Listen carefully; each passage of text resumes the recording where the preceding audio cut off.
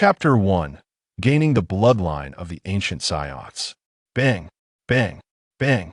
The sounds of battle reverberated through the air. With a cry of despair, Gano was propelled away by a powerful energy blast. Cursed be King Vegeta. Wasn't it said that this mission posed no difficulty? Why are the natives here so formidable? As Gano evaded the natives' relentless assaults, he pondered his predicament. In truth, Gano felt quite vexed. While others who traversed realms often possessed golden keys or systems, he had arrived in this world devoid of any such advantages. To make matters worse, upon his birth, his battle power registered at 0, astonishing even the Saiyan King, Vegeta. Typically, Saiyans are born with some degree of battle power, yet Gano was utterly devoid of it. Even the lowest-ranking warriors possessed some measure of strength. Observing Gano within the incubation chamber, King Vegeta frowned and instructed the guards of the facility, "Dispose of this Scion who cannot even qualify as a low-level warrior."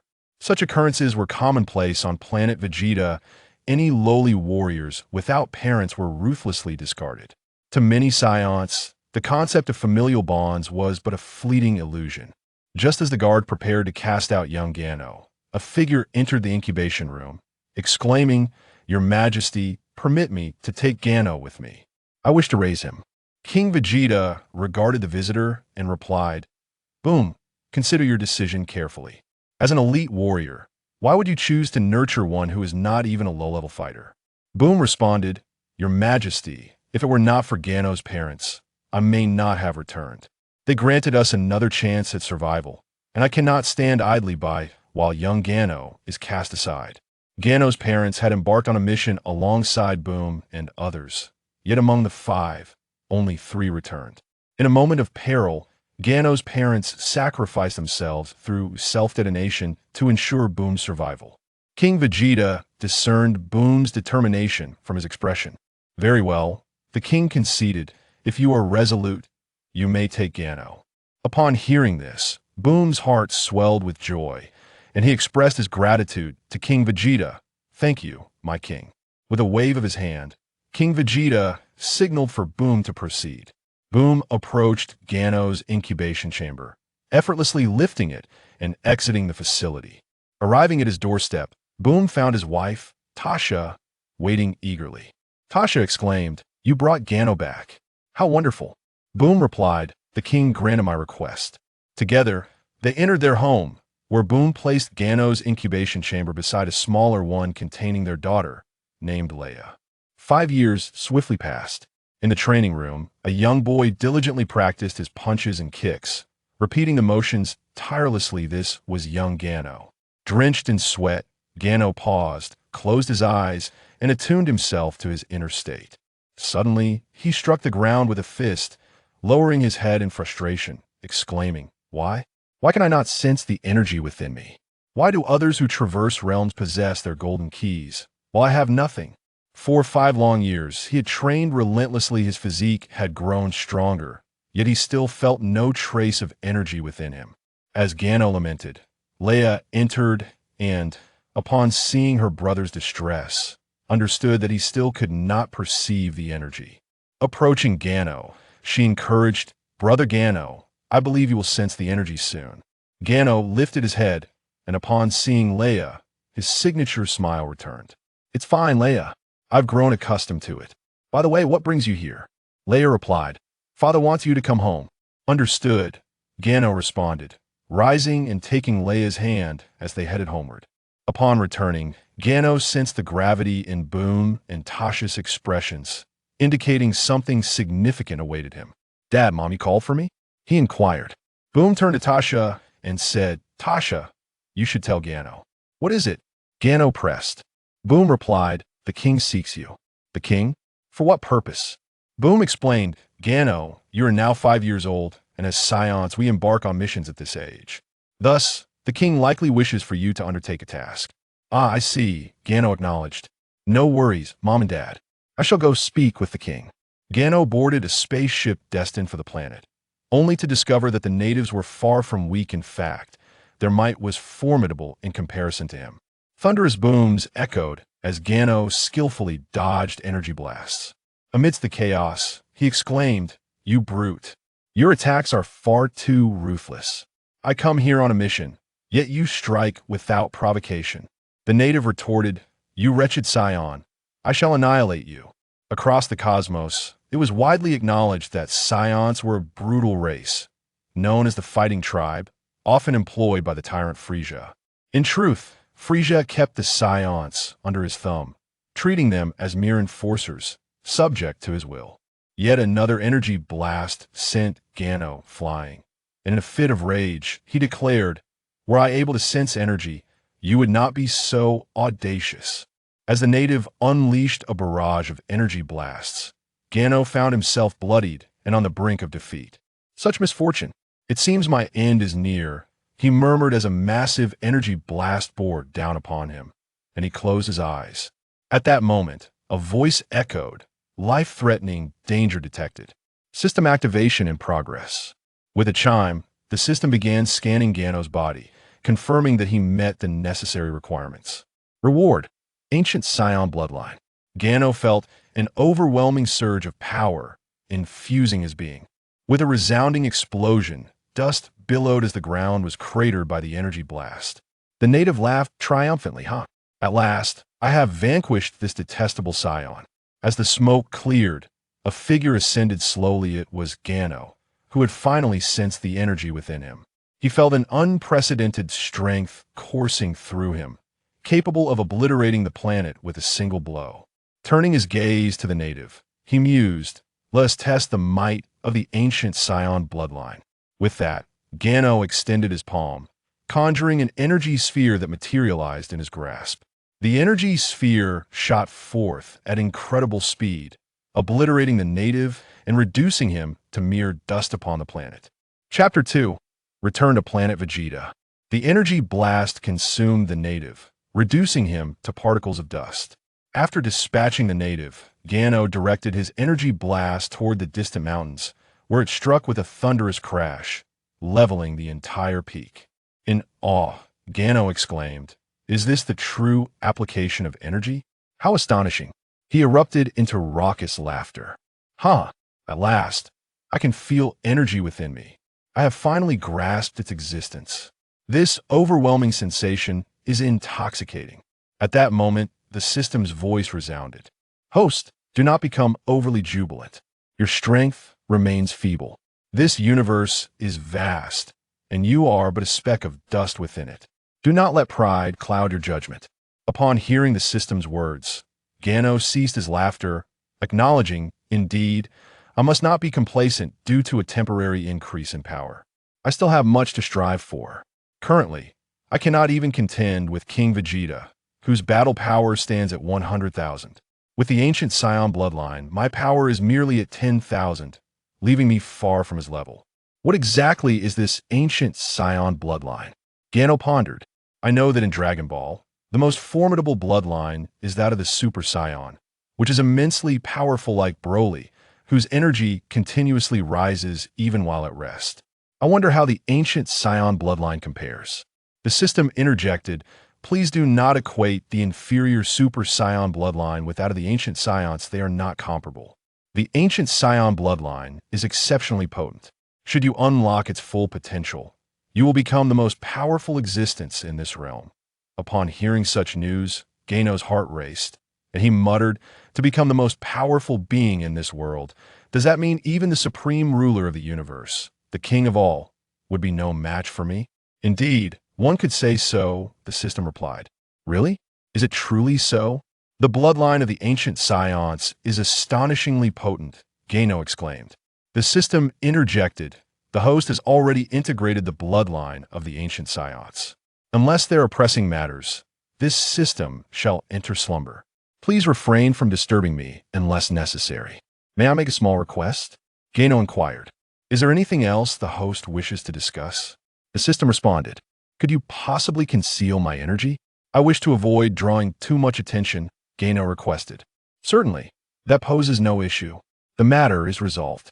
Should there be any tasks, the system will automatically notify you. The system is now entering slumber.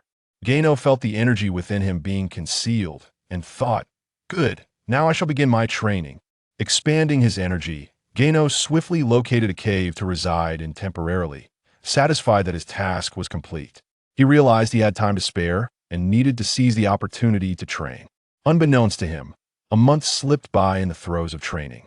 At that moment, Gano was diligently practicing, executing punches and kicks, his form constantly shifting in the air. Suddenly, he concentrated his energy into a sphere and launched it swiftly, producing a resounding explosion as the ground was cratered by the blast. Observing his handiwork, Gano shook his head and remarked, "Still lacking. Although my energy has increased significantly over the past month, my control remains too rudimentary. It seems a trip to Earth is in order." There, he thought, reside masters with unparalleled prowess in energy manipulation, such as Master Rashi, Karin, and Mr. Popo, whose understanding of energy is truly profound. Scion training tends to be excessively straightforward and brutish, favoring explosive force to vanquish foes, aligning with their nature. However, such an approach is tremendously taxing on physical stamina, resulting in a limited capacity for prolonged combat. Once more, Gano levitated into the air, unleashing a tremendous surge of energy, causing winds to howl and debris to swirl. He released his energy, estimating his combat power to have reached an astounding 20,000. It is truly terrifying. Within a month, my strength has escalated to 20,000. This ancient Scion bloodline is indeed formidable. With his palm extended, he concentrated power into it, continuously channeling energy from within. He aimed to test the limits of his ultimate attack. The energy sphere expanded rapidly. Then Gano compressed it to its smallest form before unleashing it towards the ground. With a thunderous roar, the surface of the planet erupted, triggering a volcanic explosion and tumultuous waves. "Ah," he mused, "it appears I may have overdone it this time." The planet was pierced through its core by his energy sphere. Gano hastily ascended to his spacecraft, deftly pressing buttons to set a course for Planet Vegeta, initiating the launch into the cosmos. Just a minute after Gano's departure, the entire planet detonated. Watching the planet's annihilation, he felt a shiver of trepidation. He involuntarily swallowed. The destruction was daunting. With his current strength, he could not survive in the vacuum of space. However, he had gained a new understanding of his combat power. After a week of travel, Gano finally arrived at Planet Vegeta. As he beheld the planet, a swell of emotions washed over him, for it was home to his father, mother, and sister, imbued with familial bonds, a rarity among Saiyans. The spacecraft finally landed at the docking station. Upon noticing someone returning from a mission, the onlookers eagerly anticipated catching a glimpse of the individual. As the hatch opened, Gano emerged, and the crowd's eyes widened in disbelief. They blinked rapidly, confirming their vision. Indeed, it was Gano. Who would have thought that this once low-ranking Scion had returned alive? Scions undertaking missions often faced near-certain death, yet Gano's survival signified a remarkable enhancement of his strength. They activated their energy detectors, which displayed a power level of 10. Could it be? Such a power level allowed him to return alive? While it was an increase from his previous power level of 0, it was still a modest gain. How perplexing. Yet Gano paid them no mind, proceeding to the mission registration office to log his completed task before hastening home. He refrained from flying to avoid arousing the suspicions of King Vegeta, as he needed to conserve his strength and act prudently. Once his power surpassed that of King Vegeta, he would no longer need to conceal himself, and he would boldly challenge the king, aspiring to become the new Scion monarch. Chapter 3. Embracing a new mission. The news of Genu's return spread throughout Planet Vegeta. What astonished them was that Ginyu, who could not sense energy, returned unscathed, an utterly inconceivable feat. Scions often face perilous tasks, with survival reserved for those possessing sufficient strength, such as elite warriors or advanced fighters who could flawlessly execute their missions. That Genu's parents, Boom and Tasha, were overjoyed to learn of their son's return and hurriedly prepared a meal in anticipation of his arrival. Before long, Genu's voice resonated. "Dad, Mom, I'm back." Boom, Tasha, and Leia swiftly dashed out of their home, their eyes alighting upon Ginyu, whose face was adorned with a radiant smile. The weight in their hearts finally lifted. Ginyu approached Boom and Tasha. declaring, "Dad, Mom, I'm home." Tasha enveloped Ginyu in a warm embrace, tears streaming from her eyes as she whispered, "My little Ginyu has finally returned." Although Ginyu was not her biological child, after 5 years of nurturing, Boom and Tasha had come to regard him as their own. "Mom, please don't cry. Look, I returned safely. You see, I completed a mission and have grown stronger." Ginyu flexed his muscles, prompting Tasha to break into laughter. She turned him around, inspecting him closely, and exclaimed, "Not a scratch on you. Truly my wonderful son." Ginyu then turned his gaze to Boom, saying, "Dad, I'm back." Boom placed a hand on Jinu's shoulder and remarked, "Indeed, you've bulked up and grown taller." Among men, words are often unnecessary. Sometimes, a mere glance conveys everything to T that moment. A voice piped up, "I also miss Ginyu. Big brother." Yet the moment he returns, he rushes into Mom and Dad's embrace, ignoring me. Leia pouted in frustration. Hearing this, Ginyu quickly approached Leia and assured her, "Of course, I know you care for me. Leia, how could I possibly ignore you?" He then revealed a colorful stone in his hand, which radiated a kaleidoscope of hues. Upon seeing the stone, Leia gasped, "What a beautiful stone! Is this for me, big brother?" Ginyu nodded. Leia accepted the stone, her face lighting up with a smile as she declared, "I knew you treated me the best." Ginyu, Boom and Tasha, witnessing Jinu's successful attempt to cheer Leia, urged Leia, "Why not invite Ginyu inside for dinner?" "Oh, right. Come on, big brother Ginyu. Mom prepared a feast for you. Let us hurry." With that, Leia eagerly grabbed Jinu's hand and pulled him into the house. As Boom and Tasha observed the two children enter, Tasha mused, "I hope Ginyu grows up quickly. Then our Leia can marry him." Boom chuckled, "You seem rather eager. Ginyu is only 5. Why rush to marry off our daughter?" Tasha replied, "I have a feeling Ginyu will become the mightiest warrior among the Saiyans." "Can you sense Jinu's energy?" Tasha inquired. Boom responded, "I can feel it. Though weak, it undeniably exists." Tasha affirmed, "Precisely. Ginyu previously had no energy. Now that he does, it signifies his potential to grow stronger." Boom added, "Yet, Jinu's energy is quite feeble now." Tasha countered, "So what? Do you not recall that a Scion from Planet Vegeta once started as a low-class warrior but, through sheer effort, became an advanced fighter?"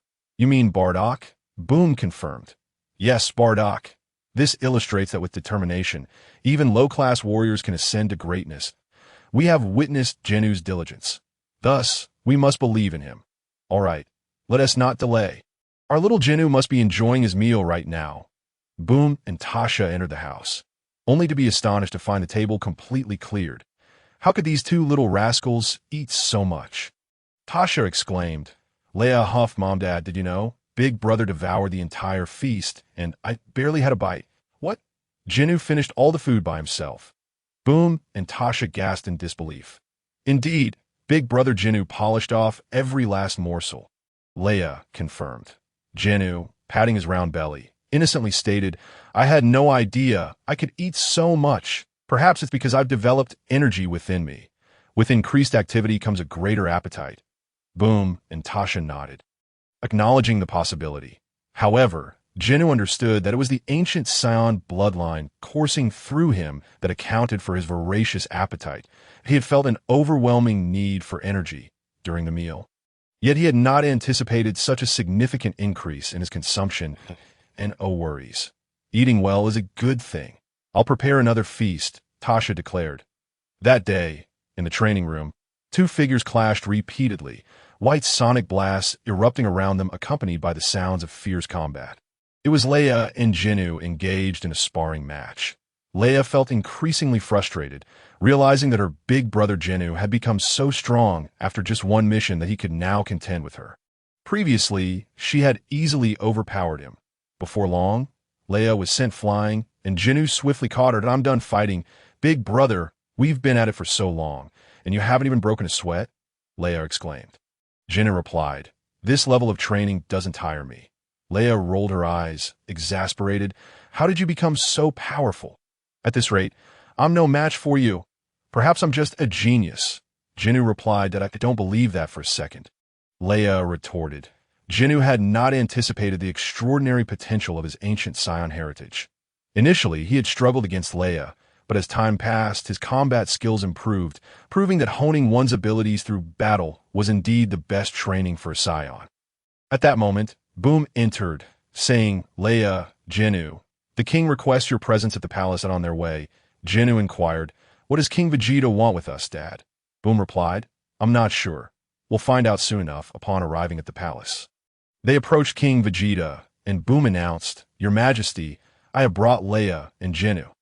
King Vegeta addressed Ginyu, "I hear that your combat prowess is now comparable to Leia's. Therefore, I am entrusting you both with an important mission." Ginyu responded, "Your Majesty, please assign the task. You are to conquer Planet Rad for me within 5 years. When I return, I expect to see this planet firmly established as Scion territory." Ginyu and Leia replied in unison, "Yes, we will obey your command, Your Majesty." Ginyu's heart soared with joy. Finally, he was set to leave Planet Vegeta. He and Leia boarded a spaceship, embarking towards their designated planet. Chapter 4. The Rad people Ginyu and Leia journeyed through the cosmos aboard their spaceship. And after 2 weeks of travel, they finally arrived at Planet Rad. Leia remarked, "King Vegeta is truly something else. He wants us to conquer this trash of a planet. The strongest warrior here doesn't he even exceed a battle power of 2,000. What's there to conquer?" As she perused the data on Planet Rad, Ginyu countered, "If King Vegeta has allotted us 5 years to conquer this planet, it implies that its true top-tier warriors must exceed a battle power of 2,000. Above 2,000? Well then, I must ensure I fight vigorously this time. I've always lost to you during our sparring sessions, and now I intend to unleash my frustrations." Gino observed the combative nature of Leia and instinctively shook his head. Indeed, Scions are inherently warriors. Ever since Gino assimilated the bloodline of ancient Scions, he discovered that he too had become more aggressive. During his time on Planet Vegeta, he occasionally sought out Scions of comparable strength to engage in combat. Initially, he was not their match, but as the battles wore on, Gino grew stronger through experience, ultimately overpowering these Scions. While Gino relished the thrill of battle, his counterparts expressed their reluctance to spar with him further. Consequently, he turned to Leia for training. With an exceptional capacity for learning, Gino quickly matched Leia's prowess after just a few rounds of combat, eventually emerging victorious over her as well. Upon arriving at Planet Rad, Gino and Leia disembarked from their spacecraft. Gino suggested, "Leia, let us conceal the ship before we investigate the conditions of this planet. It would be unwise to act hastily." Leia nodded in agreement, and they found a cave to hide their vessel. Leia activated the energy detector, and a series of beeps resonated as she informed Gino, "Brother Gino, there's a significant energy reading nearby with a formidable power level. Shall we investigate?" Gino nodded in affirmation. And as they flew toward the indicated location, Leia was astounded to see that Gino could fly, as he had never done so on Planet Vegeta. Once on Planet Rad, Gino ceased to conceal his energy, deeming it unnecessary. Revealing his power before Leia posed no concern, as she was his sister, and he had nothing to hide from her. Leia caught up to Gino and exclaimed, "Brother Gino, you've learned to fly. I was unaware of this. You never flew on Planet Vegeta."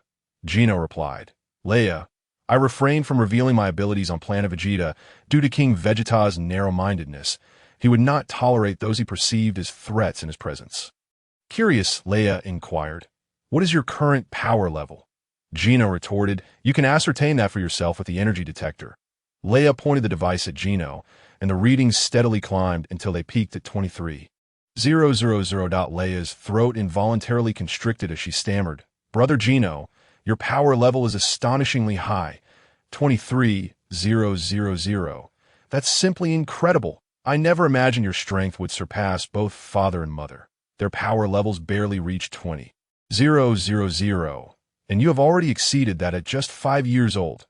Will your power eventually surpass King Vegeta's?" "Surpassing King Vegeta is inevitable," Gino affirmed, "but we must not set him as our benchmark. In the presence of true masters, he is but a weakling, akin to Frieza, who could effortlessly obliterate him." Thus, Leia, feeling a shift in her brother's demeanor, resolved, "All right, I will train alongside you to grow stronger. Indeed, let us strive for strength together." Gino agreed. They arrived at the site of the energy signature and beheld a fierce battle among the planet's natives. Two creatures, resembling long-billed ducks, were engaged in a brutal clash, demonstrating no mercy against their own kin. Gino and Leia positioned themselves atop a high vantage point to observe the ongoing conflict. Unnoticed by the combatants below, Leia, let us rest for a moment and allow them to continue fighting while we assess the Radarians' combat style. Gino suggested. Their fighting is quite savage, isn't it? They rival our Scion ferocity, Leia replied. Do you perceive us as such ruthless beings? We are not mere cold-blooded creatures. Observe how their strikes are lethal, aimed to end their opponents' lives without hesitation. Just then, one of the natives unleashed a massive energy sphere, instantly vanquishing his adversary. Gino glanced at the native and remarked to Leia, "Shall you take action, or shall I? Let us swiftly deal with this native and seek out others." Leia eagerly responded, "I shall handle this. Your power level is already so elevated that this opponent would hardly pique your interest." "Very well, then proceed swiftly. I sense powerful beings approaching us," Gino urged. "Understood. I will dispatch him immediately." Leia darted forward, delivering a powerful punch to the native's abdomen, causing him to spew blood and collapse to the ground. "Is he truly that weak?" "I hardly exerted any effort," Gino commented. "This native's power level is merely 300. Yours exceeds 3,000. It is no surprise he could not withstand your blow. How disappointingly feeble. Didn't he even warm up?" "Do not fret, for your warm-up opponents are arriving." Before long, several natives with respectable power levels, around 2,000, appeared before Gino and Leia. "Who are you, and why have you come to our planet?" One native demanded. "We are here to liberate you," Gino replied. "What a laugh! You little brats dare to utter such grandiose claims." But before he could finish, the Radarian felt his inside shatter as Gino swiftly dispatched him with a single punch. Gino surveyed the fallen native, shaking his hand as he remarked, "Such a loquacious fool." "The remainder is yours, Leia." The remaining natives, witnessing their leader's swift defeat, turned to flee. "Trying to escape? I have yet to agree," Leia exclaimed, swiftly pursuing them that a flurry of energy blasts eliminated the remaining foes. Chapter 5. Leia gets injured having dispatched the last of the natives in mere moments. Gino stated, "All right, Leia, it is time we sought out the true adversary." "Yes, Brother Gino, let us hurry." With that, they soared toward a location indicated on their energy detector, which revealed a Radarian with a power level exceeding 10,000. In no time, they arrived at their destination, where a fortress reminiscent of Scion architecture stood. These inhabitants seemed to enjoy a certain level of comfort. I suspect their society is similarly governed by a king.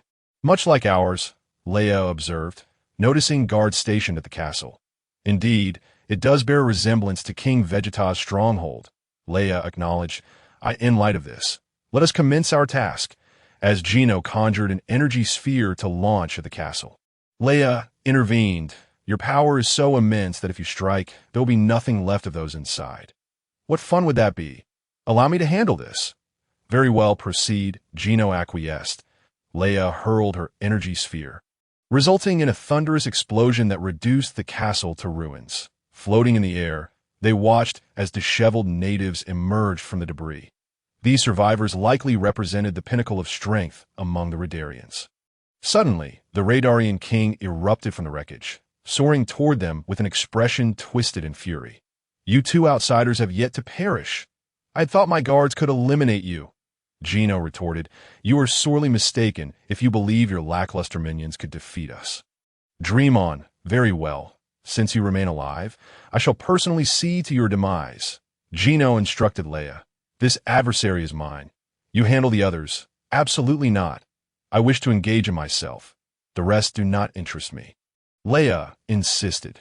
Just as Gino was about to protest, Leia charged at the Radarian king. "Leia, be cautious," he shouted, but she was already locked in combat with her formidable opponent. The king's subordinates attempted to intervene, but Gino blocked their path, cautioning, "Do not interfere with their battle." One of the Radarians remarked, "What are you? Hurry up and get lost, or else we'll eliminate you." This response greatly amused Gino. What did that statement mean? Just the literal interpretation, right? I could simply eliminate you all without wasting breath on such trivialities. One of the Radarians burst into laughter, exclaiming, "Hey, did you all hear that? This guy actually thinks he can eliminate us. Are you out of your mind, kid? We said we would eliminate you. Yet you presume to turn the tables on us."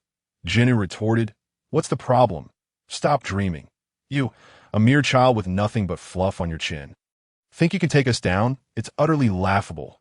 Why do you always judge others' combat abilities based on their age?"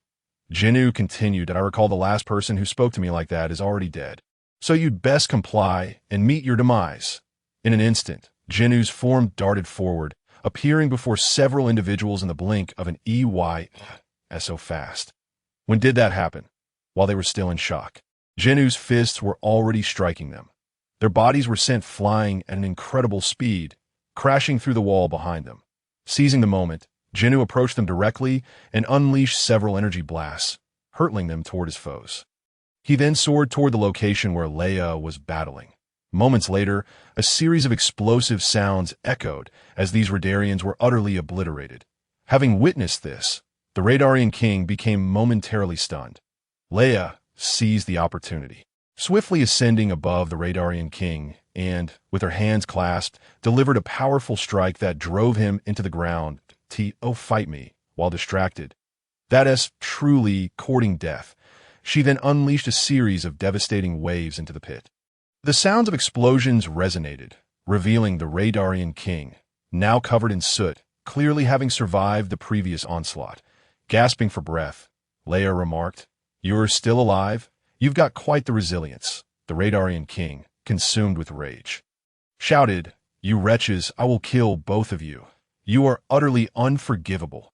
He then unleashed a surge of energy. Noticing the King's power escalating, Ginyu shouted, "Leia, get out of the way."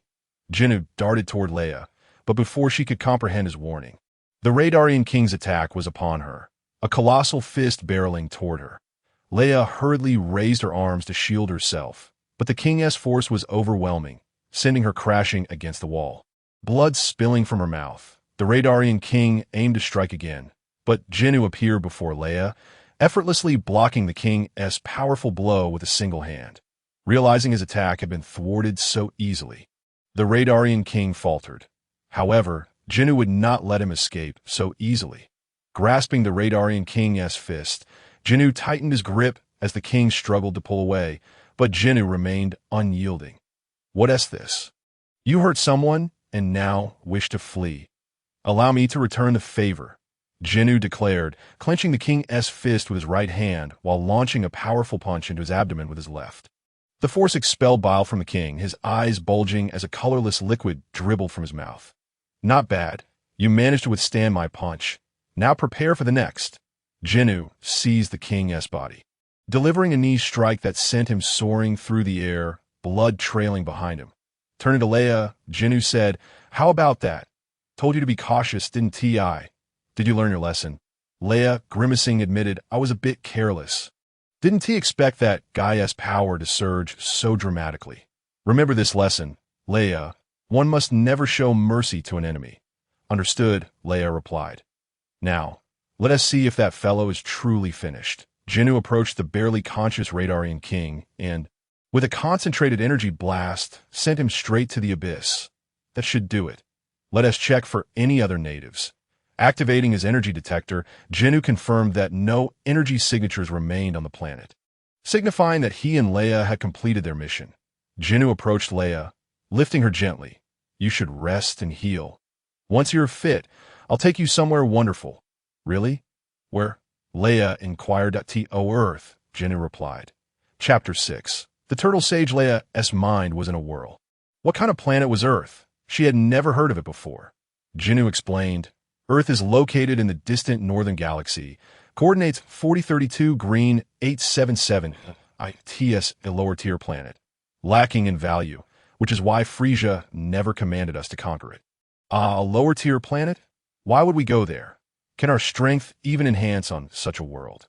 Absolutely. Leia, do not underestimate this seemingly inferior planet. The martial arts masters there have refined their mastery of energy to an extraordinary level. Our Scion training is too crude, unable to achieve such finesse, which exhausts us considerably. Thus, we must learn to control our internal energy. Fine, Since you say so, once my injuries are healed, we shall journey to Earth. Good, you rest. I'll find us something to eat. After speaking, Ginyu flew off. Moments later, he returned, shouldering a gigantic fish and quickly setting up a fire to roast it. While Leia was still recuperating, she caught a whiff of a delicious aroma and stepped outside. Seeing Ginyu busy roasting fish, she approached him. Ginyu, I had no idea you could cook fish. I never saw you do this on Vegeta. Ginyu replied, at home, with Dad and Mom cooking. Why would I make a fuss? As he tore off a generous piece of fish, he offered it to Leia. Try my roasted fish. It's my first attempt, so I'm not sure how it tastes. Without hesitation, Leia opened her mouth wide and took a hefty bite. Her hunger overwhelming any reservations. This is delicious, she exclaimed after her first mouthful. That I never imagined Ginyu's roasted fish would be so tasty. Seeing Leia enjoy the meal so much, Ginyu also tore off a large piece for himself, murmuring, not bad, quite decent, even as he devoured it swiftly. Before long, Ginyu and Leia had consumed the entire giant fish, reclining on the ground, hands resting on their full bellies. Ah, this feels wonderful. Besides combat, good food brings me joy. It seems Saiyans have a deep fondness for food, remarked Leia. Indeed, to savor delicious food is truly a delight. With that, Leia's snores soon filled the air, observing Leia's evident fatigue.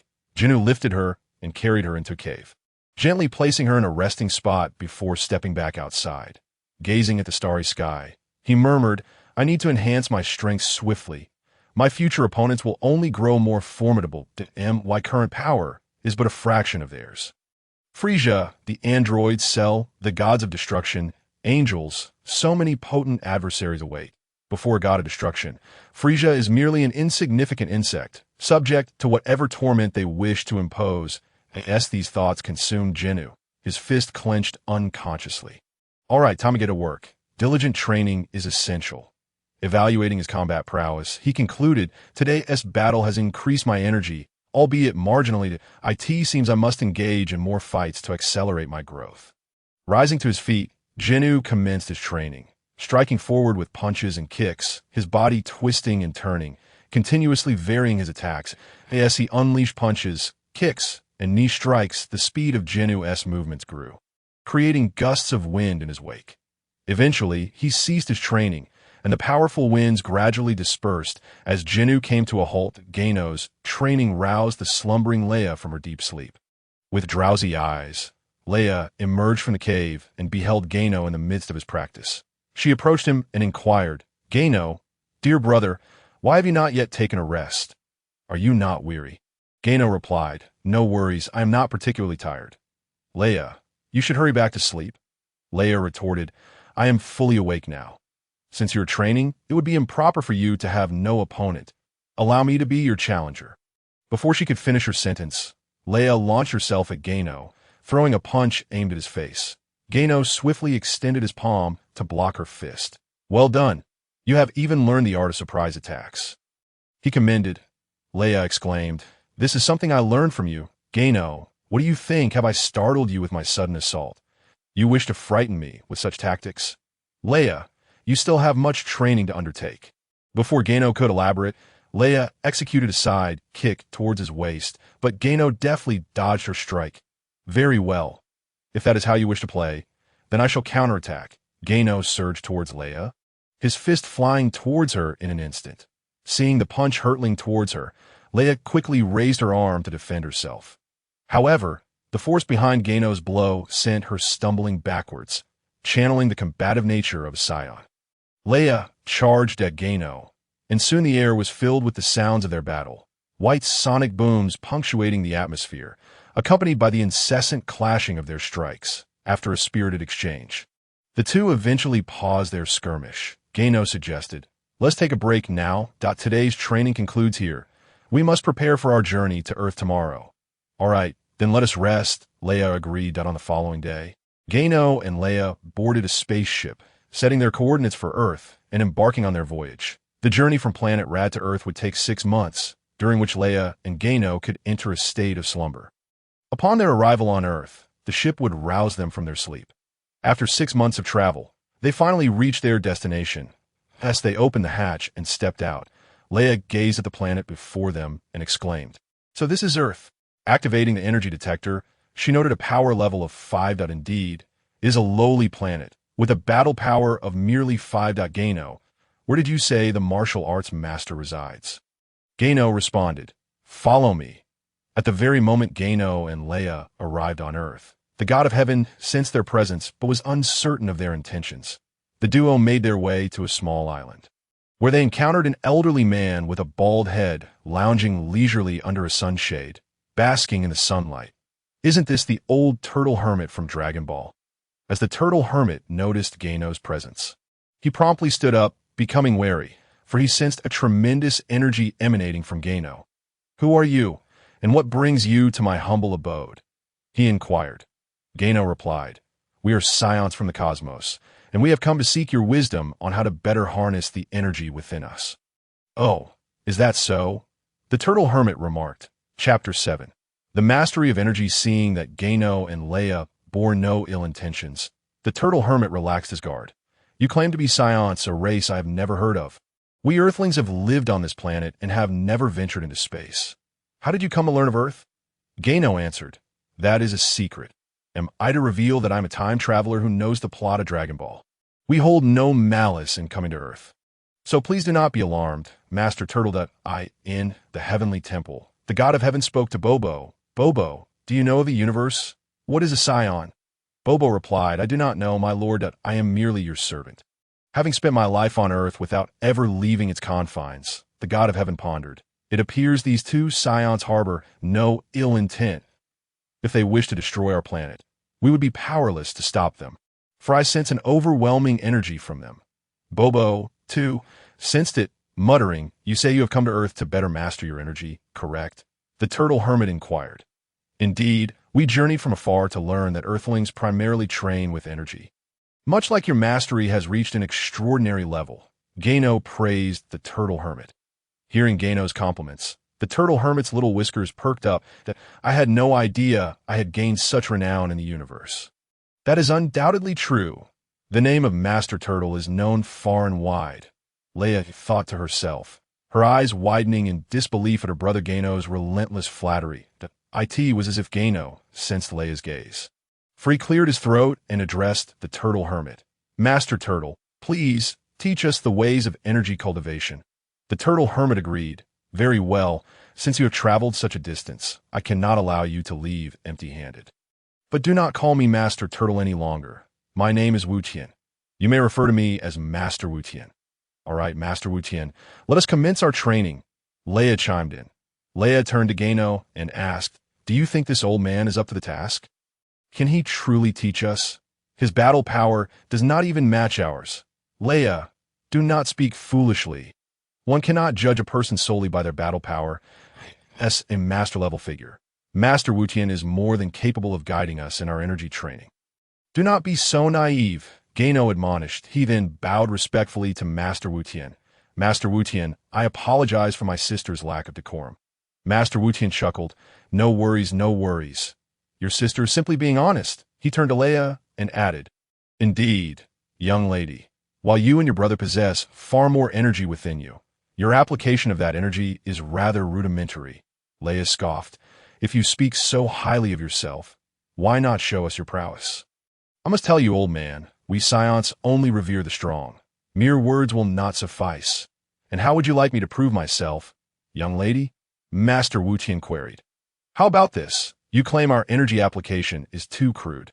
So let us engage in a contest. If you can defeat me, I shall concede that you possess genuine skill. What do you say?" Leia proposed that not be reckless. Your energy is formidable. What if you injure Master Wu-Tian? Gano cautioned. Master Wu-Tian interjected. "It is quite all right. It is merely a friendly contest. While my energy may not rival yours, I am confident in my mastery of it. Come now, young lady." Leia extended her palm, summoning an energy blast into her hand, while Master Wu-Tian clasped his hands together, unleashing his signature move, the Kamehameha. The two energy blasts collided, causing the waters surrounding the Turtle Hermit's island to erupt. As the clash continued, Leia began to find herself at a disadvantage. Master Wu Tian unleashed another wave of energy, striking Leia directly and sending her flying into the sea.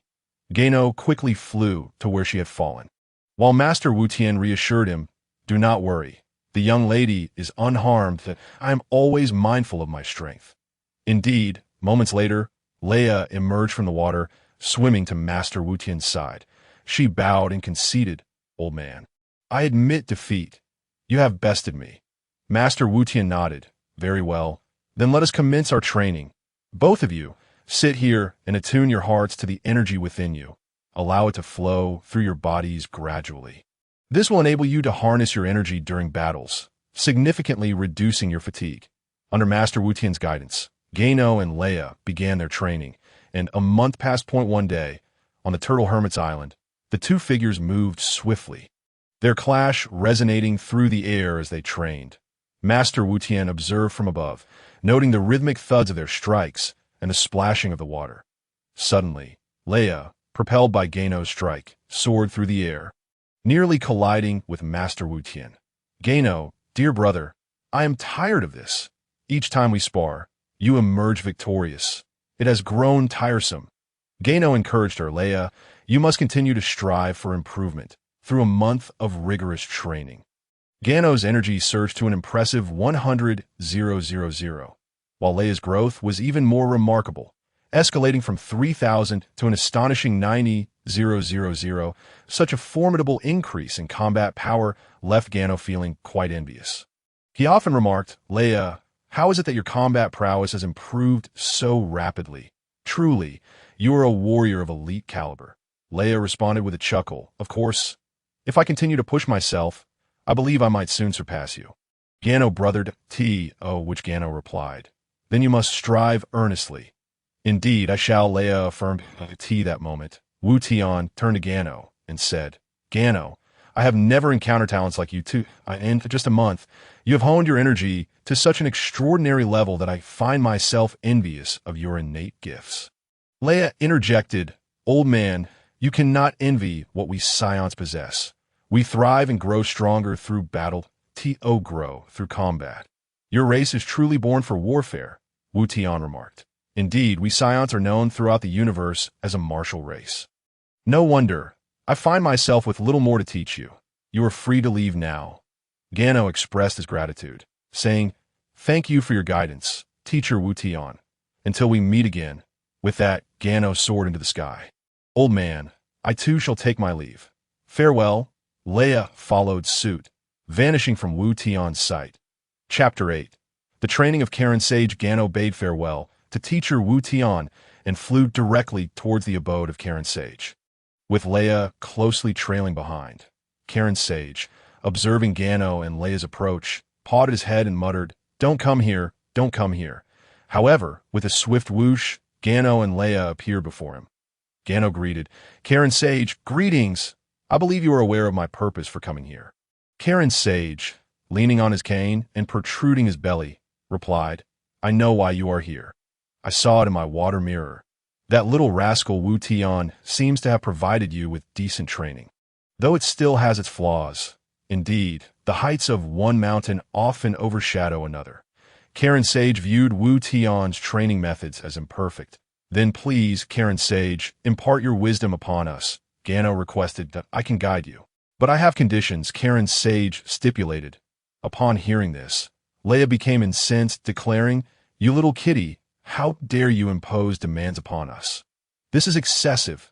Karin Sage, enraged by being called a kitty, retorted, "I am Karin Sage, not a kitty. If you do not wish to learn, I shall not stop you. You little kitty certainly has a temper." Gano interjected urgently, "Leia, be respectful." Karin Sage inquired, "What are your conditions? Speak." "There are no special conditions. However, I am currently out of salmon. If you can procure some for me, I shall teach you." Before Karin Sage could finish his sentence, Gano's figure had vanished. He swiftly flew to an unknown lake, casually firing an energy blast, and with a resounding boom, the surface of the lake became dotted with various fish. Without a second thought, Gano produced a bag and collected all the fish within. He then sped back toward Karin Tower. Karin Sage was still watching from his water mirror. Gano soon returned, burdened with a large sack of fish. Karin Sage remarked, while others use energy blasts to attack foes, you resort to them for fishing.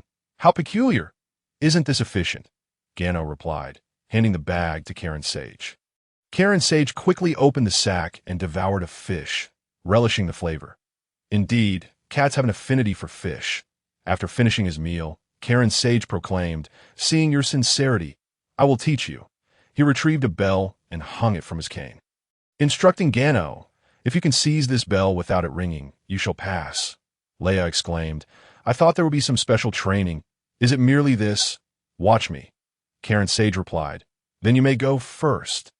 Leia unleashed her energy and swiftly darted towards Karin Sage, attempting to snatch the bell. With a slight shift of his body, Karin Sage evaded her attack. Gano observed closely. The small movement of Karin Sage's body ensured the bell remained silent. Karin Sage explained, though your energy is vast, I can discern your attack from your movements. A master can predict an opponent's attack trajectory based on their actions. Thus, you still have much to learn. Leia, fuming, declared, I refuse to accept that. I will try again. Very well. Come at me. Karin Sage encouraged. After several attempts, Leia exhausted herself and collapsed on the ground. Observing her fatigue, Karin Sage asked, do you still think this is simple? Leia gasped, no. It's not simple at all to make tea that moment. Gano stepped forward saying, allow me to give it a try. Karin Sage regarded Gano and replied, very well, go ahead. Gano closed his eyes, relaxing into a calm state. Suddenly, he opened his eyes and instantly appeared before Karin Sage, extending his finger to snatch the bell, but it rang. This feat astonished Karin Sage. What a remarkable creature to grasp the bell on the first attempt. Though it rang and did not pass, it was still an impressive achievement. Karin Sage regained his composure, stating, you may have seized the bell, but since it rang, it does not count as a pass. Continue.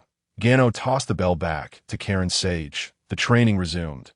Leia closely observed Gano, realizing he had minimized his energy output, while she had maximized hers, making it easier for Karin Sage to predict her movements. So, that's how it is, she thought. Karin Sage was increasingly astonished. Gano was growing faster and moving lighter with each attempt. He mused that in a few days, Gano would effortlessly snatch the bell from his grasp. Recognizing this, Karin Sage declared, all right, that concludes today's training. We shall continue tomorrow. Gano, we have no dinner left. Please fetch us some. Upon hearing this, Gano understood. Karin Sage was merely craving fish, and no wonder training had halted. Without hesitation, Gano descended toward the ground and soon returned with another bag of fish.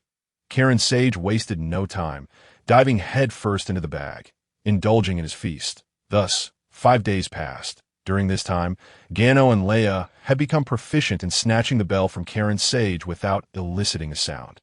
Karin Sage looked at the two prodigies before him, utterly speechless. Where did these extraordinary beings come from, mastering the use of energy with such finesse? All right. You two have graduated. I have nothing more to teach you. You may leave. Gano expressed his gratitude, stating, Karin Sage, thank you for your guidance these past few days. This is a gift for you. Gano produced a large bag filled with fish. Karin Sage's appetite surged at the sight of the bounty, and he dove into the fish bag. You are quite thoughtful. Very well, I shall accept this, he said. Gano then inquired, Karin Sage, those little beans in your jar look delightful. Could you spare me some? Karin Sage, preoccupied with the fish, waved his hand dismissively. Take as many as you like. These are merely my little creations.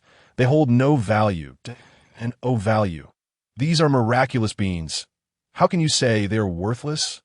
I shall gladly accept your generosity. Gano replied, go ahead, take them. Karin Sage urged. Gano, unreserved, filled his bag with dozens of jars of miraculous beans. Once satisfied, he bid farewell to Karin Sage. With a swift ascent, Gano flew towards the heavens, aiming for the divine temple. This revelation startled Karin Sage. How could this lad know of the divine temple? Surely, nothing untoward would happen. This young man merely seeks to enhance his own prowess. He then resumes indulging in his delectable fish. Chapter 9. Bobo's Training. Gano and Leia arrived at the divine temple, where the deity and Bobo had long awaited their arrival. The deity proclaimed, Welcome, distant guests, to my earth that I am the god of this realm. How may I assist you? Gano glanced around and beheld an extraterrestrial with green skin, adorned with two antenna-like protrusions atop his head, accompanied by a stoic figure, whose features included a broad nose and thick lips. All clad in black, Gano promptly replied, I sincerely apologize for the intrusion. We have traveled great distances to Earth to master the essence of Chi, and we humbly request your guidance. And no need to worry. Our Earth is renowned for its hospitality, excluding those who harbor hostility towards it, the deity responded. Rest assured, dear deity, our purpose here is solely for learning, not for conquest. Gano assured him that I am well aware of that. Should you bear any ill intentions, our warriors would not stand idly by. Even if we are not their equals, I fully understand. Earth's warriors do not treat invaders kindly. In that case, let us commence our training. Gano declared. Bobo, I entrust their training to you. The deity instructed Bobo, who stood nearby. Very well, deity, that I shall devote myself to their instruction. Bobo replied, that I have faith in you, Bobo, the deity said, leaning on his staff as he retreated into his divine abode. Bobo turned to Gano and said, Follow me. Both of you. They arrived in a spacious area. Bobo addressed Gano and Leia. You have already been instructed in the cultivation of Chi by Wuqian and Carlin, so I shall not cover that again. Instead, I will teach you but one thing, how to fight flawlessly. Upon hearing the prospect of combat, Gano and Leia's eyes gleamed with excitement. Leia inquired of Bobo, Mr. Bobo, is it true that fighting is unrelated to the magnitude of one's Chi? Today, Leia surprisingly took the initiative to seek knowledge from another.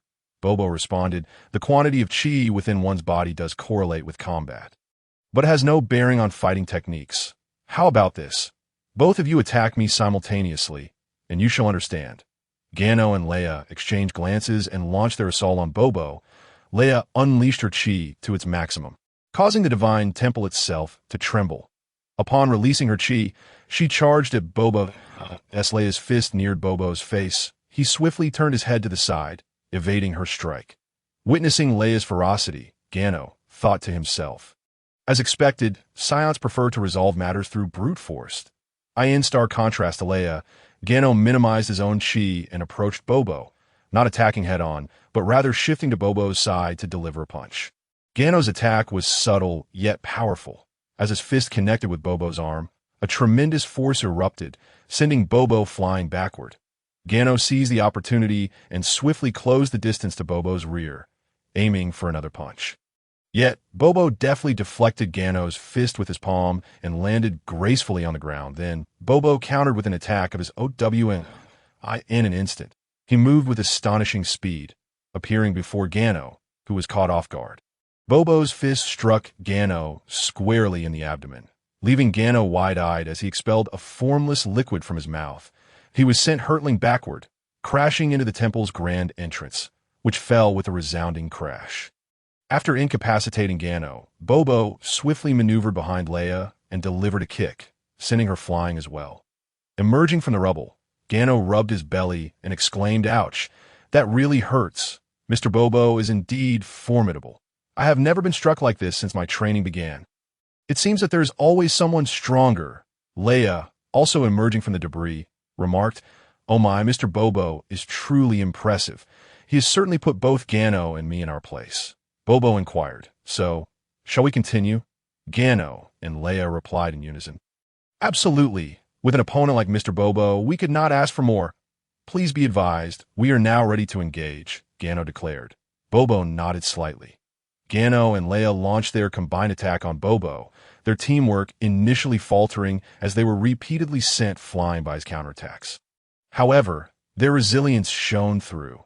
Each time they were knocked back, they charged at Bobo once more. As this cycle continued, the frequency of their defeats began to diminish. Gano and Leia learned and grew stronger with each bout, and this training regimen persisted for over an hour. Ultimately, their energy waned, and they were brought to the ground by Bobo. After this intense hour of combat, Gano and Leia were exhausted, while Bobo appeared unfazed, his complexion remaining unchanged, though due to the darkness of his skin, it was impossible to discern any signs of exertion. Bobo announced, All right, let us conclude today's training. Reflect upon our battles and discern what you have gained. I must prepare a meal for the deity now. Excuse me." With that, Bobo stepped into the divine temple. As Bobo's figure disappeared, Leia gasped for breath and remarked, "Gano, I never expected such an adept fighter to emerge from such a seemingly lowly planet." Gano responded, "So, how do you feel now? Was it not a mistake to come here? Not just a mistake. We have struck gold." Leia replied enthusiastically. Gano continued, "Leia, once we have completed Mr. Bobo's training, I firmly believe our combat prowess will significantly increase." On the following day, Gano and Leia resumed their battles with Bobo. He blocked their attacks and advised, "In combat, one must strive to achieve the greatest damage with the least effort. Your fighting stance should be as free as the wind and as swift as lightning." Upon hearing this, Gano swiftly focused his energy and closed his eyes. Observing Gano's actions, Leia seemed to grasp the concept and followed suit. Bobo, watching their expressions, surprisingly broke into a smile. Fortunately, Gano and Leia remained oblivious to this, or they would have been taken aback by Bobo's rare display of emotion. Bobo refrained from interrupting them, standing quietly in their presence. Chapter 10. A Surge in Combat Power. After a brief moment of stillness, Gano and Leia simultaneously opened their eyes. Upon closer inspection, it was evident that their chi had become increasingly solidified. Gano announced, "Mr. Bobo, I am ready to strike." "So am I," Leia added. "Excellent. Come at me." Bobo beckoned them. Gano and Leia instantly unleashed their attacks, closing the distance to Bobo in the blink of an eye.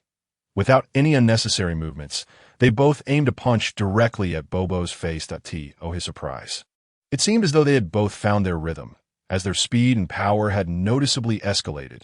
Bobo quickly retaliated with both fists, and their strikes collided with a thunderous impact, causing the surrounding air to tremble violently.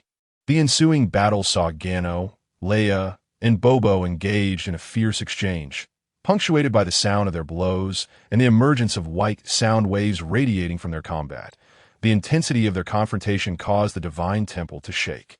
The deity, witnessing such a formidable spectacle, felt beads of cold sweat form on his green cheeks. He muttered to himself, "If these two harbored any hostility towards Earth, we would truly be doomed. Thankfully, they are not here to conquer our world." The clash continued, with Bobo skillfully deflecting Gano and Leia's attacks while offering guidance. "Gano, your punch is unnecessary. You are merely wasting your energy." "Leia, why are you so slow? Strike faster and apply more force. Your speed is lacking, and your power is insufficient. Minimize your movements." The evasion was insufficiently swift.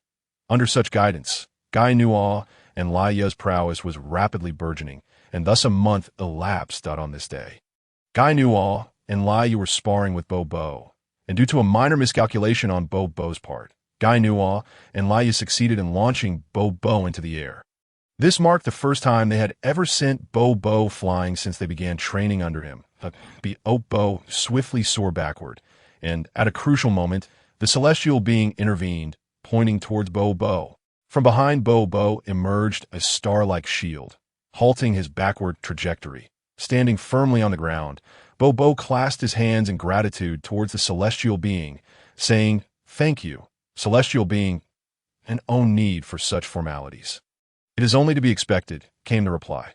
Subsequently, Bobo approached Ginyu and Leia and stated, "Bobo has nothing further to teach you. That my mission has been fulfilled."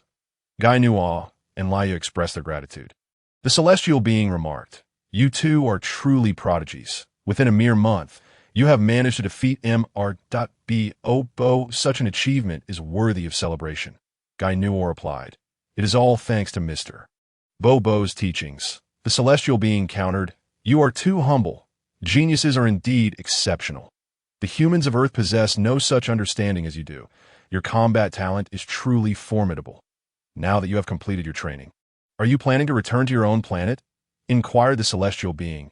"Indeed, we must return, yet before we depart, we have one final request, which we hope the celestial being will grant. Speak freely. What is it?" "I know there exists a place within the celestial palace where 1 year of training equates to a single day outside." Upon hearing this, Leia exclaimed, "Is there truly such a place?" "That sounds utterly marvelous. Leia's gaze drifted toward the celestial being. The celestial being was taken aback, not expecting them to know of the time chamber. Indeed, such a place exists, known as the time chamber. Training within it yields remarkable results. Bobo.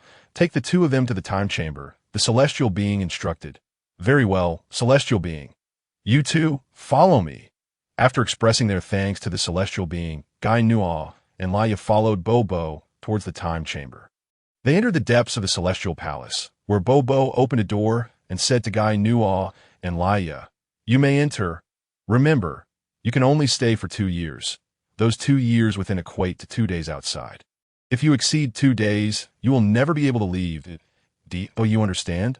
Leia hastily inquired, "But what will we eat? There is ample food and water inside to last you 2 years. Now, please proceed." Ginyu and Leia stepped into the time chamber. As they walked down the corridor, they soon reached the interior of the chamber. Upon entering, Leia remarked, "It's quite warm in here." "It feels rather dull," Ginyu responded. "Precisely. The strong are forged in solitude and loneliness." "Leia, we must seize this time. We have only 2 years. All right, let us commence our training." Ginyu and Leia unleashed their energy. Instantly, the entire time chamber trembled. After a moment, the chamber stabilized, and they began to spar, employing every technique they had learned during their time together, causing the heat within the chamber to circulate even more rapidly.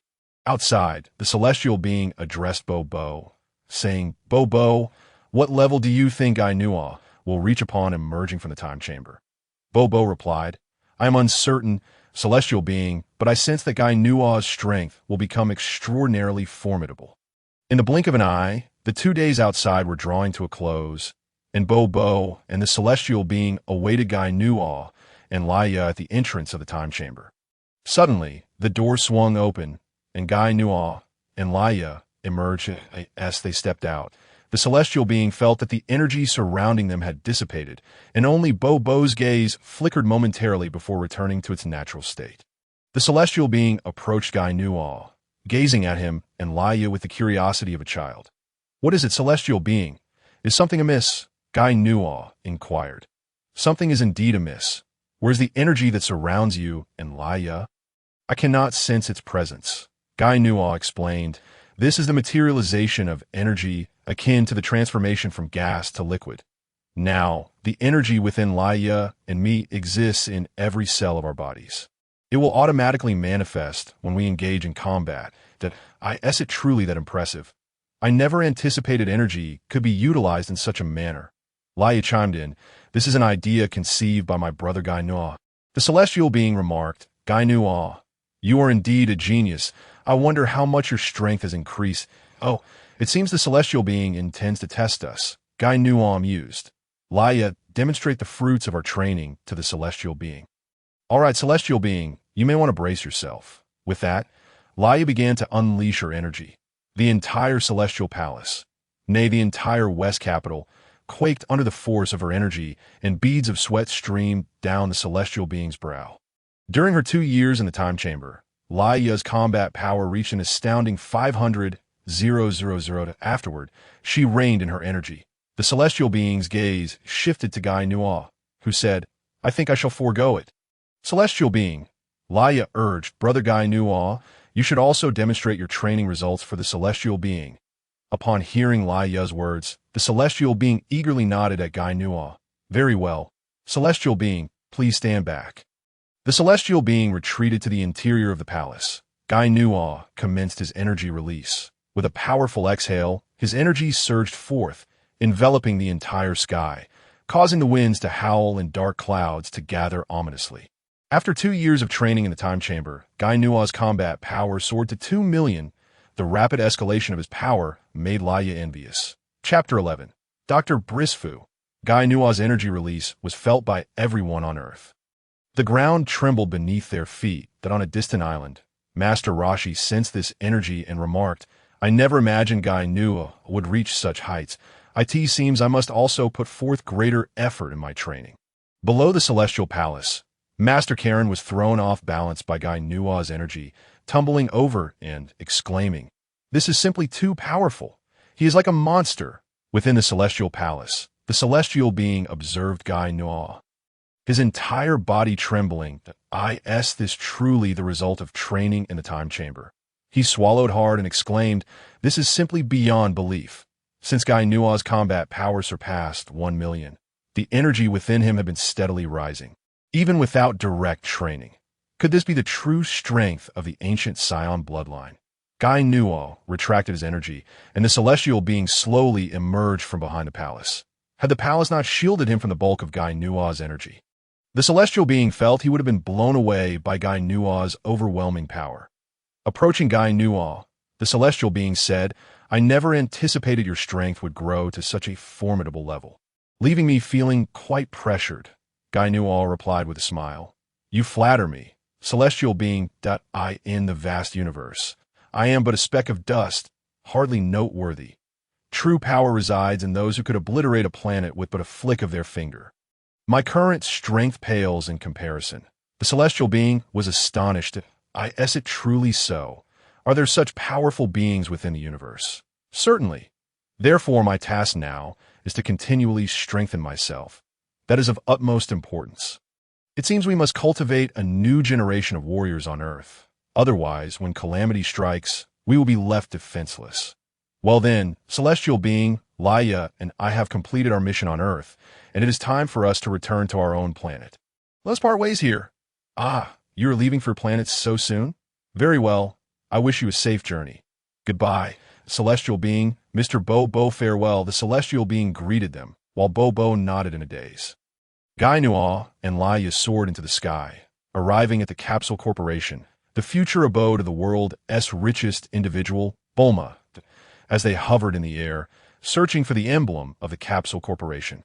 Gainua suddenly spotted an oval-shaped building. "Isn't that Dr. Brisfu's Capsule Corporation?" Gainua exclaimed as they descended. They were halted at the entrance by a security guard. "May I ask who you are looking for?" "We wish to see Dr. Brisfu. Please inform him of our arrival," Gainua replied. You have an appointment?" "Dr. Briss' schedule is quite packed, and meetings with him require an appointment." The security guard reminded. "I apologize, but we don't have an appointment. Could you please inform him that distant relatives have come to see Dr. Briss?" "All right, please wait here for a moment while I notify him," the guard replied. Shortly thereafter, a bespectacled gentleman with a hint of white in his beard, clad in a white lab coat and exuding a warm aura, approached Gainua and Leia. Dr. Briss looked at Gainua and Leia and remarked, "I don't believe I have any relatives like you. Moreover, you appear quite different from us. You possess tails, while we do not. It is impossible for me to have such relatives." Gainua introduced himself, saying, "Allow me to present myself.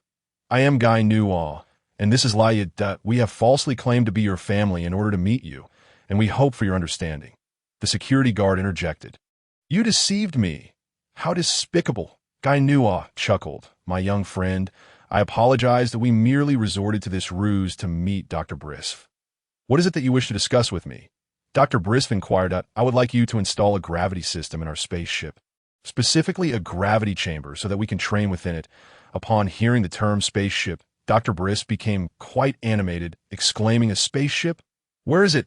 Please show me. I have never seen one before." "Very well, Dr. Briss, please take my hand, and I shall lead you to our spacecraft." "Leia, please wait here for a moment." As soon as Gainua placed his hand in Dr. Briss, he soared into the air, swiftly heading toward his spaceship. The guard, witnessing this remarkable feat, instinctively swallowed hard and muttered, "They can actually fly. What sort of creatures are they?" Leia replied, "Isn't flying quite normal? Everyone on our planet can fly, and that's not all." She then pointed her finger, and a beam of light appeared at her fingertip, creating a pit in front of the guard, from which black smoke began to billow. Terrified by this display, the guard collapsed onto the ground. Just then, Gainua returned carrying the spaceship, and, noticing Leia's antics, hurriedly said, "Leia, stop playing around and come here." Gainua approached the security guard, saying, "Please don't take offense. My sister simply enjoys playing." "We mean you no harm," but he helped the guard to his feet, attempting to calm his nerves. Gainua set down the spaceship, and Dr. Briss emerged, his face brimming with excitement. "Oh, this is a spaceship?" "Indeed, it is entirely different from the technology we have on Earth." Guy Nuaw asked, "Can you install the gravity chamber?" Dr. Briss pondered for a moment, tapping his forehead, and replied, "Yes, but I will need some time." "That is perfectly fine," Guy Nuaw responded. "However, I have a suggestion for you, Dr. Briss. Perhaps you could invent a retractable device. For instance, if the spaceship is too large, you could install a mechanism that, when activated, would reduce the spaceship to the size of a capsule. What do you think of my idea?" "That's a splendid notion. I have been contemplating something similar. It seems we share a common vision. But first and foremost, we must focus on your gravity chamber." Thus, Guy Nuaw and Leia settled into Dr. Briss' abode. During their stay, Guy Nuaw encountered Bulma, a pivotal character in the Dragon Ball universe, though she was merely a few months old at the time. After a day of training, Guy Nuaw and Leia took delight in entertaining Bulma. Much to the relief of Mrs. Briss. One day, Mrs. Briss announced, "Guy Nuaw, your gravity chamber is ready to my husband would like you to visit the company." "So soon? Very well, I understand. Thank you for your hospitality, Mrs. Briss. We shall take our leave now. Please take good care of little Bulma." "I certainly will," she replied. "Leia, let us go," Guy Nuaw said as they soared toward Dr. Briss' company. Chapter 12. Leia's complaints. Upon arriving at Dr. Briss' company, Guy Nuaw observed Dr. Briss inspecting the spaceship. Upon seeing Guy Nuaw, Dr. Briss eagerly exclaimed, "Guy Nuaw, I have completed your gravity chamber. Come and take a look." Guy Nuaw responded, "Indeed, the most outstanding scientist on Earth has managed to create the gravity chamber so swiftly. I had anticipated a longer wait." Dr. Briss replied, "Please do not jest. Compared to the top scientists in the universe, I am but a mere Earth scientist. Come, take a look at the gravity chamber." "Very well, I shall examine the gravity chamber," Guy Nuaw said as he entered the spaceship, where a massive gravity chamber awaited him. Dr. Briss continued, "This is the activation mechanism. Currently, the maximum gravity is set to 200 times Earth's gravity. This is the limit imposed by Earth's technology. Here is the shower room, the music room, and over there is the dining area where you can eat after training. This encompasses all the features of the gravity chamber. Is there anything else you would like to add?" "No, it is already quite satisfactory. I am very pleased with this gravity chamber." "Thank you, Dr. Briss. The thanks should be directed toward you. You have introduced me to the technology of the universe, and I have learned much from your spaceship. This is what we call mutual benefit," Guy Nuaw replied. "In that case, we shall take our leave. We have lingered on Earth for quite some time, and it is time to depart. Farewell, Dr. Briss. Farewell. I knew you would leave, but Guy Nuaw, will you return to Earth in the future?" "Indeed, Dr. Briss. I shall visit Earth frequently." Guy Nuaw and Leia entered the spaceship, closed the hatch, waved goodbye to Dr. Briss, and pressed the launch button, transforming the spaceship into a streak of light as it soared into the cosmos. As Guy Nuaw and Leia departed, Dr. Briss retreated to his laboratory to invent a universal capsule that in the temple. The deity spoke to Bobo. "Bobo, do you believe Guy Nuaw will protect our Earth in the future?" Bobo replied, "Deity, Bobo does not know, but Bobo knows that Guy Nuaw is a good person." Nodding in agreement, the deity acknowledged this sentiment. Meanwhile, inside the spaceship, Leia asked Guy Nuaw, "Where are we headed next?" "Our next training location will be Namek." "Set the spaceship's coordinates for Namek. We will significantly enhance our combat abilities there." "Guy Nuaw, I want to train in the gravity chamber." "What about you?" "Of course, I shall train as well." "Very well, let us go together." Guy Nuaw and Leia made their way to the gravity chamber, where Guy Nuaw declared, "Let us begin with 20 times the gravity." As soon as he activated the gravity device, both Guy Nuaw and Leia felt as though a mountain had been placed upon them. After a while, Guy Nuaw adapted to the gravitational pressure, but Leia struggled. Guy Nuaw began to walk within the gravity chamber, and shortly thereafter, he transitioned to running, unleashing punches and kicks as he trained. Observing Guy Nuaw's exceptional physique, Leia remarked, "What a freak. He has adapted to 20 times the gravity so quickly." Leia continued to strive to adjust to the 20 times gravity, but despite her best efforts, she ultimately collapsed under the weight. Guy Nuaw approached her, helped her up, and said, "Leia, you should step outside for now. Once I finish my training, you can come back in.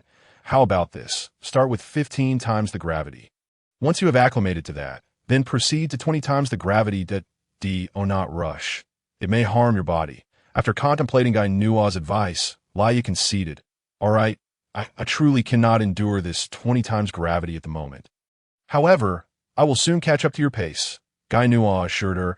I am fully confident that you will swiftly catch up, Leia. You are indeed an elite warrior. I, on the other hand, cannot even be considered a low-level warrior. You will undoubtedly surpass me. I have always believed in your strength. Now, hurry and step outside. If the gravity continues to weigh on you, I fear your body may not withstand it. Quickly, let me assist you. Leia, with a hint of pride, retorted, Humph. I will walk out on my own, that if I cannot endure this little pressure, how can I ever hope to surpass you? Yes, Leia is the best, Ginyu replied. As if you needed to say that. Now, focus on your training. I stepped out for a moment. As Leia watched Gano exit the gravity training room, he began to unleash his energy, causing the entire chamber to tremble. Upon leaving the gravity chamber, Leia sensed Gano's aura and instinctively took a step back. Was he truly a prodigy? How had she never noticed Gano's remarkable abilities before? Little did she know, the Gano before her was no longer the one who could barely sense energy. He was now a Scion with the bloodline of ancient Saiyans. Inside the gravity chamber, Gano tirelessly poured sweat, creating a flurry of punches and kicks. He continued to strike until his energy was completely depleted. Then he approached the control panel to deactivate the gravity release mechanism. In that instant, as the weight vanished, Gano stumbled, nearly falling to the ground. Wow, I feel so light, he exclaimed, feeling the exponential increase in his energy, which had surged to an astonishing 4.5 million. Was this the terrifying power of the ancient Scion bloodline? The greater the pressure, the faster the energy grew, and the stronger the combat power became. It seemed he would need a larger gravity chamber in the future. As Gano exited the gravity chamber, Leia immediately entered, determined not to let the gap between them widen.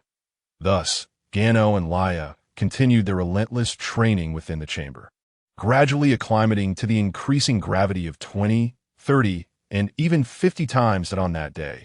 The chamber echoed with the sounds of their fierce sparring, punctuated by the thunderous impacts of fists and feet. Suddenly, Gano delivered a powerful punch that sent Leia flying. Stop. I don't want to fight anymore. Gano always wins. It's just too boring, Leia exclaimed. Gano approached her and asked Leia, what is your current base combat power? Why do you want to know that? She replied. Just tell me your base combat power, and I promise to help you become even stronger than me. How about it? Are you interested? You're just trying to trick me again. Leia retorted that I'm serious this time. Quickly tell me your base combat power, Gano urged. Right now, my base combat power is 3 million, but no matter how hard I try, it seems to be stuck at this level. That's just it, Leia, that I want to help you transform into a Super Saiyan. However, while you have reached the required base combat power, it's still insufficient. You need to work even harder. Super Saiyan? What is a Super Saiyan? Is that transformation really powerful? Of course, transforming into a Super Saiyan will boost your combat power to over 100 million. That's incredible. I want to transform. Then let's continue training. Chapter 13. Arrival at Namek. Ever since Gano had explained the concept of Super Saiyans to Leia, she had been filled with motivation, training diligently every day and frequently seeking Gano for sparring sessions. To be honest, Gano regretted ever mentioning the Super Saiyan to her. Had he known it would lead to this, he would have kept it to himself. It was quite taxing on him, as he could no longer train alone. However, it wasn't all bad.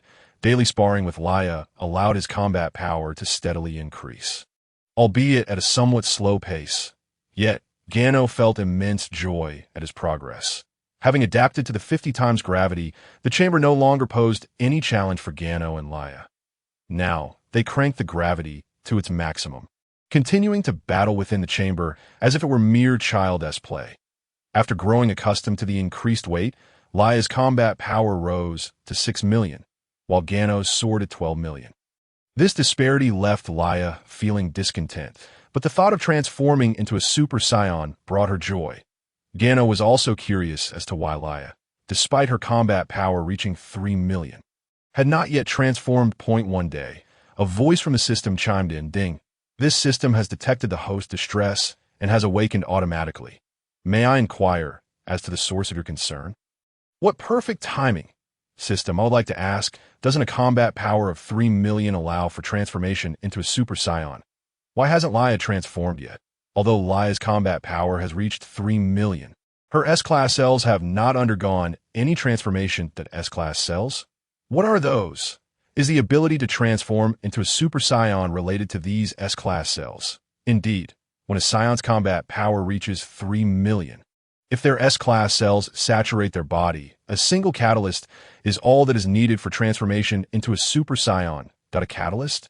Oh, I see. Anger is a crucial factor for a Scion's transformation. Now, let us check the status of Leia's S-Class cells. Leia's S-Class cells have reached 70 of her body. She requires another 30 to transform into a Super Saiyan. Good to know, if I may ask. Since I possess the bloodline of ancient Saiyans, can I transform into a Super Saiyan as well? Absolutely. Upon hearing this, Gano leaped with excitement, but the system's next statement doused his enthusiasm.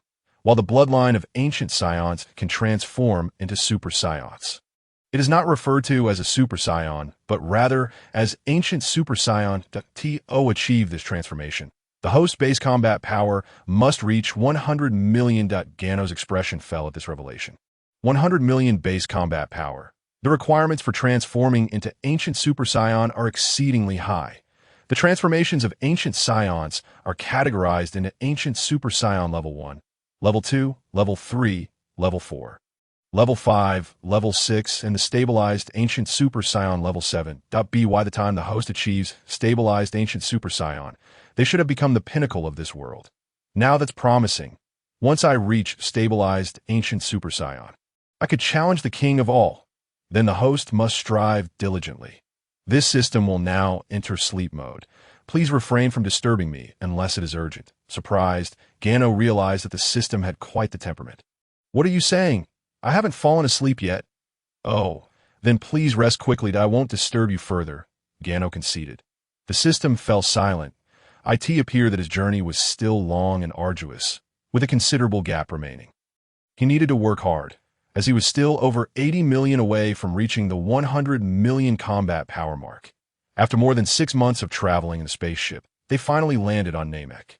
Upon their arrival, the inhabitants of Namek sensed Gano, as they too possessed the ability to perceive energy. As the hatch opened, Gano and Leia stepped out of the spacecraft, greeted by the sight of greenhouses, verdant trees, and the green-skinned namekins. That it was evident that the environment nurtured its inhabitants. In a Wonder Piccolo was a green fellow. As Gano and Leia floated out of the ship, taking in their surroundings, Leia remarked, "This planet is so beautiful. If only our Scion planet were here. Our Scion nature is not suited for such a picturesque planet. You know how combative we are. If we lived on a planet like this, we would surely destroy it," Gano replied. "True. Scions are inherently aggressive. Look at the Namekians. Their faces are adorned with blissful smiles, as though they harbor no worries," Leia observed.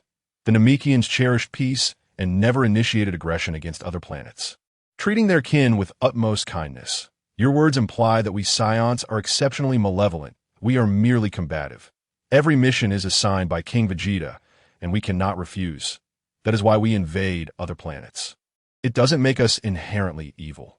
Yet, in the universe, we Scions have a notorious reputation, Gano responded.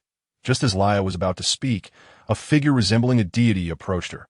"Who are you, and what brings you to our Namek?" Gano replied, "We seek an audience with your elder. Please inform him of our arrival." "Meeting our elder is not so simple. You must leave at once." Another Namekian interjected. That moment, a third individual appeared and said to Gano, "Visitors from afar, our elder requests your presence." "What do you mean, Neru?" Gano asked, clasping his hands in gratitude. "Thank you," the Namekian replied, "that I was sent by the elder to guide you. Please follow me to so the elder is aware of my arrival." "He is indeed omniscient," Neru remarked.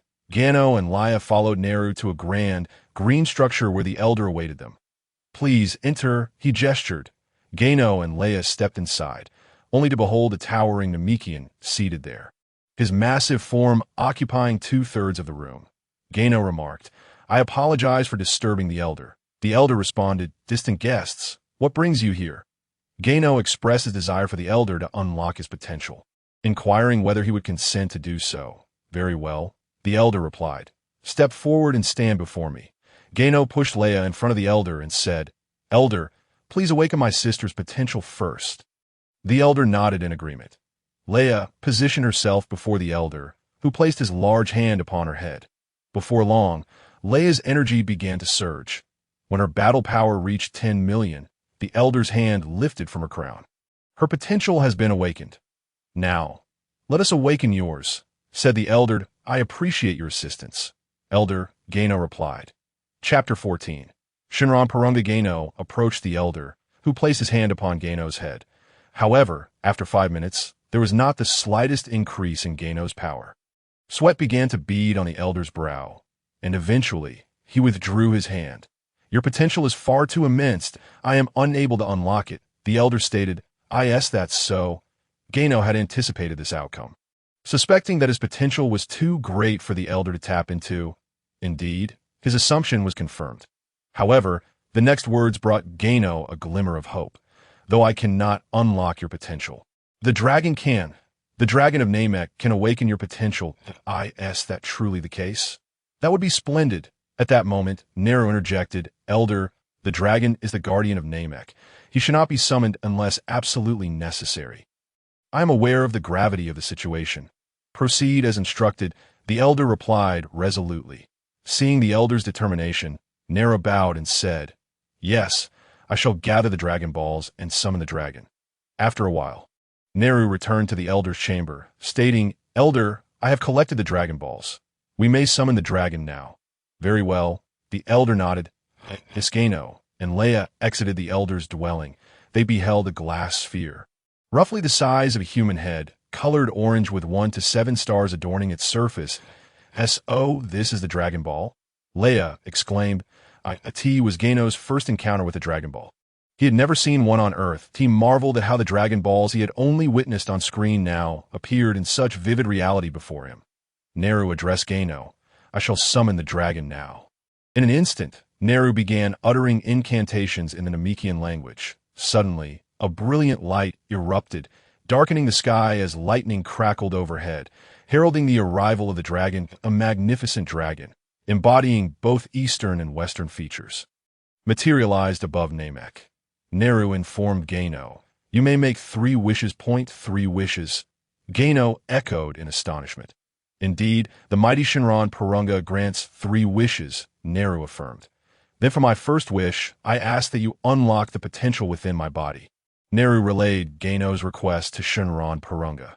The dragon's gaze swept over Gano, and a glimmer flickered in Parunga's eyes.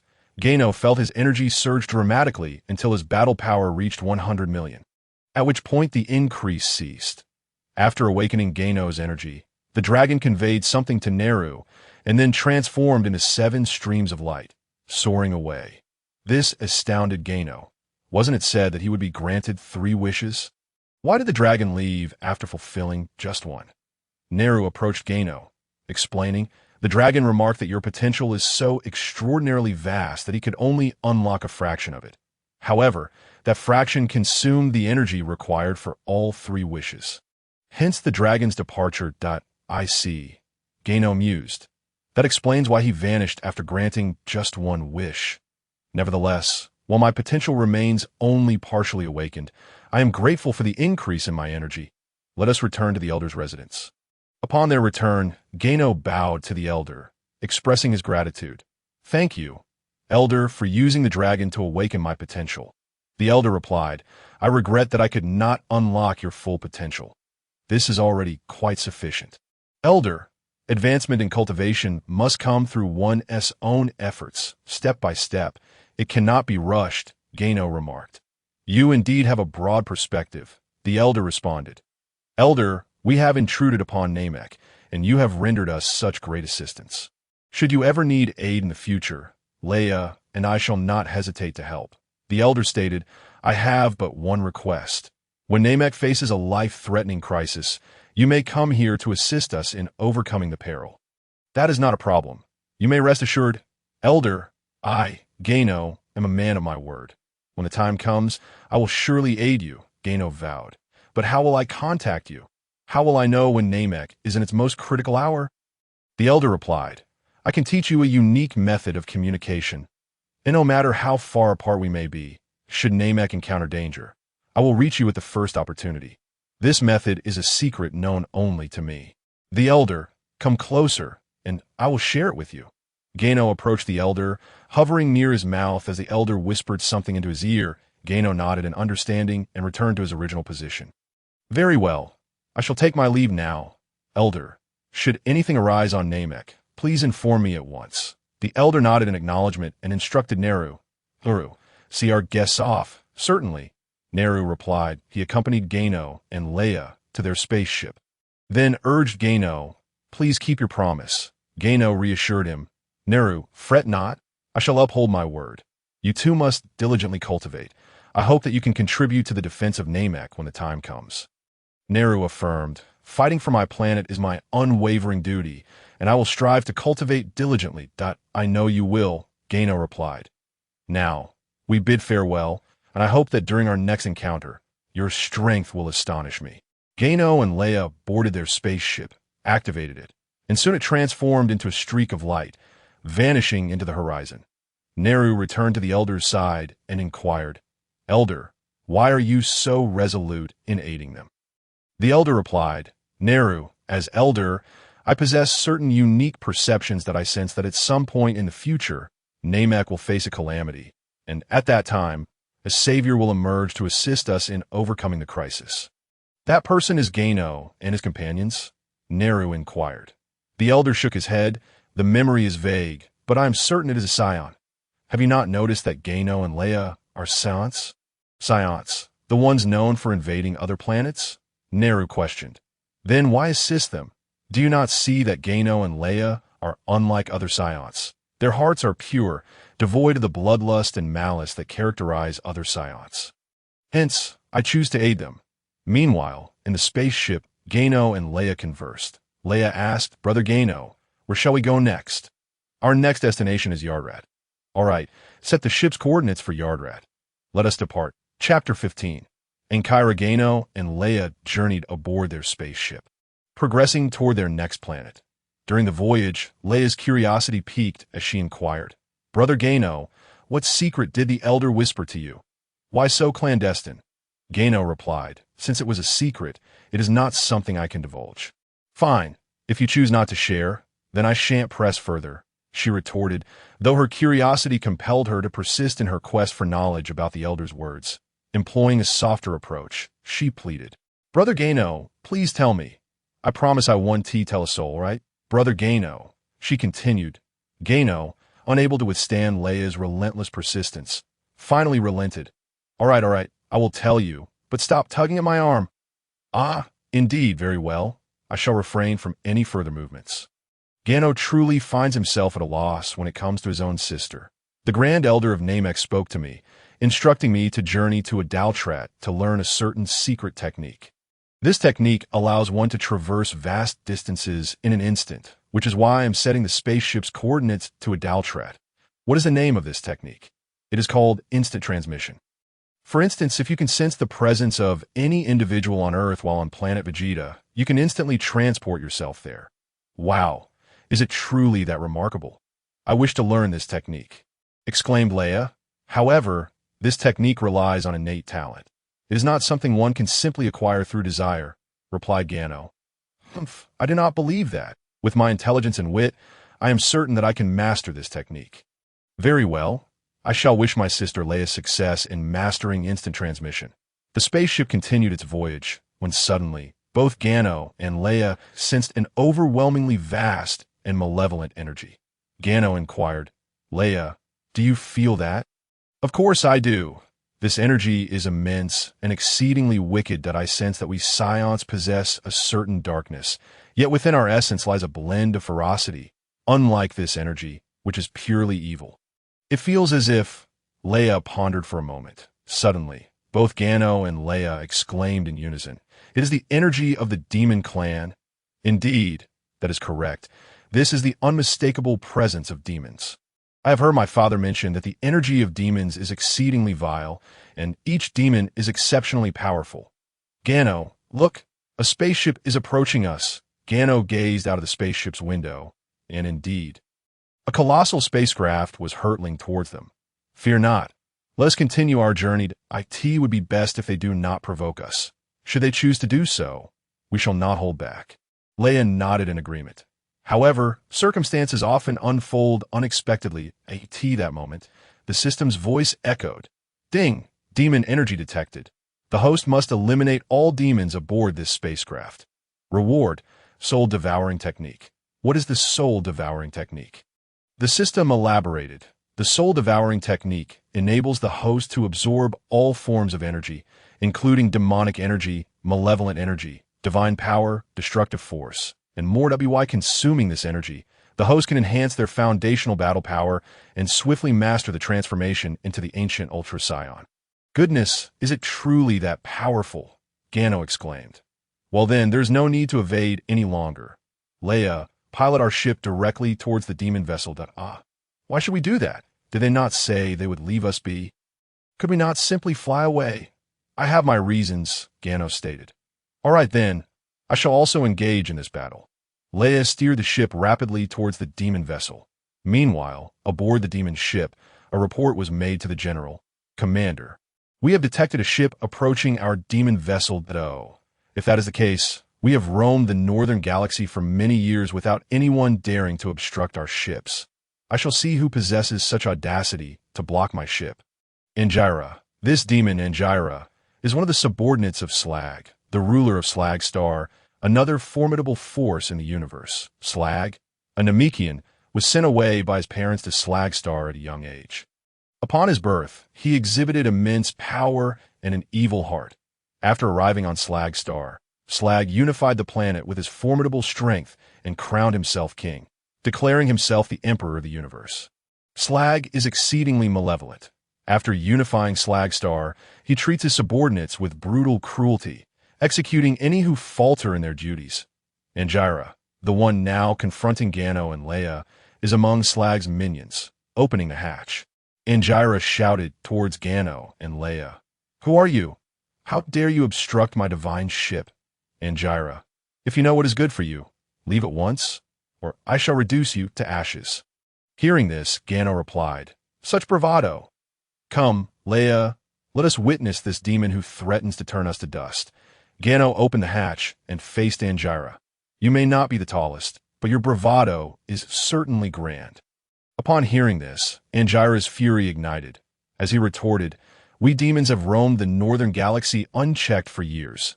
Even the Frieza force treats us with deference. How dare you show such disrespect? In that case, you shall perish. With that, Angira launched a ki blast directly at Gano. Instantly, Gano shielded Leia, extending his hand to intercept Angira's attack, which startled Angira. Gano then exerted pressure with his fingers, effortlessly crushing the ki blast. Angira panicked, realizing that someone capable of so easily obliterating his attack far surpassed him in power, and he began to contemplate retreat. Observing Angira's hesitation, Gano declared, You attack me and yet wish to flee?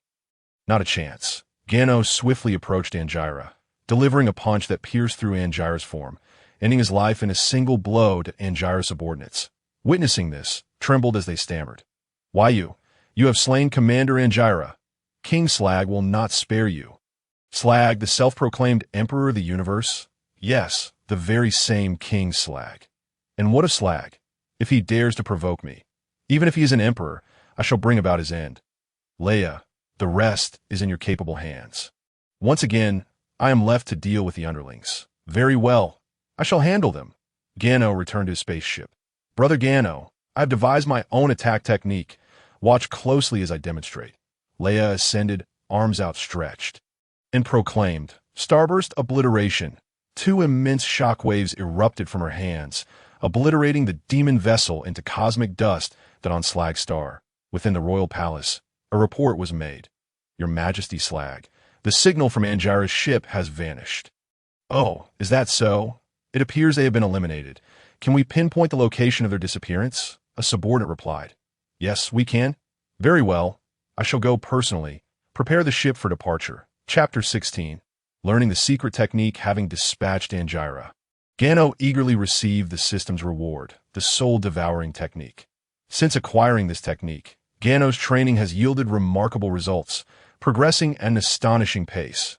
Within the gravity chamber, Gano diligently honed his skills whenever his energy waned. He utilized the soul-devouring technique to consume energy from the universe indiscriminately. After a month of travel, Gano and Leia finally arrived at Yardrat. Upon opening the hatch, they inhaled deeply. Wow, how invigorating. The air here is so fresh.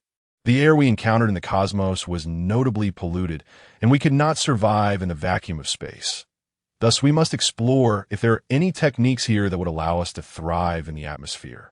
Gano remarked, "Indeed, but it remains to be seen if Yardrat possesses such techniques." While Gano and Leia conversed, an inhabitant of Yardrat approached them, stating, "You are the Scions from the universe, correct? Have you come to learn our secret techniques?" Leia whispered to Gano, "Brother Gano, how does he know our purpose for being here?" "I have no idea," Gano replied. "Hey, Gano," and Leia pondered. The adulteration remarked, "Why do you remain silent? Speak." Gano thought to himself. "In that case, I might as well be forthright. Indeed, we have come to learn the techniques of your planet." "Excellent. Then follow me." What is happening? Is it truly this easy?" Gano and Leia followed the adulteration without further thought, unaware of their destination. After walking for some time, they arrived at a square, four-cornered building. The adulteration said, "Please wait here for a moment. The sage will be with you shortly." Gano replied, "Thank you very much." Before long, an elderly man with a goatee appeared before Gano and Leia. The elder addressed them. "You are Leia, and you are Gano, correct?" This left Gano and Leia utterly astonished, as they had yet to utter a word. The sage was able to immediately call forth their names. There is no need for such alarm. This is a secret art of our planet Adelat, capable of foretelling certain events that I see. It seems the secret arts of Adelat are indeed marvelous. Remarked the sage with a goat-like beard. "I am the sage of Adelat, and I can guide you to the ancestral grounds of my people to study our secret arts." Gano interjected, "Sage, we have never met before. Why do you presume to take us to learn your people's arts without questioning our intentions? Are you not afraid we might be nefarious individuals?" The sage replied, "Did I not mention? I possess the ability to predict certain aspects of the future, albeit vaguely. Such events are bound to transpire, and if you were indeed malevolent, I would discern it at a glance. However, what I perceive is that among you too lies the savior of our planet's future. Though I cannot discern who precisely that is. Are you suggesting that we will one day save your planet?" "Indeed, that is my prediction. Do you not fear that your foresight may be inaccurate? Our secret arts on Adelat are infallible. You must have visited Namek and encountered the Elder there, and on your journey, you even vanquished some beings from the demon race." Gano and Leia exchanged glances. The sage's words were devoid of any deviation from the truth. "Is this also part of your prediction?" Gano inquired. The sage nodded. "Very well. We believe you.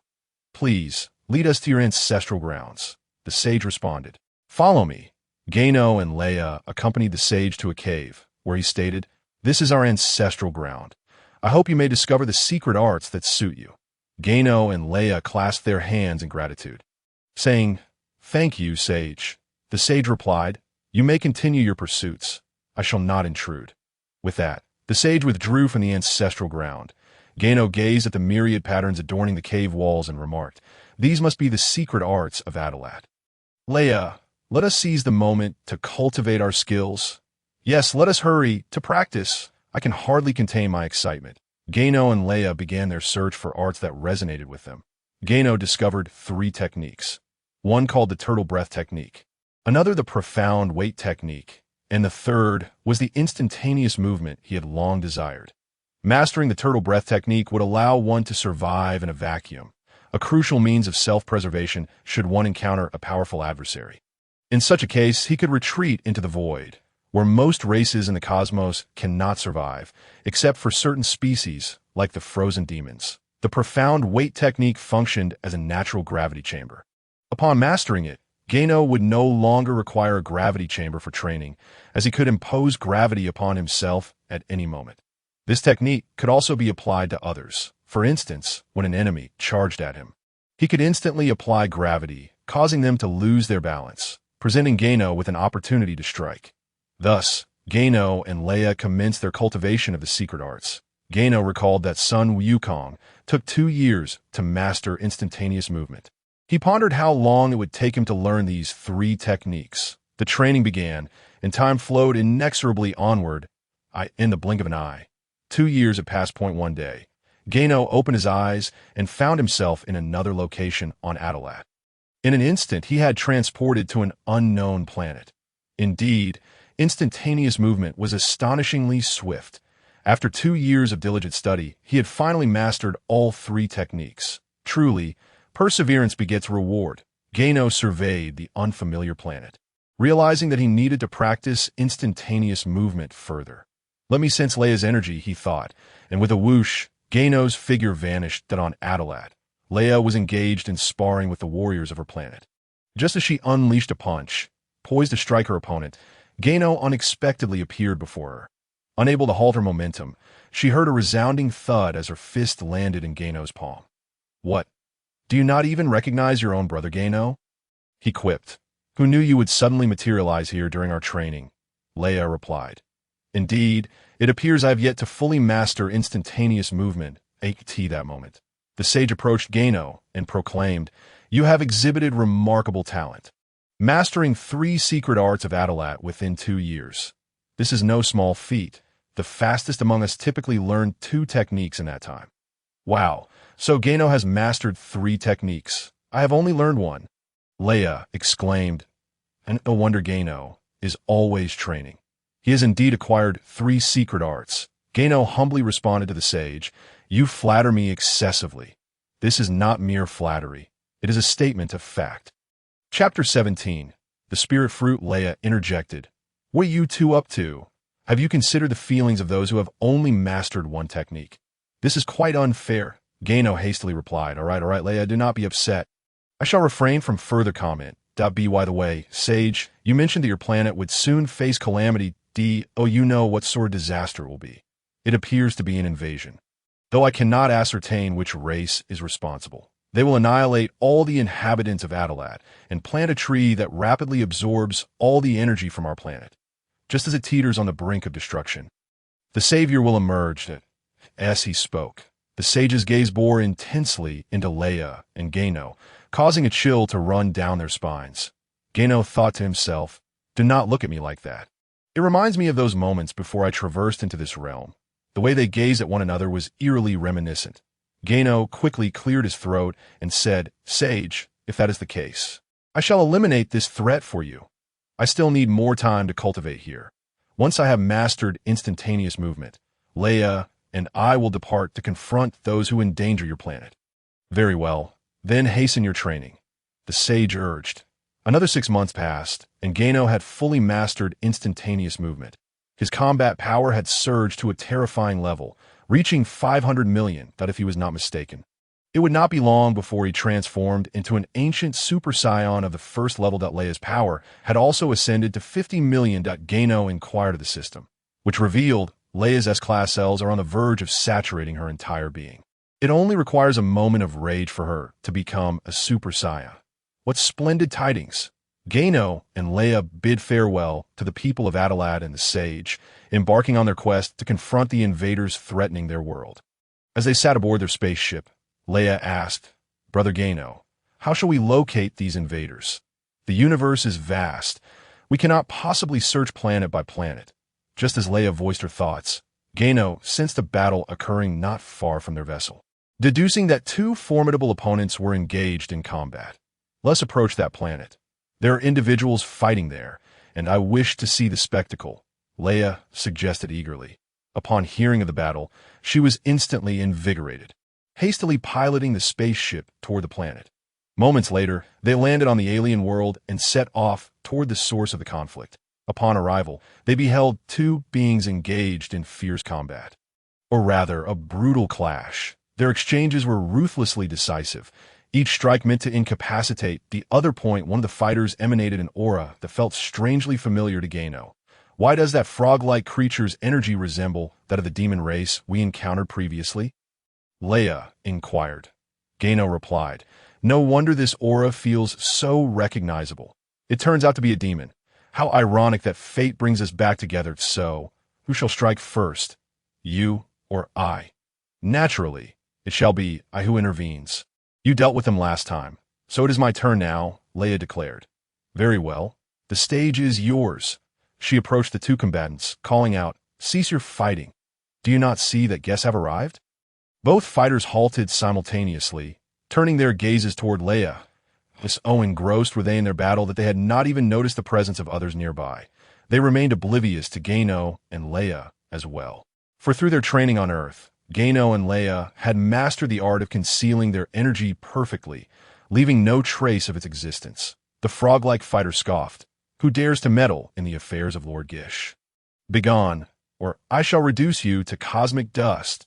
Gano retorted, Why is it that all demons are so alike, threatening to turn others into stardust at the drop of a hat?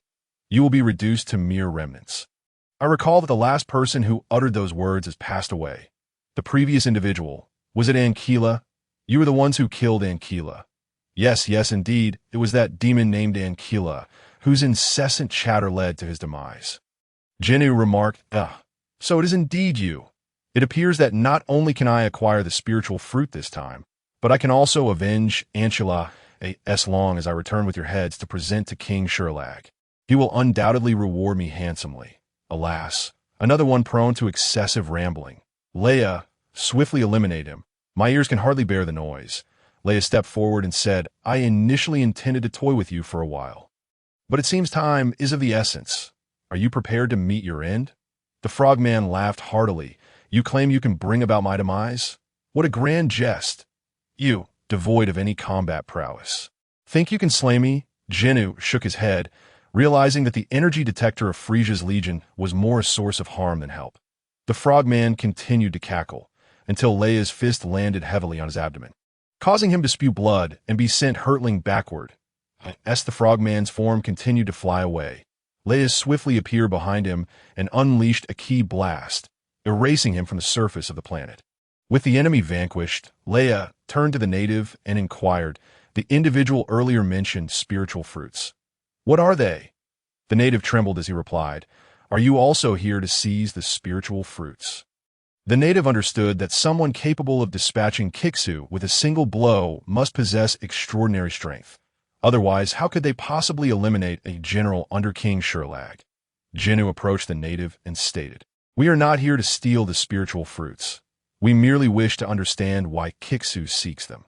Hearing this, the native exhaled in relief and explained, because the spiritual fruits can enhance one's divinity, aiding in cultivation and yielding remarkable progress. So, King Shrag seeks the spiritual fruits for the purpose of training.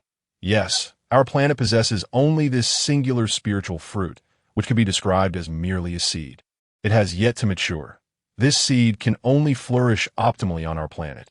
If planted elsewhere, it would rapidly absorb the planet's energy, rendering it barren and leading it to its demise. Upon hearing this, Ginyu recalled the words of the sage. An enormous tree had consumed all the energy of planet Yardrat.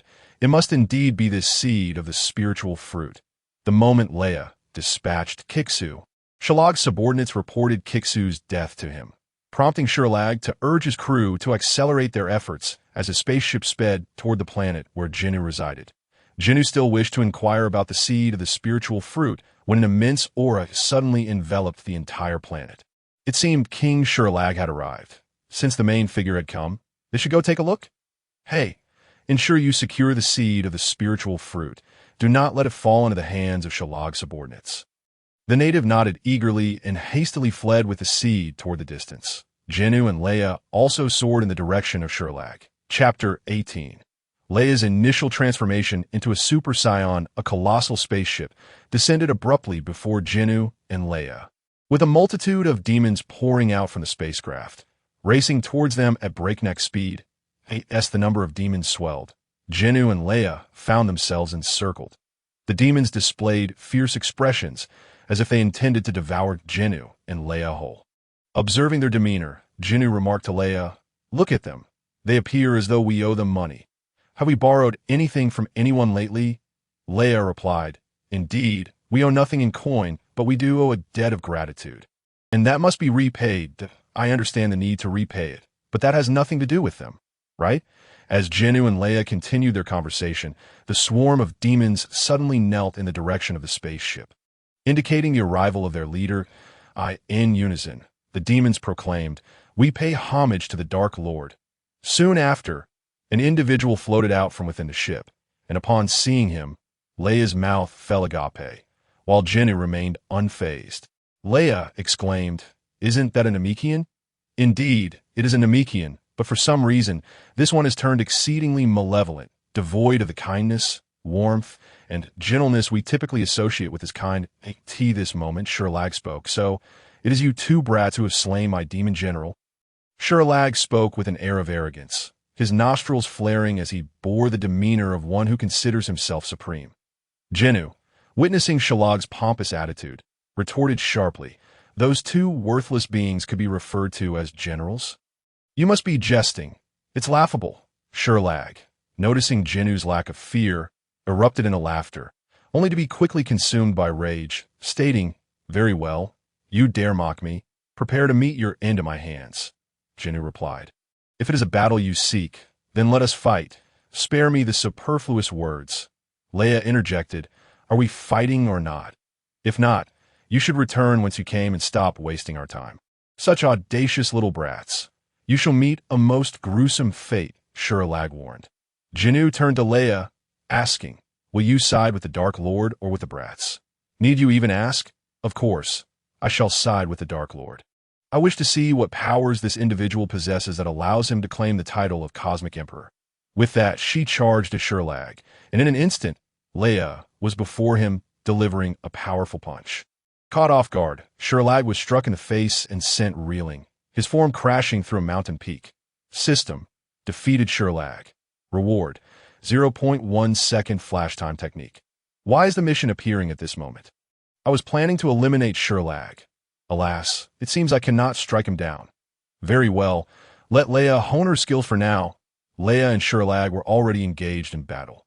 Ginyu glanced at the other lesser foes, cracking his knuckles and stating, "While I cannot unleash my full potential, I can still warm up a that moment." Three demons appear before Ginyu, proclaiming, "Since King Shrag has found his opponent, you shall be our adversary."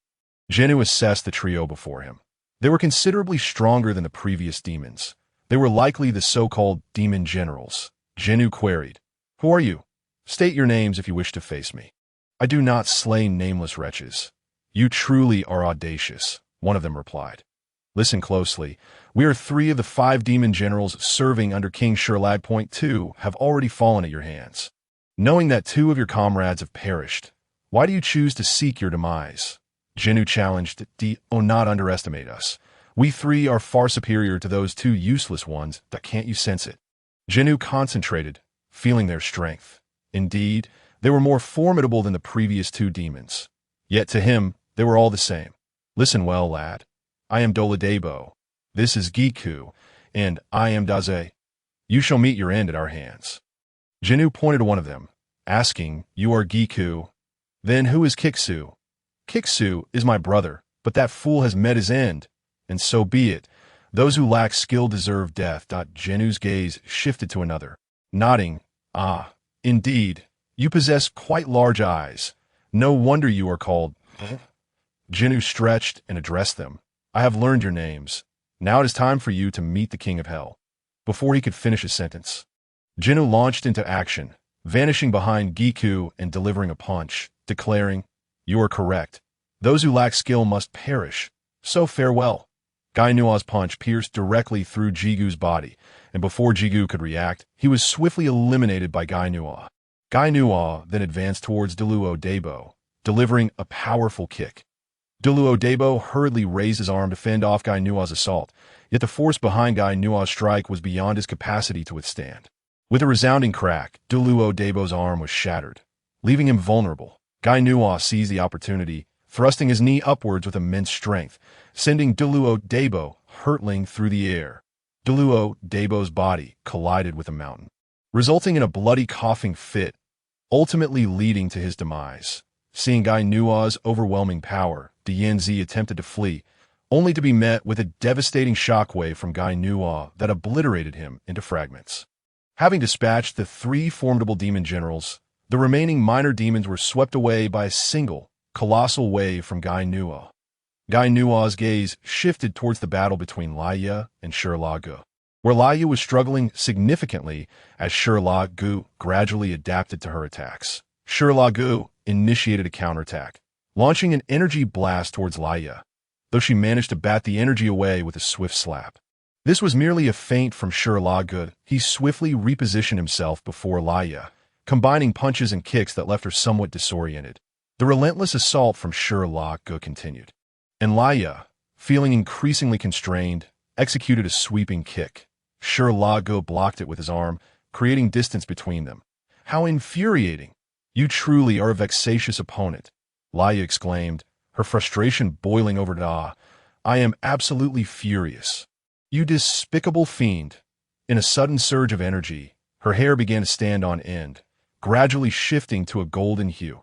Leia continued to unleash her fury, declaring, "This is utterly unforgivable," with a tremendous burst. Her hair and eyebrows transformed to gold, her irises turned a striking light green, and a golden aura enveloped her entire being.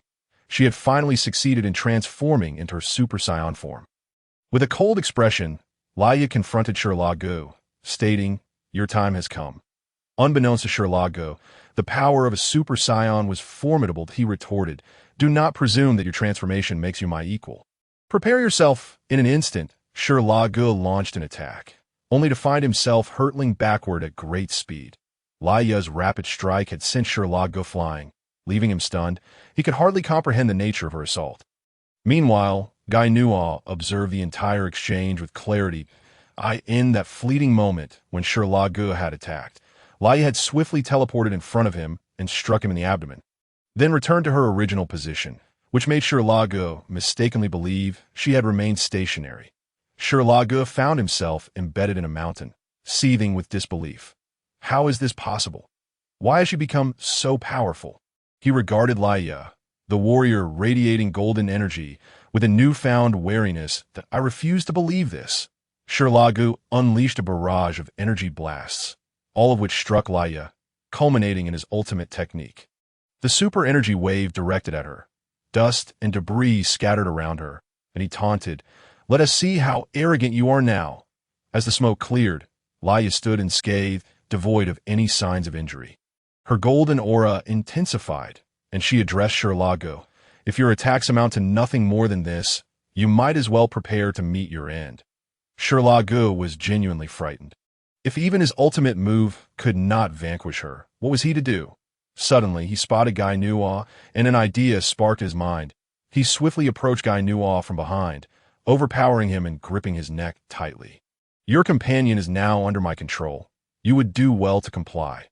Upon seeing Shrag dare to threaten Gainua, Leia's expression morphed into one of intrigue. In truth, when Shrag had approached her, Gainua had contemplated attacking him, but ultimately decided against it. Recognizing his mission was to defeat Shrag, not to kill him, he wished to observe Shrag's actions when cornered, which led to the unexpected tactic of taking Gainua hostage. Shrag, noticing Leia's expression, taunted, "What s with that look? Your companion is in my grasp. I suggest you behave." Leia replied defiantly, "Then go ahead and kill him." Hearing this, Gainua's expression darkened. "Leia, I am your brother. Your brother's in the enemy's clutches, and instead of attempting to save me, you encourage him to kill me? Is this how you treat your brother?" Upon learning that Gainua was Leia's sibling, Shrag's confidence surged. "So, you are that little girl's brother. It seems I've captured the right person." "Little girl, do not act recklessly. My finger twitches and your brother dies." Leia, relishing the drama, replied, "Then hurry up and do it. Finish off that guy in your grip, and let us continue our fight. I'm far from satisfied." Witnessing Leia urge him to eliminate Gainua, Shrag remarked, "Is this your sister? She seems utterly unconcerned about your fate and instead wants me to dispose of you quickly." Gainua interjected, "She may not be my biological sister, but she is like one to me. Do you understand why she is unconcerned for my safety and urges you to finish me off?" "No. Allow me to enlighten you. My strength is formidable as well." As soon as he finished speaking, Gainua erupted with energy, propelling Shrag away. Gano swiftly turned, racing towards Shrag, whose body had yet to regain its balance. Gano's fist collided with Shrag's face, deforming it under the force of the blow. With a cry, Shrag was sent flying once more. As Shrag soared backward, Gano relentlessly pursued, continuing to rain down punches upon him while berating, "How brainless can you be to threaten me?" Gano swiftly maneuvered beneath Shrag, delivering a sweeping kick that sent him hurtling towards the heavens. "Consider this kick a lesson," Gano stated. He then reappeared above Shrag, bringing his hands together for a crushing blow that sent Shrag crashing back to the ground. "This is to teach you to think before acting." Gano then unleashed an energy wave at Shrag, who let out a series of anguished screams as he was engulfed by the attack. Leia reverted from her Super Saiyan form and approached Gano, asking, "Brother Gano, you didn't actually kill him, did you? Was he finished playing yet?" Gano assured her, "Rest assured, this technique will not claim Shrag's life, but it will leave him severely injured." That's acceptable. A challenger like this is hard to come by. "We should take our time," she replied. "Indeed, it seems we are the same mind," Gano mused. As Shrag was sent hurtling into the cosmos, being an Namekian, possessed regenerative abilities and summoned his remaining strength to flee towards his home planet, vowing, "I will return for revenge." Noticing Shrag's energy dwindling in the distance, Leia turned to Gano, "Brother Gano, should we pursue him?" "No need, Leia. You see, one cannot harvest all the wool from sheep at once. We must take it bit by bit, or else this little lamb will lose its value. When the wool grows back, we shall return for more. That is where the fun lies," Gano explained. "Indeed, your foresight is commendable, Brother Gano," Leia then inquired. "By the way, what secret technique did I learn on Yardrat Star? What could it be? Is it related to stamina?" Gano gazed at Leia and said, "Indeed, it pertains to physical endurance. This secret technique of mine can extend my physical capabilities threefold. It is known as the breathing technique. Through a unique method of respiration, my stamina surpasses that of others by 3 times. That's impressive. Leia, why don't you teach me this skill? In return, I shall impart to you 3 secret techniques I've learned." Leia replied, "Sure." At that moment, the system issued a reward. System reward: 0.1 seconds of instant time skill. "Please accept." Accept, Gano silently thought that a unique aura enveloped Gano's body, and he felt a newfound understanding of time. So, this is instant time skill, Chapter 20. Harvesting the seed of spirit fruit. Having received the instant time skill, Gano wished to experience its power. He addressed Leia. "Leia, transform into a Super Saiyan. I want to test your strength." "Brother Gano, once I become a Super Saiyan, you will no longer be my match. My base battle power is 50 million, and transforming into a Super Saiyan increases my combat strength by 50-fold, amounting to 2.5 billion. Are you sure you want to proceed?" Gano nodded and replied, "Leia, even if you become a Super Saiyan, I might not necessarily lose to you. If I cannot win, let us test it out." Leia's stubbornness flared up. "Fine, let us test it. But if I end up defeating you, don't complain. What do you take your brother Gano for? If I lose, I will openly admit it. I won grumble. Then come at me. All right, behold." With that, Leia erupted in golden flames, her hair and eyebrows turning golden, her pupils shifting to a light green hue. "Brother Gano, I'm about to attack. Are you ready?" "I have been ready." In the blink of an eye, Leia appeared before Gano, throwing a punch at him. However, her fist merely passed through his form. "This is an illusion. I didn't hit him," Leia exclaimed, bewildered. She launched another punch, which again went through Gano's body. Failing to land a blow, Leia's gaze darted around, searching for Gano. She sensed his energy surrounding her, yet her strikes never found their mark. Gano then struck, landing a punch squarely on Leia's abdomen, causing her to stagger. Seizing the opportunity, Leia threw a punch at Gano, but still failed to connect. Sensing her surroundings, Leia was suddenly caught off guard by a sweeping kick that struck her lower leg. The momentary surprise was followed by attacks to her abdomen, waist, chin, and arms, yet each time, her attempts to retaliate met with empty air. "Enough! How can I hit Brother Gano? It's utterly exhausting." Gano approached Leia and said, "Leia, how was that? Your brother is still your brother, though your battle power exceeds mine." Failing to land a hit on me is akin to striking a sponge with a hammer. Utterly futile. Brother Gano, I clearly struck you each time. Why did I only hit your illusion? How can I explain this? You did strike me, but you hit my image in this dimension, while my true self resides in another dimension. This is a technique known as instant time skill, allowing me to store time and launch attacks from another dimension. It can also freeze time for 0.1 seconds. Consider this. For a skilled fighter, 0.1 seconds can be the difference between life and death. Wow, that's incredible. Brother Gano, please teach me. Well, I'm afraid I cannot teach you this. It requires a certain understanding of time to cultivate this technique. Leia, have you ever contemplated the nature of time? In truth, Gano was fabricating excuses, not wishing to reveal that it was a system reward. Understanding time, that sounds too profound. I shall not pursue it. However, you must teach me those 3 secret techniques. All right, no problem. You teach me your breathing technique, and I shall teach you instant movement, heavy technique, and return technique. Good, let us begin, Leia exclaimed. Just as Gano was about to instruct Leia on instant movement, a native of the planet approached him, saying, "You have saved our planet. Here is a seed of the spirit fruit as a token of our gratitude." But you mentioned this was the last spirit fruit. Gano protested. Compared to your act of saving our world, this is but a trifle. If the planet were lost, what use would a spirit fruit be? But this seed requires the energy of a planet to grow. What good is it to me? The spirit fruit seed can absorb not only planetary energy, but also magical energy and vital energy. As long as there is sufficient energy, it will rapidly grow into a towering tree, bearing spirit fruits that you can consume for cultivation, granting eternal youth and enhancing divinity. What do you mean by divinity? To be honest, I am not entirely sure. According to legend, the spirit fruit is said to be derived from the blood of a fallen deity, which grants it such remarkable powers. All right, since you say so, this spirit fruit seed must indeed be a treasure that I shall accept it. Now, we must take our leave. The native bid Gano farewell as he departed from their planet. Inside the spaceship, Gano gazed at the spirit fruit seed in his hand.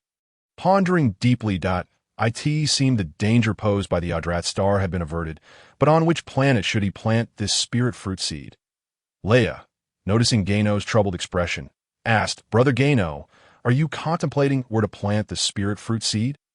Indeed, this seed is said to be valuable, yet is also a wicked seed, thriving on the absorption of immense energy. Any planet it attaches to will face devastation. But didn't that individual mention that the spirit fruit seed can absorb magical energy? Have you forgotten about our little sheep? His planet would be the perfect cultivation ground. Gano smacked his thigh in realization. Of course. How could I forget about our little sheep? His planet is indeed ideal for planting the spirit fruit seed. I was being stubborn. Brother Gano, considering the time we have spent on our mission and training, it has been nearly 3 years, hasn't it? Vegeta granted us 5 years, leaving us with 2 years. Where shall we train during this time? No need to seek out special planets for training. We can now cultivate anytime and anywhere, as long as we master the 3 secret techniques I taught you, that we can train on any planet surrounding Vegeta. Is it really that impressive? It seems Brother Gano's techniques are extraordinary. Your techniques are no less impressive. Now, Leia, set the spaceship to autopilot. I will teach you my 3 secret techniques, and you will teach me your breathing technique. All right, I will get on it immediately.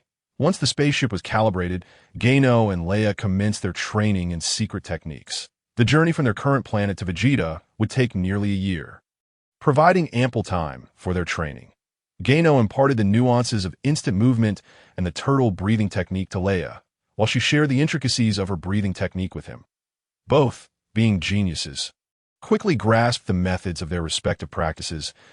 As the spaceship sailed towards the planet Vegeta, Gano and Leia trained diligently, losing track of time as it swiftly passed. A year later, a spaceship entered the orbital path of planet Vegeta. Chapter 21. Family reunion. Having completed their mission ahead of schedule, Gano and Leia returned to planet Vegeta, astonishing the entire Scion populace, because they were the earliest team to return from their mission, and they had completed it ahead of schedule. In just 4 years, they accomplished what others found difficult to achieve in 5, thus shattering the record for mission execution among the Saiyans. The team that completed the mission in the best time was the one led by Leia's father. which included Leia's parents and the warrior Bardock. Bardock, originally a high-ranking warrior, was integrated into Boom's team after the tragic demise of Gano's parents during a mission. Under Boom's elite team, Bardock progressed rapidly, exhibiting the potential to surpass even Boom and other elite warriors, much to their astonishment that Leia's parents completed their mission in 4 years and 8 months, a duration that already astonished King Vegeta. Yet Gano and others managed to accomplish their mission in a mere 4 years, breaking the record set by Leia's parents. This feat was indeed remarkable. Gano and Leia arrived at the mission reporting station, informing the Scion in charge of the registry that they had completed their task. Before soaring homeward, they swiftly darted past the planet Vegeta. Those Scions who had previously looked down upon Gano thought to themselves, who would have imagined that Gano, after undertaking 2 missions, could even sense energy? Look at his speed. His current power level must be considerable. Unbeknownst to them, Gano now stood at a pinnacle beyond their reach, akin to an elephant gazing down at ants. Gano and Leia quickly returned home, gently descending. Together they shouted, "Dad, Mom, we're back from our mission. We've completed it." Boom and Tasha responded, rushing to the door upon hearing the calls of Dad and Mom. Yet they were uncertain if it was truly their children.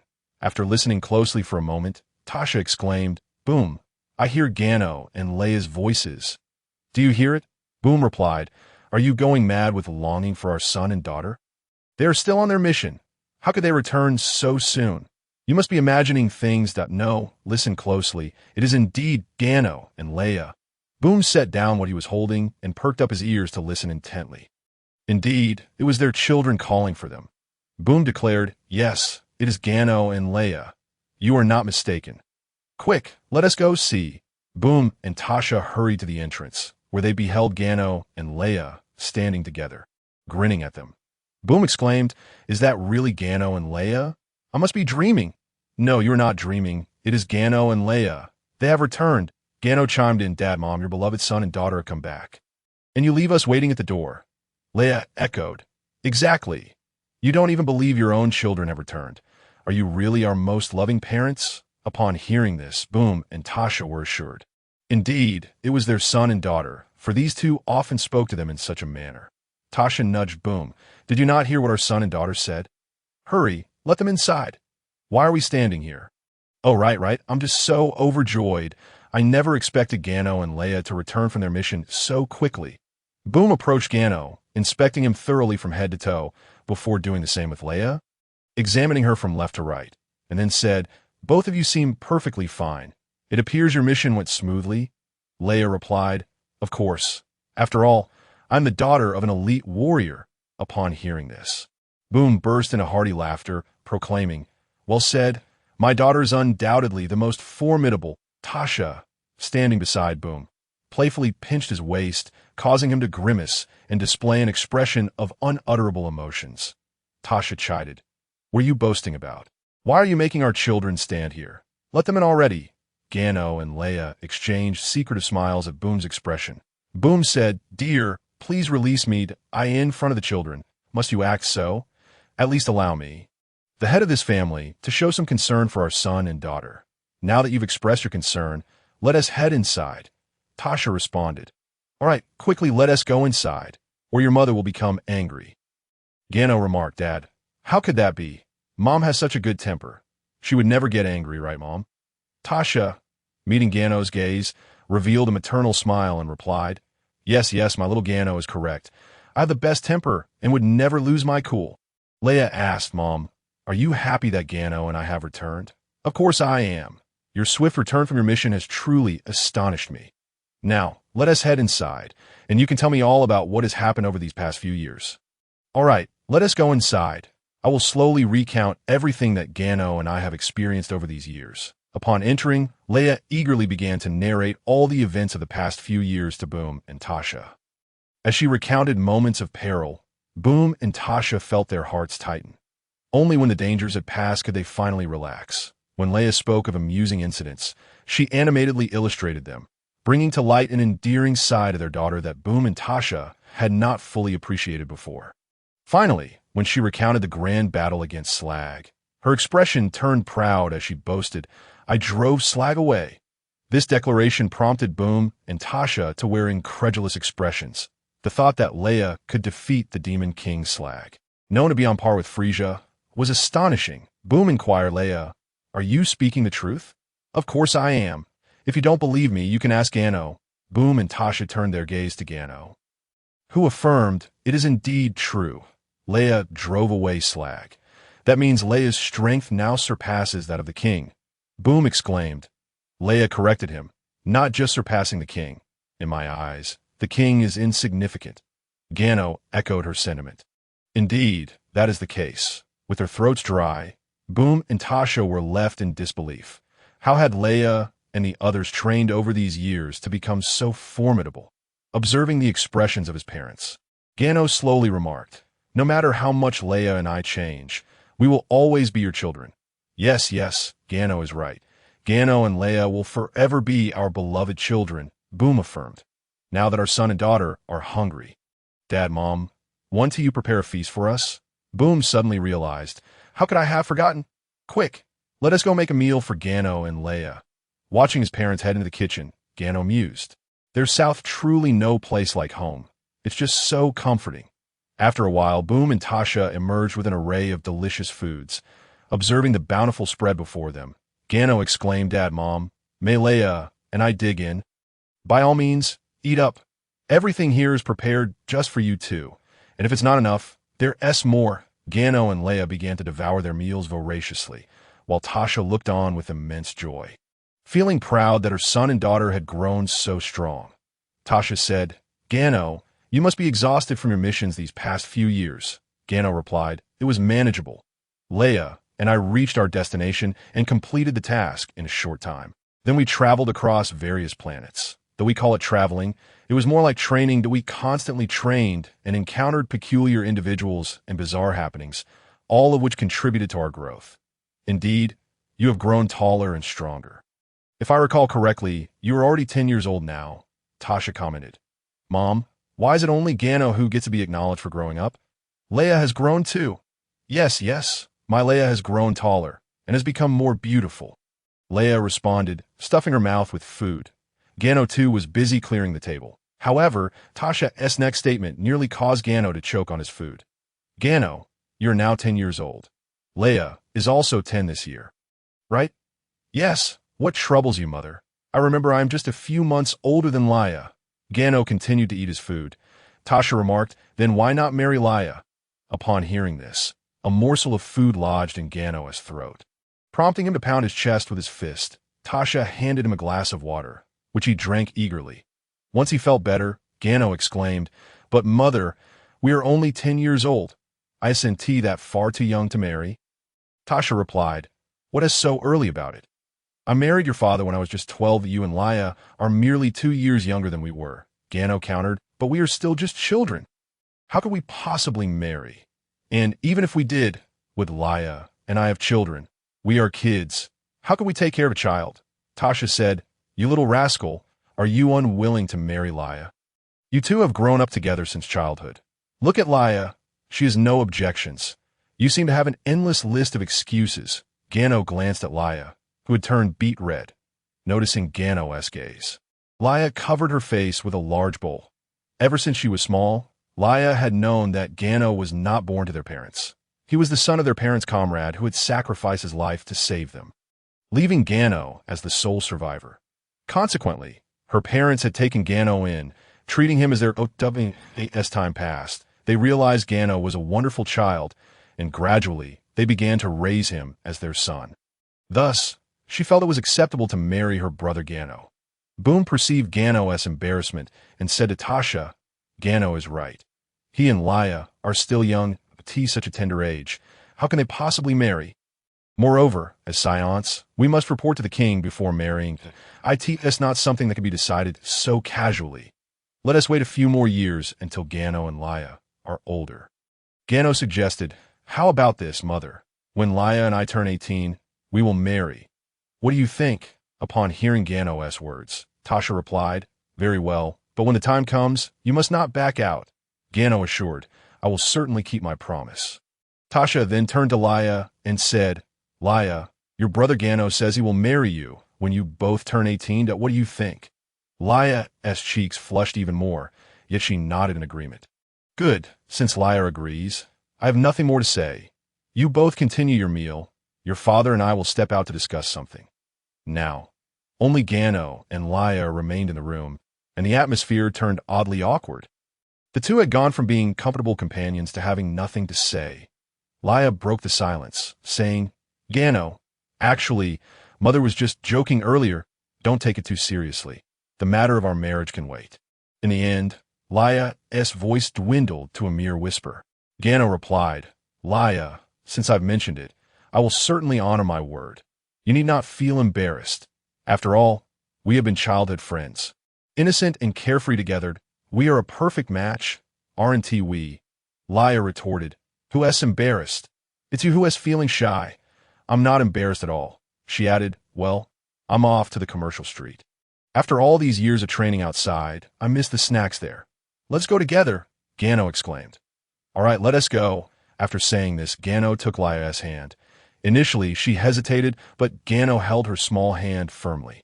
What's wrong? Didn't you say you weren't embarrassed? Why are you hesitant to hold hands? Who's hesitant? I'm not afraid, she replied. Strangely enough, when two familiar individuals are on the cusp of breaking the final barrier of their relationship, everything feels fine, no awkwardness, no embarrassment.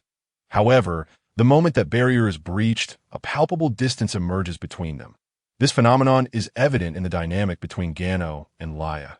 Gano and Leia arrived at the commercial street of Planet Vegeta, bustling with numerous food stalls. Upon reaching, Leia quickly released Gano's hand and dashed to a food stall, eagerly ordering her favorite snacks. Gano approached her and said, Can you finish all that food? Of course, I'm a foodie, Leia replied. She stuffed her mouth with the prepared snacks while Gano took on the task of paying. It seemed that males were naturally adept in this area. Leia handed Gano a skewer of snacks, thrusting it into his mouth. Gano mumbled something, then pulled the food from his mouth and said, What if you choke me like that? Huh, Gano brother can still choke. Gano was about to say more when he caught sight of a figure behind Leia, and the words caught his throat. Oh no, what is he doing here on Planet Vegeta? Leia noticed Gano's expression and followed his gaze. Spotting a gaunt figure clad in Egyptian pharaoh attire, standing not far from them, Gano silently thought, Let us not provoke this formidable being. He is none other than Beerus, the god of destruction from Universe 7. Chapter 23. The gluttonous Beerus. Gano's mind raced with concern, but sometimes events unfold contrary to our wishes. After finishing his snacks, Beerus turned to leave, but the stall owner called out, Hey, you haven't paid yet. How can you eat and run? Beerus replied, I never pay for food. Why would you expect me to? Of course, meals require payment, that if you don't pay, you're not going anywhere. Just so you know, we Saiyans are not to be trifled with. Oh, so Saiyans are quite formidable, are they? Beerus remarked. Before the stall owner could respond, Gano hurried to the front and said, Allow me to cover the bill for this traveler. He handed money to the stall owner, who fell silent upon receiving it.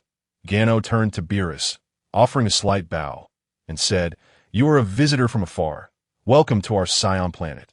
Beerus replied, You are quite the courteous one. Thank you for your compliment. Is there anything I can assist you with? Gano responded, I've nearly completed my business on this planet and will soon be departing. Hearing that Beerus was about to leave, Gano quickly thought on his feet, What a pity that you are leaving so soon without trying the exquisite cuisine our planet has to offer. What a shame, upon hearing about the food. Beerus perked up. Where are these delicacies? Take me there quickly. I must see if they are as delicious as you say. Please follow me, Gano replied. This was the first time Leia had witnessed Gano being so polite to a stranger. Based on her understanding of Gano, he was only this courteous if he felt outmatched in strength. Gano led Beerus to his home and said, Dear guest, please bear with me for a moment. I will prepare a dish for you personally, allowing you to see all the details involved. All right, I can wait a little longer for a delicious meal, but it shouldn't take too long. Understood, I will be right back. Gano approached Leia and said, Do not provoke him, all right? When our parents return, please be polite and remember my words. As for who he is, I will explain later. Leia observed Gano's unusually serious demeanor and nodded in acknowledgement. Gano activated instant transmission and vanished before Beerus' eyes. Noticing Gano's sudden disappearance, Beerus' gaze flickered momentarily before he remarked, "What an interesting young man." Leia approached Beerus and said, "Dear guest, please have some water while my brother returns shortly."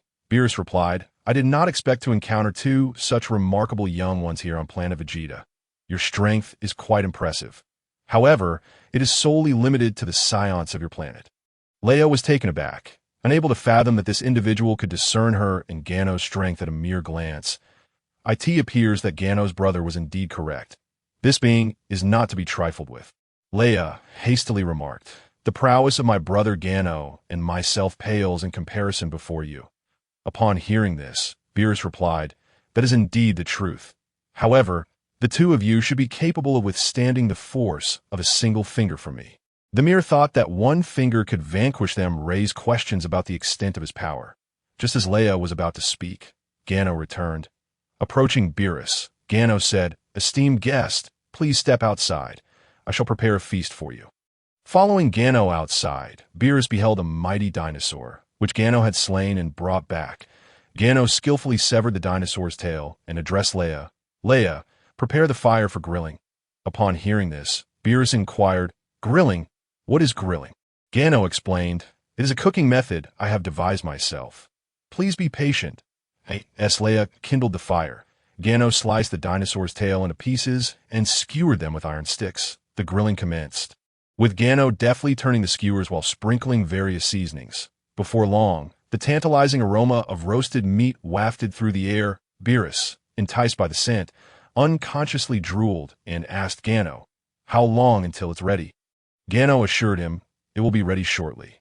Once the meat was done, Gano handed it to Beerus, cautioning, "It's quite hot. Do take your time." Beerus bit into the meat immediately, only to spit it out with a huff.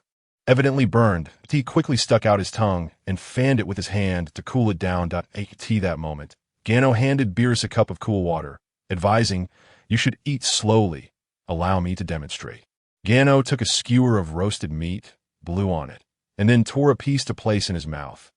Imitating him, Beerus took his first bite of the roasted meat, a look of satisfaction spreading across his face. Seeing this expression, Gano felt a weight lift from his heart. As long as this being was pleased, that was all that mattered.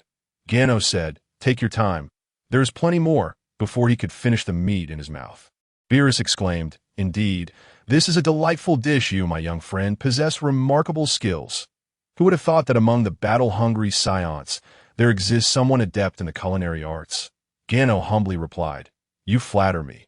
Soon, as Beerus continued to feast heartily, a voice rang out, "Lord Beerus, you instructed me to find King Vegeta, yet here you are, indulging in a feast alone. This does not befit a god of destruction." Beerus addressed the newcomer. "It was this young man who brought me to sample this cuisine. King Vegeta is truly unforgivable. How could he be unaware of such a culinary master on his planet? It is a shame that I had not encountered him sooner, as I had yet to experience such satisfying fare." Gano observed the newcomer, noting his striking beauty and exceptional aura. This could only be Whis, the attendant and overseer of the god of destruction. Beerus was turned to Gano and introduced himself. "Greetings, I am Whis, the attendant of Lord Beerus." Gano quickly returned the greeting. "Hello, I am Gano, and this is Leia. Since an individual of your distinguished presence has arrived, let us all partake in this feast together. Ah, this little fellow certainly knows how to speak well." "I shall not be rude," Whis replied. Gano offered Whis a skewer of roasted meat, which he consumed with an air of elegance, embodying the essence of a gentleman. "Delicious indeed. Gano, your grilled meat is truly exceptional. Would you be willing to teach me?" "Of course, allow me to show you. First like this, then that, and finally," Gano instructed. Thus, with the collective efforts of the four, the massive dinosaur was transformed into skewers of meat. Beerus and Whis indulged to the point of having slightly distended bellies. "What a culinary masterpiece. It leaves one longing for more," Beerus remarked. Chapter 24. Bardock's prophecy. Upon hearing this, Gano quickly responded, "As long as you are satisfied." However, Beerus abruptly shifted his tone, saying, "Alas, I shall not have the pleasure of such delectable cuisine in the future." "Why is that?" Gano inquired. Because I intend to obliterate Planet Vegeta, Beerus declared. Hearing this, both Gano and Leia's eyes widened in shock. All their efforts had been in vain. Gano, summoning his courage, asked, "Might I inquire why you wish to destroy Planet Vegeta?" "Ah, that is because your King Vegeta has offended me that I demanded the most comfortable pillow in the universe. Yet he reserved it for himself and bestowed upon me the second best. Such disrespect toward the deity cannot be tolerated. Thus I have resolved to destroy Planet Vegeta. However, your performance has greatly pleased me, particularly your grilled meat, which has left me quite satisfied. Hence, I am reluctant to proceed with the destruction of your planet," Beerus lamented. "What a dilemma! A true conundrum," Beerus exclaimed, cradling his head in frustration. "Whis, do devise a solution that satisfies both parties." Whis replied, "This is a decision solely for Lord Beerus. I cannot influence his thoughts at that moment." Gano interjected, "Esteemed lords, I propose a compromise. Would you care to hear it? Quickly, share your thoughts," Beerus urged. "How about this? Since King Vegeta has shown disrespect towards Lord Beerus, we cannot contest your desire to destroy Planet Vegeta. However, could I be permitted to take a few individuals away from this planet before you carry out your intent? Would that be agreeable?" Beerus mused. "It is said that Saiyans lack familial bonds. Who would have thought you have someone you care for? Very well, how many individuals shall you take? My only condition is that King Vegeta and Planet Vegeta must be annihilated. I assure you, I will only take those dear to me." "Thank you, Lord Beerus. I shall grant you 1 month. After 1 month, Planet Vegeta shall be destroyed." With that, Whis and Beerus transformed into a streak of light and departed. With the god of destruction finally gone, Gano let out a sigh of relief. It seemed that Planet Vegeta was still destined for destruction. Leia asked, "Gano brother, what exactly is a god of destruction? Are they truly powerful?" Gano replied, "The god of destruction embodies the pinnacle of combat power in this universe. Them. Our planet Vegeta is insignificant. With a mere flick of their finger, they could reduce our world to ashes. So formidable, that wretched King Vegeta dared to provoke the god of destruction. Is he not courting death? Now, even Planet Vegeta faces obliteration. Enough, Leia, our parents should be returning soon. Let us await their arrival and share this news with them." Indeed, before long, Boom and Tasha returned, accompanied by 2 Saiyans. Spotting Gano and Leia, Boom approached them and introduced, "This is Uncle Bardock, and this is Aunt Jine. The child in Aunt Jine's arms is named Kakarot." Gano thought to himself, the child of destiny has finally made his entrance. Gano and Leia hurriedly greeted Bardock and Jine, saying, "Hello, Uncle Bardock." "Hello, Aunt Jine," Bardock remarked. "Boom. So these are your children? Quite impressive indeed." After the greetings, Boom announced, "We need to discuss our next mission. Gano, Leia, please go play for a while." Gano wished to speak but hesitated, ultimately remaining silent. Boom and the others retreated indoors to deliberate on their mission. As night fell, Bardock and Jine departed. Gano and Leia approached Boom and Tasha, but before Gano could speak, Boom stated, "Gano, Leia, we must set out on a mission. You two will need to fend for yourself with meals for the next few days." Gano asked, "How many days do you expect to be gone?" 3 days. We shall return in 3 days." "All right. When you return, I have something important to tell you that we shall discuss it upon our return." As Boom and Tasha set off, Leia said, "Gano brother, the god of destruction Beerus has only granted us a month. Why would you let our parents go on a mission?"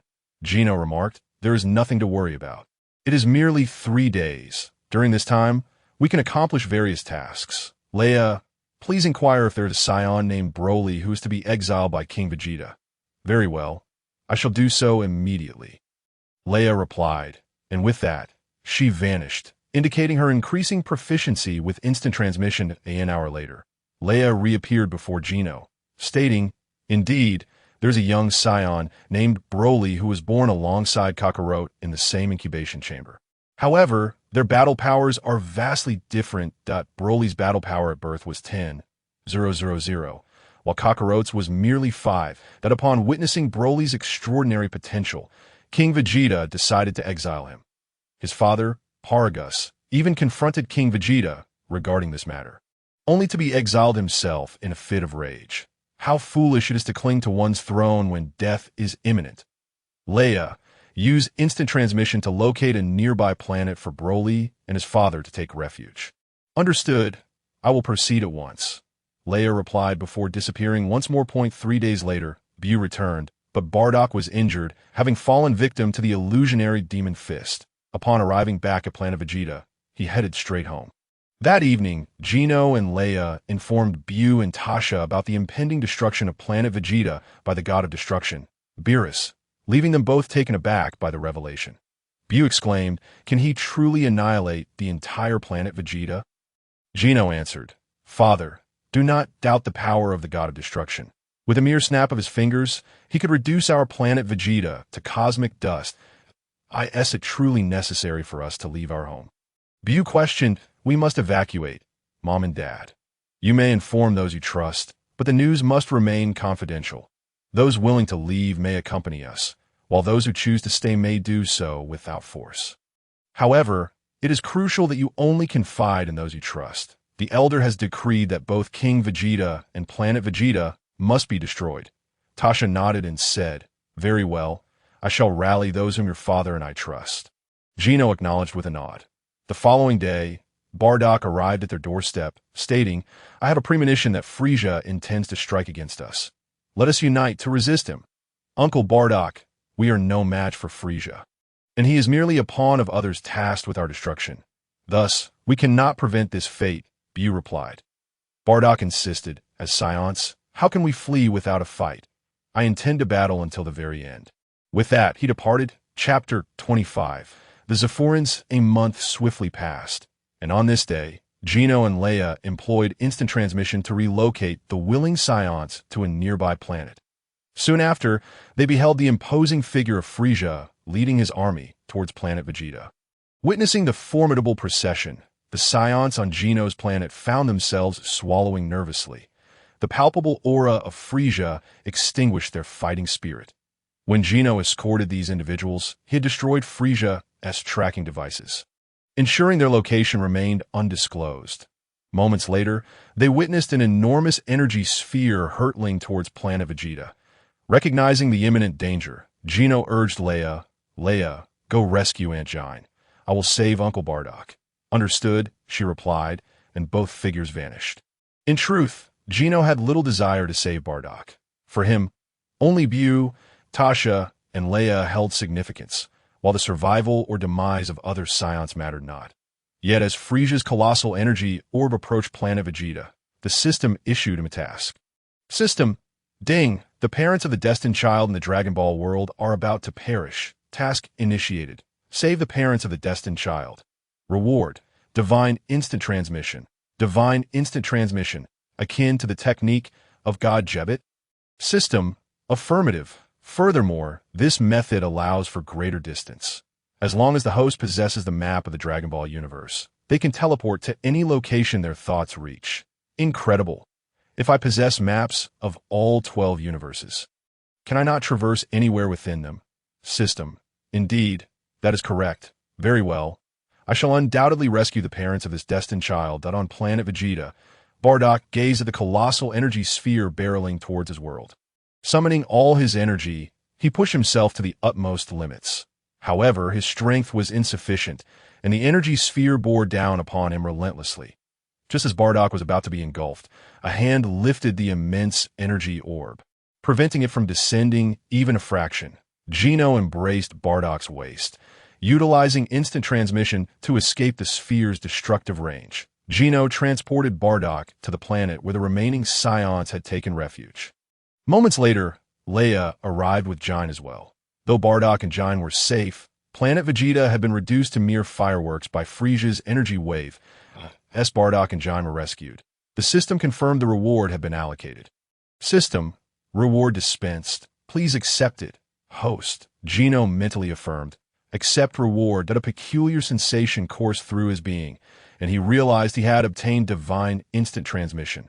With a mere thought, he found himself on Earth, then on Namek, followed by Yardrat, before reappearing before the gathered individuals. They had been puzzled by his sudden disappearance, yet soon marveled at his reappearance. As Bardock approached Gino, he questioned, "You possess the ability to save Planet Vegeta. Why do you turn a blind eye?" Gino, feeling irked by Bardock's attitude, responded, "I am only treating you with respect due to your connection to my parents. Were it another, I assure you they would have vanished from my sight long ago. Furthermore, to knowingly embark upon the impossible is sheer folly. You, Bardock, are fully aware that collectively, we Scions are no match for Frieza, yet you insist on confronting him head dash onto the, oh, you perceive this as bravery? Nay, it is ignorance. As the saying goes, while the Green Mountains remain, one need not fear a lack of firewood. As long as we Scions persist, there remains a chance for vengeance. Moreover, you must understand that this destruction of Planet Vegeta is the God of Destruction's design. Frieza is deeply wary of us Scions, seizing this opportunity to obliterate our home. King Vegeta has offended the God of Destruction. Do you believe the will of a deity can be disregarded at will? Even Frieza must crawl like a dog before the God of Destruction. Oh, you think my current strength can contend with the God of Destruction? What is the God of Destruction? Leia interjected. The God of Destruction is the mightiest deity in this universe. Frieza is powerful, yet the God of Destruction could eradicate him with a mere finger. Gano continued, the fact that I was able to bring so many Scions out is a testament to the God of Destruction's leniency. Otherwise, do you truly believe we would be standing here unscathed? Hence, do not allow your ignorance to misrepresent your grandeur. The universe is vast, filled with formidable beings, and we are currently exceedingly weak, necessitating the preservation of our strength. Bardock was rendered speechless by Gino's words, and Jine chimed in, Bardock, Gino saved us with good intentions. Without him, we would have perished to Frieza's energy blast. Bu added, indeed, now is not the time to dwell on this. We must decide where to establish our new home. Gino suggested, you shall reside on this planet for a time. Leia and I will explore other star systems to find a suitable planet for us Scions. Very well, go forth and scout. We shall remain here for the time being.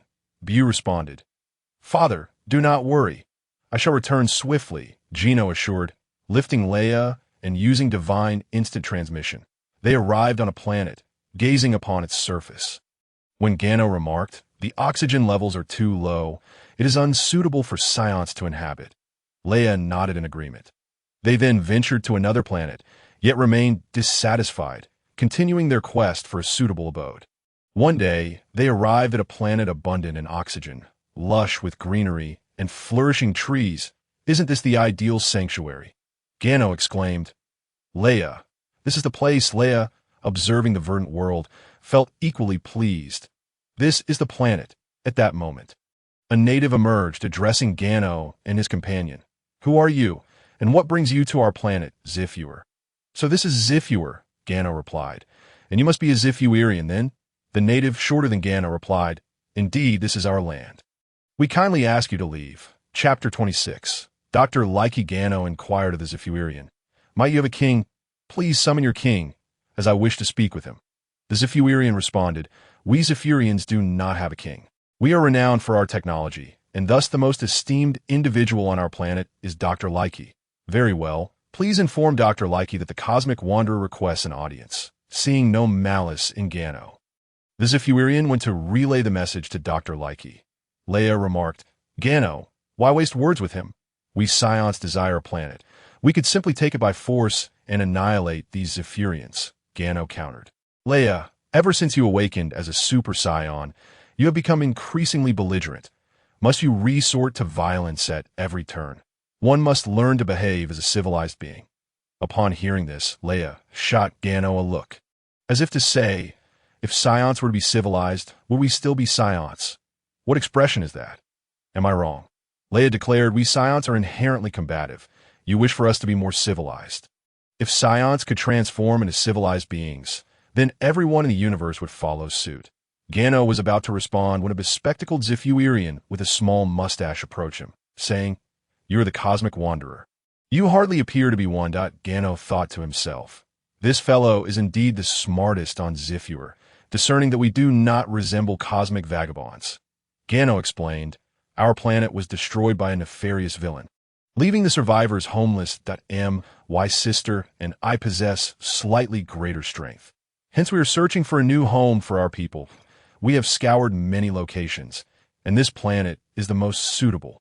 With ample oxygen to sustain our family. So that is the case, Dr. Leica remarked. How many of your people remain?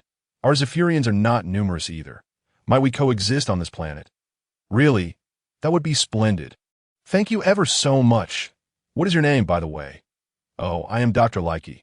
Yes. Thank you, Dr. Leica, that we shall now return to bring our remaining people here to a course. You may go fetch them. Thank you. Gano and Leia utilized instant transmission to depart from Zephur. As they left, one of the individuals beside Dr. Leica queried, Doctor, are we truly inviting these outsiders to live amongst us Zephurians? Of course not. I sense a powerful energy emanating from these two cosmic beings that MY experiments have reached a critical juncture, requiring robust cells for my work. Our own formidable Zephurians can no longer provide the data I need. These two are the perfect gift to me. Dr. Leica cackled wickedly, causing the nearby Zephurian to tremble, for he knew that Dr. Leica was a madman, willing to conduct vivisections on his own kind to fulfill his ambitions. Resulting in the dwindling population of Zephurians, Dr. Leica instructed the others, when they arrive, treat them with utmost hospitality, using the strongest sedatives to render them unconscious for my experiments. Yes, Dr. Leica, he then entered his laboratory. Addressing those inside, Leica, you claim my experiments cannot succeed, yet today, two cosmic beings have arrived. Their energy is immense. If I can convert them into living specimens, I shall create the most powerful warriors. And then we Zephurians shall dominate the universe. Leica, Dr. Leica's older brother and a top-tier scientist, had opposed vivisection from the outset. Leica, cease this madness. It is not too late to abandon this folly. Do not aspire to be the overlord of the galaxy. No, I am on the brink of success. How could I possibly give up? Once those two cosmic beings return to our planet, I will surely prevail. My dear brother, witness as I ascend to galactic supremacy. He laughed maniacally as he exited the laboratory. Meanwhile, Gano and Leia remained on Zephur, unaware that Leica could not sense their presence. When Dr. Leica appeared, Gano and Leia felt an aura of malevolence surrounding him, a sensation they recognized all too well from the dark presence of a lamb they had raised. However, compared to Leica, the two experiences were worlds apart. Suspended high above Zephur, Gano and Leia overheard every word exchanged between Dr. Leica and the Zephurian beside him. Leia exclaimed, "This fiend is despicable, attempting to use us Scions in his experiments. Just wait until I obliterate him." Gano quickly restrained Leia, advising, rather than merely retaliate against a thief, let us turn the tables. If he wishes to use us for experimentation, we shall use him to establish our dominance. If we wish to thrive on this planet, it must belong to us Scions, and the Zephurians must serve us. Should they refuse to cooperate, we will annihilate them. Gano had clearly devised a plan, all while feigning noble intentions of civility. Let us hasten to retrieve our parents. With that, Gano transported Leia directly to the temporary residence of Bum and Tasha. Father, Mother, we have returned. At the sound of Gano's voice, all the Scions emerged from their tents. Bum approached Gano, inquiring, have you found a suitable planet for us? Gano nodded, addressing the gathered crowd. Listen closely, everyone. Upon our arrival on this planet, we must put on an act. What do you mean, an act? Gano elaborated on the situation regarding the Zephurians and his intentions. Once they grasped his plan, the Scions responded, very well, let us proceed that if they wish to experiment on us Scions, they shall pay a steep price. Now, everyone, join hands and form a circle. I will guide you to our new home. In an instant, all the Scions found themselves on Zephur. What a beautiful planet. It far surpasses our Vegeta.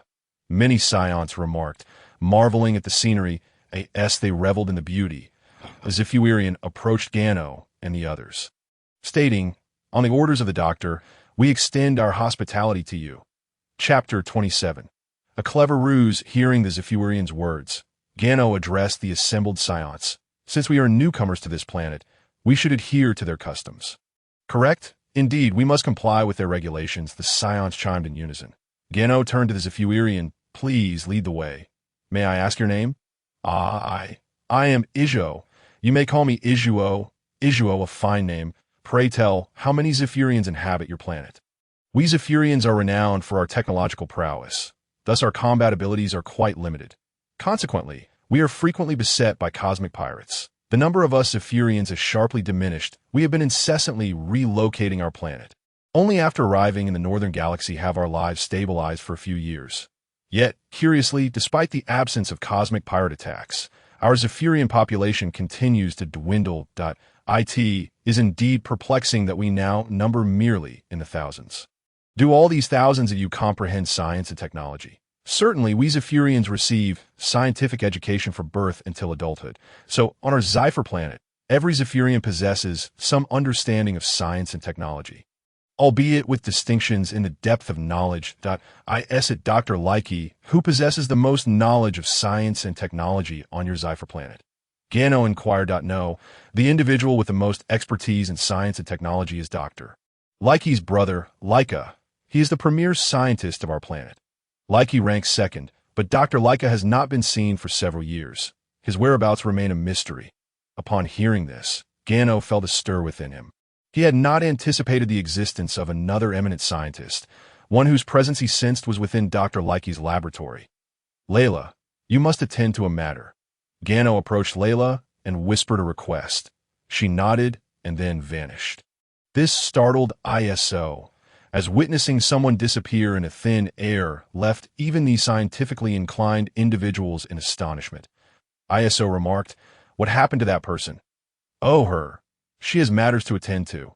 Let us hasten to dine. We are famished after our arduous journey." "Very well. Then follow me," ISO responded. Upon arriving at the dining area, everyone beheld a table measuring 10 meters in length and 5 meters in width laden with an abundance of food. Indeed, Scions are both gluttonous and combative. Many found themselves involuntarily swallowing. ISO announced, "This feast has been prepared for you. Please indulge yourselves. We truly appreciate your hospitality." No trouble at all. It is my obligation. Now please enjoy your meal." Everyone turned their gaze towards Gano. Ever since he had rescued them, his shadow had been indelibly etched in their hearts, and they unconsciously regarded him as the new king of the Saiyans. Observing their attention on him, Gano hastily declared, "Why are you all staring at me? Dig in. With such a bounty, to leave it uneaten would be a travesty." With Gano's encouragement, everyone lunged at the table like ravenous wolves, devouring the food with their hands. ISO, witnessing the savage manner of their consumption, instinctively averted his gaze. Noticing ISO's expression, Gano reassured him, "They are simply starved. Do not take offense to no. It is understandable. It seems you have truly gone many days without sustenance." "Indeed, it has been several days. Had it not been for your Zephurians sheltering us, we would still be adrift in the cosmos." "Ah, it has been quite a struggle, has it not? You continue eating. I shall procure more dishes for you." "As I fear this may not suffice." "That would be a great help." "Gano," ISO replied, "no need for such formality. From now on, we are family." With that, ISO departed. It appeared that ISO remained oblivious to Leica's ambitions.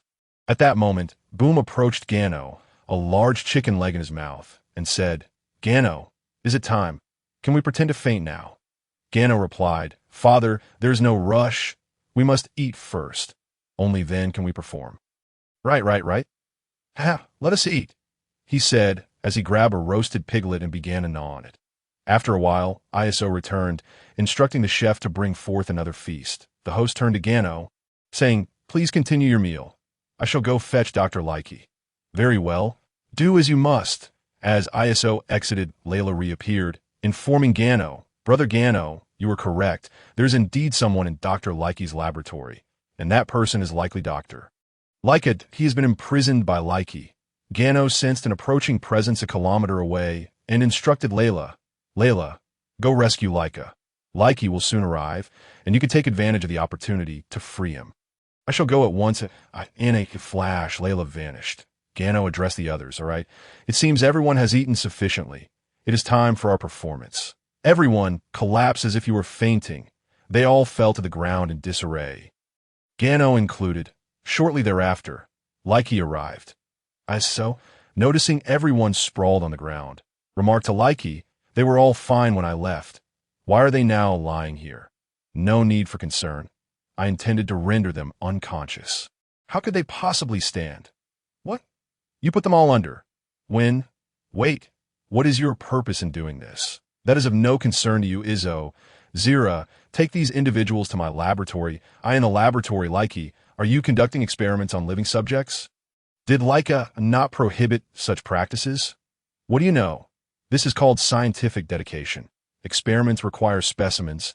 Or how could I achieve success? Spare me the nonsense, Izzo. Had it not been for your position as my brother's assistant, you would have already been made into a living specimen.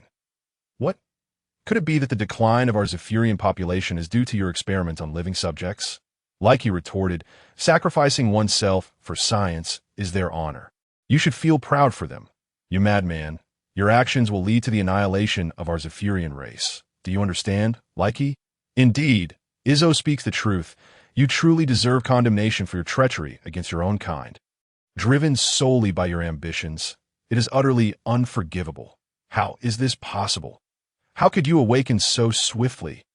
The substance I employed should render even a dinosaur unconscious for 7 days. And you think a mere potion could subdue me? Such naivety, Gano declared. Then how did you remain conscious? If I had succumbed, how could I catch you in the act? You intend to use us Scions for experimentation. You are unaware of the terror we embody. Are you? Chapter 28. Planet Sia upon hearing Gano declare himself a Scion. Leica's expression shifted to one of unease, for he had always been inquisitive about external news and was well aware of the Scion's notorious brutality and combative nature. Throughout the cosmos, they are referred to as a warrior race. Sour Scion. What an oversight! Were you not annihilated by Frieza? How can there still be so many Scions? Our strength has simply grown. Ha ha! Splendid! I relish the formidable Scions. This means I can create the most perfect warriors. Since Gano had awakened, all the Scions who had been sprawled on the ground began to rise, initially wishing to prolong their revelry. Gano, observing Dr. Leica's demeanor, perceived madness. Have you not grasped the situation? You are the one encircled, not the other way around, Dr. Leica responded. Since you Scions are deemed a warrior race, allow me to witness the extent of your combat prowess. As he spoke, Dr. Leica brandished a remote control, initially intending to create living specimens before enhancing my work. However, it now seemed unnecessary. With a press of a button, Gano sensed an overwhelming energy emanating from the Zephur planet, reminiscent of the energy from Shrag. Suddenly, a helmeted extraterrestrial appeared swiftly beside Dr. Leica. Dr. Leica caressed the being, murmuring, "My precious, you need no longer suppress yourself. Unleash your full potential and revel in slaughter. DOUC. Those Scions are your targets." Gano interjected, "So you were indeed overconfident. It appears you have a backup plan," Dr. Leica declared. "This is my creation, though the technology is still imperfect, thus I cannot control it flawlessly. However, it will suffice to deal with you Scions. Rinyu, eliminate them." Dr. Leica pressed the button on the remote, and the creature he referred to as Rinyu charged towards Gano and the others. Gano was about to act when Bardock stopped him, saying, "Last time was my mistake. This opportunity shall be mine. I have come to vanquish this foe." Gano, observing the fervent combat spirit in Bardock's eyes, addressed him, saying, "Very well, I shall leave this to you." Gano retreated to the side, while Bardock charged directly at Rinyu. In the instant of their collision, a series of ripples erupted from their center. The energy radiating outward at Dr. Leica was forcefully propelled away by this overwhelming aura. Quick on his feet, Gano swiftly caught Dr. Leica. The latter uttered a brief thank you, but upon turning to see Gano, his face instantly flushed a deep shade of crimson. With one hand pressing down on Dr. Leica, Gano remarked, "Keep your eyes wide open. We Scions grow stronger with each battle to us. Your creation is merely a slightly more formidable ant." Bardock unleashed a flurry of punches and kicks upon Rinyu, leaving him in a state of disarray. With a powerful kick, Bardock sent Rinyu hurtling into the forest. Rinyu's body flew backwards, crashing into numerous towering trees before finally halting. Impossible! How can he be so strong? I am the mightiest warrior. I am the greatest creation of Dr. Leica. I cannot afford to fail. Rinyu, unleashing a surge of energy, felt his power intensify beyond its previous limits. Not to be outdone, Bardock also unleashed his most formidable energy to counter. Rinio launched an energy ball towards Bardock. But Bardock effortlessly swatted it aside and sped toward Rinio, stating, "That is not how you utilize an energy ball. It should be done like this." Bardock's form flickered rapidly, appearing before Rinio to deliver a powerful shockwave. The tremendous force shattered Rinio's helmet, sending his body soaring into space. "Allow me to send you off with this move." Bardock clasped his hands together, rapidly gathering a massive amount of energy, unleashing a colossal shockwave toward Rinio. "Behold my super-large energy cannon." The energy wave surged toward Rinio, who let out a final scream before succumbing to silence, the shockwave obliterating him and shooting into the cosmos. Having dealt with Dr. Leica's creation, Bardock approached Gano and said, "I've taken care of him. I hope I did not bring shame to our Scion pride." Gano replied, "Well done, very Scion-like. Now, go and restore your strength. I shall have a word with Dr. Leica." At this moment, Dr. Leica was entirely numb, unable to fathom that his most prized creation was so easily vanquished. "Dr. Leica, it is time we have a serious discussion." Gano's voice jolted Dr. Leica back to reality. "Since you wish to conduct live experiments on us Scions, does that imply you have numerous specimens in your laboratory? Come, let us broaden our horizons." Dr. Leica trembled as he replied, "Perhaps it would be better not to see them. My laboratory's creations are not yet fully assembled. In that case, we must see them." Gano insisted. By the way, ISO, inform all the Zephurians to witness the creations of Dr. Leica." ISO, initially hesitant, found himself unable to voice his reluctance upon meeting Gano's gaze. "Very well, I shall do so." Gano, gripping Dr. Leica with one hand, strode toward the laboratory, followed by all the Scions, their curiosity piqued about what this scientist had concocted. Upon arriving at the entrance of Dr. Leica's laboratory, Gano obliterated the door with an energy ball, revealing Leia and Leica standing at the threshold. Numerous Zephurians greeted Dr. Leica, but upon noticing his haggard appearance, their expressions turned to anger. At that moment, Leia supported Dr. Leica as they approached Gano, stating, "Dr. Leica is famished, and the grotesque experiments conducted daily by Dr. Leica have taken a toll on his mental state." "Indeed, ISO, please assist Dr. Leica in resting," Gano commanded. ISO hurried to help Dr. Leica, but was enraged by the sight before him. His comrades, gruesomely dismembered, some connected to oxygen machines, one of whom was even Dr. Leica's son. ISO shouted, "Leica, you monster! You do not even spare your own son. Are you still human?" He charged at Dr. Leica, landing blows upon him. Dr. Leica shielded his head with his arms and retorted, "For the sake of science, I would sacrifice my own child, yet you all refuse to offer your kin for the cause of scientific progress." ISO continued to pummel Dr. Leica, exclaiming, "Science, is it? Sacrifice, is it? I shall shatter your delusions and prevent you from conducting live experiments." Alas, Dr. Leica was beyond saving. Gano unleashed an energy ball that obliterated all the live experiments before delivering a fatal blow to Dr. Leica. Addressing everyone, he declared, "I do not oppose scientific experimentation, but it must not involve living beings. From this moment forth, the Zephurians shall serve us, and Zephur shall be renamed Scion Star." Chapter 29. The new king of the Scions, Gano proclaimed. "From now on, Zephur shall be known as Scion Star. We Scions are the new masters of Scion Star, and we shall show no mercy to the cosmic pirates who invade our territory. The primary objective of the Scions when encountering cosmic pirates is to eliminate them without hesitation. Rest assured, with us present, the cosmic pirates will no longer dare to threaten the Zephurians. From now on, the Zephurians shall be our allies. You provide scientific expertise, and we shall offer military protection." Gano turned to Leica and asked, "Dr. Leica, do you find my arrangement suitable? Do you have anything to add?" Leica responded, "No, it is perfect. Your arrangements are spot on."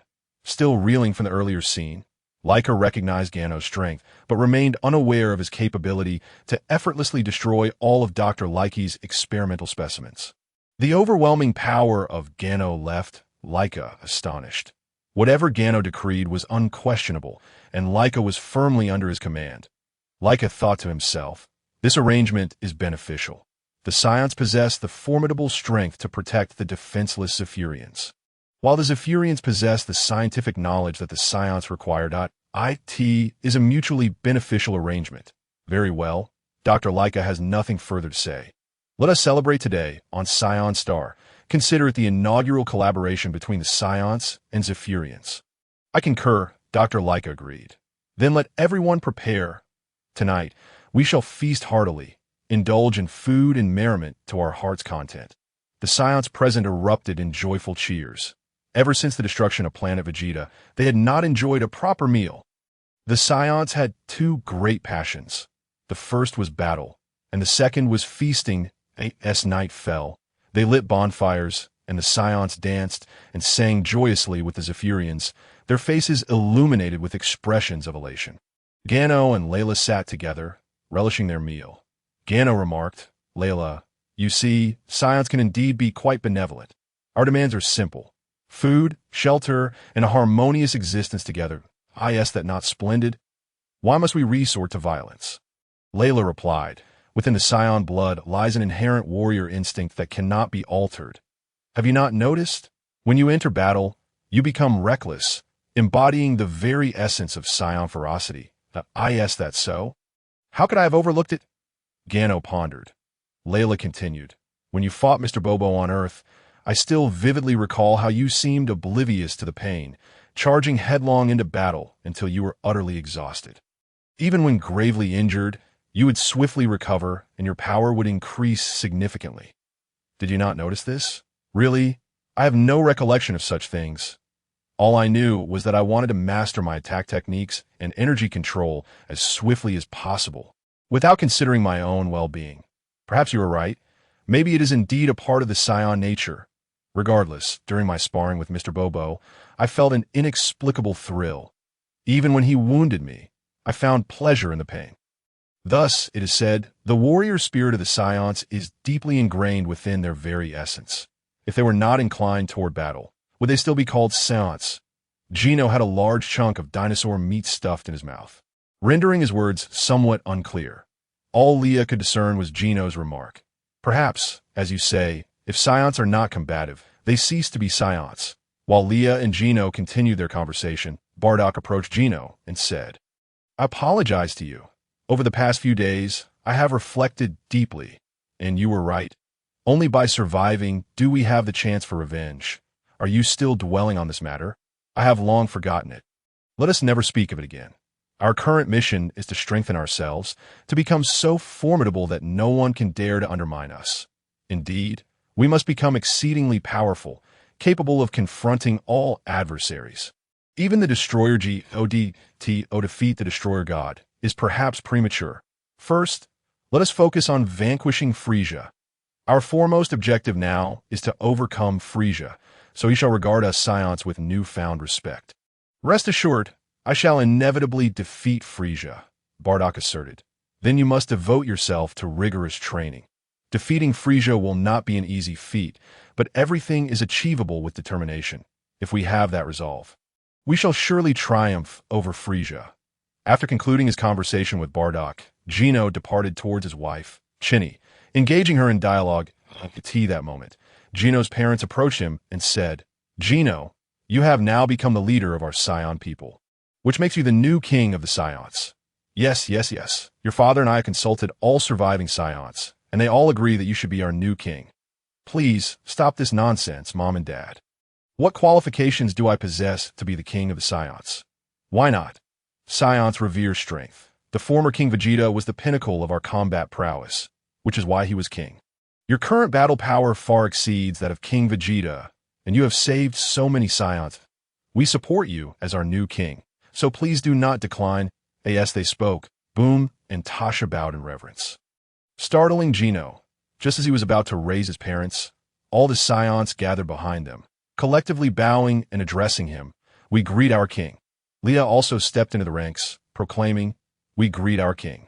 Witnessing this scene, Dr. Leica joined the assembly and said to Gino, "The Scion planet indeed requires a leader, and that leader can only be you. Leica, pay my respects to the Scion King. So, pay my respects to the Scion King." All the Zephurians echoed, We pay our respects to the king of the Scion planet. Gino thought to himself, it appears that even if I do not wish to be king, I must assume the role.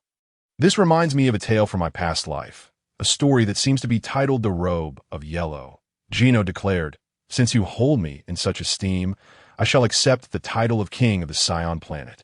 There is no need for excessive formalities. Everyone, please rise. Upon hearing Gino's acceptance, everyone straightened their posture. Chapter 30. Establishing the gravity room, seeing everyone standing tall, Gino addressed the assembly. Since you have chosen me as your king, I shall lay down a few regulations that, as the saying goes, without rules there can be no order. First, Scions must not bully Zephurians at will. Second, Science battles must not damage residential structures. Third, Zephurians must utilize scientific technology responsibly and not misuse it. Remember these rules well. Anyone who violates them shall face consequences. We shall remember the king's rules. They replied in unison. Very well. You may return. You have all worked hard today. Rest well. Dr. Leica, please stay a moment. I have something to discuss with you. What does the king wish to instruct me? Leica inquired. Gino is a title I find uncomfortable. Let us choose another name. After a moment contemplation, Leica suggested, then let it be Lord Gino. Very well.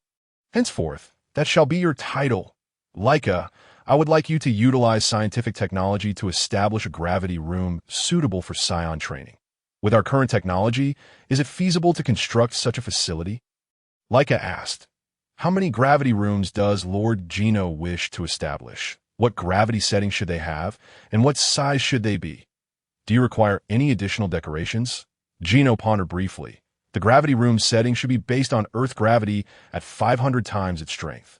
Given the current capabilities of the Scions, 500 times gravity should suffice for our present needs. That as for the size, it should accommodate training for 5 individuals. Additionally, it would be ideal to have facilities for bathing post-training and enjoying a meal. Furthermore, it would be best if each Scion household had its own gravity room. And by the way, since we have just arrived here and lack a place to reside, let us construct the houses concurrently. Understood. Does Lord Gino have any further requests? None at present. Let us proceed as discussed. If Leica encounters any difficulties, please feel free to inform me. Our planet's current technology can indeed accomplish these basic constructions. Can our technology currently detect the cosmos? That capability is beyond our reach at the moment, but I believe that given sufficient time, we can develop instruments to detect cosmic phenomena. Very well then. For now, let us proceed with this plan. Leica, our Scion planet lacks an infrared system. If anyone approaches our planet, the infrared system would detect it, triggering an alarm, allowing us to respond swiftly to any intruders. Upon hearing this, Leica replied, that is indeed an excellent idea. I shall immediately research this technology to implement an alarm system for our Scion planet. What a splendid suggestion! There is none at present. Very well, you may begin your research. All right, I shall take my leave. By the way, Lord Gino, is there anything else? Gino replied, may I enlist ISO to assist me? He was my assistant previously and is well acquainted with my thoughts and ideas. Making implementation swift, certainly. That poses no issue. I will have ISO assist you. Thank you, Lord Gino. With that, Leica promptly returned to his home.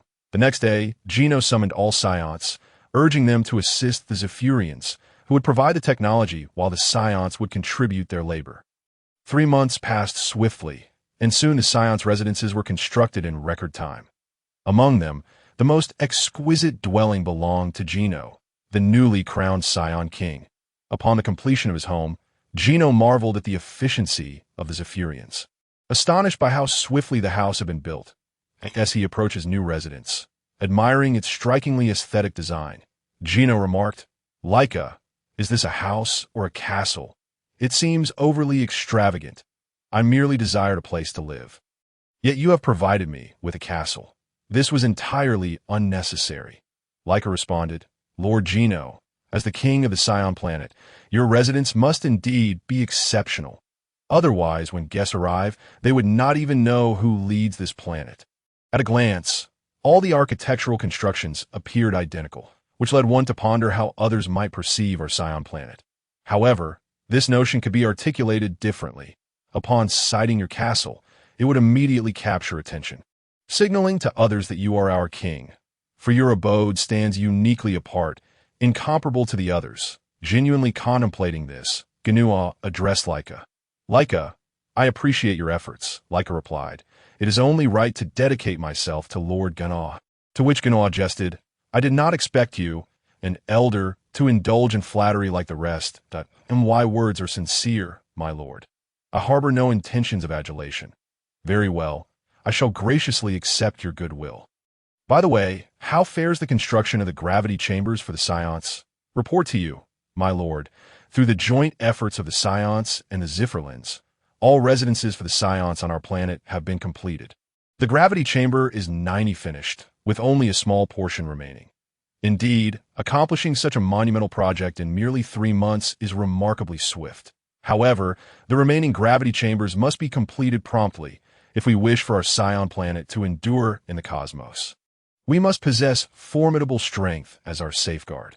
Once the gravity chambers are fully operational, I shall ensure that all Scions engage in rigorous training.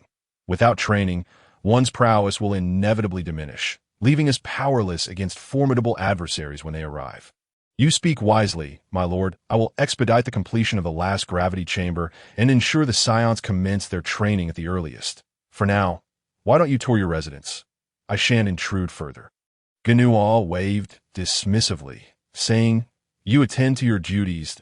I shall admire your creation. Leica took her leave to finalize the construction of the gravity chambers. A month later, all gravity chambers had been completed. On this day, Gano summoned all the Scions and proclaimed, From this day forth, Leica and I shall conduct a training regimen lasting 6 months that I hope you will fully commit to this endeavor. Upon hearing this, the Scions erupted with excitement, for they understood Gano's immense strength, which was undoubtedly linked to his training. They believed that if they persevered through this half-year of training, their own powers would considerably amplify. Chapter 31.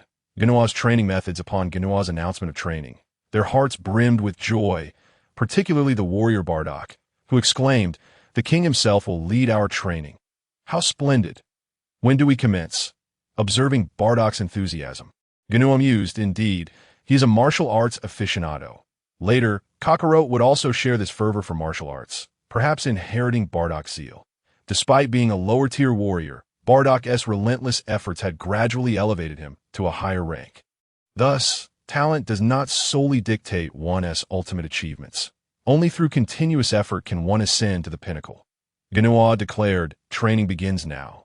Every household is equipped with a gravity chamber. Return home and adjust the gravity to 20 times that of our planet. Adapting to this gravity is the first step. Upon hearing this, the Scions finally understood the purpose of having gravity chambers in their homes, realizing the king's foresight. After a slight bow to Gano, Bardock hurried back home, and Gano shook his head at Bardock's eagerness. Once all Scions returned, Leica appeared beside Gano, saying, Brother Gano, the gravitational force on our Scion planet is 10 times that of Earth. Our previous spacecraft were calibrated to Earth's gravity. Can they withstand such immense weight now? No, Gano replied, but there is one who can endure this gravity to... Oh, who might that be? Is it father or mother? Gano shook his head. Neither of them? Father and mother are elite warriors. Who else could withstand such gravitational pressure? Gano replied slowly, Warrior Bardock. Bardock, you mean he can endure the gravitational pressure? Indeed, Leica, though Bardock's current strength is modest. His training velocity will accelerate as time progresses. It is conceivable he may catch up to you. Leica retorted, Impossible. How could Bardock possibly surpass me? I can transform into a Super Saiyan, while he has yet to even reach that level. His foundational combat power hasn't been attained. How could he catch up? Leica, do not be blindly confident. Anything is possible. Bardock's pursuit of strength surpasses that of all Scions. His fervor is ingrained in his very bones. Thus we must diligently strive to avoid being surpassed by others. Otherwise, where would be the dignity of Scion King? Leica stifled a laugh, saying, So, Brother Gano does fear losing the throne. How could you be so reluctant to relinquish it? I am not attached to such trivialities. My ambition is to become the mightiest warrior in the universe. These worldly matters are but fleeting. Once I attain sufficient strength, I shall gladly relinquish the throne to pursue greater heights. Leica chuckled. I knew you would not be covetous of such things. I was merely jesting. Brother Gano, sense this. Most cannot withstand 20 times the gravitational pressure. You speak true. Bardock indeed withstood the 20-fold gravitational pressure. Gano and Leica focused on Bardock's aura that moment. Within Bardock's home, in the gravity chamber, he was drenched in sweat, his body bent under the weight of the gravity. Yet he persevered, his face flushed as he summoned every ounce of strength to resist the overwhelming pressure. Gradually, he began to straighten his back and ultimately stood tall. Leica, observing Bardock struggle, realized that he was not to be underestimated. He had withstood such formidable pressure. She recalled her own initial experience with gravity training, where she had struggled under the immense weight, unlike Bardock, who adapted so swiftly. Gano's assertion held true. Although she could now transform into a Super Saiyan, she could not disregard the potential of those who follow. She must strive harder. Since arriving on Scion planet, she had not trained adequately. Bardock straightened up, slowly advancing forward, each step increasing in speed until he began to punch and kick. Gano, sensing Bardock's progress, remarked, "It seems Bardock has adapted to the 20-fold gravitational pressure." He turned to Leica, saying, "While others train, we too should engage in our training. This Scion planet is not conducive to our cultivation. Let us seek another location. Indeed, since arriving here, I have hardly trained. Brother Gano, let us depart swiftly. Let us go." With those words, Gano and Leica vanished from their location. They arrived on a desolate planet where Gano and Leica activated their gravity techniques. Gano unleashed 100-fold gravitational pressure, while Leica opted for 70-fold. Not wishing to be overwhelmed and humiliated as they activated their techniques, the ground beneath them cracked under the immense weight. Unable to withstand such powerful pressure, Gano assessed the 100-fold pressure and found it manageable for training, prompting him to commence his regimen. He began with running and jumping to warm up, followed by breath control and striking exercises. Leica observed Gano, thinking, what an anomaly. He handles 100-fold pressure so effortlessly, while 70-fold is already proving challenging for me. Indeed, Brother Gano remains formidable. Determined, she resolved to acclimate to the 70-fold pressure. Each step she took left deep imprints in the ground, as this formidable weight caused her cells to undergo transformation, pushing her closer to the full power of Super Saiyan Level 1 unbeknownst to them. An entire day passed silently. When Gano finally ceased his training, the sky had transitioned from day to night. Evening has arrived. It is time to return. Leica, shall we head back? Gano turned his head and noticed that Leia had already fallen asleep, leaning against a large rock. It seemed that the little girl was quite exhausted today. Without hesitation, Gano scooped her up and used instantaneous movement to return to Planet Sai. He gently placed Leia in his room, laying her down on the bed, before setting off to find Dr. Leica. He intended to have Leica conduct research on the mystical beings to determine if they could be cultivated through technological means. Upon arriving at Leica's laboratory, Leica hurried to greet Gano, exclaiming, "Lord Gano, is there something urgent that brings you here at such a late hour?" Gano produced a mystical bean and presented it to Dr. Leica, saying, "Leica, do you think this bean can be cultivated using scientific methods?" Leica took the bean, examined it closely, and replied, "I can certainly attempt it. Please rest assured, I will exert my utmost effort." Nodding in agreement, Gano said, "I trust your abilities, Leica. Here's another bean as a reward for your efforts. This bean possesses the remarkable property of revitalizing anyone who consumes it, provided their heart remains intact, regardless of the severity of their injuries. Is it truly that powerful?" Leica inquired. "Indeed, the mystical bean is a precious resource due to its extraordinary effects," Gano affirmed. "Now that is astounding. However, I must personally experience its effects to fully comprehend its properties and improve its cultivation," Leica stated. Gano asked, "Are you certain you wish to test the bean's effects?" Leica nodded emphatically. "Very well. I shall indulge this request," Gano replied. Leica, momentarily bewildered, pondered how to fulfill such a condition. Just then, he felt a severe impact on his abdomen, and blood erupted from his mouth. Gano had struck him with such swiftness that Leica was caught off guard, his vitality rapidly waning. Gano swiftly administered the mystical bean to Leica, who instantly felt revitalized. And why, Lord Gino, was that you who attacked me? Leica queried, astonished. Indeed, I merely delivered a light punch, yet your physique proved far too delicate, nearly leading to your demise. Gino responded candidly. Leica mused, your strength is indeed formidable. How could my frail body withstand such power? But I didn't even see you attack. How could I have fallen? Gino explained, it's perfectly normal not to perceive the attack. Your current abilities simply cannot grasp my speed, that MY strikes are too rapid for the naked eye to detect. You feel the effects of the mystical being now. Just moments ago, you were on the brink of collapse, yet now you are lively and vigorous. That is the magic of the being, Gino continued. Yes, Lord Gino, I can feel it, and I have experienced its remarkable effects. Might I request a few more beans? Leica asked eagerly. Rest assured, I do not covet them for personal gain. I intend to deconstruct and analyze the beans scientifically to better understand their composition. He clarified, fear not, a few beans are but a trifling matter. After all, experiments require specimens, do they not? Here, take these 10 beans, Gino said, handing them over to I have but one condition. You must cultivate something with effects akin to that of the mystical being. Gino instructed. Understood. I shall endeavor to achieve that. Please rest assured, my Lord Gino, Leica replied. With that, Gino departed from Leica's laboratory. Upon returning to his castle, Gino gazed at Leia, who was peacefully slumbering on his bed. Shaking his head, he entered the bathroom for a shower. It was evident that the little girl was indeed weary. After his shower, he quietly slipped into his side chamber, careful not to disturb Leia. Gino slept soundly until dawn, and upon waking, he refreshed himself before stepping out of the side chamber. To his surprise, Leia was still fast asleep, but he approached her and called, Leia, Leia, wake up. What time do you think it is? Still in bed? Leia stirred, her eyes barely open, and replied, Brother Gino, it's still early. Can I rest a little longer? Rise and shine. If we wish to grow stronger, we must be more diligent than others. Slacking off will only result in being surpassed, and there are many powerful beings in the universe. We must strive harder, Gino admonished.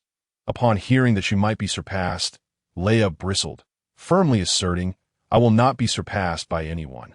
Besides you, Brother Gino, no other Scion can outshine me. Quickly, she sprang out of bed, hastily washed up, and approached Gino, declaring, I refuse to be outdone by others. Let us go train right now. Gino and Leia exited the castle. And as he sensed the auras of the Scions on Planet Sia, he noted that their energies had significantly increased. To his astonishment, Bardock was now capable of withstanding 30 times the normal gravity. Leia, take a moment to sense Bardock's energy, Gino suggested. Leia did so and gasped, Bardock has really improved. In such a short time, he has adapted from 20 times gravity to 30 times. It's truly remarkable. See, I told you Bardock is not to be underestimated. Now, let us commence our training, Gino urged. They instantly transported to the desolate planet where their training had begun. Time flew by swiftly, and after a month of rigorous training on this barren planet, Leia was enveloped in a golden aura, facing off against Gino, whose energy was far more potent than her Super Saiyan form. Waves of energy radiated outward, causing the desolate planet to tremble under the force of their auras. Leia charged at Gino, swiftly appearing before him and delivering an uppercut. Gino effortlessly blocked her attack with a single hand. Undeterred, Leia continued her relentless assault, yet every strike was repelled by Gino with ease. Frustrated, she attempted a side kick, but Gino deftly evaded her attack. Next, Leia unleashed a blast of energy towards Gino, but he simply swatted it aside, causing it to explode against a distant mountain, turning it to rubble. Prepare to be defeated by my ultimate technique, Leia proclaimed as she powered up, announcing, Starburst Obliteration. Ah, so you're pulling out the big guns. Very well, then allow me to showcase the attack I've developed during this time. Gino replied. He quickly gathered energy in both hands, forming 2 energy spheres, and declared, Take this, Explosive Barrage. The 2 spheres merged and surged towards Leia's attack. However, Leia's Starburst Obliteration was swiftly overwhelmed by Gino's Explosive Barrage. In a moment of panic, as the overwhelming force approached, Gino teleported in front of Leia, wrapping his arms around her waist and vanishing from the scene. Chapter 33.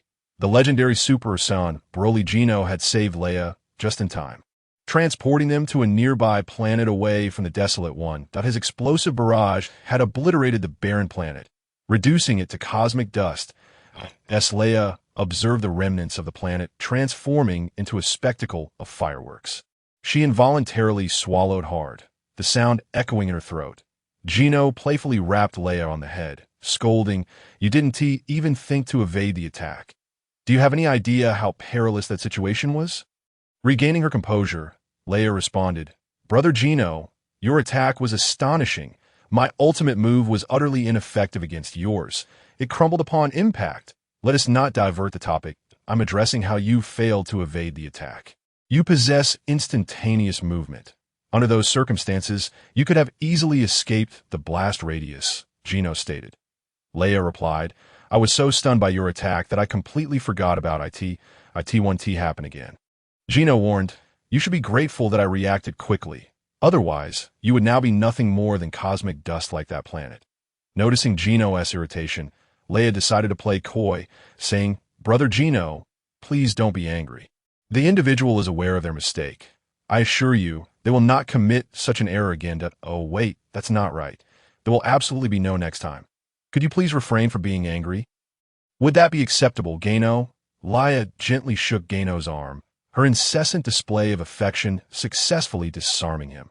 Having spent numerous years together, she undoubtedly understood Gano's vulnerabilities and thus employed her strategy effectively. Before long, Gano relented, saying, all right, no more shaking.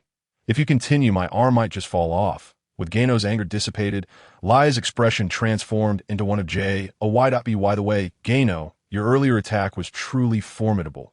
My efforts pale in comparison to yours. Your ultimate technique utterly overwhelmed mine. It was simply extraordinary.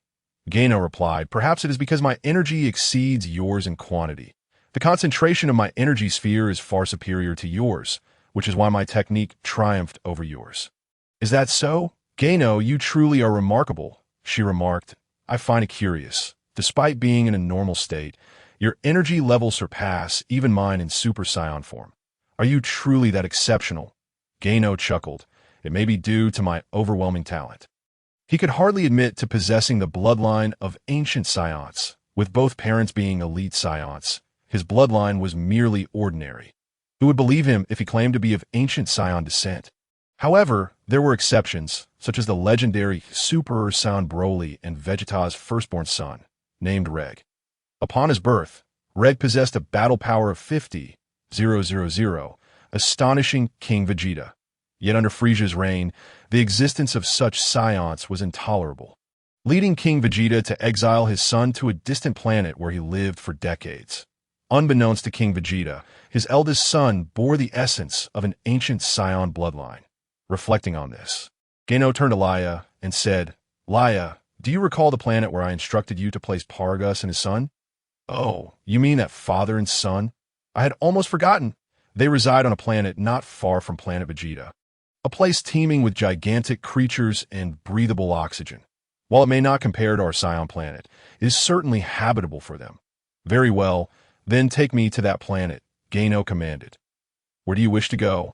"Oh, right, you mentioned that saving them would serve a greater purpose. You don't intend to train them into elite warriors, do you?" Gano clarified, "Not the father and son duo, but rather the young Scion, Broly. That I have no interest in training his father. My focus lies solely on Broly. Broly, the little one with a baseline battle power of 10,000 upon birth, of course. Otherwise, what would be the point of rescuing them? I have no concern for Paragus' fate. But this little one, he piques my interest immensely." "All right, since you were so invested, I shall guide you," Leia declared, pointing to her forehead to sense Broly's energy. "Gano, give me your hand. I shall take you there." Gano placed his hand in Leia's, and in an instant, they vanished from the planet. They arrived on a nameless planet, and upon surveying their surroundings, Gano remarked, "This seems adequate. Sustaining 2 Saiyans here poses no issue." Gano sensed a particular energy and informed Leia, "Leia, there's a surge of energy over there. Let us investigate. That should be Broly's presence." "All right." Leia nodded in agreement. In an instant, they arrived at the source of the energy, where they witnessed a young Scion battling a dinosaur. The Scion radiated a ferocious aura, displaying indifference to the dinosaur's attacks, choosing instead to confront them head-on. Broly unleashed a green energy wave towards the dinosaur, only for it to be effortlessly dissipated by the creature's tail. Undeterred, Broly leaped forward, seizing the dinosaur's tail with both hands. With incredible strength, he lifted the enormous creature, spinning it around until he released it, sending it crashing into a mountain like a cannonball. The colossal impact toppled several peaks, and the dinosaur was left dazed and disoriented. Seizing the opportunity, Broly approached the dinosaur's underbelly and delivered a powerful punch. Rupturing it, the creature's eyes became vacant, and it gradually ceased to breathe. Having dispatched the beast, Broly hoisted the massive dinosaur and made his way in a particular direction. Gano turned to Leia, asking, "What do you think?" "Leia, this little fellow seems quite capable." "Indeed, for one so young, he demonstrates remarkable intelligence in combat," she responded. "But that is not what I meant. Did you notice the energy he exuded during battle?" "I did." Leia acknowledged that it is an aura brimming with ferocity, as if this little one exists solely for destruction. Precisely. Should this child fail to control the energy within him, as he matures, his strength will escalate, potentially resulting in a catastrophe for the universe. So, Gano, are you suggesting we train this child to help him master his energy? Yes, that is indeed my intention. Chapter 34. Capturing Broly very well, if Gano has made his decision. Let us keep this child close. I believe, apart from us, it will be difficult for anyone else to tame him. Gano affirmed, agreed. Let us proceed to Broly. With that, Gano and Leia soared towards Broly's location. Shortly, they spotted him, the young Scion carrying the dinosaur towards his dwelling. Gano and Leia materialized before Broly, startling him. "Who are you?" Broly inquired, his instinct prompting him to unleash his energy. Observing this, Gano tapped into his bloodline, emanating a powerful aura that enveloped Broly. The wild energy radiating from Broly dissipated upon contact with Gano's overwhelming presence. Instantly, Broly sensed a formidable force weighing upon him, as if his very bloodline was being subdued, rendering him as submissive as a subject before sovereign. Once he perceived Broly's calmness, Gano reassured him, "Do not be alarmed. We are Saiyans just like you." With that, Gano and Leia waved their tails, seeing their tails.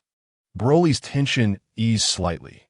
"Gano, is it so? Do you have anyone else on this planet?" Broly replied, "I have eradicated the indigenous population. Initially, my father and I lived here together, but during a full moon, I seem to have transformed into a great ape. When I awoke, my father was nowhere to be found. It appeared that Broly, in his great ape form, had lost control and inadvertently killed his father, Paragus. Yet this was fortuitous for Gano, who had come specifically for Broly. Paragus' presence was inconsequential. Typically, on full moon nights, all Saiyans would transform into great apes and wreak havoc, but this only applied to lower-tier warriors.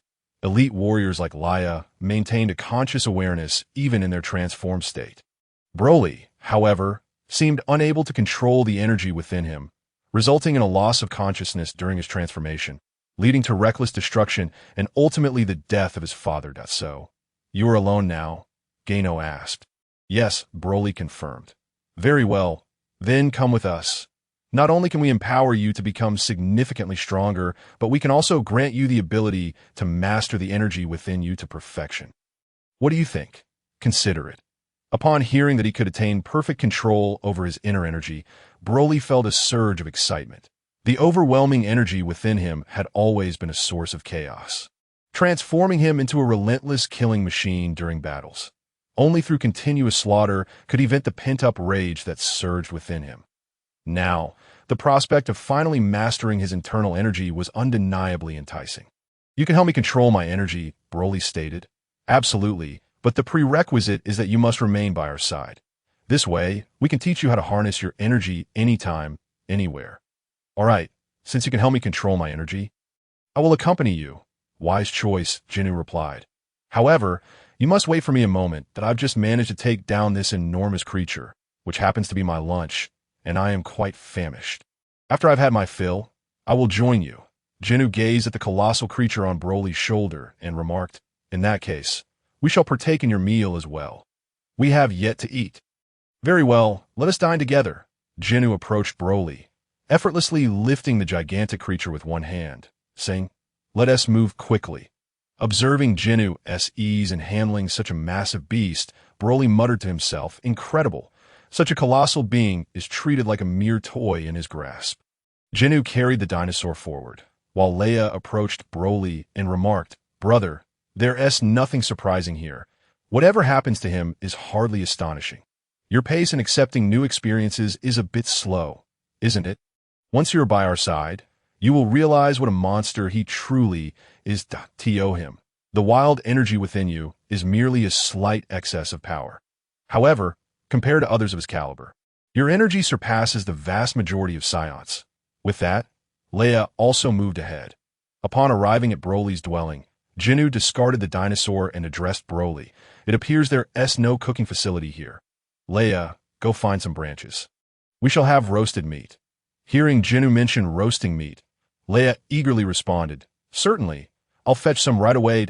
In the blink of an eye, Leia vanished from sight, leaving Broly astonished. Ginyu explained, "No need for curiosity. It's merely a form of secret technique." During their conversation, Leia reappeared, clutching a large bundle of dry branches. "Ginyu, brother, do you find these branches satisfactory?" Ginyu assessed the firewood in Leia's hands and replied, "Sufficient. Now, I shall start the fire to prepare the roast." "All right, I'll get the fire going." When it came to roasting meat, Leia had vivid memories of Jinyu's exceptional culinary skills. Even the god of destruction Beerus, an angel, praised his roasting technique. Upon hearing this intriguing term, Broly asked in bewilderment, "Roasting meat? What is that? Is it delicious?" Leia responded, "Brother Broly, Ginyu brother's roasting technique is unparalleled. Even the god of destruction and angel in this universe speak highly of his culinary prowess. You are quite fortunate. Many Saiyans on our planet have never tasted Ginyu brother's roasted meat. Who would have thought you would receive such treatment on your first encounter? Truly, your luck is extraordinary." While Leia and Broly conversed, Ginyu had already placed the meat over the fire, and soon the enticing aroma wafted through the air, halting their dialogue. They hurried to Jinyu's side, gazing at the roasted meat, saliva involuntarily escaping their mouths. Ginyu, noticing their eagerness, cautioned, "Step back. Your drool is about to fall onto my roast.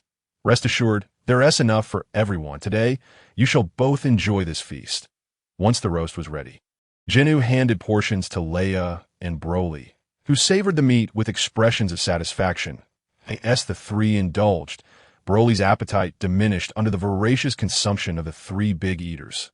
Ultimately, the trio reclined on the ground, content and gazing at the sky, relishing the moment. Chapter 35. Broly's first confrontation with Bardock. After their hearty meal, Ginyu and his companions departed from the planet. Broly trailed behind Ginyu, glancing back occasionally, feeling a twinge of reluctance after spending such a significant amount of time here. "Come now. I will take you to a place that far surpasses this one. The scenery is splendid and breathtaking. A rare gem, and it is where we Saiyans reside," Ginyu assured Broly. "All right, let us go," Broly replied, looking at Ginyu and Leia. "Broly, give me your hand." Broly placed his hand in Jinyu's palm, while Leia naturally rested her hand on Jinyu's shoulder. Ginyu activated his instant transmission, and they promptly arrived at Planet Sia. As Broly adjusted to his surroundings, they had already reached their destination. Upon witnessing the breathtaking landscape, a smile graced Broly's face. After all, Broly was still young, merely a child, and children are inherently curious. He explored this way and that, and at the moment Ginyu appeared, all Saiyans on Planet Sia sensed the energy emanating from Ginyu and Leia. However, the unfamiliar energy radiating from Broly instilled a sense of pressure among them. The bloodline of Super Saiyan is inherently superior to that of ordinary Saiyans, and thus Broly's presence exerted an invisible weight upon them. The first to confront Ginyu and Leia was Bardock, who proved to be a martial arts prodigy, having rapidly increased his combat power to 100,000 in a short span of time, an unimaginable feat previously, as this was the same level of power once held by King Vegeta. This improvement was largely thanks to Jinyu's gravity training. Bardock approached Ginyu and said, "My king, you have returned." Ginyu nodded in acknowledgement. Before long, All the Scions gathered before Ginyu, and witnessing the increase in their energy brought Ginyu great comfort. Even his father and mother had seen their power rise to 70,000 and 50,000 respectively. He remembered when they barely reached 30,000 upon leaving Planet Vegeta, so this was indeed a remarkable improvement. Boom stepped forward and bowed slightly to Ginyu, who offered a symbolic nod in return. Mindful of maintaining decorum in front of all the Scions, Boom pointed at Broly and inquired, "My king, who is this young lad?" Ginyu replied, "This boy is the son of Paragus. Father, do you not recall?" Paragus, oh, I remember now. Paragus' son was born with a base power of 10,000, which greatly concerned King Vegeta, leading to his exile to a remote planet that it is impossible that he hasn't been seen. All the Scions from Planet Vegeta would have encountered him. Indeed, he was exiled, but I had Leia settle them on an inconspicuous planet, as I recognized this young fellow's potential. Boom scrutinized Broly and sensed an immense, untamed energy within him. This young lad is quite formidable. He surpasses all of us. Ginyu continued, "This young lad is named Broly, and his current battle power should be around 100,000. Among you, I believe only Bardock can contend with him." Bardock, has his battle power truly reached 100,000 after a month of gravity training? Ginyu confirmed, "Indeed, Bardock's battle power has now reached 100,000. I knew it. From the moment we teamed up, I sensed Bardock's innate talent as a Scion." Initially, his power wasn't particularly impressive, but as he participated in more missions, his strength skyrocketed. Gradually, Bardock became our team's primary offensive force. Who would have thought? He has now surpassed me. It seems I have yet to exert my utmost effort. I must strive to cultivate my abilities, lest this young lad and I drift further apart, leading him to regard me with disdain in the future. It appears, dear father, that you too are a person of determination. As the saying goes, Scions are all seekers of strength, and I am no exception. Gano raised his voice, addressing all the Scions. From now on, Broly shall be considered one of our own, that we must treat him as family. Is that understood? All the Scions responded in unison. Understood, Your Majesty. That moment, Bardock gazed intently at Broly, clearly eager to spar with him. If that is the case, I shall facilitate this encounter. Gano said, "Broly, come here for a moment." Broly approached Gano and inquired, "What is it, brother Gano? Is there something you need?" Ever since Broly tasted Gano as grilled meat, he had taken to calling him brother, finding this sibling quite agreeable. Gano was indifferent to what Broly called him. It mattered not. "Broly, how about you spar with that uncle over there?" "Sure, but I can't control my power." "What if I lose control?" Gano replied, "Broly, remember, the key to controlling your power lies in your heart. If you believe you can control it, then you shall." "All right, I will give it a try."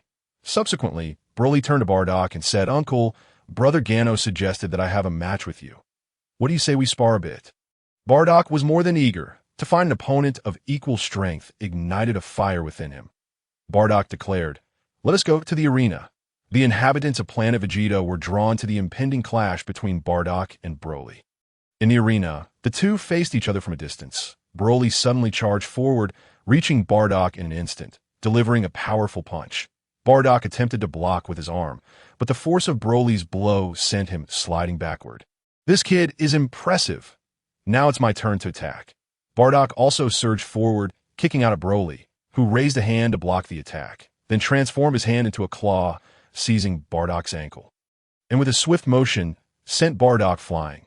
Bardock soared through the air, leaving a shadow in his wake, and with renewed vigor, he refused to hold back any longer, his battle power skyrocketing to 100,000, shocking the lower-tier Scions. Bardock exclaimed, "Kid, you're quite formidable, but now it's your turn to receive my attack." He launched a key blast toward Broly. Noticing Bardock's energy surge, Broly also began to power up. However, his energy erupted uncontrollably, and his eyes turned white, hair flying as he charged directly at Bardock, shattering the key blast with sheer force. Gano, observing the situation, swiftly appeared behind Broly and knocked him unconscious with a precise chop. "Let us call it a day for now. Everyone disperse," he announced. Chapter 36. Gano teaches control of Ki. Everyone had been eagerly anticipating the thrilling duel between Broly and Bardock, yet Gano's intervention drew no objections. Unbeknownst to the others, Broly struggled to control his own ki, leaving them without a sense of urgency. If Broly were to succumb to madness, he would not distinguish friend from foe, his mind consumed by the desire for slaughter. Believing only in the release of his powers through destruction, Gano recognized the whiteness in Broly's eyes, indicating he had lost control, prompting him to halt Broly's attack in time, or else Bardock might have faced dire consequences. Seeing Broly cradled by Gano, Bardock felt a pang of disappointment. Gano, noticing Bardock's expression, reassured him. Once Broly learns to control his ki, I will arrange a match between you two. That upon hearing this, joy illuminated Bardock's face. Good. I shall await that day. Fear not. That day will come swiftly. Gano carried Broly back to his castle, with Leia trailing behind. As Gano and Leia entered the castle, the crowd dispersed, returning to their training quarters. Gano laid Broly on his bed and remarked to Leia, "It appears Broly will require more time to master his ki control. I was too hasty."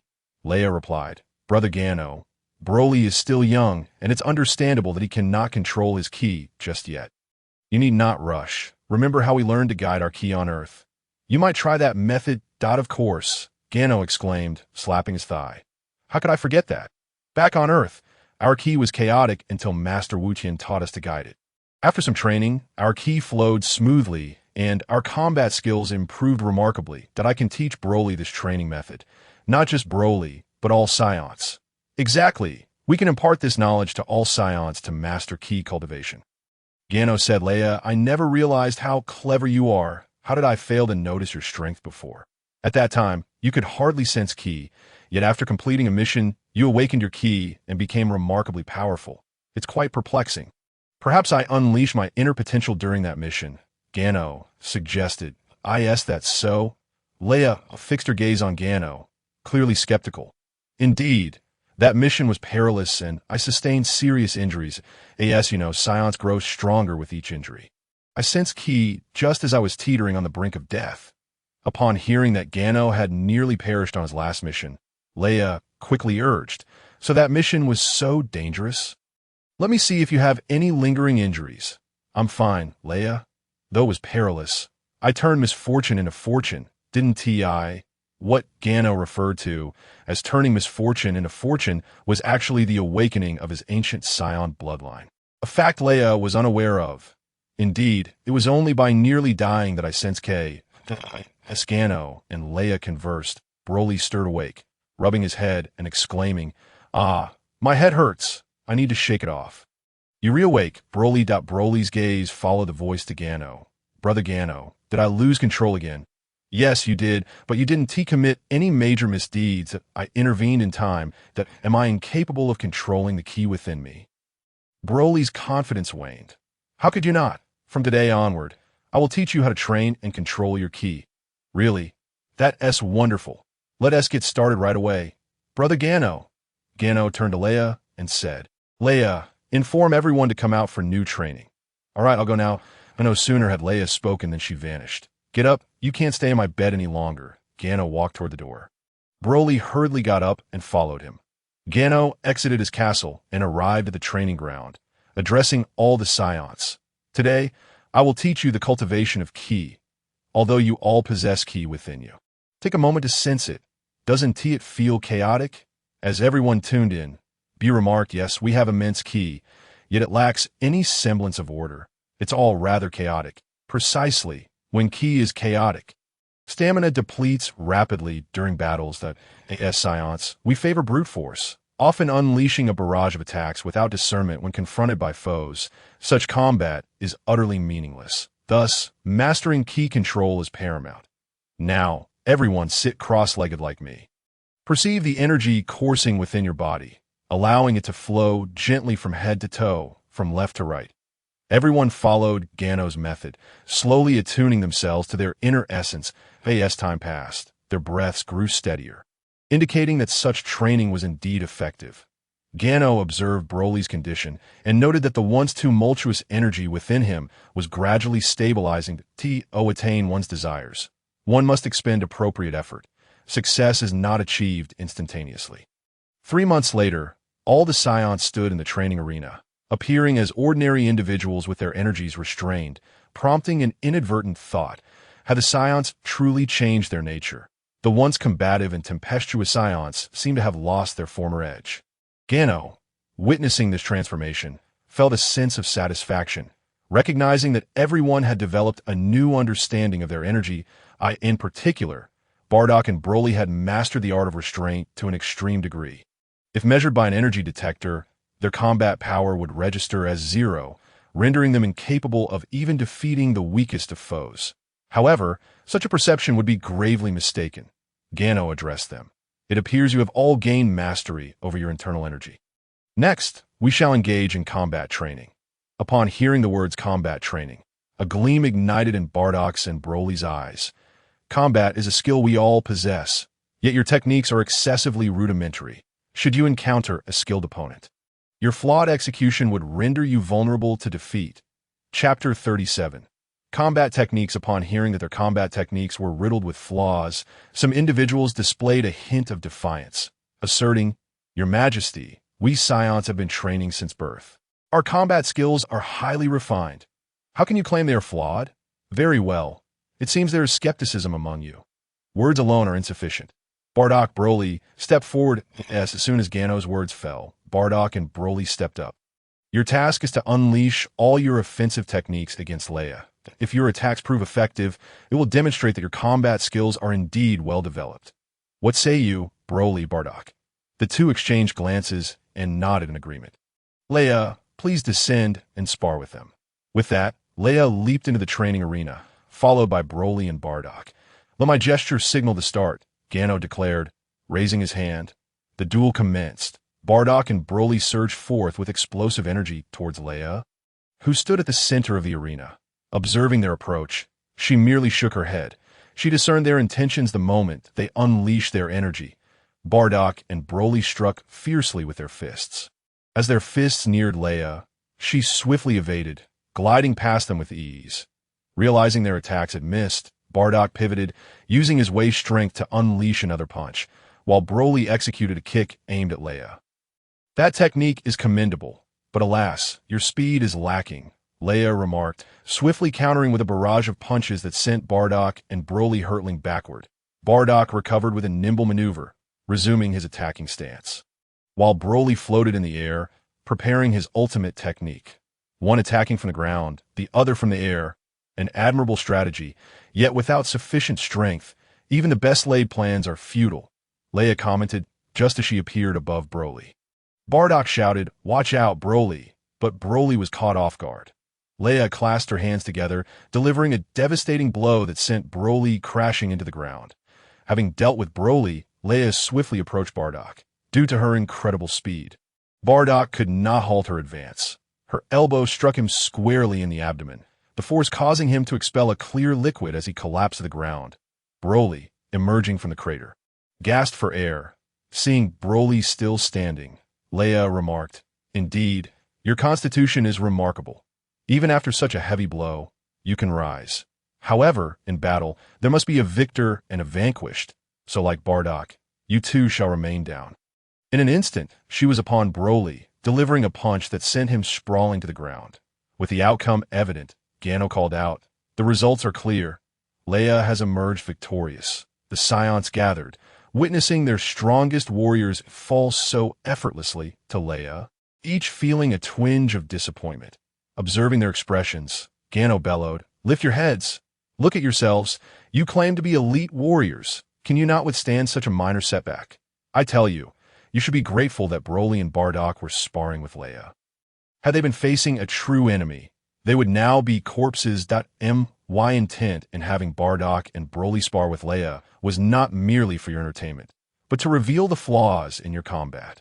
Scions often rely on sheer power to overcome foes. Yet, no matter how strong your might, if your attack fails to connect, all is for naught. Bardock and Broly's strikes, while fierce, proved ineffective against Leia. Clearly, they were merely expending their energy without achieving any impact, an exercise in futility. Such attacks are exhausting, and when your stamina is depleted, that is when you meet your demise. Upon hearing Gano's words, the Scions felt a chill of realization. They understood the truth in his statement. Ineffective attacks would inevitably lead to their demise. Leia, come here, Gano instructed, producing 2 Senzu beans for her to administer to Bardock and Broly. Once consumed, they regained their vigor, rejoining the ranks. Gano continued, now, does anyone dare claim their combat techniques are perfected? Silence enveloped the crowd. It appears everyone acknowledges the need for improvement. Henceforth, combat training will be our primary focus. Now, I shall take you to a new training ground. Hold hands and form a circle, he commanded, following his instructions. Gano activated instant transmission, transporting them to a desolate planet. The Saiyans gazed around in curiosity. From this moment until the conclusion of our 6-month training period, you will train here, and your opponents will be Leia and me. Enough talk. Let the training commence, Gano declared, creating a training environment that he invoked a gravitational technique, causing the surrounding gravity to intensify significantly. Many stumbled under the sudden pressure, with only a few, including Bardock, Broly, Bu, and Tasha, managing to maintain their footing. My requirement is that under a gravity of 100 times Earth's, you must freely execute your combat techniques while enduring unexpected attacks from Leia and me. Currently, I have imposed 50 times Earth's gravity. Most of you are still acclimatizing to this pressure, so take a moment to adjust before we begin. The Saiyans struggled to move, finding it exceedingly difficult to formulate attacks under such immense pressure. Leia remarked, Gano, brother, isn't this training a bit too rigorous? They can hardly adapt to 50 times Earth's gravity and are expected to engage us. This is too much, Gano replied. To gain strength, one must endure training that exceeds the norm. Fear not, 50 times Earth's gravity is but a stepping stone. We did not ascend from 20, 30, or 50 times to 100 without passing through such trials. Remember, Saiyans are capable of surpassing their limits.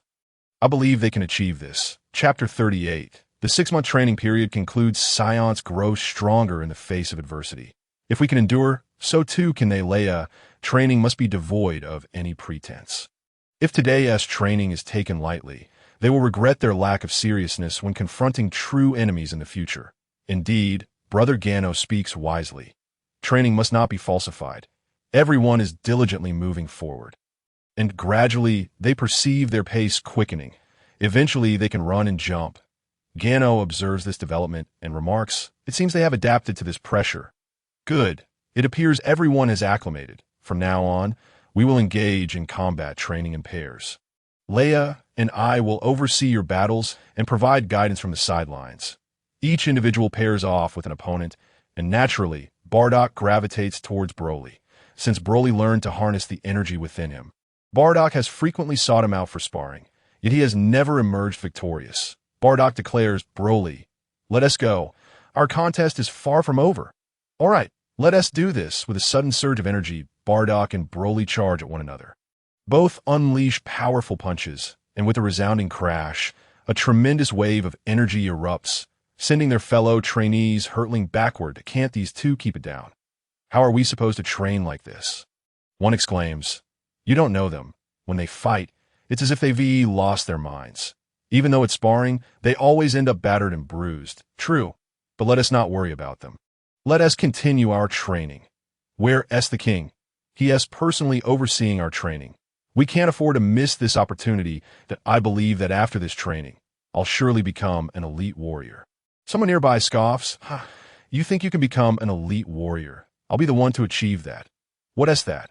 Not convinced. Let us settle this. Thus the battle commences once again. Gano, witnessing the scene, is pleased. He aims to instill a sense of zeal in everyone, ensuring their combat prowess continues to flourish. The clash between Bardock and Broly persists, the sounds of impact echoing as Saiyans relish the visceral thrill of direct confrontation. However, Gano insists that their fighting should be straightforward and swift, devoid of any extraneous movements. Broly, what are you doing? Can't you see the opening on Bardock's left? Strike there, upon hearing Gano's command. Broly swiftly alters his attack, launching a punch towards Bardock's face. Bardock raises his arm to block, but Broly quickly follows up with a sweeping kick aimed at Bardock's left side, catching him off guard and sending him flying. Seeing Bardock propelled away by his kick, Broly exclaims, Gano, brother, is truly exceptional. He spotted Bardock's flaw instantly. In the moment of Broly's distraction, Bardock seizes the opportunity, swiftly maneuvering behind him and taunting. You dare to let your guard down while fighting me? With that, he delivers a sharp elbow strike, sending Broly hurtling forward. Gano cheers. Well done, Bardock. In battle, there's no room for distraction. Teach Broly a lesson.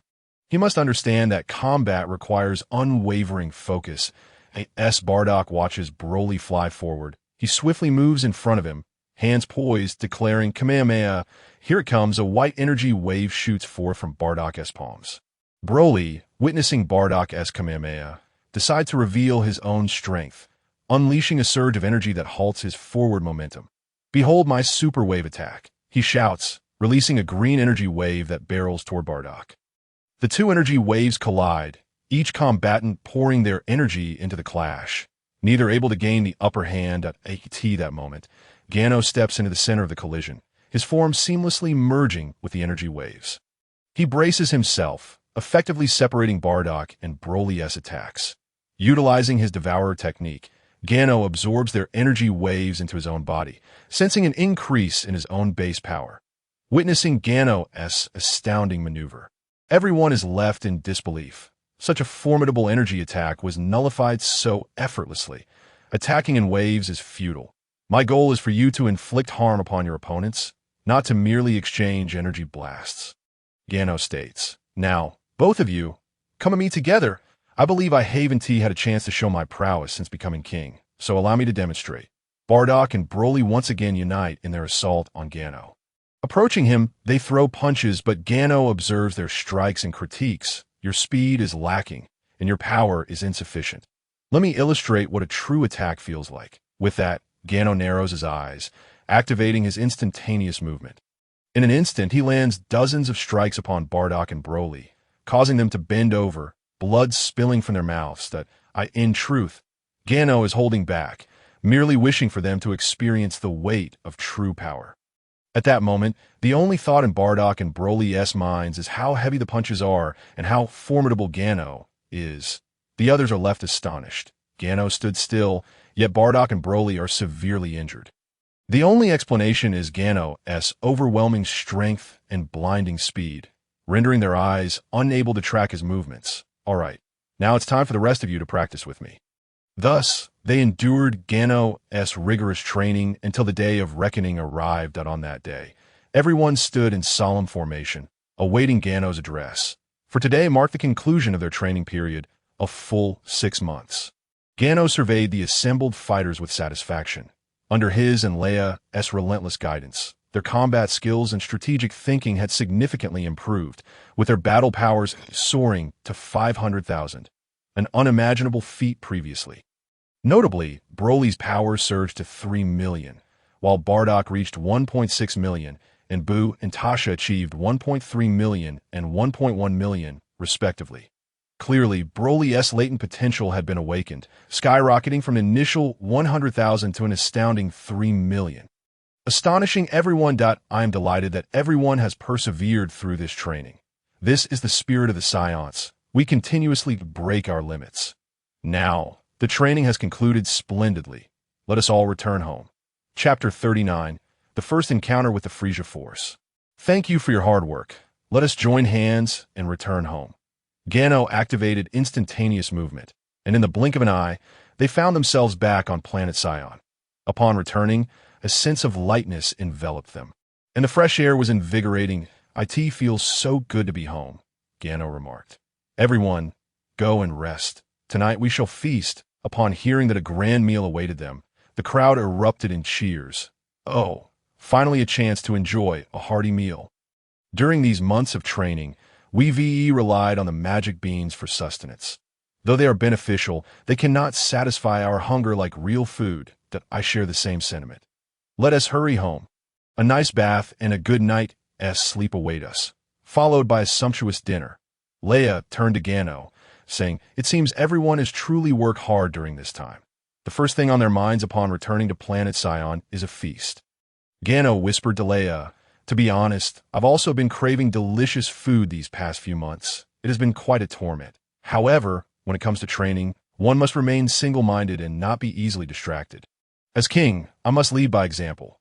Leia chuckled, covering her mouth. It seems even you, Gano brother, have a fondness for food.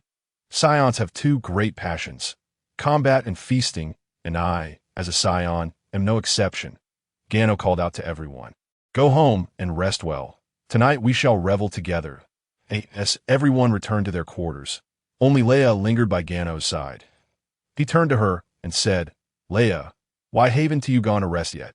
You've worked hard these past few months. Hurry back and take a break. Leia replied, Gano brother, through this period of training, I've noticed that my transformation seems different from before. Really? In what way is it different? I find the transformation process to be considerably more arduous than it was previously. However, the surge of energy is exponentially greater than before. Moreover, it seems as though there are ionized particles surrounding my body post-transformation. Yet, I can only maintain this transformation for a mere minute. It appears you have touched the threshold of achieving Super Saiyan 2, Gano remarked. Super Saiyan 2? Does that mean my Super Saiyan transformation is merely the first stage? Leia inquired. Indeed, there are numerous variations of the Super Saiyan transformation, the most fundamental being Super Saiyan 1, Super Saiyan 2, Super Saiyan 2 at full power, and Super Saiyan 3 to beyond that, given your current prowess. The subsequent realms are still a distant prospect, so focus on mastering the first 3 transformations. Wow, so we Scions can continually transform and grow stronger. Yes, transformations can indeed be repeated, but each one necessitates a considerable accumulation of experience to breach the corresponding thresholds. Leia, be sure to give it your all. Yes, I will strive to do my best, Gano brother. Well then, I shall return to rest. You should also make the most of your time to recuperate that I'm off to speak with Leica about something. And once I'm done, I'll return to rest, Gano stated. Then I shall take my leave and rest. See you tonight, Gano brother. After Leia departed, Gano instantly arrived at Leica's laboratory. Leica was still deeply engrossed in her cultivation experiment with the Senzu beans. And only ISO noticed Gano's presence. He was about to call out to Dr. Leica when Gano gestured for silence. Understanding Gano's intent immediately, ISO remained silent. Gano approached the side of Leica's workspace, observing her dedicated efforts in cultivating the Senzu beans. At that moment, Leica said, ISO, pass me the cultivation jar. I'll place the Senzu beans inside. This time, I believe the cultivation will be successful. ISO fetched the jar, handing it to Gano, who then passed it to Leica. Leica carefully placed the soil for the Senzu beans into the jar, completely unaware of Gano's presence. This exemplifies the spirit of a scientist. One should be fully concentrated on the task at hand, undistracted by external factors. After securing the lid on the cultivation jar, Dr. Leica wiped her brow and remarked, ISO, thanks to your assistance, we can expedite the cultivation of the Senzu beans this time. Before she could finish her sentence, Dr. Leica noticed Gano standing before her, a broad smile adorning his face that Dr. Leica quickly exclaimed, Your Majesty, when did you return? You should have informed me in advance. I did not even have the chance to welcome you. No need for that, Dr. Leica. You are a great contributor to our Scion planet. You have successfully cultivated the Senzu beans so swiftly that Dr. Leica replied, It is all due to your wise leadership, Your Majesty. I cannot claim any credit. A merit is a merit, and that is indisputable.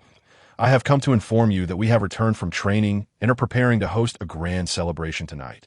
You should join us, gather all the Zephur people, and let us revel together.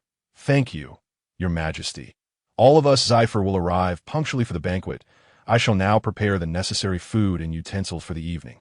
Well then, I appreciate your efforts, Dr. Leica. Your Majesty, you have just returned. Please rest for now, that I will ensure everyone is notified when the time comes. Very well. I shall return to rest as soon as he finished speaking. Gano vanished from the spot. Leica instructed, rally all the Zephur people to prepare everything needed for the evening's feast. Understood? I will inform everyone right away as the night sky filled with stars. The inhabitants of the Scion planet rejoiced, singing and dancing in unison. Gano gazed at the radiant expressions on everyone's faces, feeling an unprecedented warmth. Suddenly, Gano sensed a malevolent energy swiftly approaching the Scion planet. All the Scions felt it too, halting their activities to gaze skyward. Leica sensed something was amiss and spoke to Gano. Your Majesty, what is happening? Why has everyone's demeanor turned serious? Gano replied. Leica, instruct all the Zephur people to seek refuge in the shelters. Enemies are approaching our planet. Alarmed, Leica hurriedly organized the Zephur people to take cover in the shelters, which Gano had specifically commissioned for safety. All Scions, follow me. Let us confront our unwelcome guests. Gano led the charge toward the northeast at 8T that moment. A massive spaceship hovered in that direction. If Gano and the others were to see the occupants, they would undoubtedly recognize them as members of Frieza's army. Lord Jim, this planet is quite impressive. If we were to conquer it and then sell it, we would surely make a fortune. This time, we are operating independently. We cannot let Frieza know, or we will meet our demise. Yes, yes, I will ensure my subordinates keep their mouths shut and reveal not a single whisper of our plans. Suddenly, a voice echoed. Are you planning to sell my Scion planet without consulting me? Jim, oblivious to Gano's arrival, retorted, Who do you think you are? Does Lord Jim need to seek your approval for his actions? Upon turning around, Jim saw Gano and the others and stammered, You are Science? Chapter 40. The annihilation of Frieza's army, one of Jim's subordinates remarked. Science, the so-called warrior race. Weren't they all destroyed by Lord Frieza? How can there still be Science in the universe? Gano declared. Thanks to Frieza, we Scions have not been entirely wiped out. However, it seems you lot have presented yourselves to me. Should I eliminate you? Or shall I dispatch you first? Haha, just kidding. You Scions are merely pets under Frieza's command, and as such, you must accept your fate. Do not presume that just because you have evaded Frieza's grasp, you can act without consequence. Before Jim's subordinate could finish speaking, Gano extended his right index finger, unleashing a beam of energy that pierced through the subordinate's chest. The individual fell lifelessly to the ground. Gano nonchalantly cleared his ear, saying, How tedious and verbose. Jim, witnessing the effortless defeat of his capable aide, regarded Gano with fear. You have killed Jim. How can you do this? Gano replied. Not only do I intend to eliminate him, but I also plan to dispose of you to Do you have any final words? No, you cannot. I am a valuable asset under Lord Frieza. You cannot eliminate me. If I perish, Frieza will not spare you Scions. Frieza? How terrifying. If Frieza is truly that formidable, let him come find me. But I assure you, you will not witness such an occurrence. Now, rest in peace. With that, Gano unleashed a powerful attack, engulfing Jim and sending him to the depths of the underworld. As for the remaining weaklings, I leave them to you. I am not interested in them, Leia remarked. These insignificant pests hold no interest for me either. Broly, Bardock, you may take over, Bardock stated. I am intrigued by Frieza's elite Ginyu force. However, these foes are beneath my notice. They are too weak. I do not wish to squander my time. Broly added, Dad, Mom, I leave them to you. Do not let a single one escape. Bu and Tasha affirmed. Do not worry. Leave it to us, Bu shouted. Brothers and sisters, when we were on planet Vegeta, these lackeys of Frieza bullied us mercilessly. Now that we have the strength to confront them, we shall seek vengeance. As the remaining members of Frieza's army confronted the Scions, who radiated a fierce intent to kill, a sense of fear washed over them. One of them stammered. Why you? Stay back. We are indeed formidable. Boom remarked. Then let us witness your prowess. He continued. Brothers, charge. All the Scions surged forward, and before long, not a single member of Frieza's army was left alive, vanquished by the warriors of Planet Sia. Leia, go fetch Leica. I wish for him to examine Frieza's spacecraft, commanded Gano. Very well, I shall do so, she replied. Shortly thereafter, Leia returned with Leica before Gano. Your Majesty, Leica exclaimed, I've heard there is a spacecraft for me to study. Allow me to see what remarkable features Frieza's vessel possesses. I can learn much about their scientific advancements. It seems that the mightier individuals tend to be more modest, though the technology of the Zephur people is among the finest in the universe. Leica still approached this opportunity with a thirst for knowledge, unashamed of learning from Frieza's technology. Gano remarked, This is their spacecraft. Dr. Leica, I have an idea. I wonder if it is feasible. Your Majesty, please share your ingenious thoughts. Leica, encouraged. Could you potentially use Frieza's spacecraft to detect the movements of their headquarters? It would be of great utility. After a moment of contemplation, Leica replied, This notion is indeed achievable. I will modify their spacecraft technology to counter-detect the movements of their headquarters. And I can also track their operational routes. Excellent. Then, Dr. Leica, this task is entrusted to you. Once you have completed it, I shall demonstrate what it means to create a diversion that I intend to use Frieza's spacecraft as a guise to engage in some intriguing exploits. And I shall take advantage of Frieza's name. After all, does he not claim to be the Emperor of the Universe? I shall make his name resonate even more. That Gano's mischievous expression prompted Leia to question. Brother Gano, are you planning to use Frieza's name for nefarious deeds? What do you mean by nefarious deeds? I merely intend to amplify the resonance of Frieza's name in a most legitimate manner. Hearing such an amusing prospect, Leica chimed in, delightful. I shall commence my study of Frieza's spacecraft and proceed to install the counter-detection technology. It had been a month since they had eliminated Jim and his cohorts. And on this day, Leica excitedly rushed to Gano's castle to share his triumph. Your Majesty, the spacecraft has been successfully modified, and the counter-detection technology is fully installed. We are ready to depart. At last. It is complete. Let's take a look, Gano responded. As they approached the revamped spacecraft, Gano remarked, Leica, your modifications are impressive. It exudes the aura of a vessel befitting the Emperor of the Universe. Thank you for your kind words. Your Majesty, Broly, Bardock, Leia, let us board the ship. This time, I shall ensure Frieza understands just how formidable we truly are. Leica, you have installed the new counter-detection technology, so I entrust the piloting of the spacecraft to you. Gano turned to Boom and Tasha, saying, Father, Mother, we leave the household in your capable hands. None of us must venture outside. Otherwise, it could spell trouble for Planet Sia. Rest assured, you may leave with peace of mind. Understand that your mission entails risks. While we may not be able to offer substantial assistance, you can rely on us to look after things at home. Very well, we shall take our leave. Gano then asked Bardock, shall we inform the family? No need. I've already explained everything to Jine. Then let us board the ship and set forth. As they entered the spacecraft, Gano instructed, Leica, we are departing. We must activate the defense system of Planet Sion. Oh, not worry, Your Majesty. I've already made arrangements with ISO. The moment we leave Planet Sion, he will activate the defense system. Excellent. Our first destination is Planet Slag.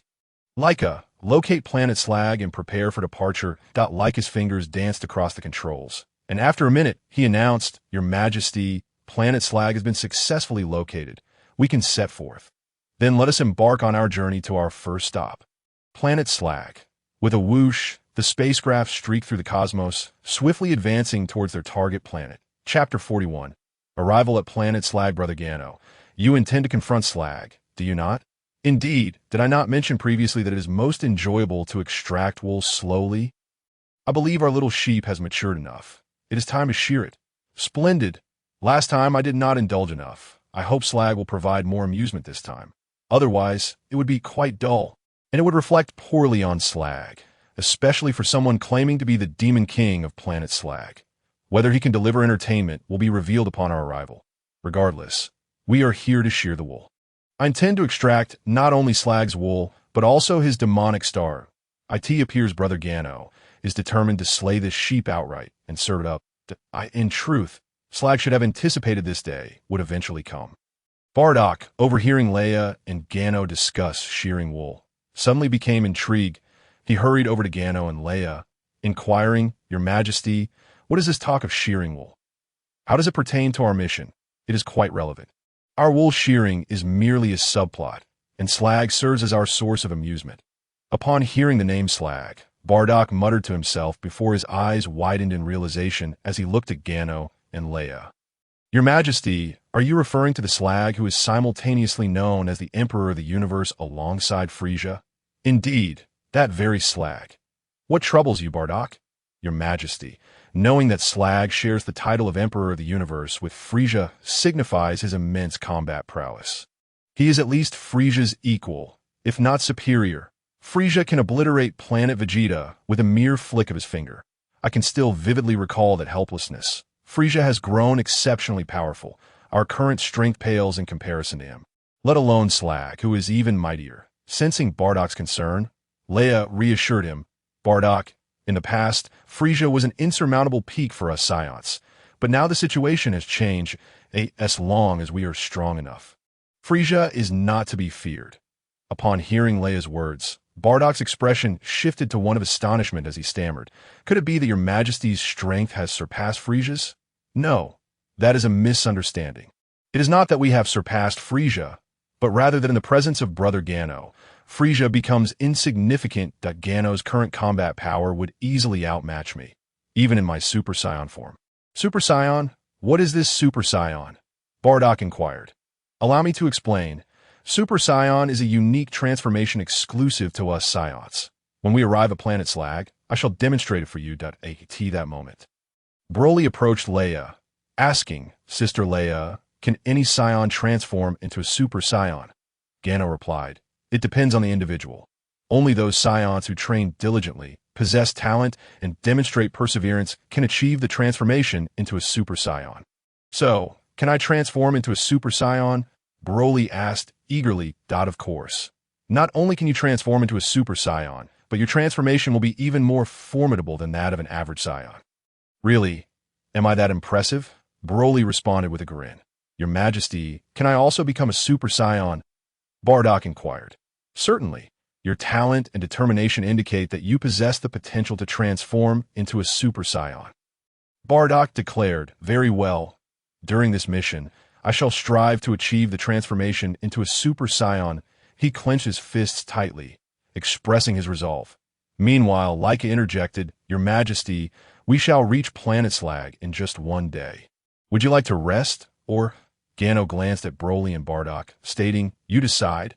Rest or training? Of course, training. Why rest? We must seize the time to train. I am determined to transform into a Super Saiyan. Broly exclaimed, I, too, must train. If Broly is aiming for the Super Saiyan transformation, I cannot fall behind, Bardock asserted. Very well, let us proceed with our training. Leica, open the gravity chamber. Certainly, Leica replied, her fingers dancing as the gravity chamber swung open. Ginyu and his companions stepped inside. The Saiyans truly embody the spirit of warriors. They are ready to train once more so swiftly. Leica murmured that a day's worth of training passed unnoticed, and at last, they arrived at the Planet Sai. As the doors of the gravity chamber opened, Bardock and Broly emerged, their clothing tattered, faces smeared with dirt, and bearing bluish marks. In stark contrast, Ginyu and Leica appeared immaculate. Their complexions rosy and spirits invigorated, indicating that Bardock and Broly had once again been bested by Ginyu and Leica. Broly remarked, Ginyu brother, Leica's sister, your blows seem rather merciless, don't you think? Look at me. If you had been a tad harsher, I might have been reduced to a mere pig's head. Indeed, you speak the truth, Bardock concurred vehemently. This was merely a spar. Had it been a real battle, you two would have long since become the ghosts under Ginyu brother's command. I have shown you sufficient mercy. Leica's sister, your righteous tone is commendable, but had I been capable of defeating you, I would have… What? What do you plan to do? Leica's gaze fixed intently on Broly. He felt a chill course through him oh, nothing, Leica's sister. How could I dare to act against you?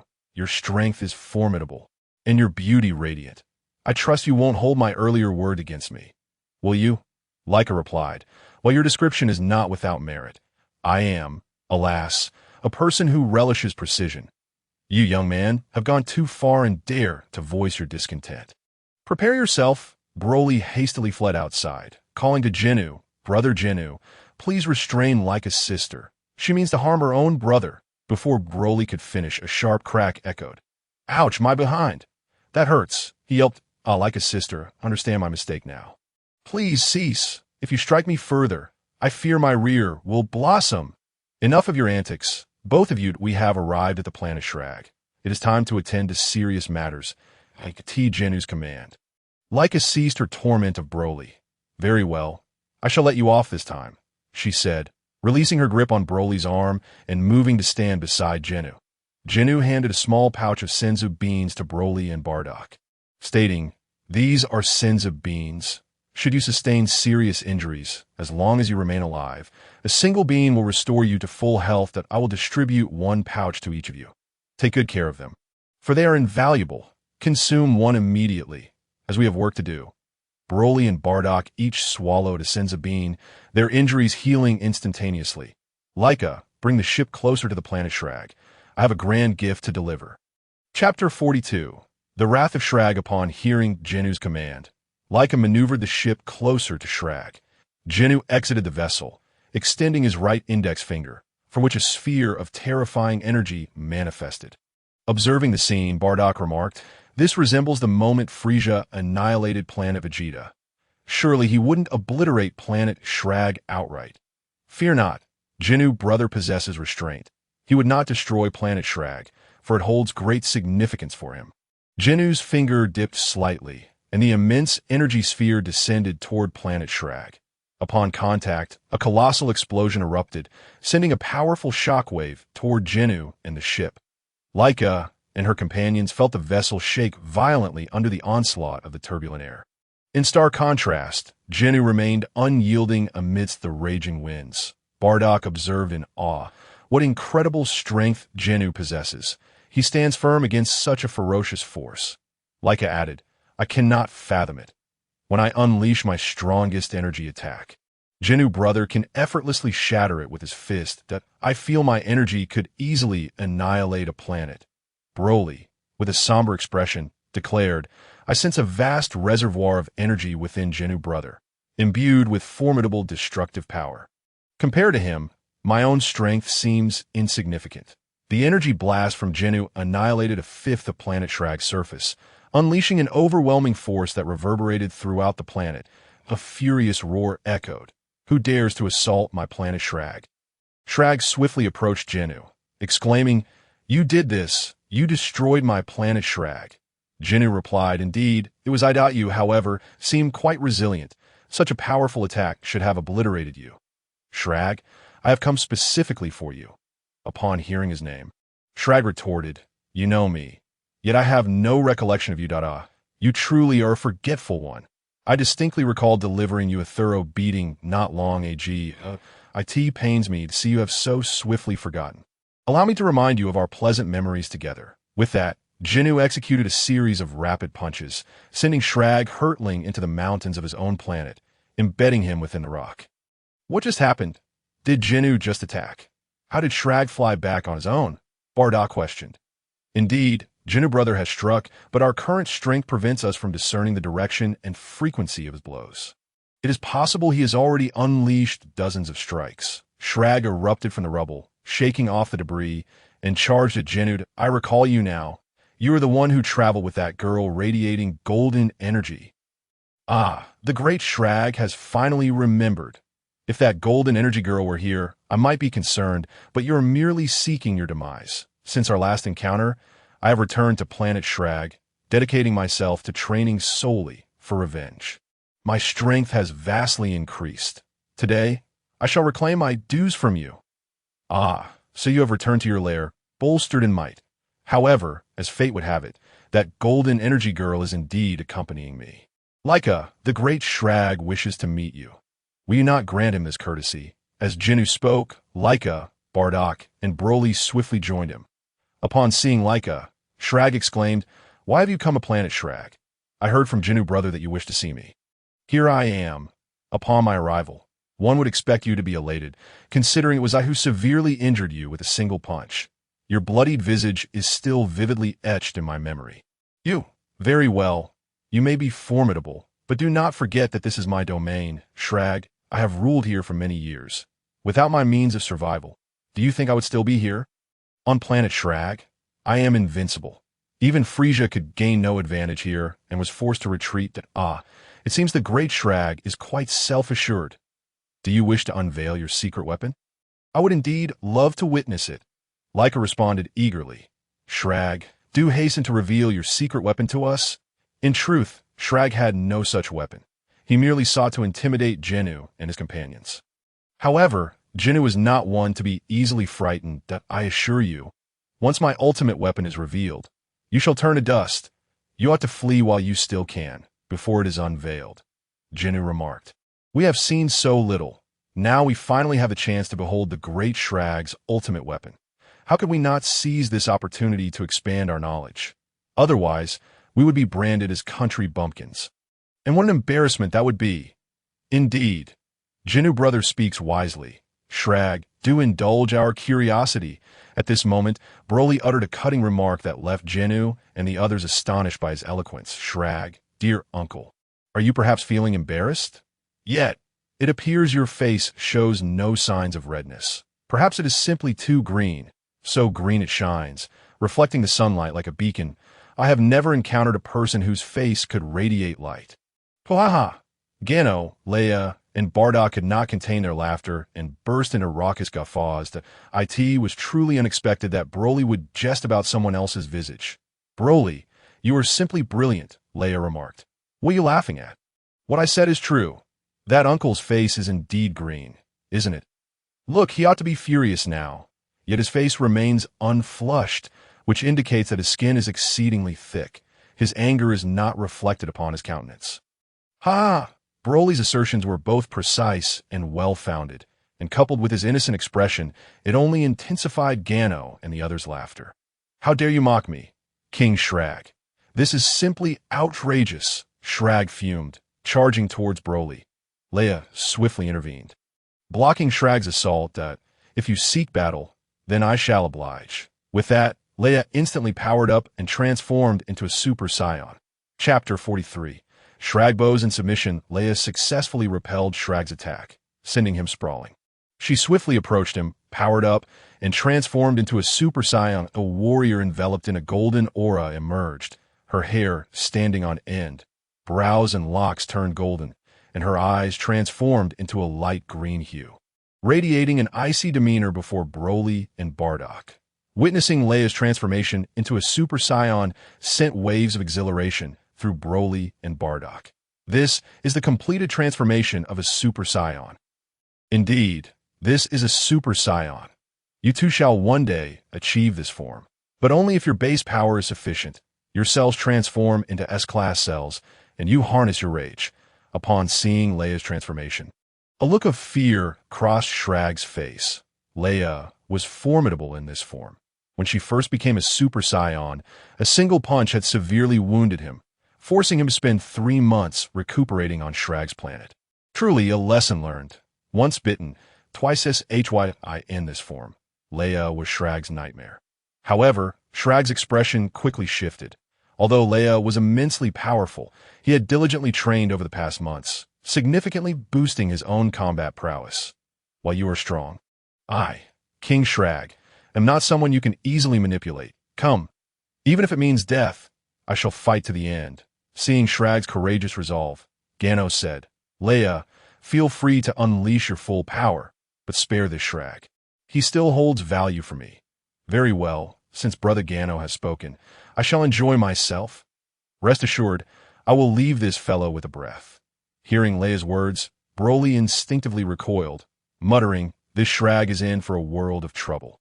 At that moment, Leia charged towards Shrag, quickly closing the distance. She delivered a powerful punch aimed at Shrag's face, causing the air to ripple with the force of her strike. As Leia's fist hurtled toward him, Shrag immediately attempted to flee. What is happening? Did I not declare I would fight to the death? Gano and the others observed Shrag's actions, their heads drooping in disbelief. Bardock remarked, is this truly the same cosmic emperor who stood alongside Frieza? How can he run away? This is the intimidation that strength brings. When we were weaker, these individuals could bully us at will, but now the tables have turned. Our might has grown to the point that we can trample them at will. Strength is paramount. Seeing Shrag attempt to escape, Leia declared, you dare to flee before me? Brother Gano instructed me to have my fun. If you run, how can I enjoy myself? Leia pointed 2 fingers at her forehead and instantaneously appeared before Shrag. Startled by Leia's sudden appearance, Shrag exclaimed, what trickery is this? How can you be before me in an instant? He quickly turned, but Leia delivered a swift kick, sending Shrag crashing down onto his planet. The surface of Shrag's planet fractured upon impact. Leia's kick bore tremendous force. Ouch, that looked painful. I wonder how Shrag is faring, Broly commented. Gano urged, let us proceed to Shrag's planet. Otherwise, we shall miss the thrilling battle. Ah, you wretched fiend. Do you truly think of me, King Shrag, as mere clay? Shrag roared, powering up and charging at Leia with reckless abandon. Leia extended her palm, effortlessly blocking all of Shrag's attacks. Suddenly, an energy sphere appeared in Shrag's hand, which he hurled at Leia with ferocity. Leia swatted the energy sphere away and closed the distance to Shrag, delivering a fierce elbow strike to his body. Shrag was sent hurtling like a meteor into the distance. Boom! His body collided with a mountain, the immense force shattering the peak. Shrag continued to slide through the mountain until he ultimately crashed into the ground of his planet, creating a massive crater. Gasping for breath within the pit, Shrag pressed down on his left arm, the pain eliciting a sharp intake of breath. Cursed be this wretched foe. He has grown even stronger than before. What manner of monster is he? How can he become more formidable with each encounter? I too have trained diligently upon returning to Shrag's planet, yet I cannot withstand even a single blow from her. Leia gracefully floated before Shrag, who, lifting his gaze, said, "What do you desire? If you wish to end my life, then do so, that it would be a mercy compared to this torment." Leia replied, "Had it not been for Brother Gano's insistence on sparing your life, I would have long since eliminated you to it that moment." Gano approached Shrag and said, "Shrag, I present you with two choices. Either submit to me or face death. How generous of me. A fiend like you ought to be condemned to the abyss. Yet I grant you a chance for redemption. Should you choose to submit, you must pledge unwavering loyalty to me, that if you choose death, I shall send you straight to hell." Gano swiftly conjured a massive energy sphere. Shrag sensed the overwhelming destructive power emanating from it. Realizing that choosing death would lead to his demise, Shrag pondered his options and ultimately decided to submit. After all, survival offered opportunities, and life was of utmost importance. Bowing to Gano, he declared, "From this day forth, I, Shrag, pledge my allegiance to Lord Gano." Chapter 44. Reward for 0.5 seconds of flash time upon witnessing Shrag's submission. Gano stated, "Since you have chosen to serve me, I shall not be overly stingy." With that, Gano tossed a Senzu bean to Shrag. "This is a Senzu bean. It will facilitate your rapid recovery. Consume it." Shrag stared at the Senzu bean for an extended moment, hesitating to eat it. Noticing Shrag's reluctance, Gano shot him a cold glare. Feeling an intense aura of killing intent directed at him, Shrag followed the source of the pressure to find Gano's face darkened with fury. In a panic, Shrag dropped to his knees, stuttering, "My Lord Gano, it was my overthinking. I shall consume this Senzu bean at once." Shrag, without hesitation, tossed the mystical bean into his mouth, swallowing a whole without so much as a chew. Before long, his severed arm miraculously regenerated, and upon witnessing his arm restored to its former glory, Shrag exclaimed with great joy, "It truly worked. It seems I was not deceived." However, Gano's expression turned icy as he declared, "It appears I have been overly lenient with you, Shrag. To choose to submit to me means you must execute my commands with absolute fidelity. Even if I were to order you to consume poison, you would do so without a flicker of hesitation. Your earlier doubts have sown seeds of caution within me." As he spoke, Gano swiftly approached Shrag, seizing him by the collar. With a sudden, forceful motion, Shrag felt himself being torn apart by an overwhelming force. His head brutally smashed against the ground. The agonized cries of Shrag echoed from the earth. Observing this scene, Broly remarked, "Sister Leia, I believe you have been quite ruthless. Yet you pale in comparison to Brother Gano." Leia turned her gaze towards Broly and asked, "What did you just say?" Broly, sensing her piercing look, quickly replied, "Nothing, I said nothing." Leia huffed and continued, "Brother Gano is exceedingly gentle with his own.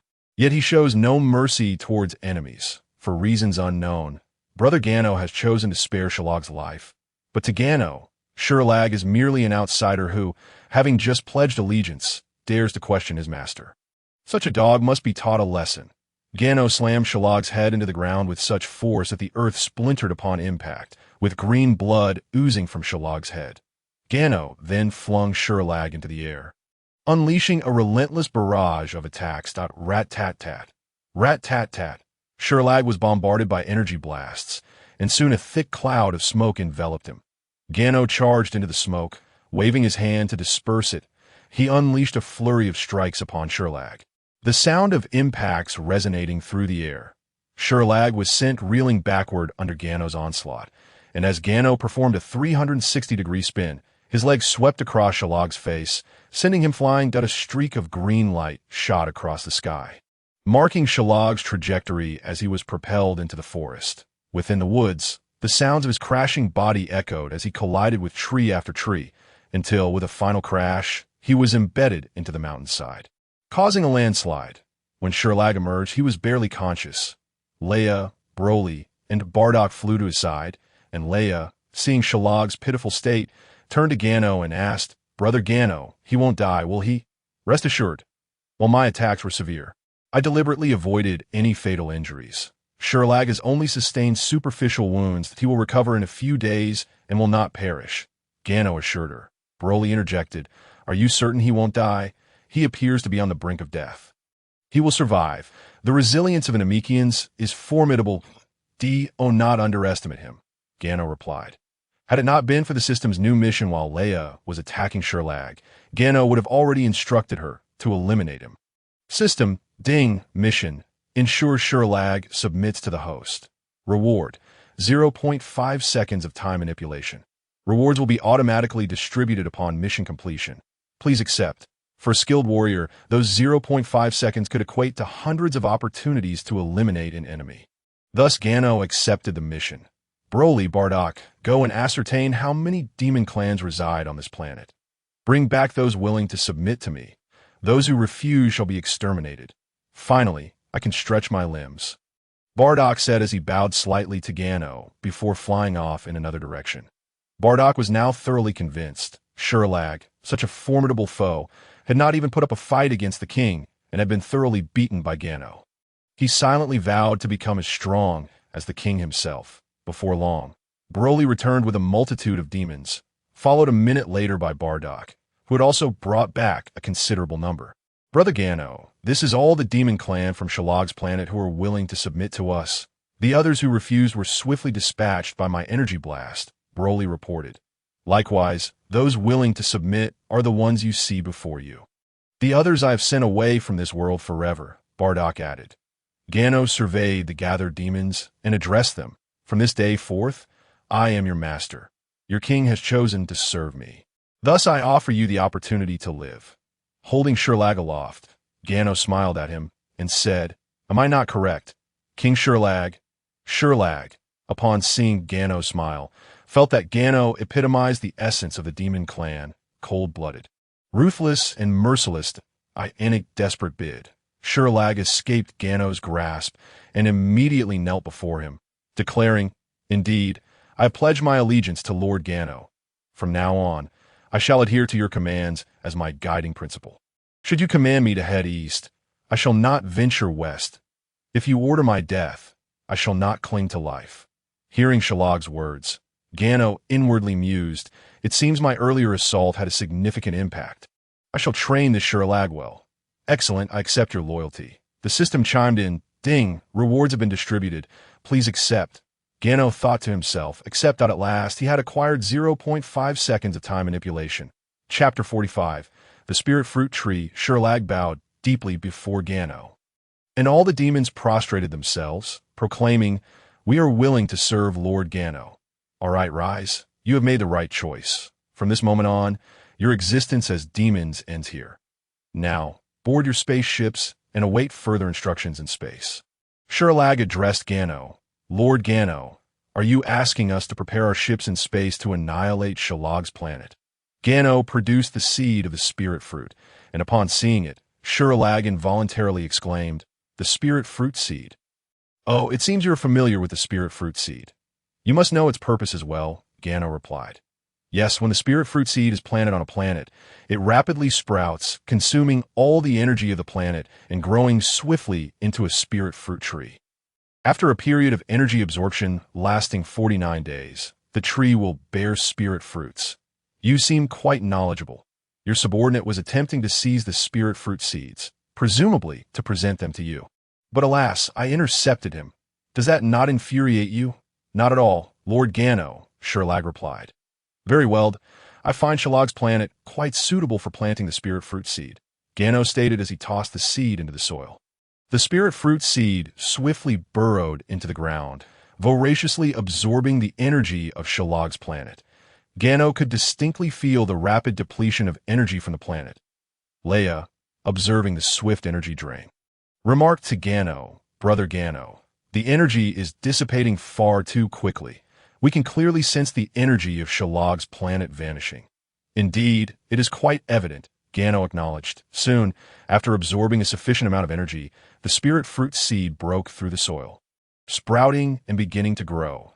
Gano quickly turned to the whispering demons and commanded, "What are you waiting for? Hurry and board your spaceships. Await orders in space." The magical soldiers swiftly reacted, scattering in all directions to board their respective spaceships, and then darting into the vastness of space. Ginyu, Leia, Broly, Bardock, and Shrag floated in the air, observing the astonishing growth rate of the spiritual fruit seed, which genuinely startled them. The spiritual fruit seed was rapidly developing.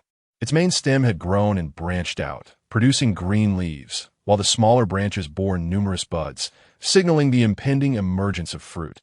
Shrag remarked, "Lord Ginyu, we need only wait 49 days to witness the spiritual fruits on the tree. Then let us bide our time for 49 days. For the duration of these days, we shall remain on any planet surrounding Shrag's home world. Shrag, as the sovereign of the southern galaxy, you must be aware of which planets are habitable in the vicinity. Designate one for us, and we shall rest there. In truth, the vast galactic expanse comprises 4 major galaxies: North, South, East, and West, each presided over by its own ruler. These are Frieza of the northern galaxy, King Cold of the eastern galaxy, Cooler of the western galaxy, and Shrag of the southern galaxy. They all boast inflated egos for in the grand universe. Galaxies number in the thousands. Shrag's southern galaxy is merely a fragment of this immense cosmos. Shrag, Frieza, King Cold, and Cooler can only be regarded as formidable warriors, not cosmic overlords, a fact that highlights their arrogance. Lord Ginyu, there is a suitable planet for our rest near Shrag's realm, specifically the nearby planet Peda. Very well, lead the way. We shall go to Peda to await the maturation of the spiritual fruits. Certainly, Lord Ginyu, please follow me." Shrag proceeded to his spaceship, inviting Ginyu to join him. Ginyu replied, "I have my own spacecraft. You simply need to guide us." Upon hearing this, Shrag said, "Then, Lord Ginyu, please follow my ship." Ginyu nodded. Leia interjected, "Brother Ginyu, are you not concerned that Shrag might flee in a spaceship?" Ginyu responded, "If he were wise, he would not attempt to escape. Flee requires strength. Without it, he must obediently heed my commands." Brother Ginyu is correct. Should Shrag attempt to escape, I shall eliminate him immediately. Rest assured he will not flee. Let us board the ship. Once aboard, Leica rushed to Jinyu's side and exclaimed, "My king, you have returned." "Indeed, Leica, stay close to the ship ahead as we head to Peda for our respite. We shall linger there for over a month before returning." "Understood, my king. I shall navigate the ship accordingly." With Shrag's vessel leading the way, Jinyu's ship followed closely behind. Thanks to Shrag's guidance, the journey was smooth and uneventful. Nearby space pirates instinctively steered clear of Shrag's ship. Observing this, Ginyu remarked to Leia and the others, "It seems Shrag possesses a degree of prestige in the southern galaxy. Just look at the surrounding space pirates. They intended to ambush us. Yet upon sighting Shrag's vessel, they retreated, unwilling to provoke his wrath. Brother Leia, this is likely not prestige, but rather intimidation.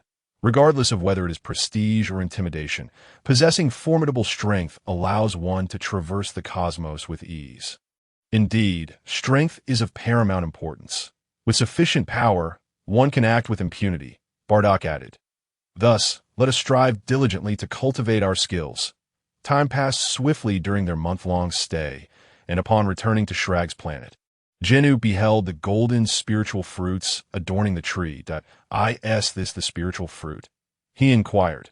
"Indeed, Lord Ginyu, this is the spiritual fruit. Consuming it will significantly enhance one's combat prowess and preserve youth indefinitely." "Oh, eternal youth! It appears your primary objective in acquiring the spiritual fruit seeds was to maintain your youth, wasn't it? Shrag seems to have aged considerably. No wonder he is so eager to obtain the spiritual fruits." "Yes, Lord Ginyu, my goal is indeed to preserve my youth. My body has grown frail, and were it not for the resilience of Namekian life, I would likely have perished long ago. Do not worry. Since you are under my protection, I shall resolve this issue for you. Upon hearing this, Shrag immediately knelt in gratitude, saying, "Thank you, Lord Ginyu. There is no need for such formality. I require a powerful warrior, not an old man. Once I am finished with my current endeavors, I will take you to your homeland." My homeland? Where might that be? I grew up on Shrag's planet. In due time, you shall understand. Ginyu approached the bountiful spiritual fruit tree and plucked one of the fruits, asking, "Is this spiritual fruit consumed directly?" "Yes, Lord Ginyu. It can be eaten as is." Ginyu opened his mouth and took a bite of the spiritual fruit. The moment it entered his body, he felt as though he were bathing in the ocean. His heart calmed, his mind became serene, and his consciousness appeared more substantial than ever before. His combat powers surged, and he quickly consumed one spiritual fruit after another, indulging in dozens of them. This spectacle alarmed Shrag, as the spiritual fruits contained vast amounts of spiritual energy. Excessive consumption could lead to a mental breakdown. Shrag hurriedly cautioned, "Lord Ginyu, while the spiritual fruits are excellent, one should only consume one at a time. Overindulgence could overwhelm the mind." Upon hearing this, Leia exclaimed, "Why didn't you mention this sooner? Brother Ginyu, are you all right?" Ginyu, having consumed numerous fruits, felt a lightness in his body and an intensified spiritual energy that he closed his eyes, attuning himself to the effects of the spiritual fruit. His combat power continued to rise. Yet there lingered a sense of ethereality. It seemed the spiritual fruits could augment combat strength, but lacked the solidity gained through personal training. Relying solely on the spiritual fruits for strength would render even the most formidable combatants vulnerable to defeat. Such is the fate of those whose foundational strength is insufficient, depending on external forces for their power. However, after consuming the spiritual fruit, Ginyu sensed his spiritual energy becoming increasingly refined. Yes, it felt like an elevation. Indeed, a transcendence. Compared to his previous spiritual energy, it now seemed to exist in an entirely different dimension. After experiencing the transformation brought about by the spiritual fruit, he opened his eyes, seeing Ginyu awaken. Leia's earlier anxiety vanished. "Brother Ginyu, are you well?" she asked. "I'm fine. What is with all of your worried expressions?" Shrag exclaimed, "A miracle. This is truly miraculous. It seems Lord Ginyu is indeed extraordinary, having consumed so many spiritual fruits. He remains unscathed. One cannot judge him by ordinary standards. What is wrong? Isn't it dangerous to consume too many spiritual fruits? Lord, the spiritual fruits are laden with intense spiritual energy. Consuming too much may overwhelm the user's soul." "Oh, I see. No wonder I feel that my soul is markedly different from before. It must be the effect of the spiritual fruit." After speaking, Ginyu surveyed Shrag's planet and remarked to Leia and the others, "It seems the spiritual fruit tree is not something that can be cultivated on just any planet. Look at Shrag's planet, now seemingly desolate. This planet has become devoid of vitality. It would be best not to cultivate the spirit fruit tree. Leia, Broly, Bardock, go and harvest all the fruits from the spirit fruit tree. Once you have completed the task, I shall annihilate the Shrag planet, ensuring that the spirit fruit tree ceases to exist in this world." Shrag hastily interjected, "Lord Gano, there is truly no need to destroy the spirit fruit tree at all." "What do you mean by that?" "Lord Gano, I have heard of the legend surrounding the spirit fruit tree. It is no ordinary entity. It is said to be a divine artifact from the realm of gods. Long ago, a great war ravaged the divine realm, leading to the destruction of the spirit fruit tree. However, a single seed fell into the cosmos, where it was inadvertently discovered and cultivated by inhabitants of the universe. Little did they know that the seed possessed an insatiable power, capable of transforming a vibrant planet into a lifeless husk. Yet, the fruits born from this tree have the potential to enhance the battle prowess of those who consume them, as well as elevate their spiritual energy. Hence they are referred to as spirit fruits. I believe that ordinary planets lack the energy required to sustain the spirit fruit tree, which is why they're drained of all vitality, rendering them incapable of regeneration. So, are you suggesting that if we can locate a suitable planet for the spirit fruit tree, we could continuously harvest these spirit fruits?" Gano inquired. Indeed, Lord Gano, that is precisely the implication, Shrag responded. Very well, I shall retain one seed of the spirit fruit. Leia, Broly, Bardock, go and gather every last spirit fruit. Leia and the others swiftly set to work. And soon, all the spirit fruits had been harvested. Gano, witnessing the successful gathering, instantly appeared before the spirit fruit tree, and in the blink of an eye, he held a seed of the spirit fruit. The task is complete, Gano said, materializing before Leia and the others, his hand radiating with brilliance. An immense shockwave erupted, obliterating the Shrag planet, and the spirit fruit tree was reduced to mere dust amidst the explosion. Gano took a spirit fruit from Lyra's hands and tossed it to Shrag, stating, "This is your reward. Your suggestion was commendable." Upon receiving the spirit fruit, Shrag exclaimed, "Thank you, Lord Gano, and no need for gratitude. This is what you rightfully deserve. I have never been stingy towards those loyal to me.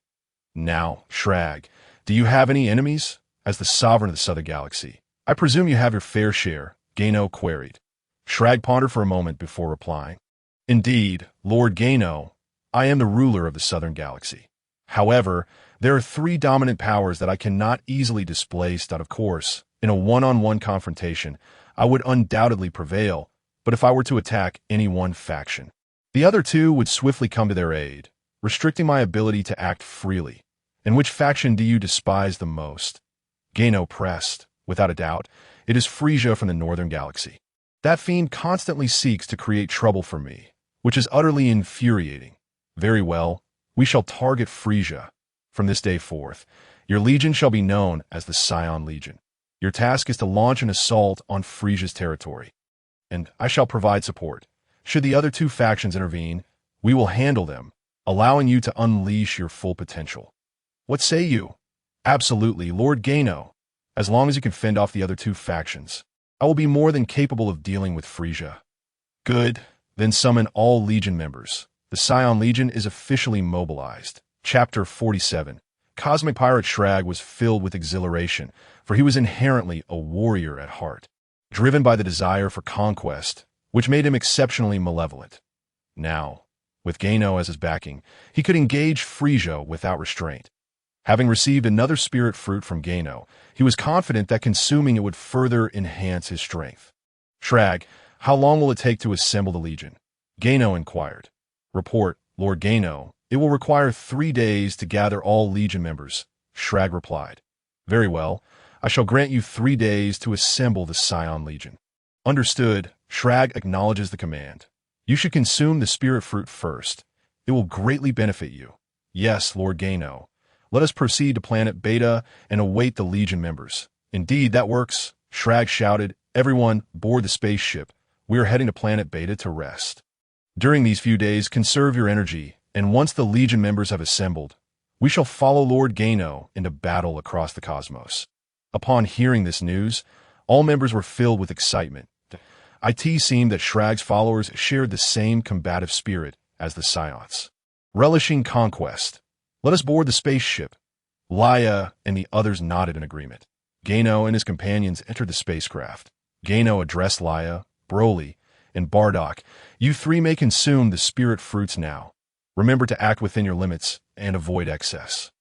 Shrag added, "The spirit fruit can exert a significant impact on one's soul. Consuming too much could result in an overwhelming spiritual force." "Understood, Gano brother," Leia affirmed as she, Broly, and Bardock each took 3 spirit fruits to consume. Gano observed the spirit fruits laid before him, took one, and approached Leica, saying, "Leica, this spirit fruit is for you." "Spirit fruit? What is this?" Leica asked, bewildered. "It is a fruit that can enhance your spiritual energy and provide a foundational boost to your combat prowess." Lord Gano, may I use this spirit fruit for research?" "Certainly, that is your prerogative. However, this spirit fruit is intended for you to..." As he spoke, another spirit fruit appeared in Gano's hand. "This one is for you to consume. I have stated before, it is meant for your consumption. You may eat it now and set the spaceship to autopilot."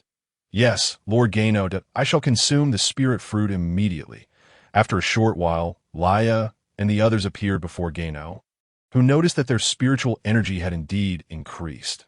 Broly exclaimed, Gano brother, after consuming the spirit fruit, my mind feels clear, and I sense that I can better control the energy within me. Indeed, it's quite refreshing. After consuming the spirit fruit, my strength has markedly improved, yet I feel a certain insubstantiality, as if I am floating. Leia remarked. I share the same sentiment. Bardock chimed in. Gano replied, after consuming the spirit fruit. You must train to convert that ephemeral strength into your own. Follow me. We shall train in the gravity chamber. And so, time passed and training point 3 days later, the gravity chamber door opened, and Gano and the others emerged. Aside from Gano, Leia and the others appeared disheveled. Gano let out a deep breath. Ah, finally, the feeling of insubstantiality is gone. How refreshing. Gano brother, you truly are extraordinary. Even when faced with our combined assault, you handled it with ease and dealt us a thorough thrashing. My Super Saiyan 2 form combined with Bardock's Super Saiyan 1 form was no match for you. Remarkably, after consuming the spirit fruit and training, Leia had now attained the ability to transform into a Super Saiyan 2 form. Yet her strength remained insufficient to defeat Gano. Leia, it seems you are not far from achieving the Super Saiyan 2 transformation that I suspect that after this conquest of the planets, you will be able to transform. Gano remarked, I share that belief. Leia responded, I too sense that after this conquest, I may achieve the Super Saiyan transformation. Bardock added, I can sense your energy. Keep up the good work that I will, my lord. You all will be able to transform into Super Saiyans. Yet I am unable to achieve that transformation. It is utterly frustrating. Broly lamented. Gano approached Broly and explained, Broly, your transformation into a Super Saiyan is somewhat unique. You are the legendary Super Saiyan that appears once in a millennium. If you succeed in this transformation, I estimate that even Leia and Bardock combined would not stand a chance against you. Really, Gano brother? Indeed, the legendary Super Saiyan is a phenomenon that occurs only once every 1,000 years. Thus, your transformation into a Super Saiyan is not so easily attained. Do not rush. Cultivation requires a grounded approach. It cannot be achieved in a single leap. As long as your foundational combat strength is solid. Your transformation into a Super Saiyan will occur naturally. I trust the words of my brother Guy and you that moment. Leica approached Ginyu and said, My lord, Shrag wishes to see you outside the spaceship. It appears the Scion Legion has gathered completely. Let us proceed outside. Leia and the others nodded in agreement. Ginyu and his companions exited the spacecraft, and upon seeing Ginyu emerge, Shrag hurriedly approached him. Bowing as he spoke, Lord Ginyu, the Scion Legion is fully assembled. Shall we march towards a northern galaxy? Ginyu surveyed the throng of people and remarked to Shrag, It seems you, the ruler of the southern galaxy, are not merely a figure of renown. It turns out you command such a formidable legion. You flatter me. Lord Ginyu. Very well. The Scion Legion shall advance towards the northern galaxy. Just as he finished this statement, a figure rushed in, reporting, Lord Ginyu, a fleet of cosmic pirates is approaching us. Cosmic pirates? Ginyu turned to Shrag and inquired, Aren't you the ruler of the southern galaxy? Why are these cosmic pirates not avoiding your ship? Well, Lord Ginyu, the truth is that among the 4 major galaxies, east, south, west, and north, there are some cosmic pirates whose strength surpasses that of us so-called rulers. Oh, is that so? Then let us see who dares to approach our spaceship, Ginyu declared, floating into the air and heading towards the pirate vessels, with Leia and the others following closely behind. Chapter 48. Slaying the cosmic pirates. At that moment, the cosmic pirates aboard their ship noticed an individual obstructing their path. One of the pirates turned to the figure seated on the throne and reporting to you. Lord Bella, there's a silhouette blocking our ship's wake. Oh, someone dares to obstruct my path. This is simply courting death. Let us go and see, Bella commanded. Yes, Lord Bella. Bella rose and approached the ship's glass door. Peering outside to find Ginyu suspended in mid-air, blocking their vessel. Leia and the others followed closely behind. Bella followed Ginyu's figure and spotted Shrag. He then exclaimed, I wondered who it might be. So, it's that fool Shuli. He's seeking death? Why not simply remain the ruler of the southern galaxy? We cosmic pirates have no interest in his territory. He is asking for trouble, Bella ordered. Open the hatch. I must see what audacity Shrag possesses to block my path. The hatch opened, and Bella shot out of the spaceship, swiftly closing the distance to Ginyu. He then directed his ire at Shrag. Shrag, do you wish to perish? How dare you obstruct my way? Bella dismissed Ginyu entirely, believing only Shrag had the audacity to stand against him. What he failed to realize was that the man before him was Shrag's master. Possessing unfathomable strength, Shrag, hearing the commotion, stepped forward and addressed Bella. So it's you fool. What brings you to my southern galaxy instead of staying in the turbulent domain? Oh, have you gained some courage? How dare you shout at me? In the turbulent domain, I go wherever I please. Who dares interfere with our affairs?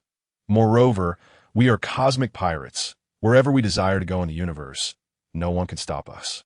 What madness has possessed you to block my ship so brazenly? You are like a fly seeking to be swatted, eager to meet your demise. Hearing this, Shrag became enraged and retorted, Bella, do not think that just because you have the Pirate King backing you, you can act recklessly in the universe. That I warn you. There are many experts out there. Do not find yourself capsized in a gutter one day, lest you drown. Haha, how utterly amusing. In this universe, who dares to disregard the Pirate King? Even Frieza, Gula, and King Cooled, the ice demons, must give the Pirate King face. What are you, Shrag, that you dare speak here? Shrag was infuriated.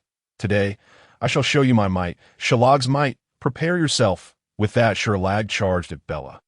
Ah, you truly have gained some skills. Then I shall show you the might of the cosmic pirates. Bella unleashed a fierce punch toward Sheila. In an instant, Bella's massive fist was upon Shrag. Shrag, seeing the attack approaching, retaliated with a kick. The two forces collided, unleashing a wave of energy that radiated outward from their point of impact. With a resounding bang, Shrag was sent staggering backward by Bella's punch. Ginyu commented, It seems Bella possesses some strength. No wonder he dares to be so brazen with Shrag. Leia replied, Indeed, Bella's power surpasses that of Sheila. It appears Shrag is no match for him. That may not be certain. While Shrag may have been inferior to Bella before, now he has consumed the spirit fruit, which should have greatly enhanced his power.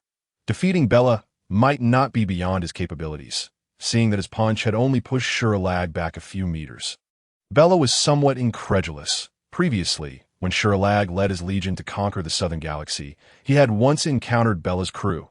During that encounter, Bella had effortlessly defeated Shrag, leaving him on the brink of death. Had it not been for the Pirate King's haste, Shrag might have been killed. Bella had spared Shrag that day, but now, to his astonishment, Shrag had withstood his full force attack without sustaining any harm. It seemed Shrag's strength had indeed advanced over the years. Shrag, you surprised me. In our first encounter, you were no match for me, and now you can endure my full-powered assault. It seems your strength has improved significantly.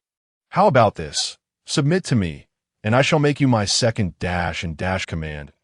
In the Bella Legion. Apart from me, you should be the only one above all others. What do you say? Consider it. Shrag had not anticipated Bella's attempt to recruit him, but he was well aware of Bella's greedy nature, hoarding all benefits for himself and never sharing with his subordinates. However, since aligning himself with Ginyu, although he had not achieved any significant feats, Ginyu had bestowed upon him the precious spirit fruit without hesitation. Though it was but one fruit, it had significantly boosted his strength, enabling him to contend with Bella. In comparison, following Ginyu seemed to hold more promise. Shrag bellowed, Bella, cease your idle chatter. You think you can persuade me, Shrag, to follow you? Dream on. I tell you, I am now in the service of Lord Ginyu, so do not waste your efforts here. Come, Bella, our battle is not yet finished. Lord Ginyu, who is he? You, the illustrious ruler of the southern galaxy, have chosen to ally with an obscure nobody. Upon hearing this, Shrag responded, Bella, the might of Lord Ginyu is beyond your imagination. Hurry and prepare to meet your end. Good, good, good. Bella repeated 3 times. It appears you are truly seeking death. I shall grant you that wish. Bella's body flickered, appearing right before Shrag, and he launched a sweeping kick aimed at Shrag's head. However, in a swift motion, Bella's ankle was seized by a powerful hand, rendering him unable to escape. Looking at the person who had restrained him, Bella exclaimed, "Who are you, you insolent wretch, to meddle in my affairs?" Shrag, seeing Gano, immediately bowed slightly. "Lord Gano," Gano replied, "I had intended to let you handle this fool, but his arrogance is intolerable. I shall intervene personally." "Yes, Lord Gano." Shrag stepped aside. Gano turned to Bella and declared, "I am the nameless one you speak of. Now, let me become your adversary." Subsequently, Gano directly commanded Leia and her companions, stating, "Leave no other space pirates alive." Upon hearing this, Leia and her comrades swiftly took action, and within a mere quarter of an hour, all the space pirates had been reduced to cosmic dust, save for Bella. Chapter 49. The arrival of the Pirate King. Bella witnessed her subordinates being rapidly eliminated by Leia and the others. She yearned to assist them in confronting Leia and her allies. Yet Gano would not permit Bella to advance easily. Gano's colossal hand gripped Bella firmly, causing her body to oscillate with his movements. He swung Bella around several times before ultimately hurling her forcefully towards Star. With a resounding thud, Bella's form created a deep crater upon impact with Star. Gano gazed down into the pit. Addressing Bella, "Bella, rise. I know you cannot be defeated." So swiftly, as he spoke, the entire crater began to tremble, and with a cry of determination, Bella erupted from the depths. Her combat prowess surged to its zenith, and she confronted Gano, exclaiming, "You wretched fiend, you are utterly unforgivable. You deserve to perish. Very well, then die." "Ah, you infuriate me. Behold my might." With a swift whoosh, Bella's fist soared toward Gano.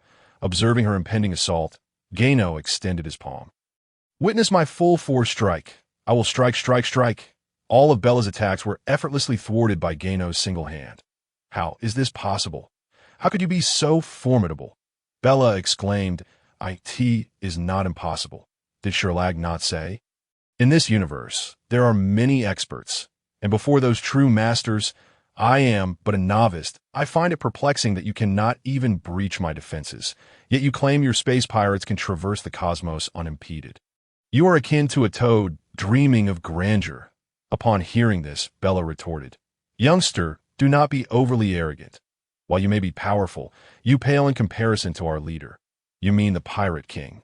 Gano replied, "Indeed, our leader is the Pirate King, a true powerhouse. Very well. If you were to arrive here, I would relish witnessing the might of the Pirate King. You are unaware, are you? Our space pirate crew entered the southern galaxy on mission. We are merely the vanguard, with our leader trailing closely behind. Given the time wasted here, he should be arriving shortly, and then it shall be your doom." Gano, undeterred by Bella's mention of the imminent arrival of the Pirate King, focused on her revelation that their mission in the southern galaxy had significance. He inquired immediately, "You claim you have a mission. What is it?" "That is none of your concern, young one, if you are wise. Clear a path for this king, and I shall overlook your insolence. That I am asking you about your mission. Why do you prattle on with your nonsensical chatter? Very well. Since you insist, I shall entertain you further. However, I no longer wish to play."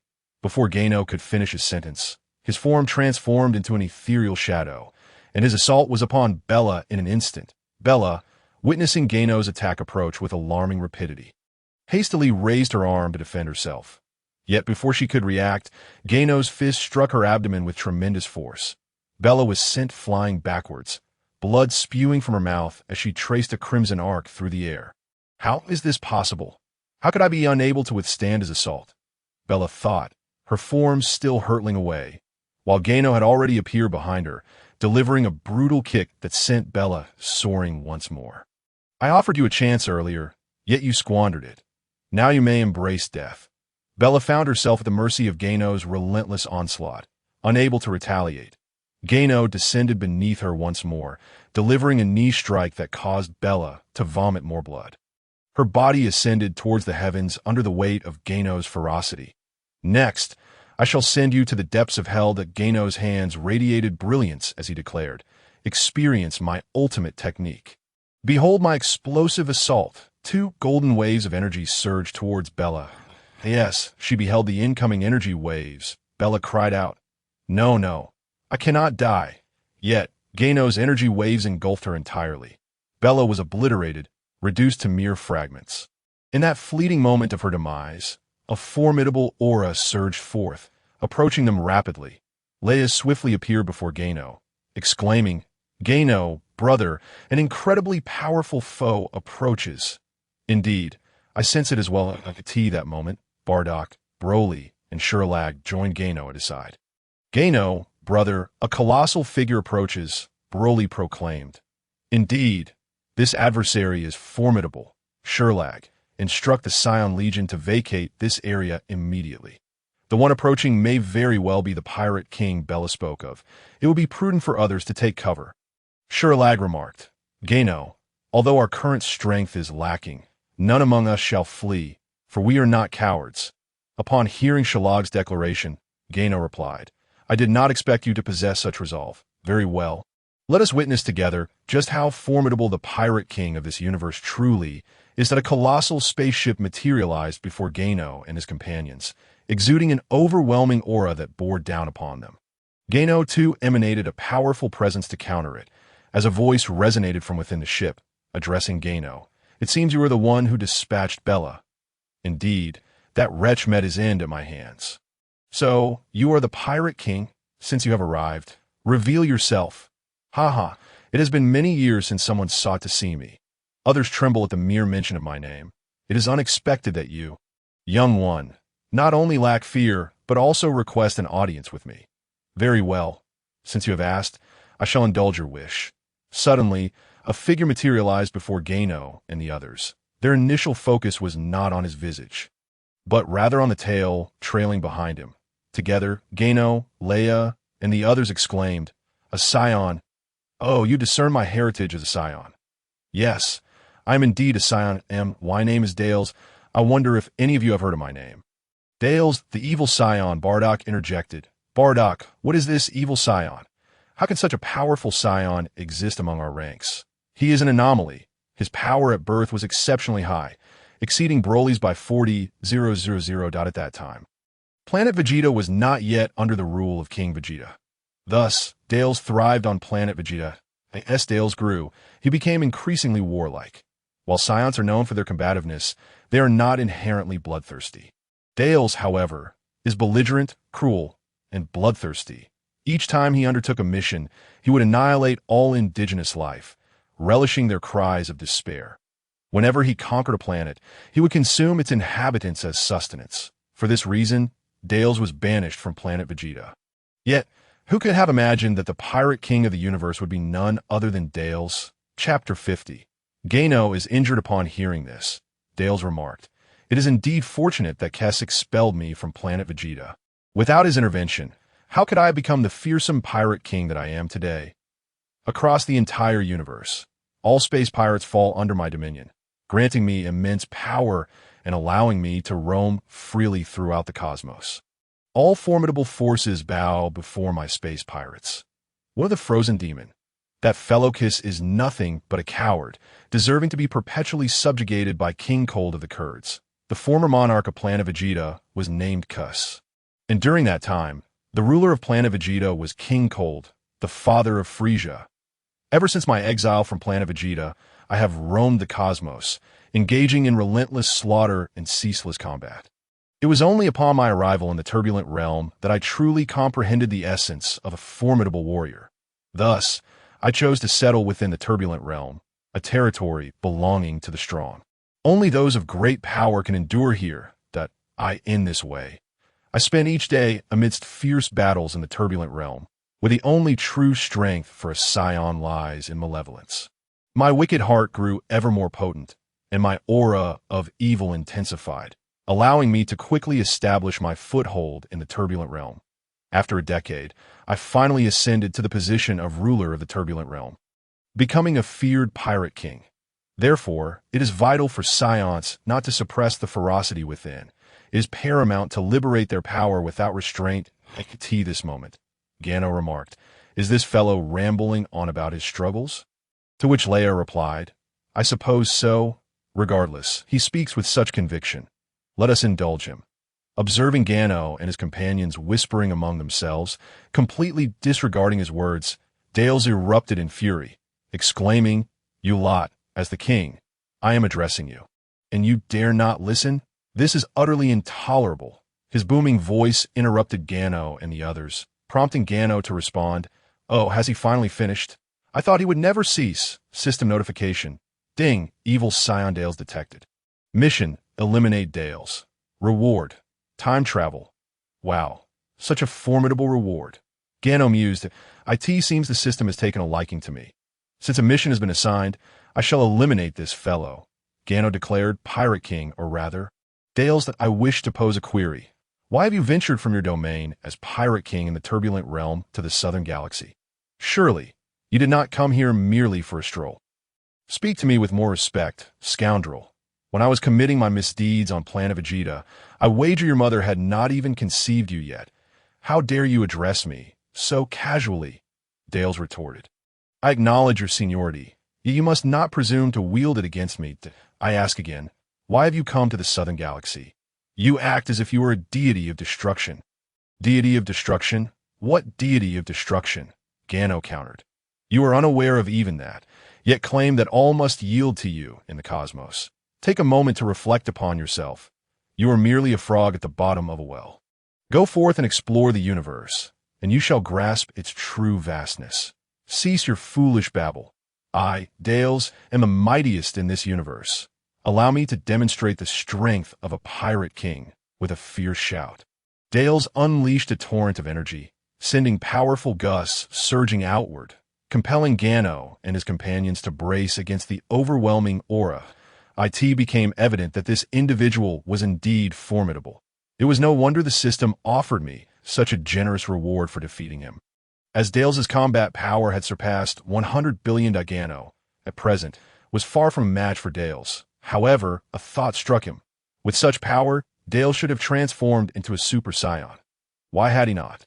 Perhaps it was due to the nature of his wicked heart. Regardless of the reason, my mission remains to eliminate this evil Scion. Gano's base combat power stood at 30 billion, an enormous gap from Dales' 100 billion. Yet Gano's yearning for strength overshadowed any fear within his heart. How could he dread a worthy adversary? His body quivered with excitement. Gano to Leia and the others. "Step aside. Dales is not an opponent you can face." Leia and her companions were already breaking into a cold sweat as Dales unleashed his full energy, particularly evident in Shrag's trembling form. "I never anticipated this fellow to be so powerful. My legs are quaking uncontrollably." As Dales prepared for combat, Gano too unleashed his full energy. "Come forth, Dales, let us engage in battle. Seeking death, are you?" Dales swiftly closed the distance, delivering a crushing blow to Gano's face. Gano activated his instant transmission, narrowly avoiding Dales' fist. "Oh, you managed to evade my attack. It seems you possess some skill," Dales acknowledged, surprised by Gano's agility. "You dodged my punch, but can you evade this next strike?" Dales' figure appeared behind Gano in an instant, executing a sweeping kick that sent Gano flying. With a resounding crash, Gano's body collided with the surface of Planet Rad, creating a massive crater that left Leia and the others in shock as dust billowed into the air. Upon witnessing Gano's defeat, Leia rushed to his side, calling out, "Gano, are you all right?" As the smoke cleared, Gano emerged, blood trickling from his lips. Such overwhelming strength. This is my first encounter with such a formidable foe. Yet it is exhilarating. Chapter 51. Gano's ancient Super Saiyan transformation. Noticing the blood on Gano's lips, Leia expressed concern. "Gano, you're injured." Gano wiped the blood away and reassured her, "Leia, it's nothing, though I am wounded. My body is invigorated. Step aside. I wish to witness just how powerful he truly is." Barely finishing his statement, Gano floated past Leia, charging toward Dales. "Can you withstand another blow? You've endured my strike, yet you stand again. I concede you have surpassed my expectations. Enough with the idle chatter, Dales. Come, let's engage in combat." Gano launched himself at Dales, unleashing an all-out assault. Dales braced himself, yet Gano's fist connected with his chin, sending him staggering back several meters.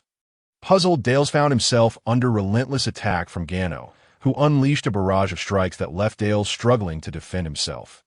Each of Dales's defensive maneuvers was preempted by Gano's swift strikes, leaving Dales increasingly frustrated. In a moment of desperation, Dales released a surge of energy, sending Gano flying backward. Do not let your victories lead to arrogance, Dales warned, charging toward Gano. Gano too surged forward, eager for the confrontation he had long desired. Come on, Dales, this is the battle I've craved. The two warriors collided, each delivering powerful blows that echoed through the air.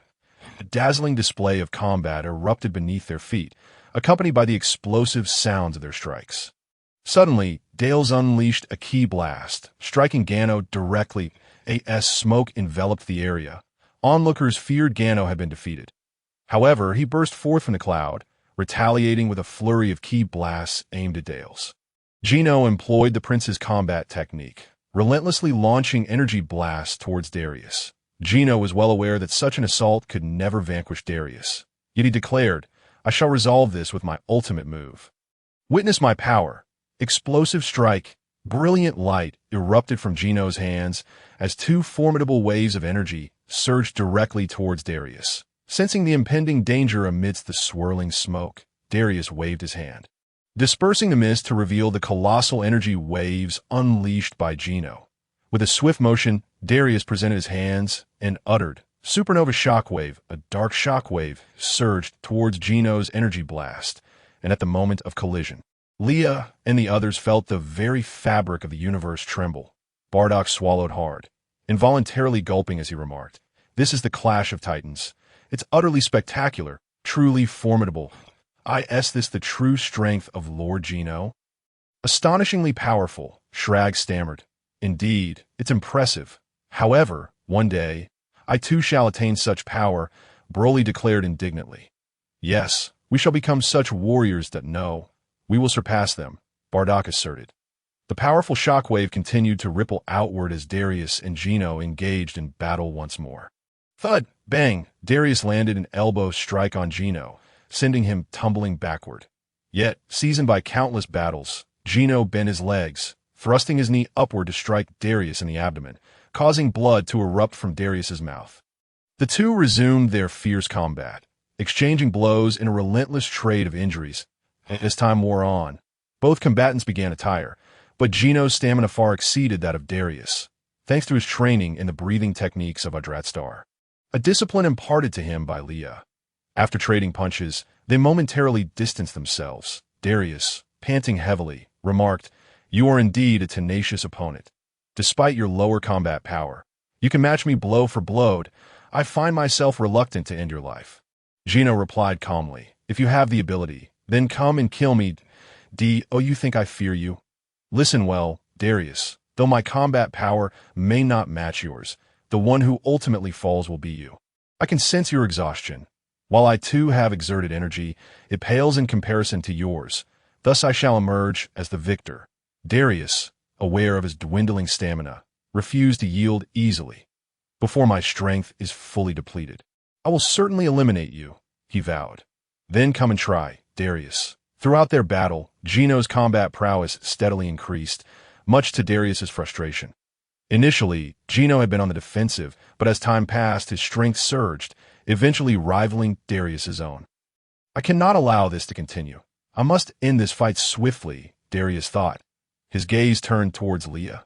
Earlier, when he had sent Ginyu flying, this young girl had shown great concern for him, indicating a special bond. Ginyu noticed Darius's intentions and urgently called out, Leia, run. Darius intends to strike at you. Too late, Darius had already moved in front of Leia, delivering a knee strike that sent her flying, her body streaking through the air like a crimson shadow before crashing into the surface of Planet Peta. Witnessing Darius's attack on Leia, Broly erupted in fury and charged at Darius, exclaiming, How dare you assault Sister Leia? I will destroy you. Broly unleashed a powerful punch towards Darius, and Bardock and Shrag joined the fray. You fools are courting death, Darius sneered as he swiftly dispatched Broly, Bardock, and Shrag with ease. Seeing Leia gravely injured and his comrades hurt, Ginyu's rage ignited. You are utterly unforgivable, he bellowed. Ginyu's energy surged. His hair transformed into a reddish-brown hue. Standing upright, while his aura shifted to a similar shade, coalescing into a towering pillar of energy that soared into the sky. That moment, Geno's ancient Super Saiyan transformation finally manifested. The transformation of a royal Super Saiyan? Bardock questioned in astonishment. This must be my brother Geno's Super Saiyan transformation, Leia observed. The aura of Lord Geno is overwhelmingly powerful. Darius is doomed. Chapter 52. Acquiring Time Travel Skills. Darius, witnessing Geno's transformation and the immense energy radiating from him, was taken aback. What is happening? How can he become this powerful? Darius's expression shifted to one of disbelief as he muttered, Why? Why can an ordinary Scion unleash such formidable energy? Is this the true potential of a Scion? No, I refuse to believe it. I am the mightiest Scion. Evil is the essence of Scion. Geno, observing Darius's frenzied demeanor, smiled coldly. Darius, do you know the Super Scion? If King Kes has ever told you that tale, then you should understand the nature of this transformation. The Super Scion? Impossible. You, a mere warrior among Scions, could never achieve such a form. The legendary Scions are characterized by golden flames, while your aura is a reddish-brown. This cannot be the transformation of a Super Scion. Indeed, the transformation of an ordinary Scion is golden flames, but I am no ordinary being. Scum like you will never ascend to Super Scion status. Only those with a heart of justice can attain that transformation, whereas you, a being of evil, can never hope to become a Super Scion. Evil is the greatest hindrance to a Scion. Only justice can empower them. Darius retorted, Stop your pretentious nonsense. Even if you transform into a Super Scion, what of it? I, the Pirate King, and the most powerful warrior in this universe. Geno replied, You are utterly misguided. Now, let me show you the true might of a Super Scion. Darius, today is your day of reckoning. You dared to harm Leia, and thus you are destined to perish here.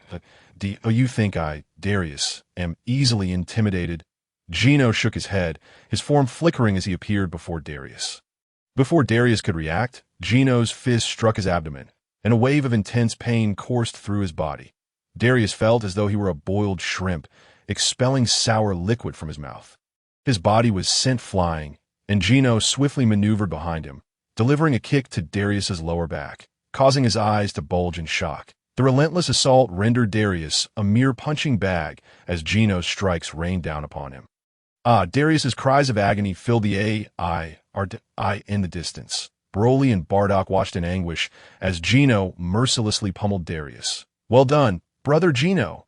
Defeat this villain who dared to harm Sister Leia. Broly cheered. Oh, right. Sister Leia.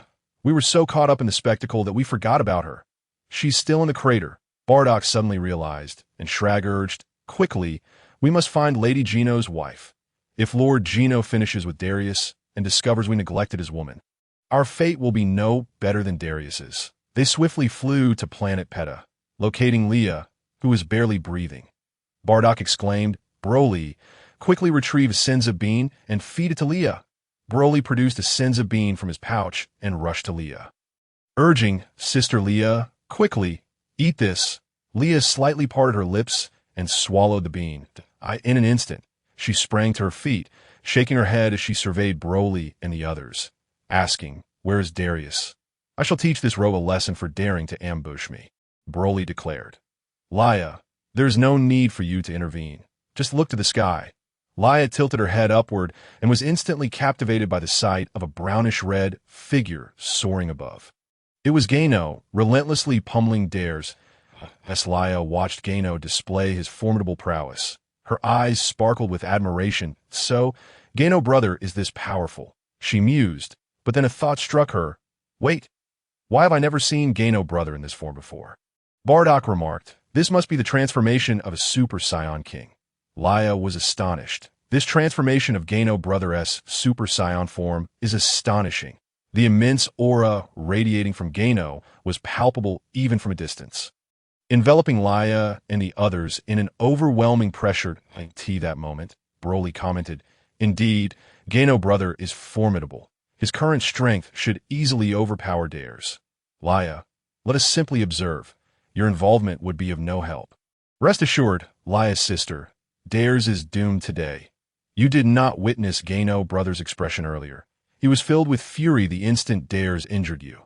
Suddenly, a tremendous aura erupted from Gano brother, swelling immensely until his Super Saiyan transformation manifested. Leia pondered, it seems you hold great significance in Gano brother's heart. Otherwise, how could he be so enraged upon seeing you harmed?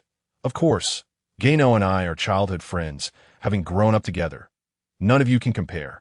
Indeed, Gano brother's heart belongs solely to Leia's sister. We are merely shadows in her presence.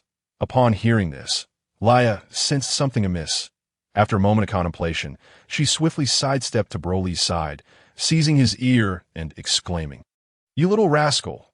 So you've taken to teasing me now." Broly winced in pain, pleading, No, Leia's sister. I promise I won't do it again. Be gentle. You might tear my ear off." As Leia released her grip, Bardock, who had been intently watching the battle in the sky, announced the king is about to unleash his full strength. Dares is finished. In the sky. Gano grasped Dares by the left ankle, exerting tremendous force to hurl him into the mountains, where Dares crashed through several peaks before coming to a stop. Blood gushed from Dares' mouth, and several of his teeth had been knocked out. Gano proclaimed, I shall send you to hell now. With a fierce blast, 2 brownish-red energy waves shot forth. Dares, witnessing the impending doom, cried out, No, I'm the king of the universe. I am the strongest. How could I possibly be annihilated? The energy waves engulfed Dares, reducing him to mere fragments. System. Ding. Host has completed the task. Rewards are being automatically distributed. Please receive them. Gano thought. Receive rewards. That a peculiar sensation surged within Gano's body as he closed his eyes to embrace this newfound power. This the power of time and space. Such a marvelous feeling. I sense I can now merge with any space within the universe.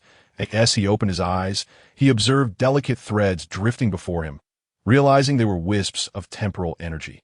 Chapter 53. Gano's plan having acquired the skill of time travel. Gano mused, with this skill, can I control time and space? System, may I inquire whether possessing the time travel skill grants me the ability to control time and space? System, the host possesses the time travel skill. Thus, you can indeed control time and space. However, this ability is contingent upon possessing immense strength. With your current power, you can only manipulate a minuscule fraction of time and spatial energy. Indeed, I can manipulate time and spatial energies, albeit slightly. Yet for Gano at this moment, this is an immensely powerful ability. Eager to test this temporal power, Gano extended his hand toward Leia and the others. Suddenly, as he clenched his fist, they felt an invisible wall pressing against them. Leia, Broly, Bardock, and Shrag found themselves drawn together in Gano's manipulated space. Broly exclaimed, What is happening? It feels as if a wall is pushing toward me. Bardock concurred, I feel the same. A wall is pressing against me. Just as they were about to unleash their energies to break free, the sensation of pressure dissipated. Gano, suspended in the air, felt beads of sweat trickling down his forehead. This manipulation of spatial energy is quite challenging and drains mental stamina rapidly. In a short while, he felt his mental energy plummet. Hastily, he produced a mental fruit and devoured it eagerly. Feeling a surge of replenishment, though still insufficient, he then consumed dozens more mental fruits in quick succession. As the spatial energy waned, Leia and the others observed Gano's peculiar behavior. He was consuming an extraordinary number of mental fruits. After gulping down dozens, Gano finally felt his mental energy sufficiently restored and exhaled a sigh of relief. As the system indicated, my current strength is insufficient to master time and space manipulation. Most importantly, wielding this temporal power demands tremendous mental energy that I was too reckless earlier. Without the mental fruits, I might have become a fool. However, through the recent manipulation of temporal energy, Gano realized his mental strength had been refined, feeling as though it had solidified further. Perhaps I should practice manipulating the temporal energy more frequently, but I must remain mindful of the duration. I should act within my limits. Gano transformed back from his ancient Super Saiyan form to his ordinary state and approached Leia and the others, stating, Let us return to Planet Sion. Leia inquired, Why the sudden urge to return to Planet Sion, Gano brother? I believe that with my current power, I can protect you all. However, today has revealed to me that there are always stronger beings. There are mountains beyond mountains. Our current strength is too feeble that I intend to return to Planet Scion and ensure that all Scions can transform into Super Scions. I will establish a powerful legion of Super Scions. True strength lies not merely in our individual power, but in the strength of all. But, Gano brother, not every Scion can transform into a Super Scion. It requires both talent and effort, Leia replied. I once believed that Scions needed talent to transform into Super Scions, but that is not the case. As long as we possess a righteous heart, our S cells will flourish within us. However, the current Scions have become warlike, cruel, and devoid of any sense of justice, resulting in a scarcity of those who can transform into Super Scions. Leia, the reason we can transform into Super Scions is partly due to our sense of justice. It allows our S cells to grow rapidly. Thus, I am determined to change the mindset of the current Scions. I shall return to Planet Scion and guide all Scions in inner cultivation. Shrag, continue your reign as the overlord of the Southern Galaxy. But I must impress upon you one condition. While you may seize the territories of the other 3 overlords and engage in battle with them, I insist that you refrain from unnecessary slaughter. Your malevolence must be tempered. When the time is right, I will take you to a place where you can witness how pure evil can transform into righteousness. Shrag replied, Lord Gano, this experience has enlightened me to the fact that there are always beings beyond our kin.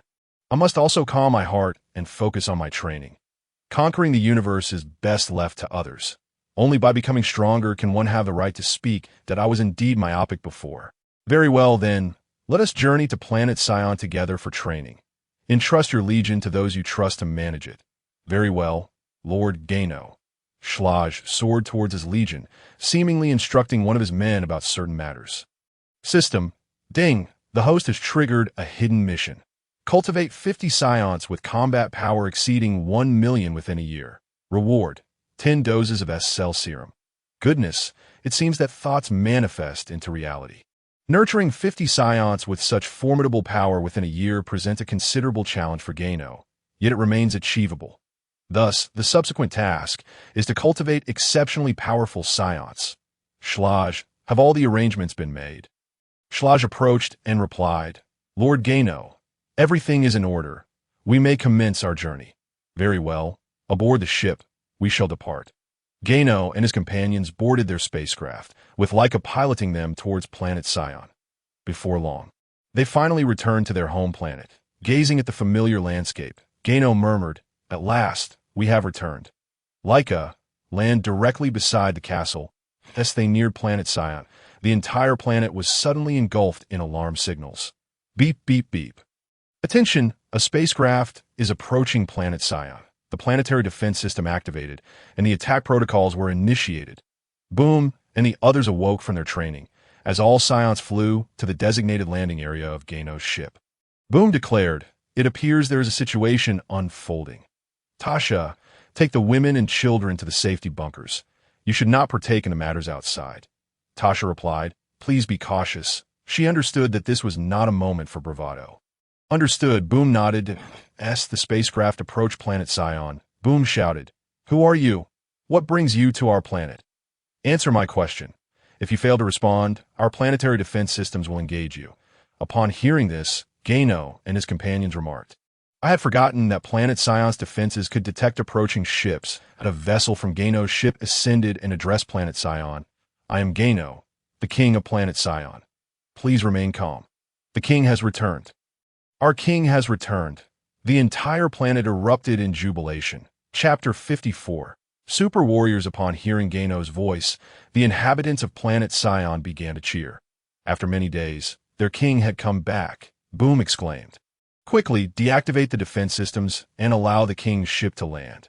Izzer rushed to the laboratory to disable the defenses, and a colossal spacecraft appeared before all eyes, gently descending beside Gano's castle.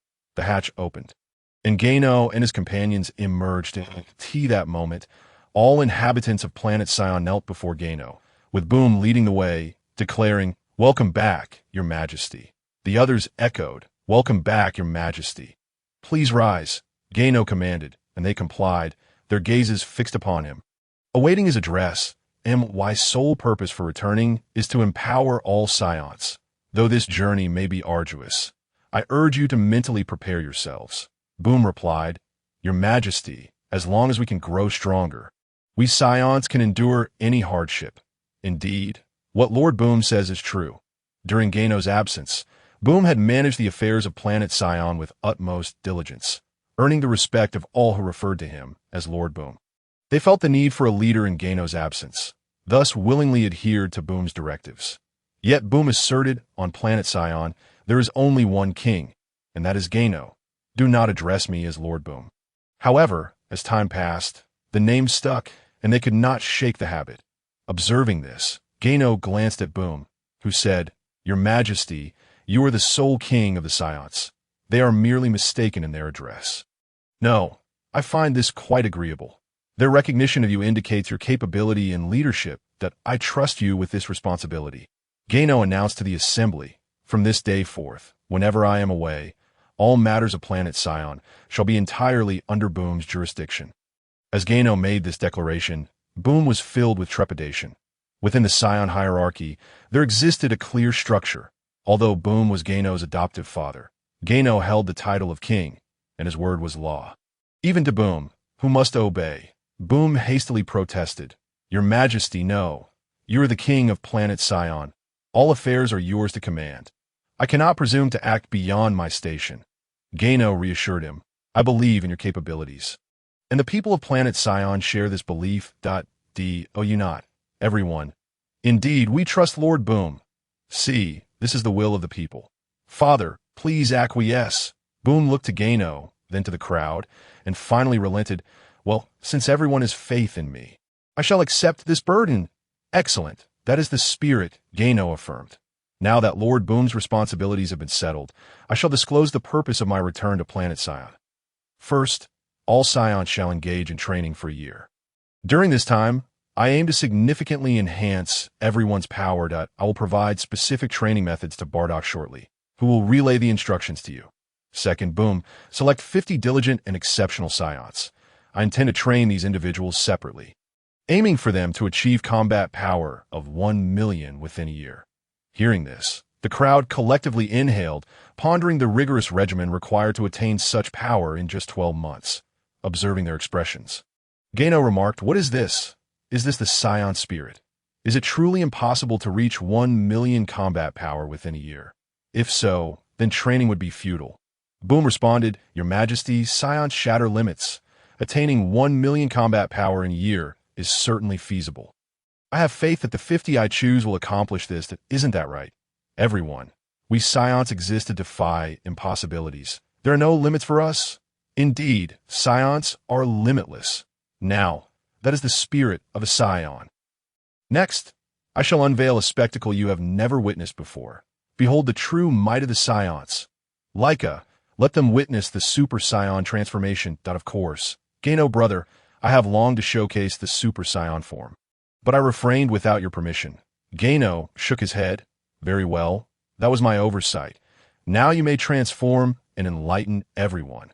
Prepare to witness the power of the Scions. Leica levitated into the air, then unleashed an explosive surge of energy, followed by a powerful cry.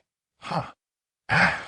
Suddenly, a powerful current of air erupted from Leia, radiating outward in all directions. With a resounding boom, the aura surrounding Leia transformed into a golden flame, her hair standing upright towards the heavens, turning yellow, while her eyebrows also shifted to the same hue. Leia's expression grew cold, her pupils shifting to a pale green.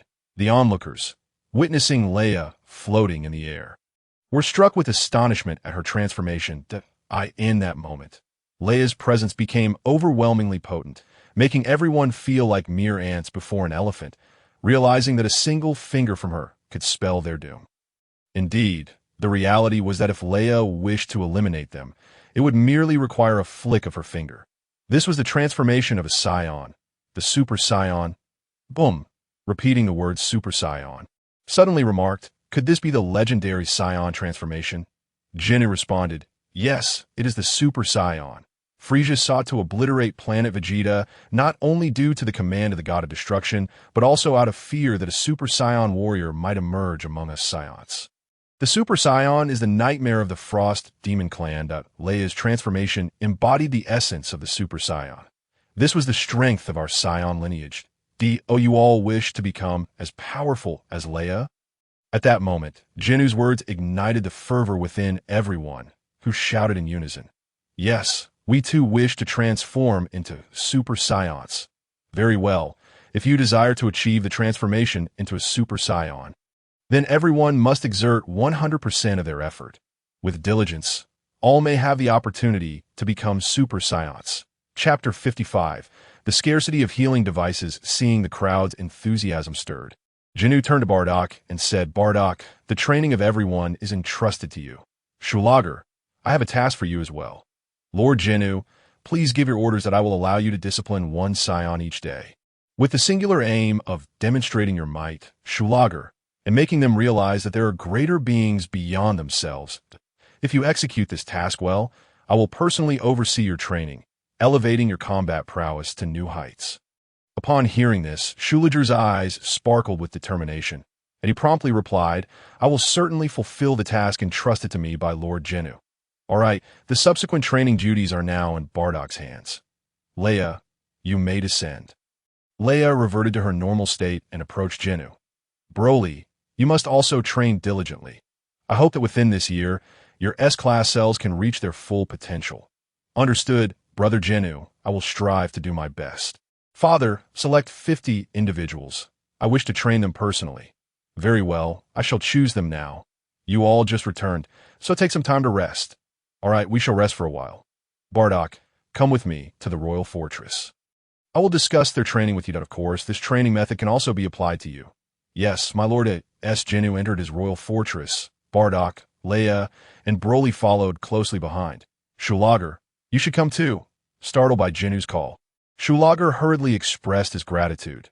Thank you, Lord Ginyu, as he hastily made his way to the Royal Fortress. The next matter at hand was Boom's selection of candidates. Everyone gazed eagerly at Boom, hoping to be chosen. The direct guidance of the king was a coveted opportunity for all Saiyans. Boom surveyed the crowd and announced, the king has criteria, diligence, and excellence. During the king's absence, I have closely observed your performances, so there is no need for competition. I already have my selections in mind. As the saying goes, opportunities are reserved for those who are prepared. Those who failed to train diligently after Ginyu's departure now regretted their inaction. While those who consistently practiced were chosen by Boom. 50 individuals have been selected, and Boom addressed the group, do not despair. From this moment onward, train hard, for each of you has a chance. Just then, Bardock, Shulager, and Broly emerged, with Broly stating, I will go train now. You can leave their training to me. Yes, go ahead and train. Bardock replied that I'll also go train. Call me when it's time to take action, Shulager added. Bardock remarked, now you can truly unleash your frustrations. You can take out your pin-up energy on these individuals. Bardock, what do you take me for? I, Shulager, am not that kind of person. Lord Ginyu tasked me with their training. How could I repay kindness with malice? Rest assured, I would never act that way. Bardock responded, I hope that you truly won't. Within the royal fortress, Leia turned to Ginyu and said, Brother Ginyu, are you not concerned about Shulager potentially repaying kindness with enmity? After all, I did give him quite the thrashing on Shulager's planet.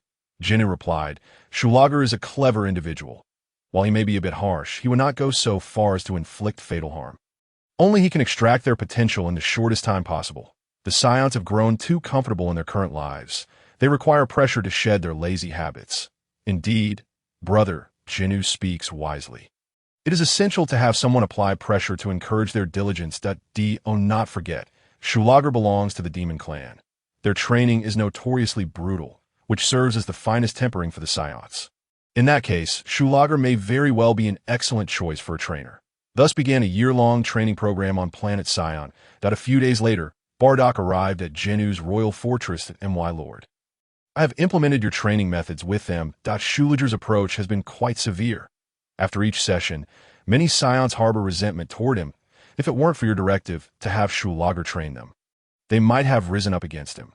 Although this rigorous training proved effective, it also revealed a significant issue. Many Saiyans were unable to recover from their injuries, which could hinder their subsequent training sessions. Do we not have healing devices on Planet Sion? Are they not sufficient? Bardock inquired. Our healing devices were procured from Frieza's army during our time on Planet Vegeta or seized during invasions of other planets. We possess only a scant few dozen devices. While Dr. Leica has increased their number to several hundred, it remains woefully inadequate for the thousands of Scions we have. These few hundred devices are of little use to them. I had not considered this thoroughly. Very well. Grant me a healing device. I should make a trip to Earth to seek assistance from the scientists there. Earth, where the king began learning to control his aura?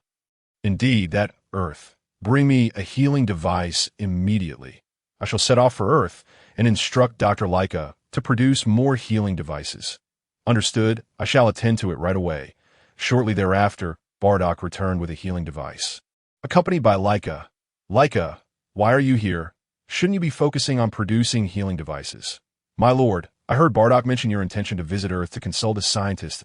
Yes, you know, I have a keen interest in science. And I wish to accompany you to learn more about Earth's technological advancements. Ginyu pondered for a moment before responding. That could be beneficial.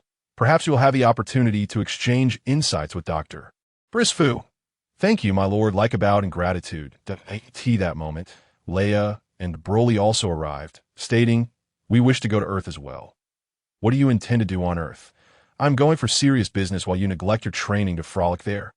Brother Ginyu, I still vividly recall the delicious food I had during my first visit to Earth. I want to indulge in those culinary delights, Leia replied.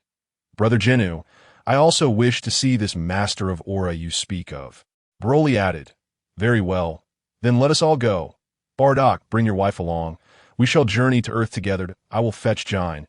Bardock responded. Before long, Jine arrived and Ginyu declared, come now, everyone hold hands. We shall travel to Earth together. In an instant, Ginyu teleported to Earth, and as they arrived, the gods, Karin, and Master Roshi felt their powerful auras. Chapter 56.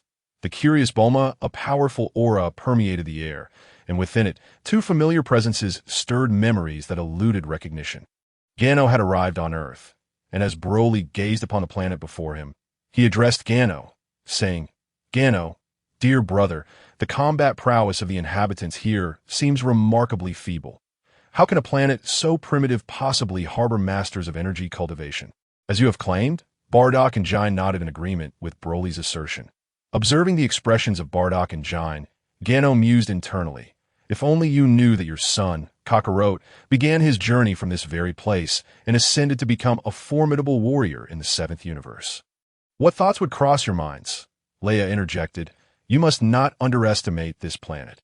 Although it may appear primitive, the warriors here have achieved a mastery of energy cultivation that surpasses even our Scion prowess.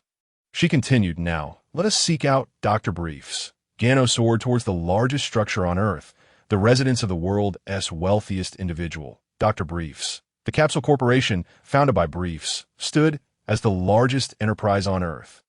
With his inventions circulating globally, this led to the rapid accumulation of his wealth, establishing him as the richest man in the world. Gano instantaneously transported himself to West City, where Dr. Briefs was at home.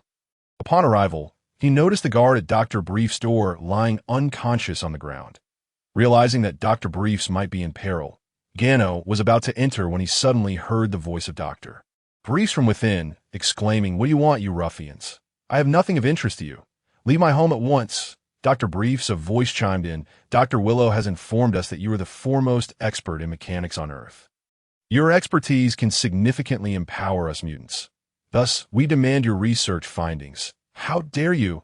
You are nothing but a loathsome creature that has sacrificed its humanity for strength. Dr. Briefs retaliated. Look at my physique, strength of a tiger, speed of a leopard, and the talons of an eagle. He brandished a weapon that effortlessly cleaved the marble in front of him in two. Behold the might of my body with your mechanical devices. We shall become even more formidable. Dr. Briefs, drenched in cold sweat, faced the threat while instinctively shielding his wife and child. It seems you are impervious to reason. If that is the case, I shall end your life and seek what I need myself. The assailant declared, preparing to strike. tea that moment.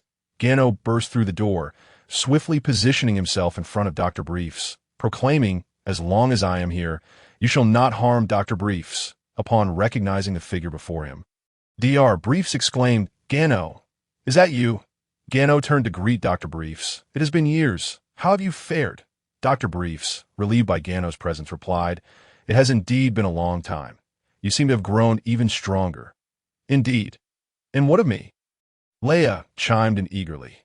Turning to her voice, Dr. Briefs noticed Leia and his wife, Mrs. Briefs, who remarked, "Leia, you too have come." "Yes, Mrs. Briefs. How are you all?" "We are well, though today has been rather troubling." "Fear not. We shall handle these pests," Gano reassured.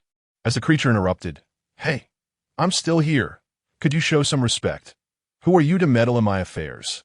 Get out of my way and let me conduct my business." Bardock, incensed by such insolence, retorted, "How dare you speak thus to royalty? A wretched being transformed into a monster dares to disrespect the king." With a flick of his fingers, a radiant beam erupted, obliterating the creature into dust. "Well then, Dr. Briefs, the monster has been dealt with, and we have come seeking your assistance," Bardock stated. As the creature was vanquished, a small head peeked out from behind Mrs. Briefs. It was none other than Bulma from the Dragon Ball universe. Leia rushed towards Bulma, exclaiming, "Little Bulma has grown so much." "Do you recognize me?" Bulma asked, pointing to herself. "Of course. I held you when you were just a baby." Leia reminisced, "I cannot believe how much you have grown in these years." "Is that so? This sister and brother held you before you could walk," Mrs. Briefs confirmed. "Really? I have no memory of that," Bulma replied. "You are quite young. It is no surprise you do not recall," Mrs. Briefs explained. Turning to Dr. Briefs, she added, "Darling, Gano has come seeking your help. Let us discuss this in the living room, that I shall prepare some refreshments for our guests." "Ah, yes, how rude of me. Let us proceed to the parlor to discuss matters over meal."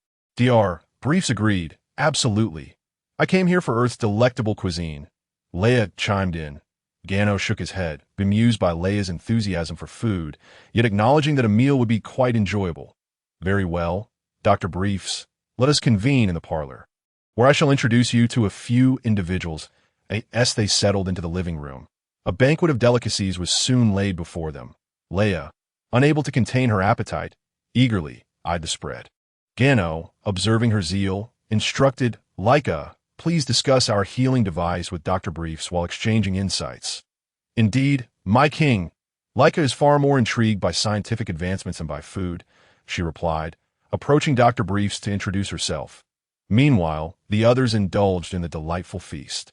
"Delicious! Earth's cuisine is truly remarkable," Leia exclaimed, her mouth full. "Take your time. There's plenty more to come," Mrs. Briefs encouraged. Yes, the Saiyans feasted. Little Bulma approached, curious about their tails. She poked at Leia's tail with her tiny hands, prompting Leia to lift her up and admonish, "You mischievous little one. Saiyan tails are not to be trifled with. It can be quite dangerous. Do you understand?" Bulma nodded earnestly. In this moment, Bulma asked innocently, "Sister, why do you have tails while we Earthlings do not?" "Ah, you see, we are beings from the cosmos, vastly different from Earthlings. Earth is but a small speck in the universe, and due to varying environments, our species have evolved distinctively. While we Saiyans may appear similar to you at first glance, our tails set us apart. Oh, I see now," Bulma responded, her curiosity sated. Meanwhile, Leica and Dr. Briefs engaged in an enlightening discussion about the healing device's principles. And within minutes, Dr. Briefs, a true genius, grasped the concept with ease.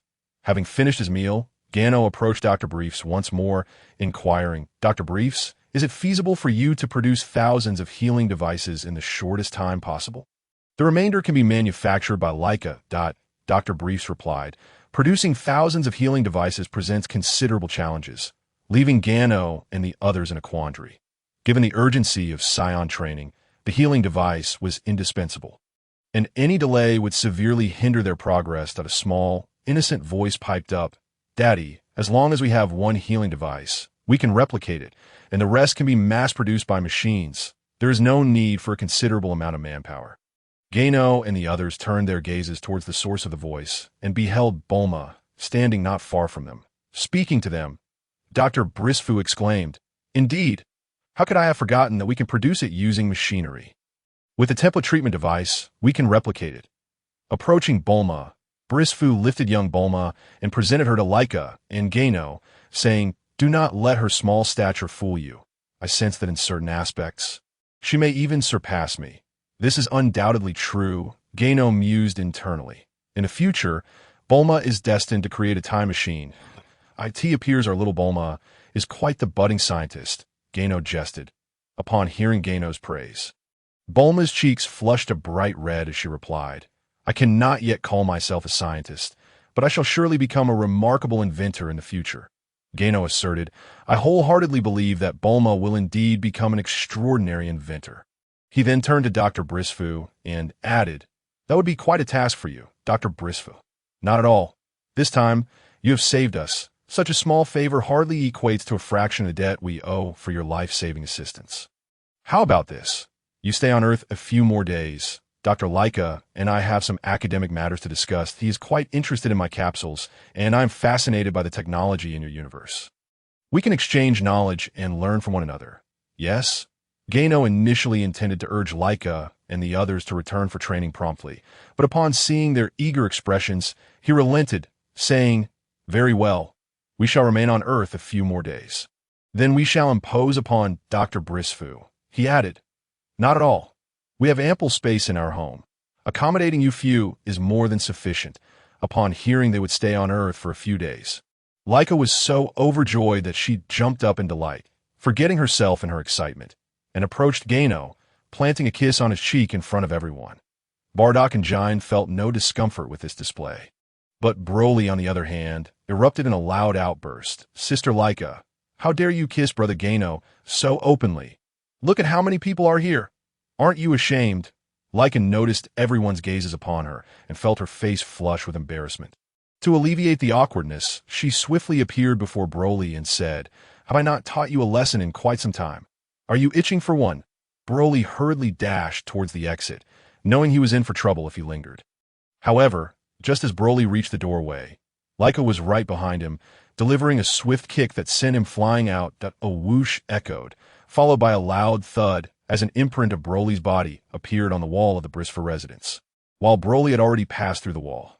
Witnessing this, Bulma exclaimed with excitement, Sister Leica is amazing. She just kicked that brother away in an instant. Leica picked up Bulma and said, How about I let you witness such scenes every day in the future? Yes, yes. Bulma clapped her hands in delight.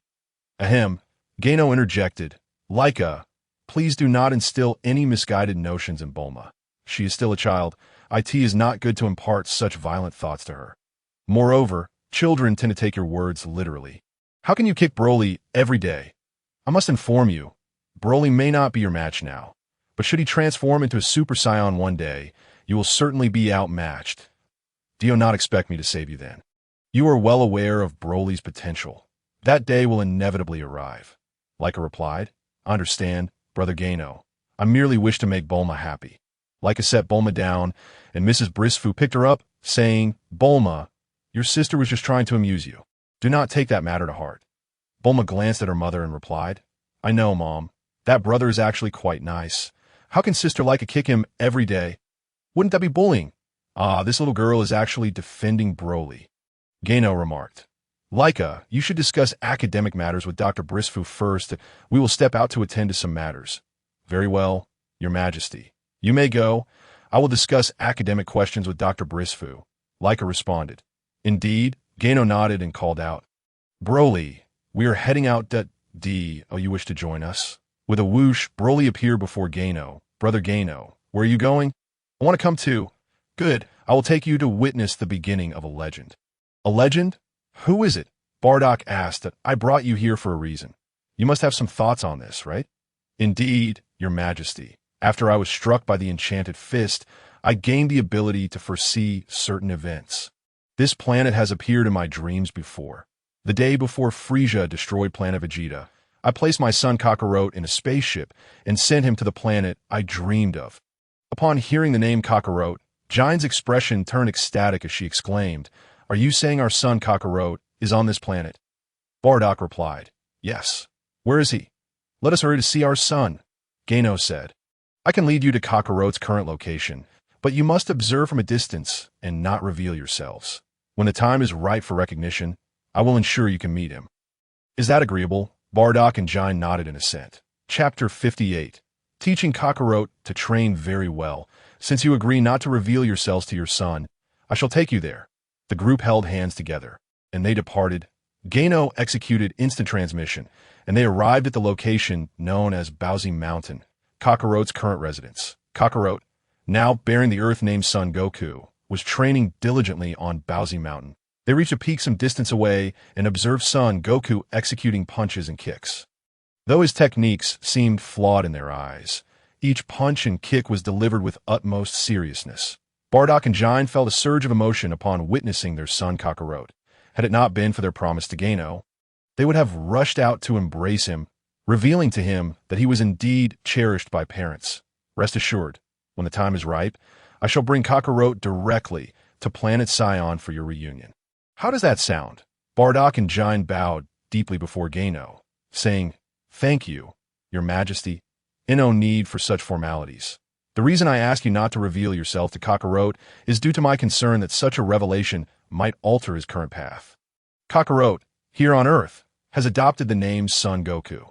Your presence could potentially change the course of his development. Remaining on Earth is the best choice for him.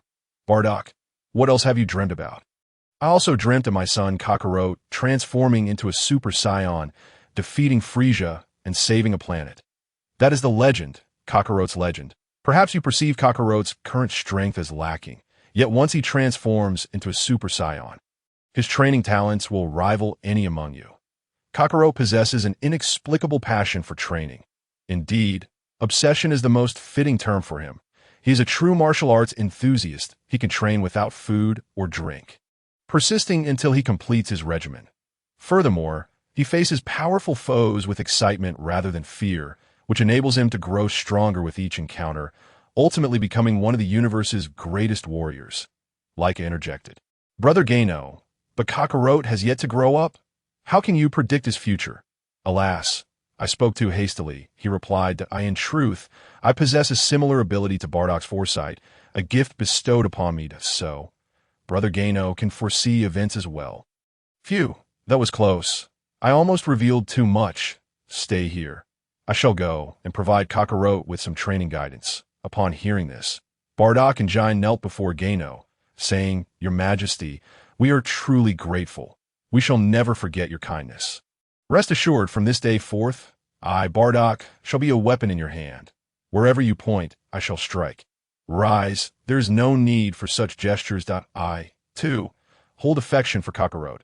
I will guide him so he may navigate the challenges that lie ahead. Regardless, we, as a couple, extend our heartfelt thanks for your guidance towards Kakarot. Very well, I accept your gratitude. Rise now. I shall proceed to guide Kakarot. Gano swiftly approached Kakarot, who remained blissfully unaware of Gano's presence. Continuing his earnest training, there was not a hint of distraction. Ahem, Ginyu cleared his throat. Kakarot pulled his mind back from his training to regard the person before him, a wary expression crossing his face.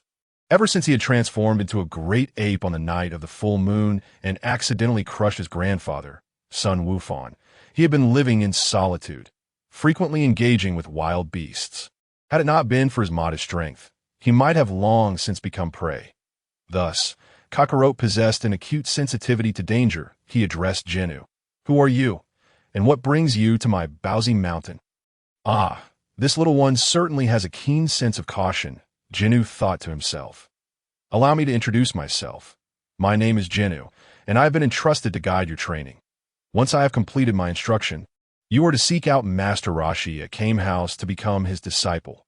Following that, you shall participate in the World Martial Arts Tournament, where the finest fighters from across the nation will gather, providing you the opportunity to showcase your skills. So, you have come to guide my training, which implies you possess considerable strength.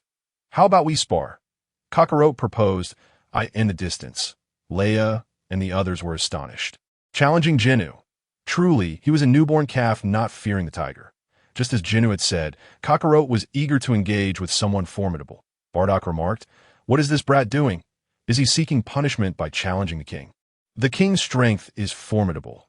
He truly is like a louse on a monkey's head, courting disaster. I must intervene, lest this fool provoke the king's wrath. And no need to worry, Leia soothed. Ginyu has already expressed his intent to guide Kakarot, which means he understands Kakarot's inclination to challenge him. Look, Ginyu has agreed. Everyone turned to follow Leia's gesture. Ginyu replied, very well, I accept. However, should you lose, you must fulfill the 2 tasks I just mentioned. Agreed, as long as I can spar with you. I'm indifferent to the outcome, Kakarot declared. Ginyu extended his hand, gesturing for Kakarot to begin. All right, witness my strength, Kakarot shouted, launching a punch at Ginyu. Observing the attack, Ginyu remarked, the force is too weak, and your intent is too obvious. He effortlessly dodged Kakarot's strike. Indeed, you're truly skilled, Kakarot acknowledged, realizing how easily Ginyu had evaded his attack, but did not become overly complacent. Observe this technique. Kakarot planted his palm on the ground and propelled himself towards Ginyu with a kick. Truly, he is a martial artist of exceptional talent, Ginyu thought, recognizing how Kakarot had adapted his technique with just a slight nudge. This move has some merit, but the strength is still lacking, Ginyu commented as he blocked Kakarot's kick with a single finger, causing Kakarot to feel a jolt in his foot. Son Wukong, pay attention. I will demonstrate something else. Ginyu flicked his finger, unleashing a wave of energy that shot rapidly across Kakarot's cheek. With a thunderous crash, Kakarot turned his head to see a nearby mountain reduced to rubble. Is it truly that powerful? Kakarot stammered in disbelief. Son Wukong, you must seek out Master Roshi. He will teach you the art of energy manipulation. Just now, with a mere beam of light, I flattened a mountain. In time, you too will be capable of such feats. Chapter 59. Teaching Wukong about energy marvelous. You are astonishingly strong. Can I truly become a master like you? Kakarot exclaimed. Of course, Ginyu replied. Today, I will provide you with a brief introduction to the understanding of energy. From here on, it will be up to you. All right, I will dedicate myself to this training, Wukong declared. Indeed, he was a martial arts enthusiast. When the subject of training arose, a fervent desire illuminated his gaze. He yearned to grow stronger and to learn more techniques. First, close your eyes and begin to feel the energy flowing within you. This energy will exist within you as long as you train. You simply have yet to discover how to harness it. Become aware of your inner self. Perceive the energy's presence, and allow it to flow like blood throughout your body, circulating freely.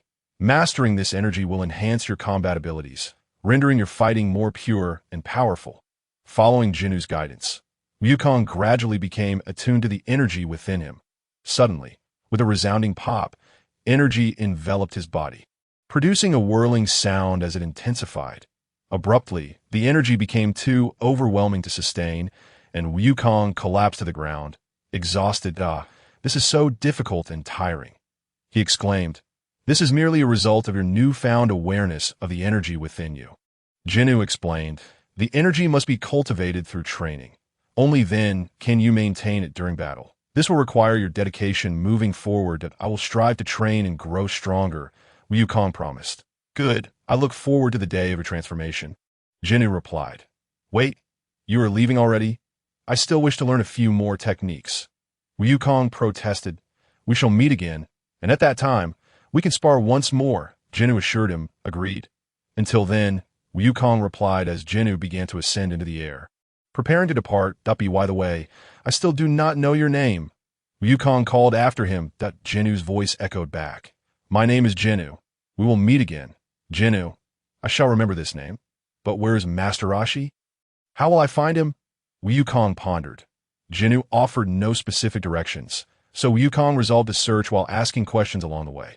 Returning to his small dwelling, Wukong grasped the 4-star Dragon Ball left by his grandfather, Sun Wufan, and embarked on his journey to find Master Roshi. Ginyu rejoined Leia and the others, observing as Wukong pursued his aspirations. Ginyu, why not take Kakarot directly to that old master, rather than having him embark on a difficult journey to find Master Roshi?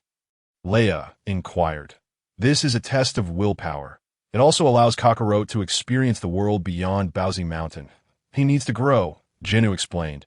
Bardock agreed. Indeed, the king's approach is wise. Kakarot requires both tempering and growth. Jin's maternal instincts were fully on display. Lamenting, But he is so young. Must he endure such hardships? My poor son. Jine, what are you saying? Our son is not afraid of such challenges if he cannot overcome this minor obstacle. Then is he truly my son? Bardock retorted. Indeed, a tiger father does not produce a dog son. I am certain Kakarot's future accomplishments will astonish you. Ginyu added, of course. I refer to your younger son. Not your elder son, Raditz, that I am aware. That Raditz fellow merely follows Prince Vegeta around. Lacking ambition. Bardock scoffed. Uppy, why now? Raditz and Prince Vegeta should have returned from their mission. They must have learned of Planet Vegeta's destruction by now. Yet they remain unaware of our escape. That IT is fine. Let them train outside for a while. When our Scion planet regains its strength, we shall bring your elder son back. Very well, King, Bardock replied. Now, Broly, did you not wish to meet the Energy Master on Earth? I shall take you to him. Everyone, place your hands on my shoulders. We shall meet the Energy Master now. I have longed to meet the Energy Master of whom Ginyu speaks, Broly replied eagerly. You will be astonished, Ginyu promised, activating his instant transmission as they arrived above Master Roshi's small island. Leia remarked, this old fellow truly enjoys his solitary life on such a spacious island, basking in the sea breeze and sunshine. How delightful! Do not be fooled by Master Roshi's carefree demeanor. His status as a martial arts master on Earth is the result of rigorous training. All prominent figures possess their own strengths. And Ginyu is correct, Bardock stated. I doubt this old man trains much at all, Leia countered. That is merely a surface impression as they appeared above Master Roshi's island. The master sensed several powerful energies approaching. He emerged from his dwelling and called out to Ginyu and the others in the sky. Welcome, travelers. Since you have come from afar, please descend and allow us to meet. Ginyu and the others landed before Master Roshi. Master Roshi, it is I, Ginyu. It has been years. Do you not recognize me? Ginyu, that name sounds familiar, Master Roshi replied. The gaze of the turtle sage fell upon Gano, at which point Leia's voice resonated. Old man, it has been several years since we last met, and you truly seem forgetful. Have you really aged to the point of losing your memory? Oh, your voice just reminded me of your arrival. Gano, and you must be Leia, am I correct? It seems the old man has not yet reached the stage of amnesia. I wondered why I sensed two familiar auras. It turns out to be you two little rascals. What brings you to Earth this time? With your talents, I assume there's no need for you to come here to learn about energy manipulation. Gano replied, we have come to seek out a scientist on Earth. We require his assistance to... But what of you, Master Wu-Tien? It has been years since our last encounter, and your combat prowess has indeed increased. Have you been secretly honing your skills? I merely engage in some physical activity from time to time. Master Wu-Tien, I have found a disciple for you that he will be seeking you out shortly, and I hope you will take him under your wing and impart your martial arts knowledge with utmost dedication. Rest assured, his aptitude for martial arts is exceptionally strong. You will surely be pleased with this student. Very well. Since you have entrusted him to me, I shall devote myself entirely to teaching this child. At that moment, Bardock and Jine stepped forward, bowing to Master Wu-Tien, saying, we entrust our son to your guidance, Master Wu-Tien. You are his parents. Why not teach him yourselves? Your combat abilities far surpass mine. Bardock and Jine exchanged glances with Gano. Gano remarked, as Saiyans, we revere violence and revel in battle. We possess little experience in nurturing others.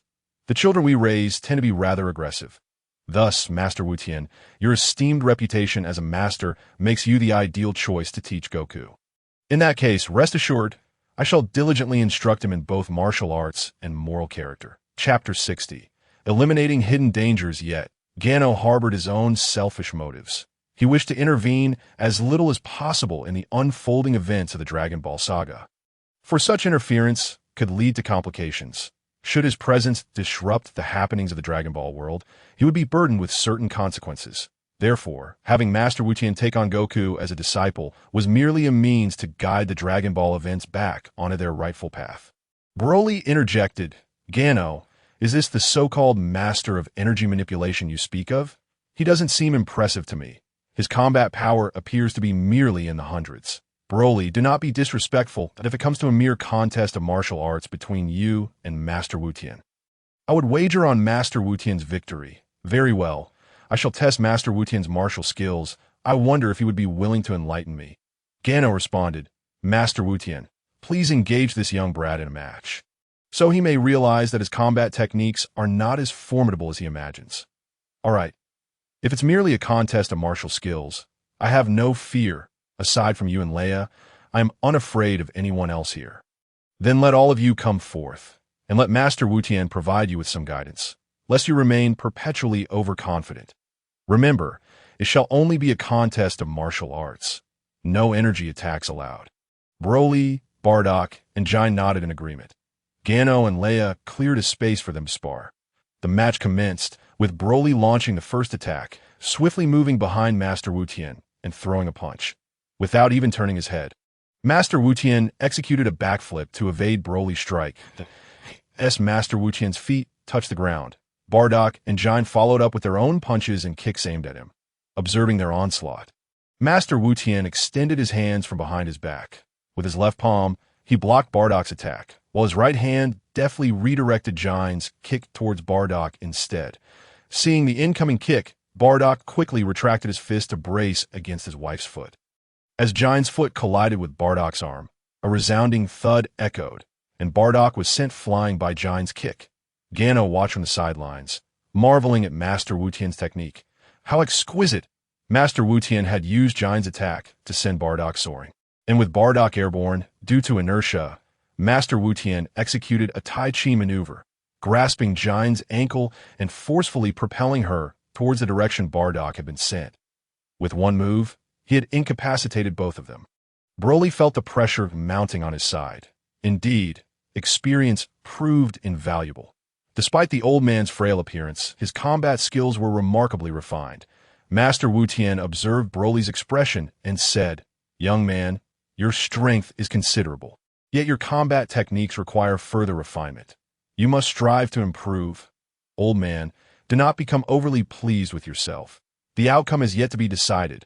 How can you be so sure that I will lose? Watch closely, Broly declared, throwing a punch at Master Wutian. The latter swiftly evaded, appearing before Broly and seizing his arm, executing a shoulder throw that sent Broly crashing to the ground. Moments later, Bardock, Jine, and Broly stood before Master Wutian, saying, Thank you for your teachings, Master Wutian. Gano approached them, saying, Upon your return, make sure to diligently hone your combat techniques.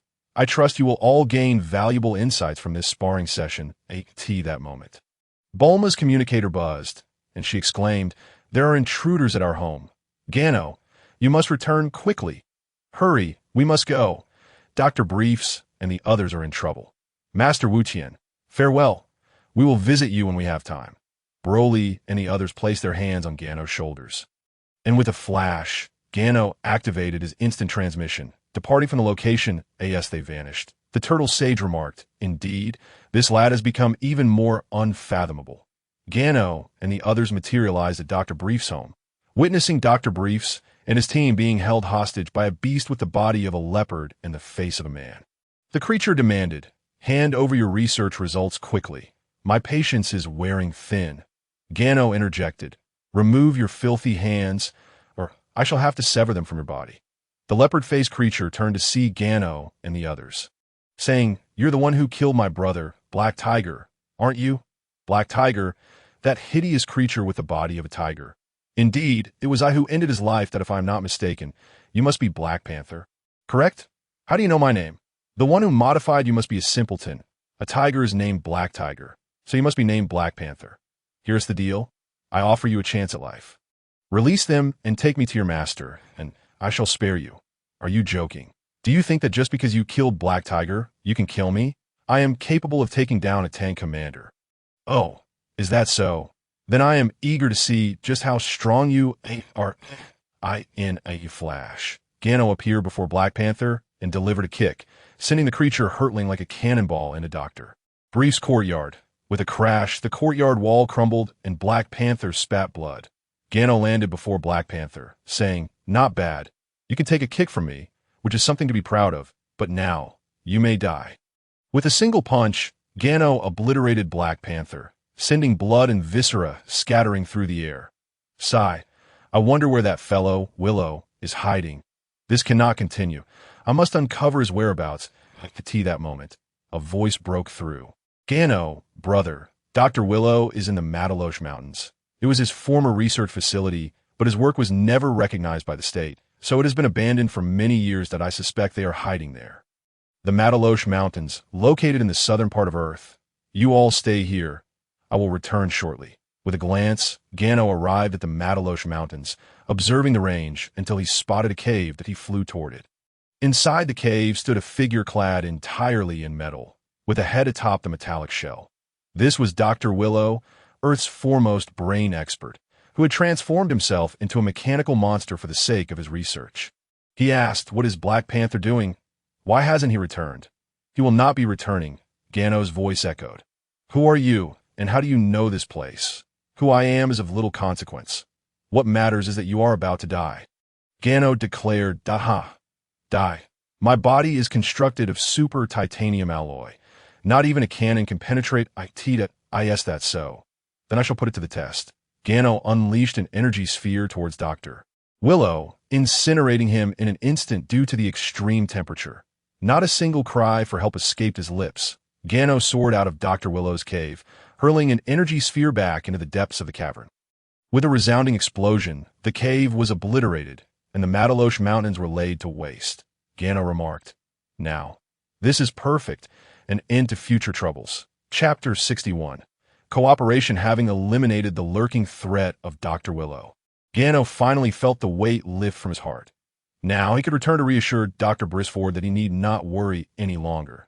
Dr. Willow would no longer disturb him or his family. Gano activated his teleportation, instantly arriving at Dr. Brisford's residence. The moment Gano materialized, little Bulma spotted him and joyfully exclaimed, "Gano, brother, you're back." She quickly dashed toward him, concerned that Bulma might stumble in her haste. Gano swiftly moved to intercept her, lifting her into his arms and saying, "Why are you running so fast? Be careful not to fall. I 1T fall." "I know, Gano, brother, 1T let me." Bulma replied. "What a clever little one," Gano remarked, pointing at her with a smile. Dr. Brisford approached Gano, stating, "Gano, it seems you have dealt with the matter at hand.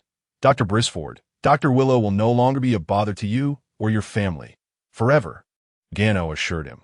Dr. Brisford sighed, reflecting, indeed, Dr. Willow was a brilliant scientist, albeit too extreme in his pursuits, attempting to transfer the powers of animals to humans. But how can there be balance between two different species? With differing chromosomes, any combination would only result in failure. A stillborn endeavor, he chose this path, and now he must bear the consequences of his actions. Well then, Dr. Brisford, let us not dwell on him any longer. "How is the production of my treatment devices progressing?" Dr. Brisford replied, "The treatment devices have entered production over the past few days that I believe it won't be long before the thousands you requested are completed." "Oh, how splendid. That puts my mind at ease. By the way, where is Dr. Leica? I haven't seen him." Bardock interjected, "My king, Dr. Leica is currently researching Dr. Brisford's capsules. He is eager to master this technology swiftly so that our Scion people can utilize these capsules." "My king, I must say, I have observed these capsules over the past few days, and they are quite remarkable. They can transform into habitable structures, complete with all necessary toiletries, and they are incredibly convenient for transporting items." Bardock praised Dr. Brisford, causing the latter to blush with modesty. "Mr. Bardock, you flatter me. I am not as exceptional as you claim. I merely apply my academic knowledge to enhance daily life for others." Dr. Brisford was far too humble. "Your capsule technology should not be confined to Earth. I believe it could be utilized throughout the universe." Gano asserted that that truly possible. "My capsule technology could circulate in the cosmos?" Dr. Brisford inquired. "Certainly, but you cannot venture into space, and it is fraught with danger. If your capsule technology were to fall into the hands of cosmic pirates, Earth would face grave troubles," Gano cautioned. "That is indeed a concern. While my capsule technology is impressive, its limited dissemination is somewhat regrettable," Dr. Brisford admitted. That moment, little Bulma, nestled in Gano's arms, piped up, "Daddy, you could have Gano, brother, promote your capsules." With his name, the technology could spread across the universe, and his formidable strength would ensure its safety. But you must give Gano, brother, a share. Promoting the capsule technology while providing military protection is only fair for Gano to receive a stake in the endeavor. Wait a moment, why did this suddenly become about me? I do not have time to promote your capsules, Gano thought to himself. Just as Gano was about to refuse, Leia chimed in, I believe this is feasible. If Dr. Brisford's capsule technology is to be introduced to the universe, it requires robust military backing. Fortunately, we Scions are passionate about battle and can provide that support. With Leia's suggestion, Gano's mind sparked with an idea.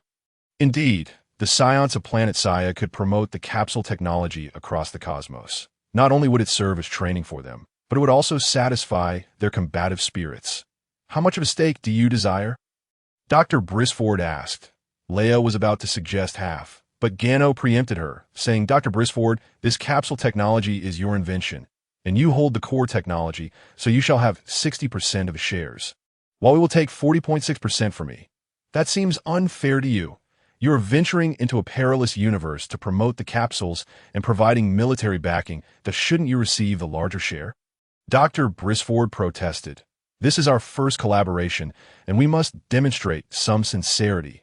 Gano replied, that I anticipate that our future partnerships will increase. Whichever party controls the core technology will command a greater share. If the day comes when we possess the core technology, we will claim the majority. Dr. Brisford, please do not feel aggrieved then. Very well, since you put it this way, let it be so. In our next collaboration, the party in possession of the core technology shall indeed receive the larger share.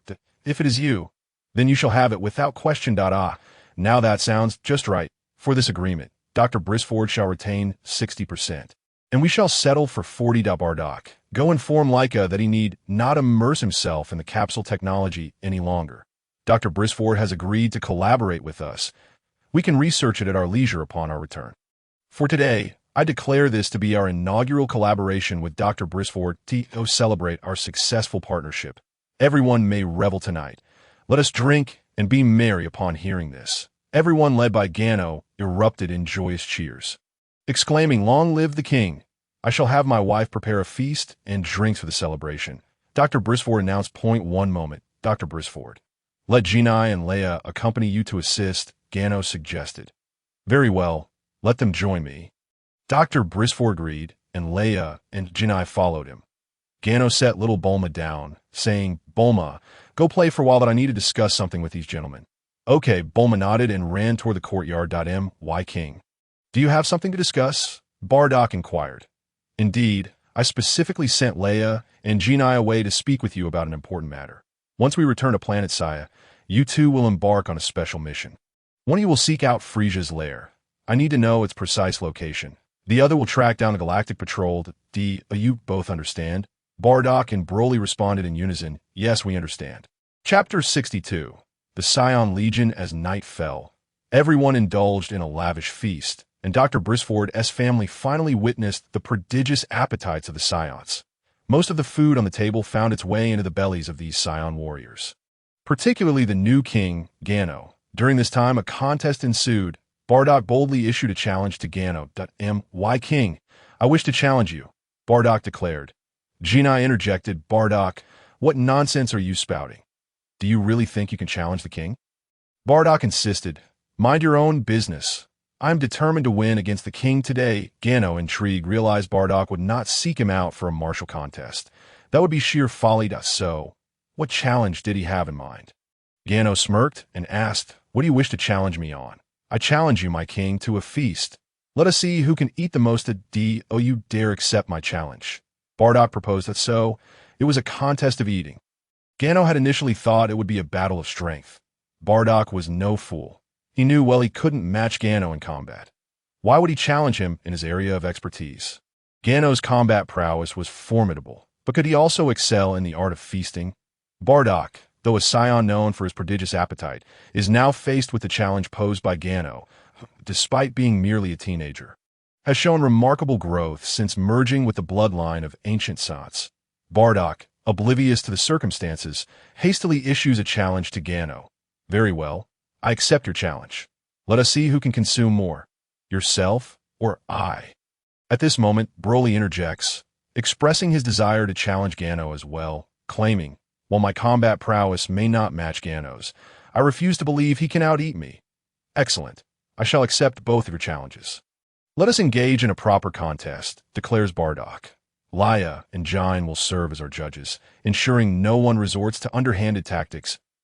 Mrs. Brisfu, could you kindly prepare another table laden with food? Certainly. I am eager to witness the extent of your Scion appetites. With her command, numerous attendants emerge, bringing forth an array of delectable dishes, arranging them on an imposing table 6 meters long and 4 meters wide. Are you three ready? Leia inquires. Ready, they reply in unison. Then, on my mark, begin.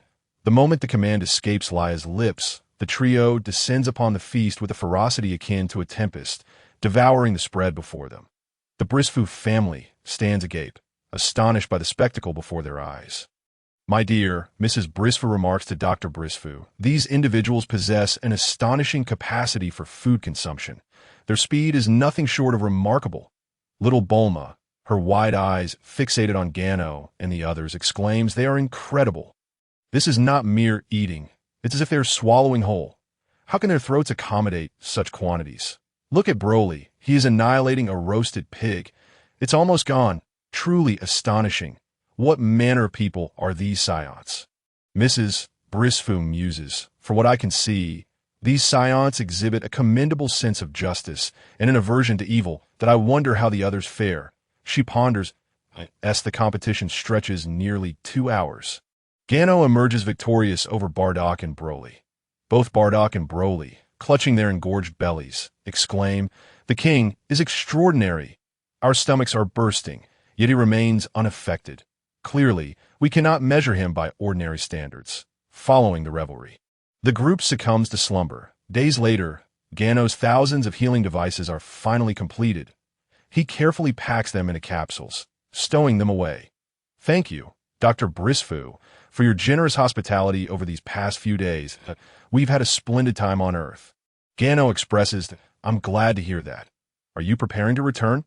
Indeed, we've lingered here long enough. I wonder how the Saiyans on Planet Sia are progressing in their training, that we must take our leave now. Very well. I shan't see you off, that I hope you will visit Earth again. Dr. Brisfu replies, I shall make time to return. Farewell, Dr. Brisfu, Mrs. Brisfu, and little Bulma. Tea this moment.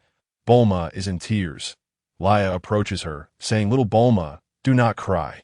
We are not leaving for good, that we must return to our planet to train. Without training, how can we support the advancement of capsule technology? Okay, but you must come and play when you have the time. Bulma responds, we will, they assure her. Gano, upon my return, I may need to focus on training, which could delay the promotion of your capsule technology by a year. Without strong martial support, how can the promotion of capsule technology succeed?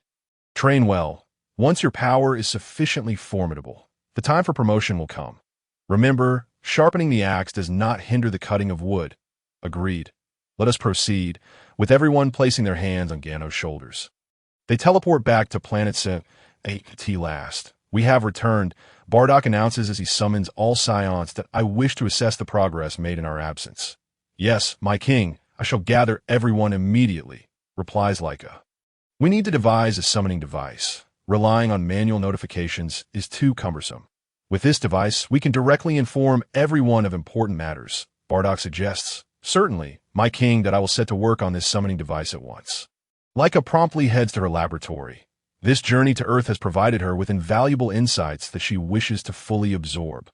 Before long, all Saiyans have gathered below the royal castle, observing them. Gano notes their significant increase in combat strength over the past few days. From this moment forth, you will train for a year, pushing your limits. Should any of you sustain injuries, enter the healing devices to recover.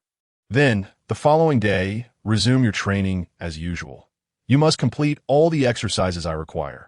In a year, I intend to forge you into a formidable Scion Legion. Chapter 63. The frenzied training of Shrag. Gano has devised a plan to ensure that all Saiyans undergo a transformative change in combat strength within a year.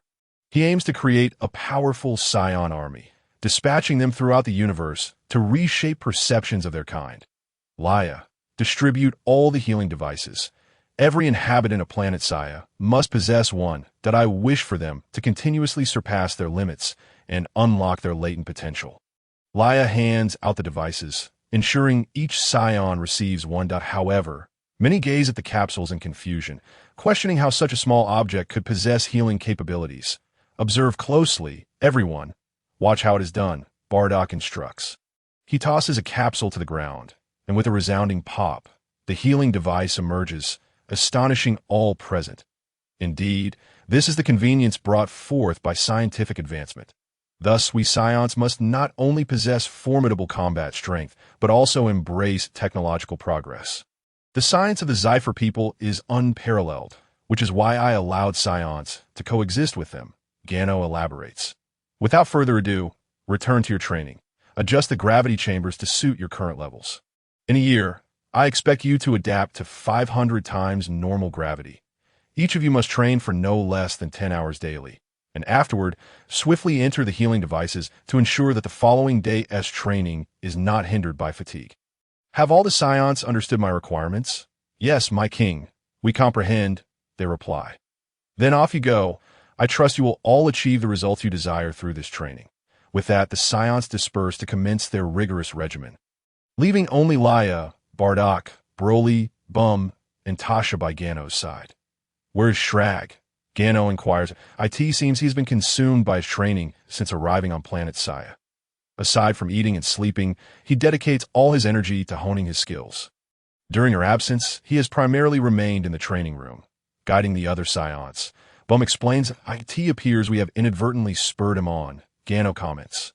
Indeed, this old fellow's ambitions must be significant. Otherwise, he wouldn't train with such fervor. Leia observes. Let us go and see how Shrag is faring in his training. They venture to Shrag's training chamber, where he is immersed in his regimen, the pressure within the room set to an astonishing degree. Sweat drips relentlessly from his brow, a testament to his relentless pursuit of improvement. This fellow is truly relentless. Brother Gano, look, his pressure has been set to 200 times. That is quite a significant burden, almost catching up to us. Following the direction of Leia's pointing finger, Gano observed that the pressure in the training room indeed reached 200 times. Shrag resorting to such extreme measures for himself. In truth, the physiology of the Namekians differs from that of us Scions. While Scions can continuously transcend their limits through pressure, the physical constitution of Namekians does not meet such demands. They can regenerate severed limbs, a capability we Scions lack. Thus, each race possesses its unique advantages. The Namekians excel in regeneration, whereas we Scions thrive on relentless breakthroughs. Nevertheless, with such training, Shalag's combat strength will undoubtedly improve. Well, as you can see, he is putting forth great effort, so what reason do we have to be complacent? Everyone, return to your respective training rooms and focus on your training. Dad, Mom, this is for you. Gano presented 2 spirit fruits to Boom and Tasha. Gano remarked, What kind of fruit is this? It appears rather unremarkable, Leia hurriedly interjected. Mom and Dad, these 2 fruits are called spirit fruits. Consuming them will enhance your combat power, and your mental fortitude will become more solid. They did not expect such remarkable effect from a single fruit. Very well, we shall accept them that we still have training to complete. Boom said. Yes, King, we must return to our training. Dad, Mom, you need not call me King. I am merely their king, not yours. You are my parents. It is precisely because we are your parents that we must strive diligently to avoid the whispers claiming that Boom and Tasha owe their current status solely to their son. We must earn what we desire through our own efforts. Well then, if that is your wish, Boom and Tasha proceeded into their training room. Bardock and Broly likewise embarked on the tasks assigned by Gano. Leia said, Brother Gano, since everyone is training so hard, I cannot fall behind. I shall train as well. I know you have your own plans, so I will not disturb you. Farewell, I am off to train. All right, go ahead, Gano responded. As Leia departed to train, Gano activated instant transmission and arrived on an unnamed planet, where he unleashed the Xian heavy technique. With the release of this technique, the ground beneath him cracked open. Unbeknownst to Leia, Gano was now capable of withstanding pressures that surpassed those in the gravity chamber of Planet Vegeta. Thus, he had come to this unnamed planet to acclimate himself to the immense pressure of 500 times. Indeed, the pressure was formidable. Although Gano was in his normal state, his physique had already surpassed that of anyone else that, in his estimation, he should be able to endure 500 times the pressure. However, It seemed he had miscalculated. The 500 times pressure was overwhelming, and he struggled to cope with such intense weight. He subsequently reduced the pressure to 400 times, which offered him a modicum of relief that Gano's steps moved slowly, leaving deep footprints behind him, indicating that even 400 times the pressure was no trivial matter. Yet, Gano refused to lower his standards any further. He would commence his training at 400 times the pressure. Everyone else was striving hard, and, as their king, he certainly could not fall behind. On the unnamed planet, sand and stones flew through the air, creating a desolate scene. However, amidst this bleak landscape was a vibrant sight, akin to a rainbow in the sky, dazzlingly colorful. This extraordinary scene was none other than Gano, diligently training. Chapter 64. Lero Gano continued to move, the footprints on the ground still evident as he gradually adapted to the 400 times pressure. A day passed quietly, and Gano had finally acclimated to the 400 times pressure. This moment, Gano could perform push-ups while inverted, striking with punches and kicks, the sound of his blows echoing through the air as his figure flickered in the sky. The 400 times pressure still surrounded him, yet Gano appeared as if he were merely strolling on this unnamed planet, leaping and darting about, leaving traces of his training everywhere. Initially, he could be seen swinging his fists on the ground, but before long he found himself suspended in mid-air, rapidly kicking out with his feet, his fists closely following. Gano exhaled forcefully, releasing an energy sphere from his hand. The energy wave surged forward at high speed, and in the blink of an eye, Gano's figure appeared in front of it, extending his palm to withstand the impact of the energy wave. Ugh! Gano's muscles tensed as he summoned his strength to resist the force of the energy wave. His feet slowly dragged backward on the ground, leaving 2 deep imprints behind. Ultimately, the energy wave dissipated in Gano's palm as he sensed that its impact had ceased, allowing him to absorb the energy contained within it. Phew, that was quite exhausting. Under the influence of the Saiyan heavy technique, the power of the energy wave he unleashed surpassed that of any he had previously emitted. To his surprise, the potency of his shockwave had more than doubled under the Saiyan heavy technique. Very well, in that case, I shall unleash a barrage of energy blasts. Watch this! Gano relentlessly fired energy pellets into the sky from his palm, as he soared into the midst of the hovering energy pellets. He combined punches and kicks, twisting and turning his body to in an instant. Every energy pellet suspended in the air was obliterated by Gano's strikes. Boom! Bang! Rumble! The sky was filled with the explosive sounds of energy pellets being shattered by Gano's brute force. Had Leia been present, she would undoubtedly exclaim, "Brother Gano, you are simply too violent, but I love it." Gazing at him with starry eyes, after dispatching all the energy pellets he had fired, Gano dusted himself off and remarked, "I did not realize how swiftly time has passed. An entire day has gone by. I suppose I should return, lest some mischievous ones neglect their training. That I must personally ensure they remain diligent." Dismissing the Saiyan heavy technique, Gano felt himself begin to float, experiencing the sensation of weightlessness that if one remains in a high-gravity environment for an extended period and then suddenly experiences the absence of that gravity, one's body will feel weightless. That I should take a moment to adjust before heading back. I wouldn't want to return only to struggle with walking. How embarrassing that would be. After a quarter of an hour, Gano was able to walk normally. He activated instant transmission and arrived back on planet Vegeta. By this time, it was evening on planet Vegeta, and most inhabitants had succumbed to slumber, yet some Scion training rooms still bore light, indicating they were not resting. Upon entering one such training room, Gano encountered a small Scion, perhaps 12 or 13 years old, with a physique that was not particularly robust, but featured strikingly defined facial features. Although Gano was also a young Scion, he was their king, which set him apart. Gano approached the young Scion, deactivating the heavy pressure and asking, "Why are you still here, training so late?" The young Scion, upon realizing he stood before their king, trembled slightly as he replied, "Your Majesty, I am but a low-ranking warrior, and I possess no remarkable talent in martial arts. Yet, I have a genuine passion for it. Though my progress may be slow each day, I believe that if I persist in my training, I will eventually become as powerful as you." Gano responded, "You have not seen me in action. How can you ascertain my strength? Your Majesty, do you not recall? All of us Scions underwent 6 months of grueling training that on one occasion, you fought alongside Bardock and Broly, defeating them with a single move. From that moment onward, I understood that you are the most formidable Scion. Although Lady Leia has now transformed into a Super Saiyan, in my eyes, you remain the strongest Scion. This is why I strive so diligently in my training. I wish to become powerful like you one day. Gano thought to himself, it seems this young lad possesses a keen perception and remarkable tenacity that I shall assist him, with a wave of his hand. A spirit fruit materialized before him. This fruit is a reward for you. May it aid you in becoming even stronger. Overwhelmed by the king's generosity, the young Scion stammered, Thank you, Your Majesty, for this reward. Rest assured, Your Majesty, although I may not possess the talent of those elite warriors, I possess an unwavering determination to grow stronger. I am certain of my success, that I place my trust in you. What is your name? Wong. I am called Leluo. Leluo. I shall remember that and I will take my leave now. You should continue your training for a while longer before returning to rest, correct? The path of martial and literary arts requires a balance. One should not overexert oneself. If you neglect rest, your body will still require recuperation.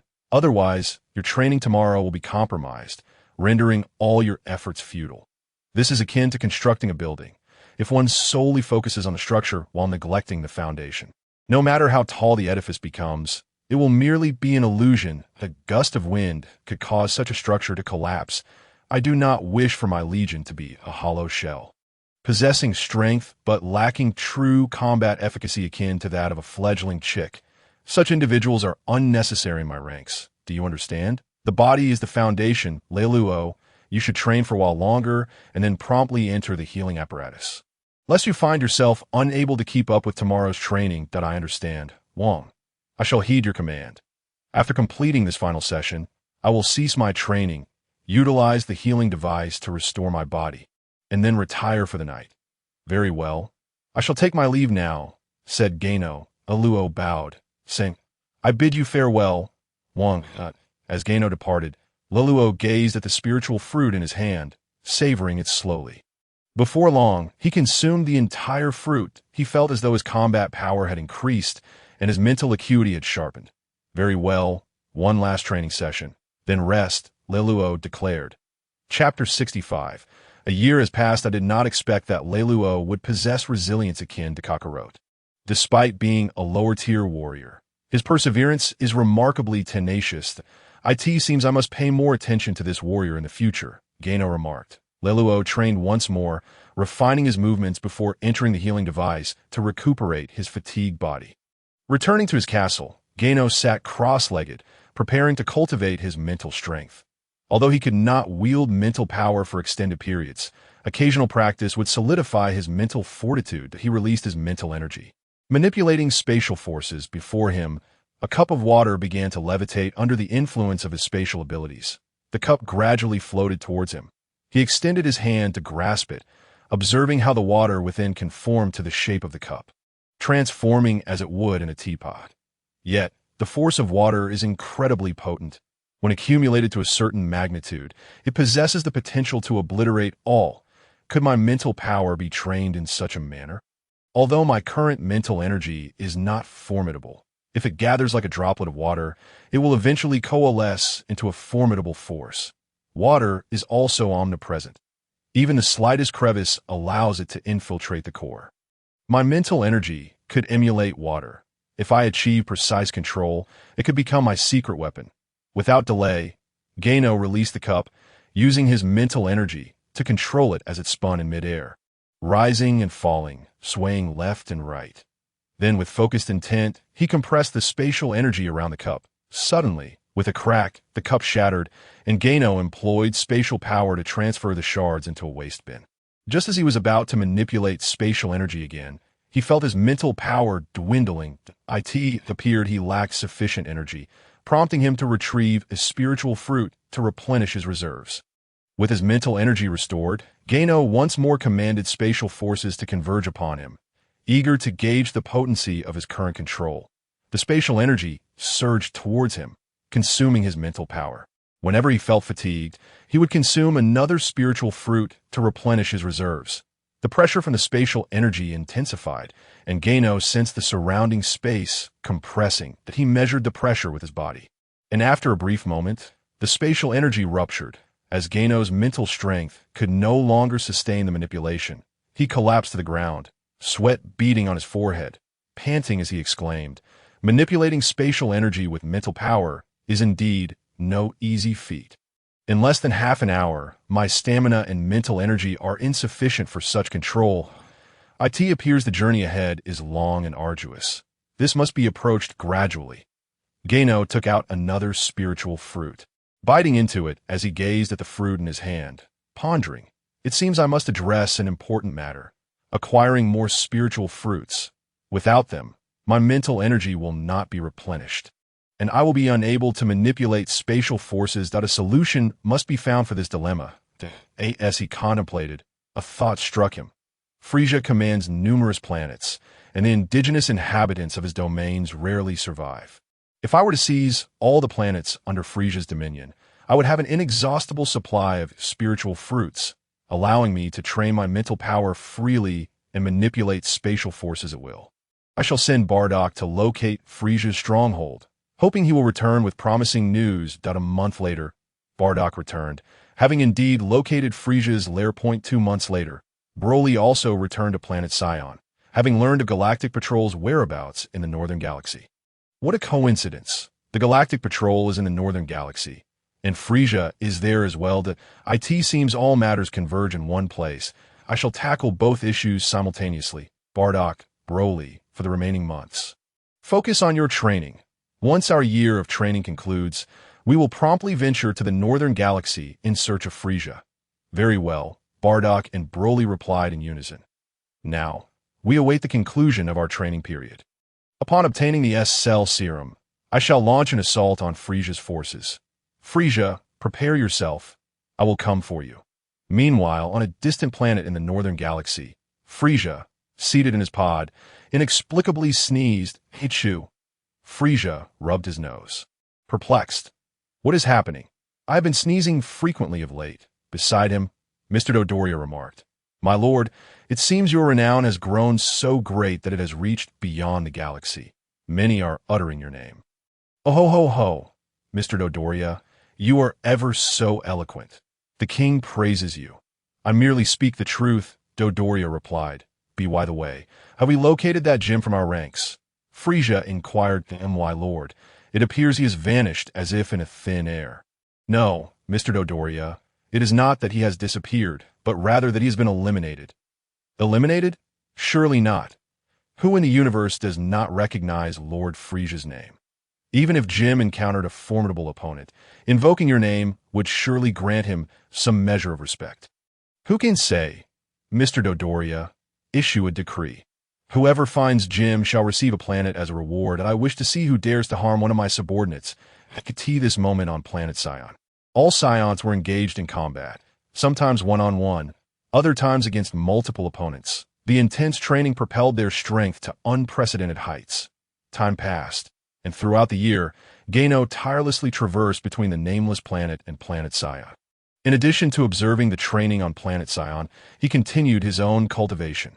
After a year, Gano's body could withstand a pressure of 1,000 times.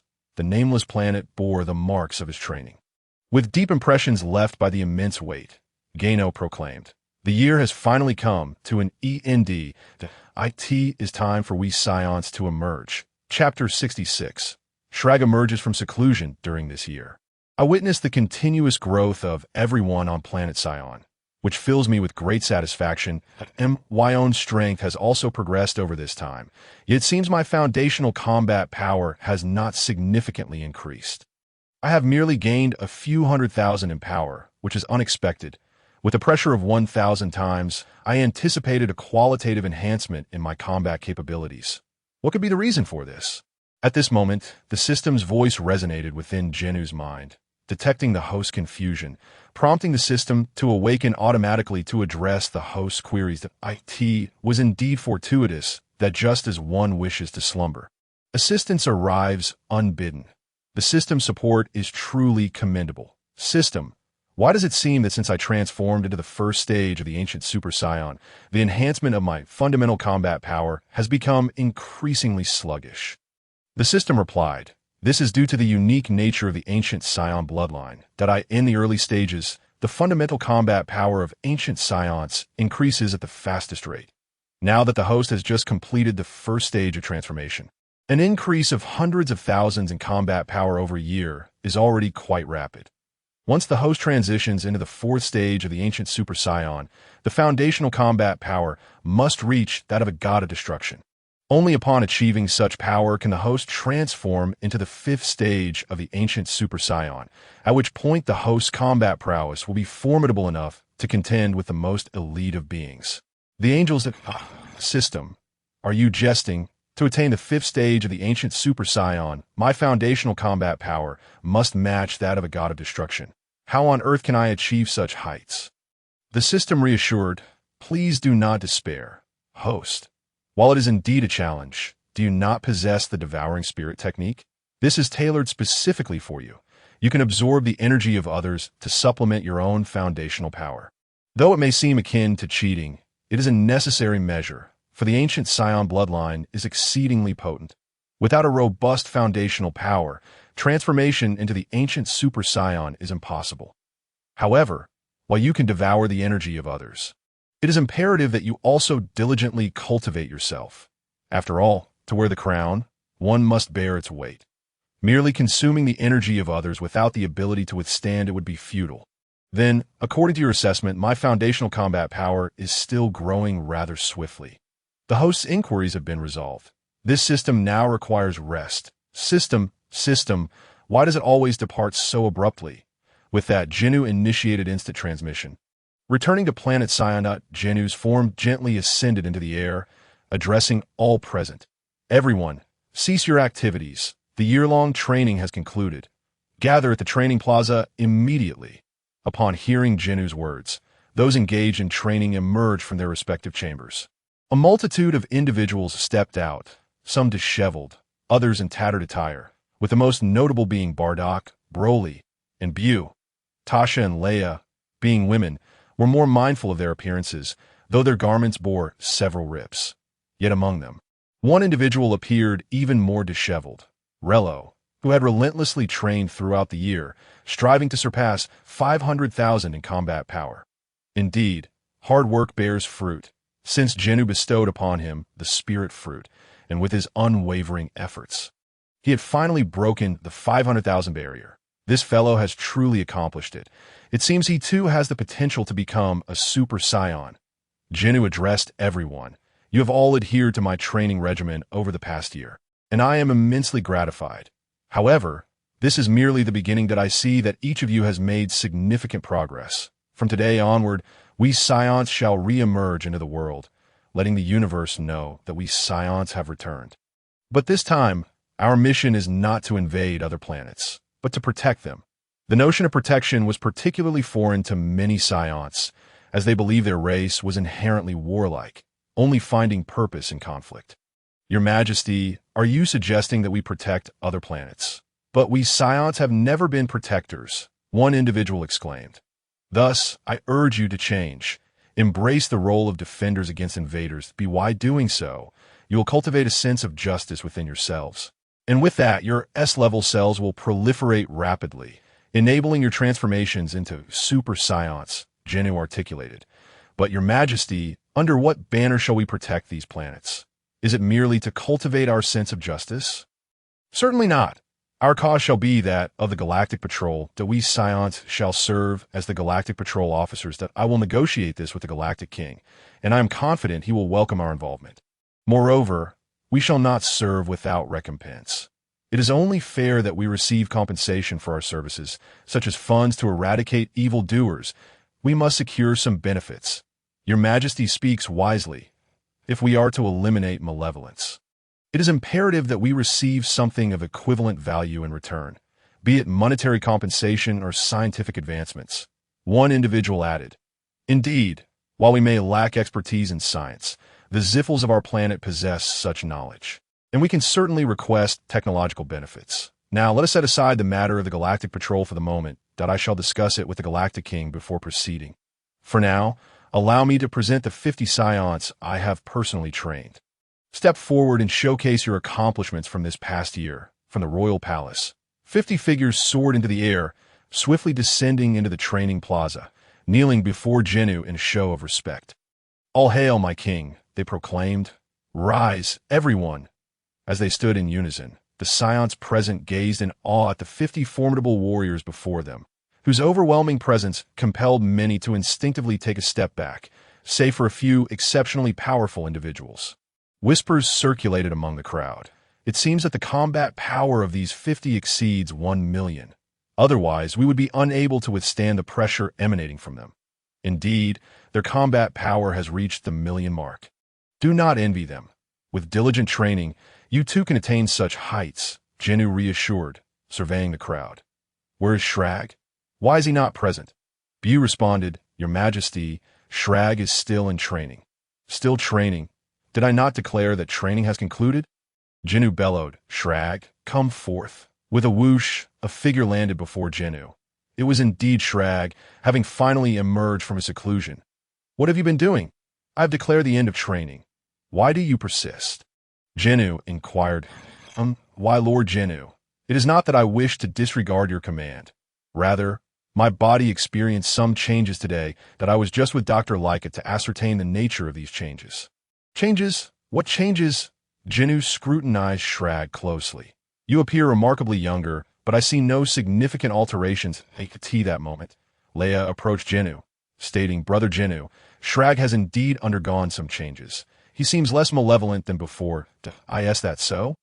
"I fail to see it." "Truly, if you do not believe me, Brother Ginyu, please sense for yourself." "Very well. I shall discern whether this old fellow has truly transformed for the better." Closing his eyes, Ginyu enveloped Shrag in his mental energy. As Jinyu's power enveloped him, Shrag felt as if he were facing the breath of a beast, accompanied by an aura of sanctity. Has my lord's mental prowess grown so formidable? Shrag pondered, feeling like a fragile boat amidst a vast ocean. A mere flicker of Jinyu's wrath could consume him. Shrag relinquished his defenses, allowing Ginyu to explore the essence within him. After a moment, Ginyu opened his eyes and remarked, "You have indeed changed. The malevolent energy that once surrounded you has nearly dissipated." "My lord Ginyu, since I began following you, I have refrained from committing wrongdoing or indulging in senseless violence. Over the past year on Planet Sion, as I observed the gradual transformation of the Scions, I began to wonder if I too could change. Consequently, I suppressed my own malevolence and dedicated myself to rigorous training. Whenever thoughts of violence arose, I would retreat to the training room, subjecting myself to immense pressure to numb my senses. Gradually, my murderous thoughts have diminished, and my wicked heart is undergoing a transformation. Today marks the conclusion of my training, so I emerged from the training room early. Upon stepping outside, I realized that my body seemed to have undergone a change, prompting me to ask Dr. Leica for an examination.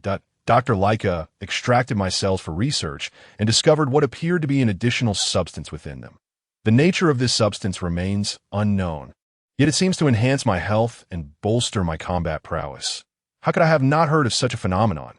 So, you are akin to us Scions, wherein continuous breakthroughs of your limits allow for perpetual growth in strength. Gano remarked, "Lord Gano, this substance within my body cannot be compared to the combat prowess of you Scions, but in comparison to other races, my condition is truly unique. Isn't that a good thing? Shrag will be joining me, and with a low combat power, how can he keep up with me? This is excellent. Your future accomplishments will undoubtedly be remarkable. Of course, following Lord Gano feels like the wisest decision I have made." "Hey, you two are boasting again. Enough of the mutual flattery. Gano, didn't you have something to announce to everyone? Please do so quickly. Everyone is present now." Ahem, Gano felt slightly embarrassed by Leica's prompt. "Let us get down to business. Currently, the combat strength of our Scion planet cannot be deemed invincible. Yet at this stage, we do not regard ordinary foes with any seriousness. Once I reach a consensus with King of the Galaxy, each of you will have the opportunity to undertake missions, as we Scions thrive on combat to enhance our strength. Allowing you to embark on missions satisfies the Scion warrior spirit. For now, everyone may return. After I finalize the arrangements, I will assign you appropriate tasks. In unison. Everyone responded. Yes, my king. Gano retained only 10 individuals, for upon completing the system's tasks, he had received 10 vials of S-grade cell serum. With these 10 vials, he could cultivate 10 Super Saions. He kept his parents, Jine and Leia, along with 6 other Saions whom he deemed promising after a year of observation, to distribute the S-grade cell serum, so they could swiftly transform into Super Saions. I have chosen you 10 because your performance over the past year has been exemplary. Thus, I present you with a special gift. With a wave of his hand, 10 vials of S-grade serum appeared before the 10 individuals. Gano proclaimed, "This is S-grade cell serum. Upon consuming it, your S-grade cells will reach perfection, enabling your transformation into Super Saions. However, I must inform you that although you will become Super Saions, you cannot compare to those who have truly cultivated this transformation. When it comes to battle, you will undoubtedly be at a disadvantage against Saions who have achieved their form through rigorous training. You must consider whether to consume the S-grade serum to become Super Saions, or to rely on your own efforts." Boom and Tasha chimed in. "After a year of training, our combat power has significantly improved, indicating that we have reached a bottleneck. Moreover, we are growing older. Our current wish is for you and Leica to marry soon and bless us with a robust grandchild." "Mother, how can you say such things?" Leica exclaimed, her face flushed. "Didn't Brother Gano say we should discuss this once we turn 18? Here you are, bringing it up again." Hearing Leica's words, Tasha replied, all right, enough already. This girl 1T let anyone speak, but before we enjoy the prospect of grandchildren, what a delightful surprise it would be to transform into Super Saions. As long as you and Gano bless us with a grandchild, your father and I will take care of him. If anyone dares bully my grandson, I shall transform into a Super Saiyan and teach them a lesson." Upon hearing this, Gano thought to himself, "Am I beginning to regret giving my parents the S-grade cell serum? Indeed, if anyone dares to bully my grandson, Boom will not let them off lightly." Gano covered his forehead with his hand and said, "Father, Mother, you are being overly protective. What if your grandson bullies others?" Boom and Tasha replied, "Then he deserves it. He should improve his skills." "Ah, truly a couple," Gano mused. "They permit their grandson to bully others, but 1T allow him to be bullied himself. Such protectiveness. Then, Father and Mother, are you prepared to use this S-grade serum to transform into Super Saions?" "Yes, we shall use this S-grade serum. This is the era of the youth. We old folks shall not interfere. As long as we can transform into Super Saions, that is sufficient." "Very well. Then these 2 vials of S-grade serum are for you." Tasha and Boom took the S-grade serum before them. "Father, Mother, you may return now. After you consume the serum, I will have Leica teach you how to transform into Super Saions. All right, we shall return to consume this serum." Tasha and Boom made their way back to their training room. At that moment, Jine spoke. "I think I shall use the S-grade serum to transform into a Super Saiyan. My current life is quite satisfying, and I desire nothing more. My son is thriving. And that brings me Joy.T. Be able to transform into a Super Saiyan is truly a gift from a king. So I shall accept the S-grade serum bestowed upon us." Bardock replied, "Jine, do you not wish to grow stronger?" "Bardock, I have no further desires. The king has recognized your potential, which indicates you can indeed become a Super Saiyan. Your strength is sufficient. Do you not think you can protect your wife?" Bardock was rendered speechless by Jine's words. After pondering for a moment, he said, "I respect your choice, Jine." Hearing this, Jine felt immensely pleased. It seemed her husband had indeed changed. The once stubborn Bardock was no more, leaving behind only a considerate and strength-seeking Bardock. All of this was thanks to the new Scion King before her, who had transformed Bardock.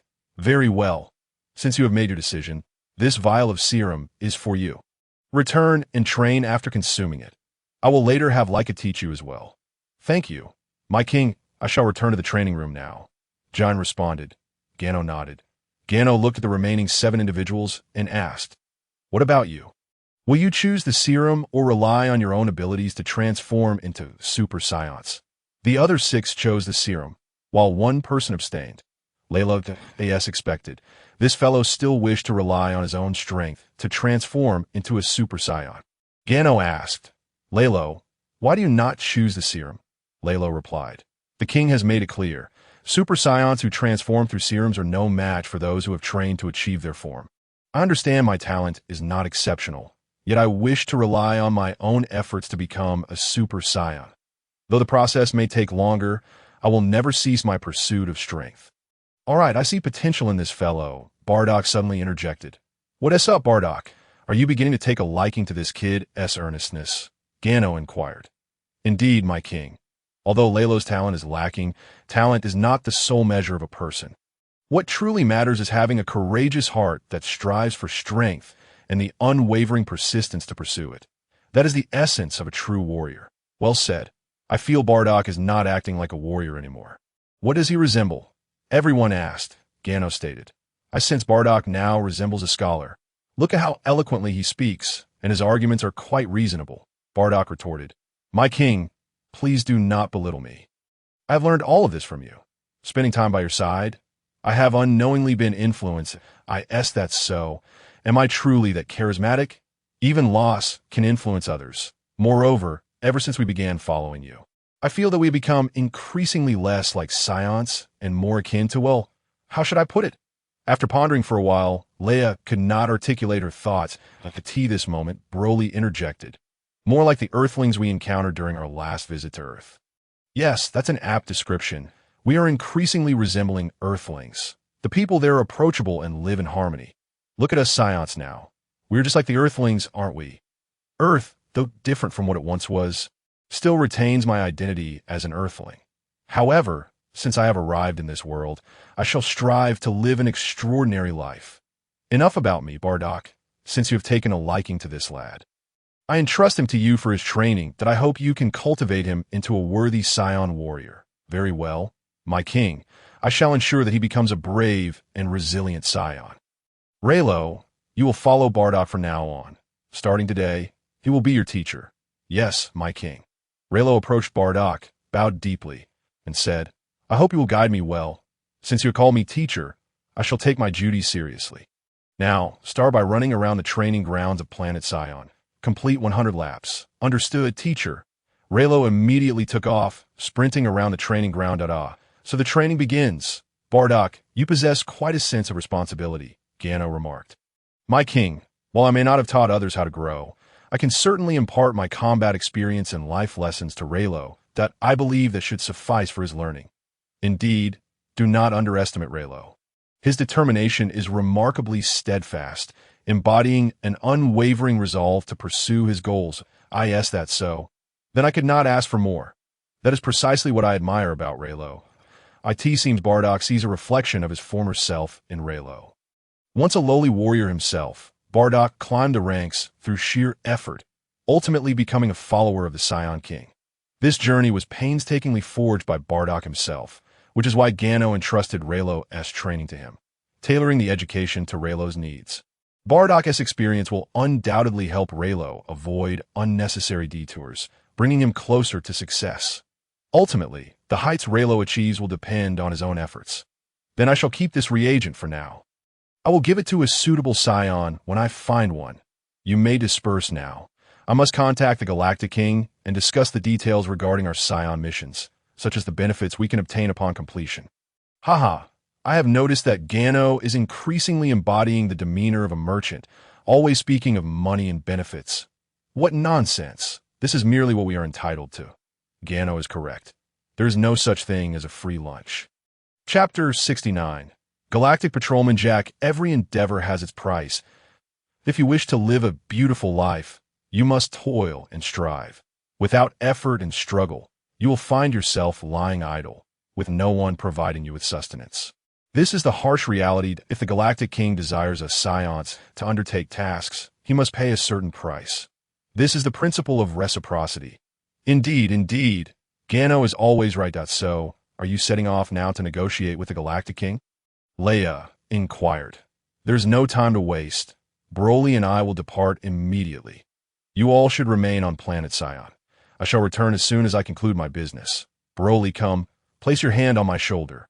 We are off to find the Galactic King. Very well, Gano. Broly swiftly positioned himself behind Gano, resting his hand on Gano's shoulder. With a flicker, Gano activated instant transmission, and in the blink of an eye, he and Broly had arrived on an unknown planet in the northern galaxy. Gano, are you certain the Galactic King resides in this star system? Brother Gano, time is indeed tight. I hastily gathered that the Galactic King might dwell somewhere in this area. You could have simply said you were unsure, instead of claiming to have heard of the Galactic King that I did learn some information, but I did not inquire precisely which planet. Oh, it appears you revel in battle. But when it comes to tasks, you falter. Broly scratched his head and chuckled. Brother Gano, you know me well. I cherish combat. If you need someone to fight, just let me take the lead, and you need not lift a finger. I fear no one. Say for you to... Oh, you mean say you are merely a tool for me to wield? Yes, precisely. Gano playfully flicked Broly's forehead. Ouch. Brother Gano, why do you flick my forehead? I'm not particularly bright as it is. It is to rouse your mind. Listen, Broly, regardless of the task at hand, intellect must always take precedence. Whether in battle or in dealings, one must think critically. Furthermore, when you claim to fear no one but me, does that imply your strength now rivals that of Leia? Brother Gano, after a year of training, I am on the verge of transforming into a Super Saiyan. Each training session, I strive to attain that form. Yet I always feel as though I am missing something. However, if I were to spar with Sister Leia now, she would no longer be my match. So your training has yielded significant results. Has it? Have you been so preoccupied with training that you neglected the tasks I assigned you? Hastily returning to Planet Sion. You are indeed wise, Brother Gano. How is it that you are so perceptive in this matter? This is merely common sense. It seems your combat prowess has greatly improved, yet do not let it inflate your ego. Broly, you must understand that within this universe, many possess power far exceeding my own. We cannot afford to be short-sighted. I am aware of the terrifying strength of the most formidable beings in this universe. Even I could be extinguished with but a flick of their finger. Is it truly that formidable? I feel as though you, Brother Gano, are already incredibly powerful, at least an invincible being within this universe. You are mistaken. Have you not heard of the Pirate King Dales before encountering him? I believe my strength allowed me to stride confidently through this universe. However, that battle, had I not successfully transformed, we might have perished. Thus, we must always maintain a mindset of learning and continuously strive to grow stronger. In this regard, Kakarot serves as an exemplary model. Kakarot, but he is still so young and possesses low combat power. Though Kakarot may currently be weak, you will soon come to realize just how formidable he truly is. Very well, I look forward to Kakarot becoming a master, so that I might spar with him. Precisely, continuous sparring with masters allows us to learn from their strengths, enhancing our own abilities. Enough of this. I merely hope you understand that there are many powerful beings in the universe, and we must remain humble. Additionally, we must utilize our intellect in our endeavors. Now, let's head to Earth to seek assistance. To Earth for help? Do you believe the Earthlings can lead us to the Galactic King? Do not underestimate the Earthlings. Their power can sometimes be beyond your imagination. Let us go.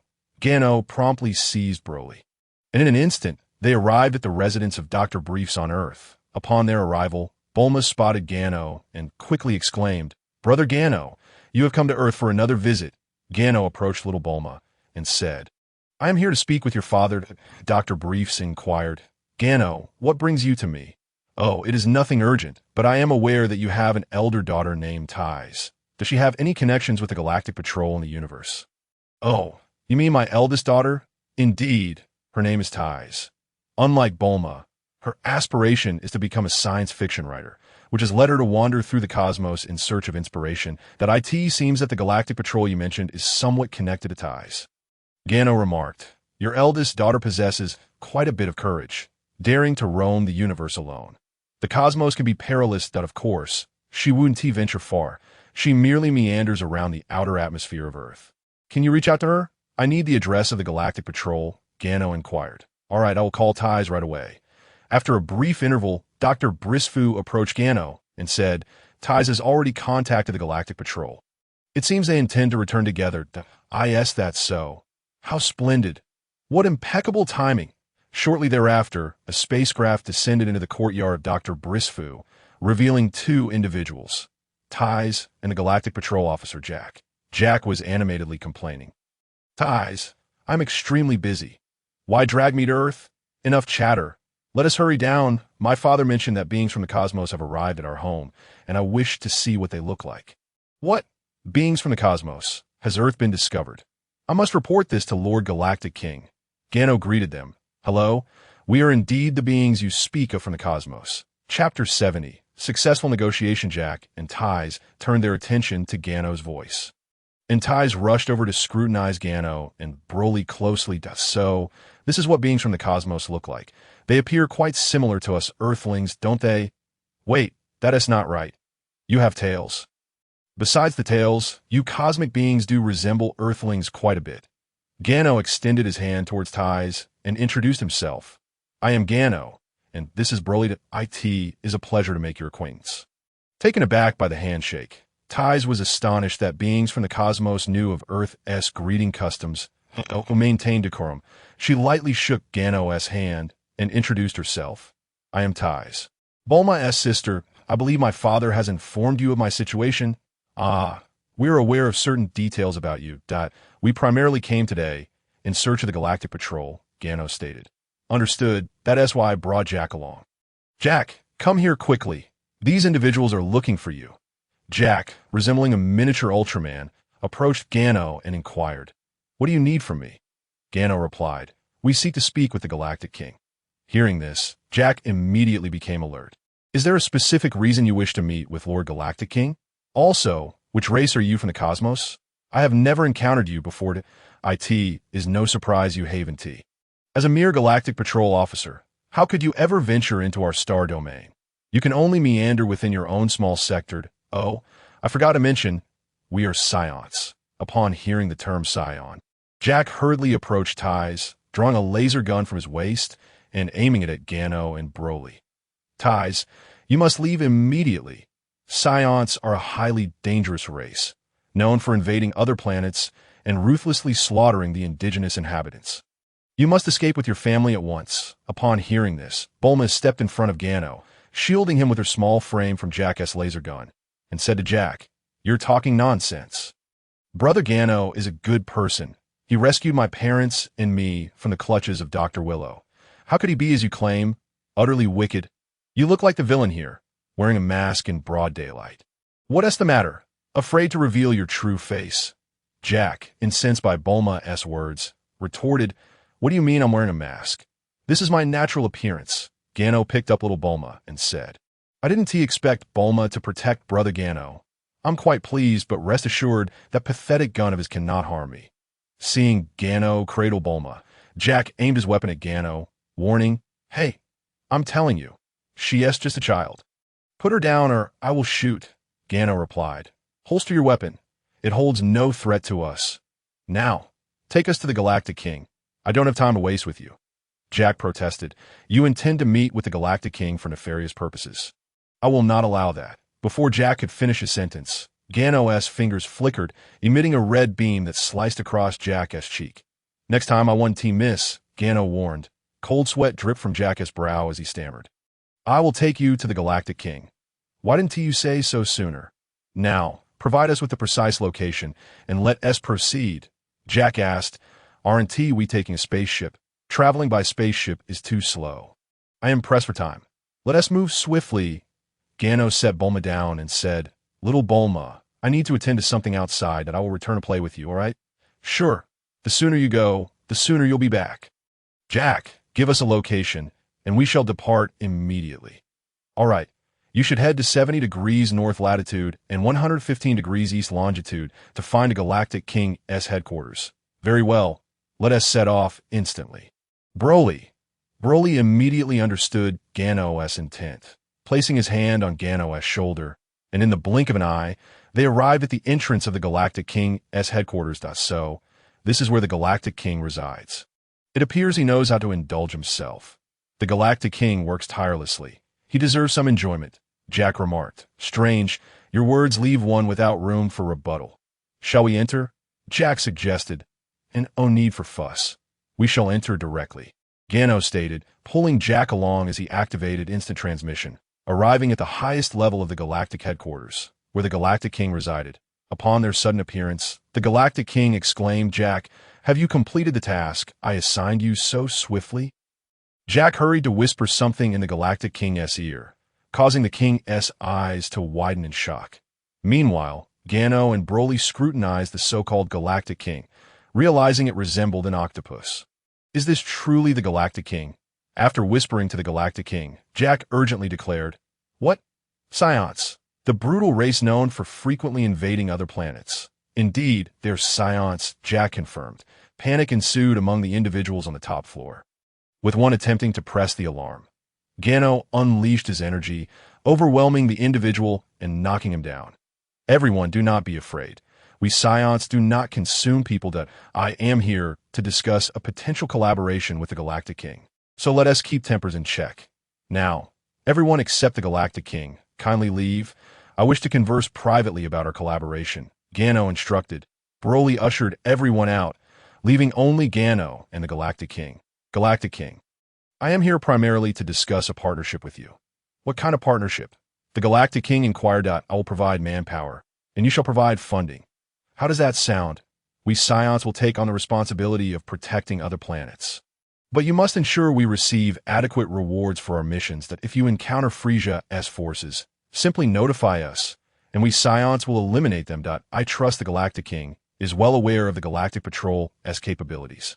So, Galactic King, if you agree, we can sign the contract right now."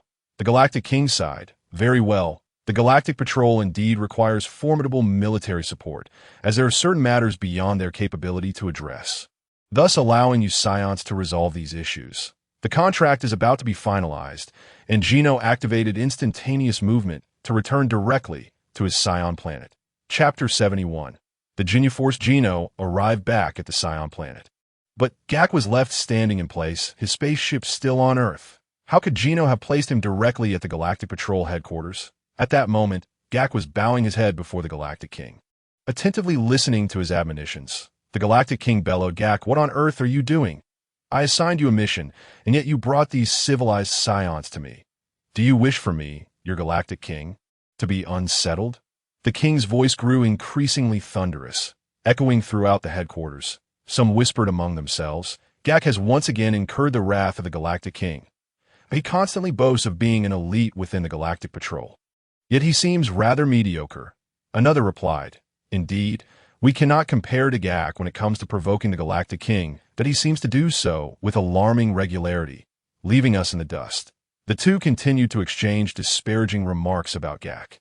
Gak responded, "My king, it was not my intention to bring Scions to our Galactic Patrol headquarters. A dear friend suggested visiting her homeland, and unexpectedly, I encountered these two Scions at her residence. However, rest assured, my king, I sense that these Scions are unlike the others. They exhibited remarkable friendliness on Earth. Had they resembled the other brutal Scions, Earth would have surely fallen into their grasp by now." "You are correct. These two Scions are indeed different from the rest. They come seeking collaboration with the Galactic Patrol," the Galactic King replied. "Collaboration? The Scions wish to ally with us? This is absurd." "Is it even true?" exclaimed the Galactic King. "Would I deceive you? Behold, this is the contract we have signed. They, too, wish to become part of the Galactic Patrol. Scions as Galactic Patrol members? How could this be? Aren't they known solely for their invasions of other planets? Surely, they have conditions." "Indeed, they do have conditions. Their stipulation is that if they are to undertake missions, they must be compensated with rewards, such as wealth or even a planet," the Galactic King explained. "These Scions are truly despicable. They expect rewards for their missions. They are nothing but brigands," Gak thundered. "There is little we can do. The universe is rife with malevolent forces, and their power is formidable. Our Galactic Patrol is simply too weak. We require substantial military backing," the Galactic King lamented. "However, we are not entirely without gain. The new Scion King, Geno, has stated that should they vanquish the evil forces, they will keep their share, while the remainder will be allocated to the Galactic Patrol headquarters." The King continued, "That seems more acceptable. We cannot allow them to claim all the benefits." Gak asserted, "Do not overlook the fact that they risk their lives on these missions, while we merely reap the rewards. Thus, their demand for a share is quite reasonable, that if you were tasked with confronting these malevolent forces, could you manage it? The Galactic King retorted. Gak stammered. I cannot face such powerful evil forces. Precisely. Moreover, the Scions are now under Geno's leadership. I believe they will soon embark on a different path. Our collaboration is merely in its infancy. The Galactic King continued conversing with Gak. Suddenly, the alarm at the Galactic Patrol headquarters blared, signaling an emergency. Beep, beep, beep. Alarm. Alarm. A Galactic Patrol officer approached the Galactic King, reporting, Your Majesty, our patrols have sent a distress signal, indicating that a group of extremely powerful intergalactic beings is ruthlessly slaughtering the indigenous people of the planet Cabba. Infuriating. These wretched beings. Gak's sense of justice erupted. Galactic King, let us mobilize the Galactic Patrol to confront these miscreants. The Galactic King waved his hand. Hold on. Let us first ascertain the identity of these ruffians. Pointing at the officer, the king asked, Can you discern which faction they belong to? Reporting, Your Majesty, based on their attire, they seem to be members of the Frieza Force. The Frieza Force. Upon hearing this, the Galactic King involuntarily trembled. Frieza's minions. This complicates matters. It is evident that those who ascend to the position of Galactic King possess a fair degree of intelligence. Otherwise, their reign would be utterly unfounded. Gak proposed, Your Majesty, do we not just sign a contract with the Scions? Why not leave such powerful evil forces to them to handle? Leave it to them. Those Scions nearly faced extinction at Frieza's hands. How do they dare provoke that cosmic demon? Perhaps it is a matter of timing. Since Geno desires the Scions to walk a righteous path, an encounter with the Frieza Force is inevitable. This could be an opportunity, Gak suggested. Very well. I shall contact Geno. Geno had given the Galactic King a communicator before leaving. Meanwhile, on the Scion planet, Geno was gathering all the Scions at the Martial Arts Plaza, explaining the agreement reached with the Galactic King. As long as we Scions defeat the evil forces, we shall retain our share of the benefits, while the remainder will be allocated to the Galactic Patrol. Truly a business genius. Such negotiations allow us to select the best rewards first. Thus, it is only fair that we Scions exert ourselves while they simply reap the fruits of our labor. One Scion remarked, Beep, beep, beep. Geno's communicator chimed. Upon checking the device, Geno remarked, It seems a mission awaits us. Opening the communicator, he queried, Galactic King, have you contacted me so soon to assign us a task? Indeed, our patrols have reported a group of evil forces slaughtering the natives of Cabba. We require your Scions to undertake this mission, the Galactic King replied. Very well. We shall accept this mission, Geno affirmed. However, the Galactic King hesitated, pondering whether to inform Geno that the perpetrators belong to the Frieza Force. Speak up. What is it? Geno urged. They appear to be members of the Frieza Force, the Galactic King divulged. The Frieza Force? Understood, we Scions will take on this task. Remember our agreement. We will claim our share of the benefits. Rest assured, I, your Galactic King, will not go back on my word. Then send me the location. I shall proceed there immediately, Geno instructed. Right away. Ding. The location information arrived. Geno declared, Let us first scout out this mission. Broly, Leia, Shrag, Bardock, and Laylo, let us make our way. Understood. The Chosen Ones chorused. Geno activated instantaneous movement, arriving at the target planet. That moment, Cabba was in ruins, laughter echoing through the air. Ha. Big brother, this is the most exhilarating way to kill. Geno fixed his gaze upon the scene. Recognizing the figures as members of the Ginyu Force, it appeared they had come to claim lives. Chapter 72. Annihilation of the Ginyu Force. Among them was a green-skinned, diminutive creature with 4 eyes named Gano, who was relentlessly firing energy blasts. Geno recalled their time as mercenaries under Frieza, where they exhibited similar ruthlessness, dismissing the value of life. However, times have changed. The Scions were no longer the soulless assassins under Frieza's command. They now held their fate in their own hands. Upon witnessing the scene, Bardock erupted in fury. You heartless fiends! How dare you slaughter the inhabitants of this planet indiscriminately?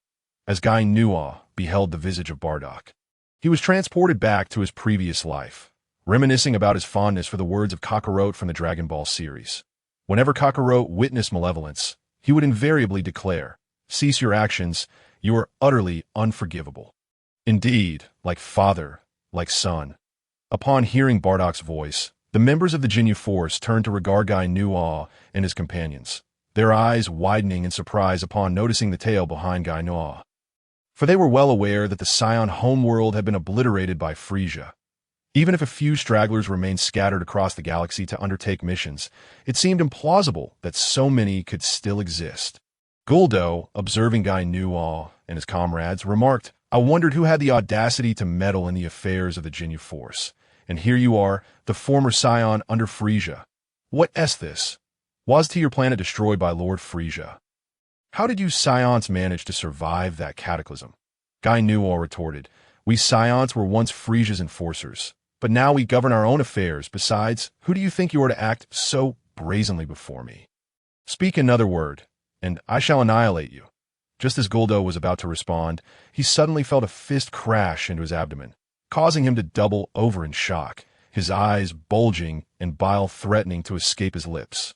The assailant was Broly, who declared, "Gano, brother has instructed you to refrain from speaking further. Consider yourself fortunate it was I who intervened.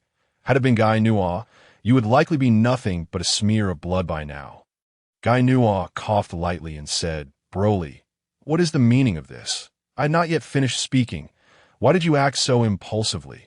Broly replied, "But brother, you said you didn't want him to utter another word.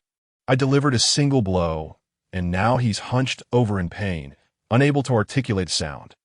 "Well, I find myself at a loss for words," Gano conceded. However, the Ginyu Force members were taken aback.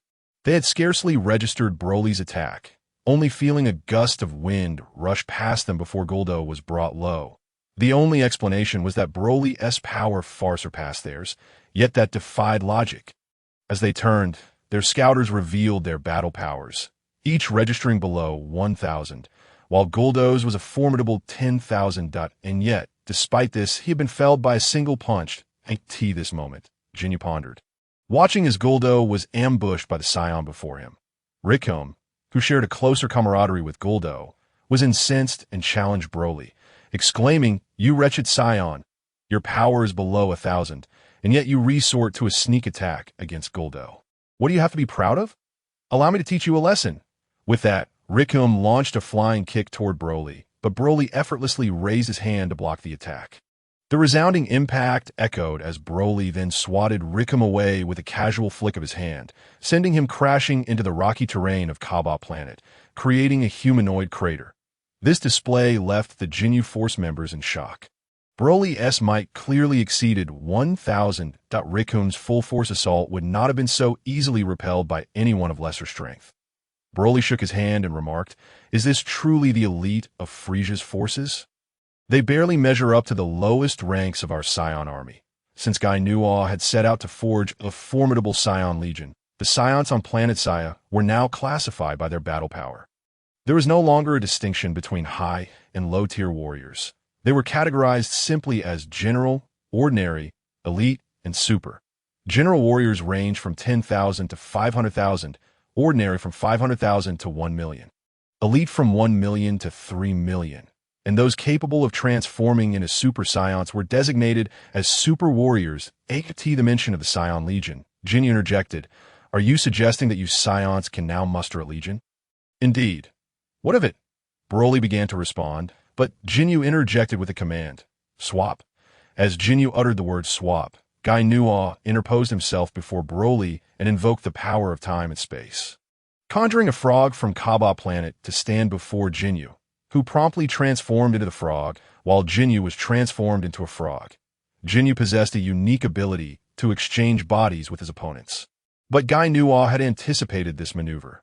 Thus, as Ginyu activated his exchange ability, Gano ensured that Ginyu became the frog.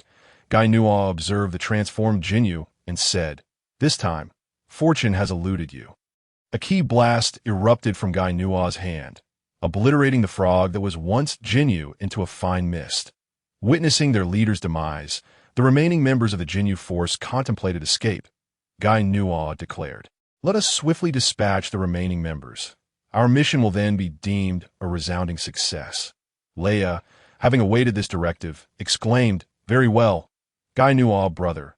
We shall take care of them forthwith. Leia chose Gysis as her opponent. While Broly retrieved Rickham from the rocky depths, Bardock selected Barda, and Raylo opted for the severely injured Guldo. Standing idly, Shrag lamented, Ginyu, they all have opponents, yet I remain without one. Alas, this journey seems fruitless. Ginyu replied, I shall provide you with the strongest opponent. The strongest opponent? You mean Frieza? Correct, that in the future, when you encounter Frieza, he shall be your responsibility, Ginyu affirmed. Understood, Ginyu. I will ensure I handle Frieza appropriately. Shortly thereafter, Leia and her companions dispatched the remaining members of the Ginyu force and returned to Ginyu's side. Ginyu stated, Excellent. The mission is complete. Let us return home. Chapter 73. Frieza's wrath at the moment the Ginyu force was vanquished. Far across the northern galaxy, on a distant planet, Frieza's spaceship hovered in the void. The cosmic tyrant, Frieza, held a glass of red wine, savoring its bouquet, when suddenly, a trembling subordinate approached him, stammering, A report for you. Lord Frieza, we have lost contact with the Ginyu force. Frieza responded with a disinterested "Oh," and continued, The Ginyu force is among the most formidable warriors in my service. Are you certain they have been eliminated? Yes, my lord. Our spaceship is equipped with the most advanced communication technology, maintaining unique connections with all members of the Frieza force. As long as they draw breath, our technology will register a faint response. However, the Ginyu force has completely lost contact with our ship, indicating they no longer possess any life signs, the subordinate explained. Indeed, it appears the Ginyu force has been decisively defeated, remarked Dodoria, Frieza's lieutenant. It seems someone dares to challenge my Frieza force. Knowing full well that the Ginyu force is mine, they have the audacity to annihilate them. I shall ensure they pay a heavy price for their insolence. Frieza's mood darkened, and with a flick of his finger, he unleashed a death beam, obliterating the hapless subordinate. This was the malevolent Frieza, quick to execute his soldiers for the slightest infraction. In the command center, those present recoiled in horror at Frieza's brutality, their bodies trembling involuntarily. Locate the last known position of the Ginyu force when they were slain. I must personally investigate who dared to slay my subordinates. The T.O. Frieza, the Ginyu force was merely a slightly larger ant. He could eradicate them with a mere flick of his finger. Yet among his ranks, Ginyu and his comrades were the elite, handpicked to serve him, for with Frieza ruling over numerous planets, he could not attend to every petty matter himself. At this moment, Frieza cast a glance at the nearby Dodoria and remarked, Mr. Dodoria, do you not think that my brother Gula has dispatched someone to annihilate my Ginyu force in this vast universe? Only my detestable brother possesses the capability to obliterate my Ginyu force. Lord Frieza, I believe such a notion is implausible, for the intelligence operatives on Gula's side have yet to report any indication that he has vacated the West Galaxy.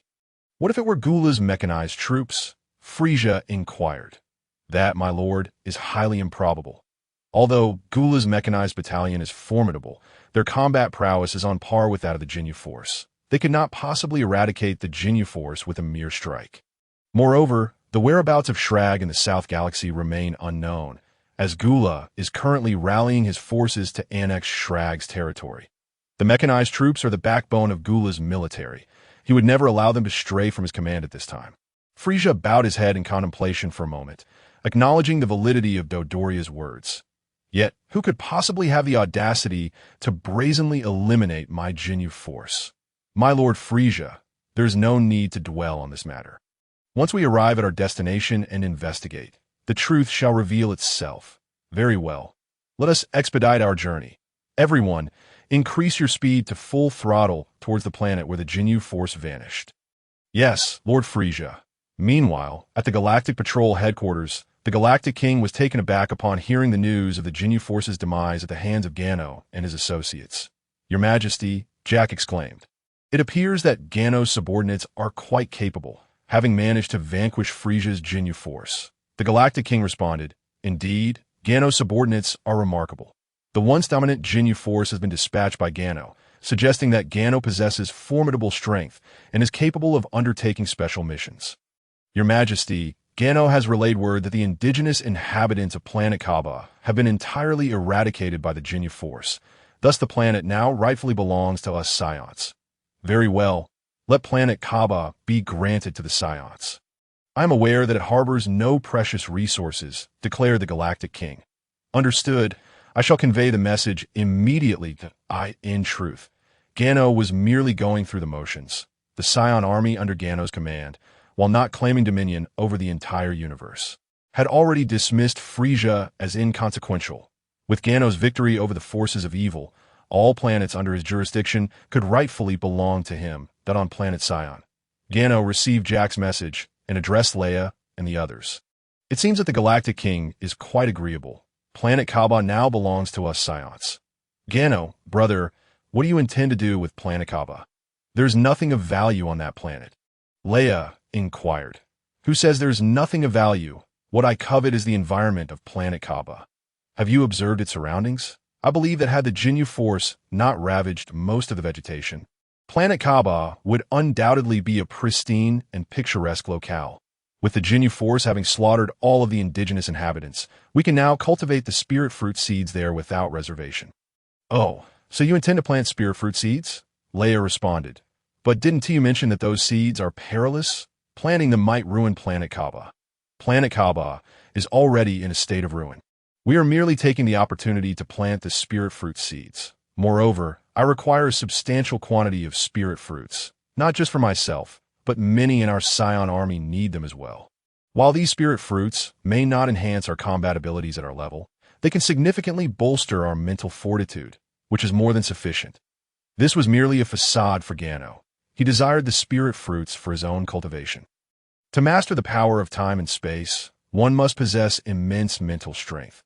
Thus, Gano altered his previous mindset, recognizing his urgent need for spirit fruits to further his training that I end this Dragon Ball universe.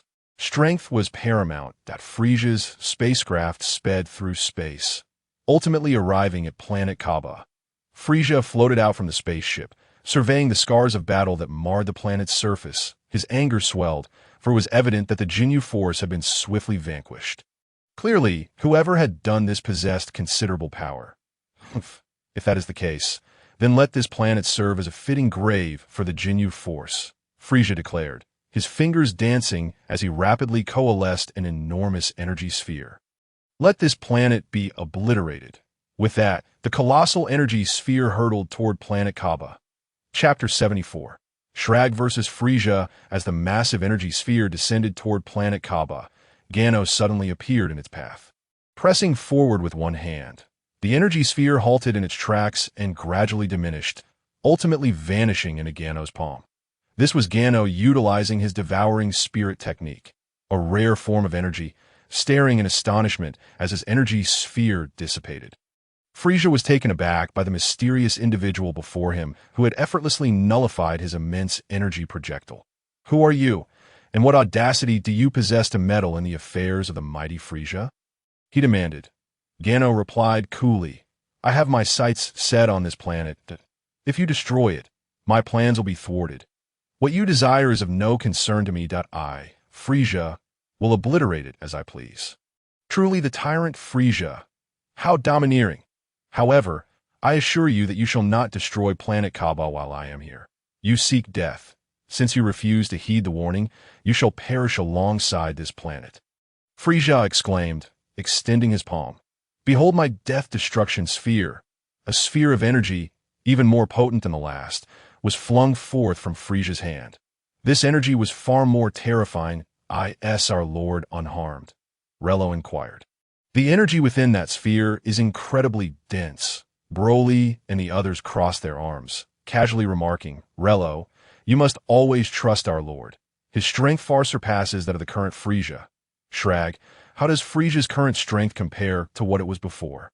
Leia asked, Your Majesty, from the recent attack, I can deduce that Frieza's battle power has not significantly increased since our last encounter. His strength remains comparable to what it was then.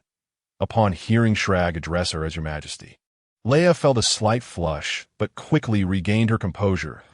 It was only natural for those who refer to Gano as their king to regard her as a queen. Thus, she accepted it with poise.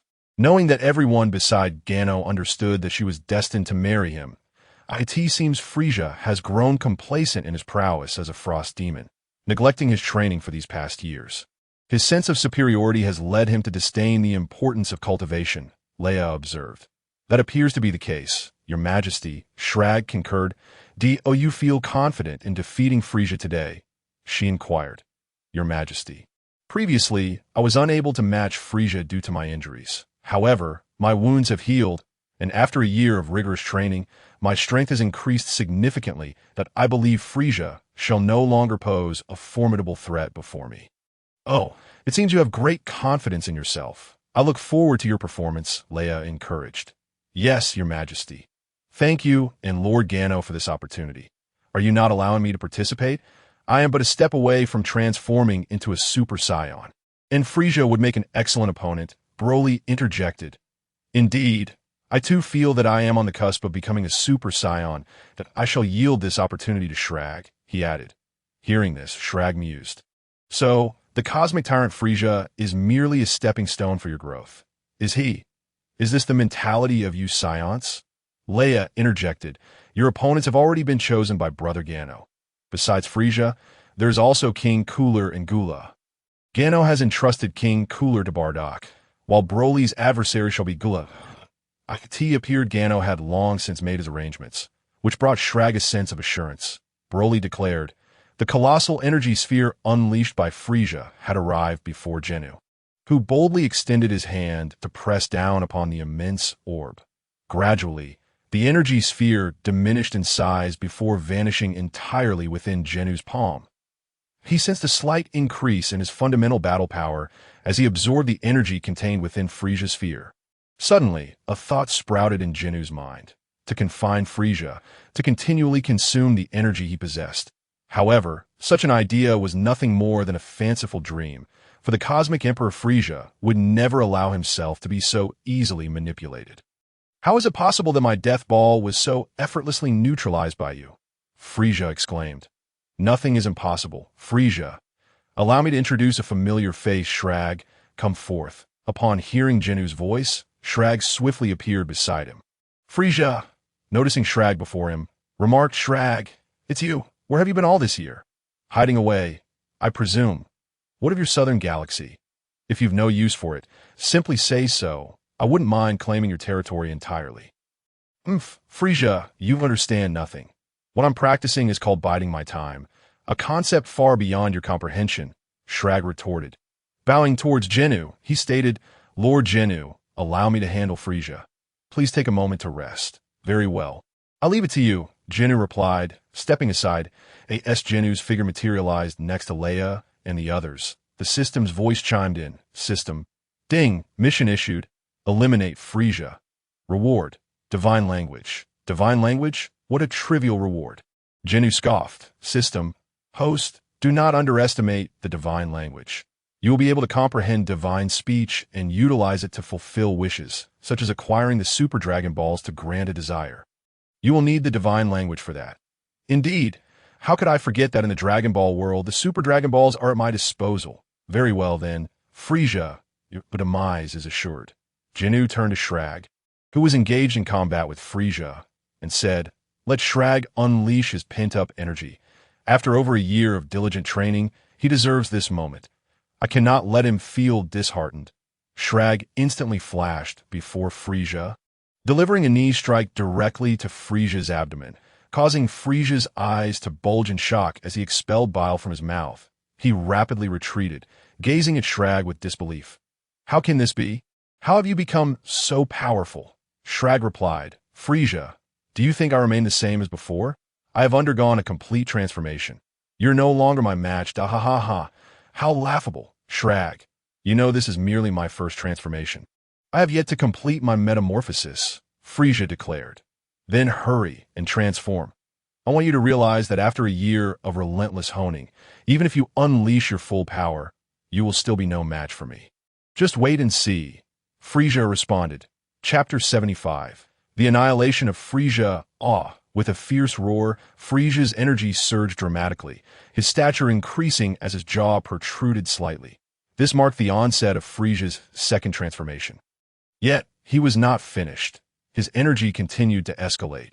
And suddenly, a brilliant light erupted. Frieza's form began to shrink, culminating in the retraction of the horns atop his head, signifying the completion of his final transformation. "Behold, this is my ultimate transformation," Frieza proclaimed. My battle power now stands at 120 million. What are your thoughts? No thoughts at all. I expected something remarkable from you, yet it appears you remain unchanged. It seems you've merely returned to your old self, Shrag replied. Enough with the idle chatter. My transformation is complete, and now our battle shall commence. Frieza proclaimed that I could not desire more. Come forth, Frieza, and show me just how much your power has increased. Take this. Shrag launched an energy blast towards Frieza. Observing the incoming attack, Frieza swatted at the energy sphere, redirecting it towards a mountain on planet Cabba, where it exploded with a resounding boom. This was merely Shrag's preliminary test. As he swiftly closed in on Frieza, delivering a powerful punch aimed at Frieza's face. In response, Frieza retaliated with his own fist. When their punches collided, a tremendous shockwave radiated outwards, sending weaker soldiers from Frieza's army hurtling through the air. Ginyu and his companions remained rooted in place, their postures unyielding as they observed the fierce clash between Frieza and Shrag from a distance. Beside Ginyu, Reno felt an intense yearning in his heart, a desire to grow stronger and to measure his strength against such formidable adversaries. Ginyu, perceiving Reno's thoughts, advised, "Reno, pay close attention to their battle. There is much to learn from it." "Yes, my lord, I am diligently observing their fight. I can glean invaluable insights from their combat," Reno replied. The battle intensified, with Frieza and Shrag soaring from the ground to the sky, leaving traces of their conflict in the heavens above. They flitted from one location to another, white sonic boom circles appearing repeatedly in the sky. As their combat accelerated, Reno found himself unable to keep pace with the speed of Shrag's exchanges with Frieza. My lord, their battle is so intense. The speed is increasing, and my eyes can scarcely follow their movements, Reno exclaimed. Ginyu and the others shifted their gaze in rapid succession, focusing intently on the direction of Shrag and Frieza's conflict. Upon hearing Reno's observation, Ginyu reassured him, "Do not worry. As your strength grows, you too will be able to comprehend their battles." At that moment, the two combatants suddenly distanced themselves from one another. Shrag unleashed his ultimate technique, the super energy wave. Observing the massive energy blast hurtling toward him, Frieza refused to back down and retaliated with his death revenge ball. The two energy waves collided, initiating a fierce struggle as both combatants channeled their inner energy into their respective attacks, striving to overpower one another. "Frieza, you are no match for me. For over a year, I have trained tirelessly, while you have lounged upon your throne, enjoying the luxuries of an emperor. Your strength has waned considerably," Shrag declared. "Behold the fruits of my labor." With that, Shrag intensified the energy he was channeling. Frieza, witnessing the encroaching energy wave, could hardly believe his eyes. How can this be? How has this wretch become so powerful? He thought, unwilling to accept the reality before him. "No, I shall not accept defeat," Frieza shouted, pushing his energy output to the limit. Yet the energy within him paled in comparison to that within Shrag, and the energy wave surged forward with alarming velocity. "I cannot lose," Frieza screamed as the energy wave enveloped him, followed by a cataclysmic explosion. Dust and debris filled the air. Boom! Boom! Boom! The members of Frieza's army witnessed their king's defeat and began to panic. Some shouting, "Run! Frieza has lost!" Bardock questioned, could Frieza truly perish like this? If such an attack could easily vanquish him, he is unworthy of being the Cosmic Emperor. Ginyu interjected, "Moreover, Frieza must meet his end at my hands. If Shrag eliminates him, then my reward of the divine language shall be in vain." Such occurrences are not something Gano would allow to transpire. In moments of crisis, he would rescue Frieza and then personally bring an end to him. As the smoke dissipated, Frieza's figure emerged before all eyes. The members of Frieza's army, witnessing their leader's survival, erupted into jubilant cheers. At that moment, Frieza was disheveled, his facial expression contorting in disbelief, repeatedly uttering, "Impossible, this cannot be." How could Shrag possibly defeat me? In the southern galaxy, I battled Shrag, and our powers were nearly equal. He could not have surpassed me by such a margin. Impossible, Frieza bellowed. How can you possibly triumph over me? Our strengths are quite comparable. How could you so effortlessly push the energy sphere towards me? Frieza, nothing is impossible. Accept your fate. Today is your day of reckoning. Shrag once again condensed an enormous energy sphere and hurled it directly at Frieza. As he observed Shrag's colossal energy ball, Frieza extended his hands, preparing to confront Shrag's attack head dash on T that moment. A figure appeared before Frieza. Gano placed his palm against Shrag's energy blast, which gradually diminished until it vanished within his grasp.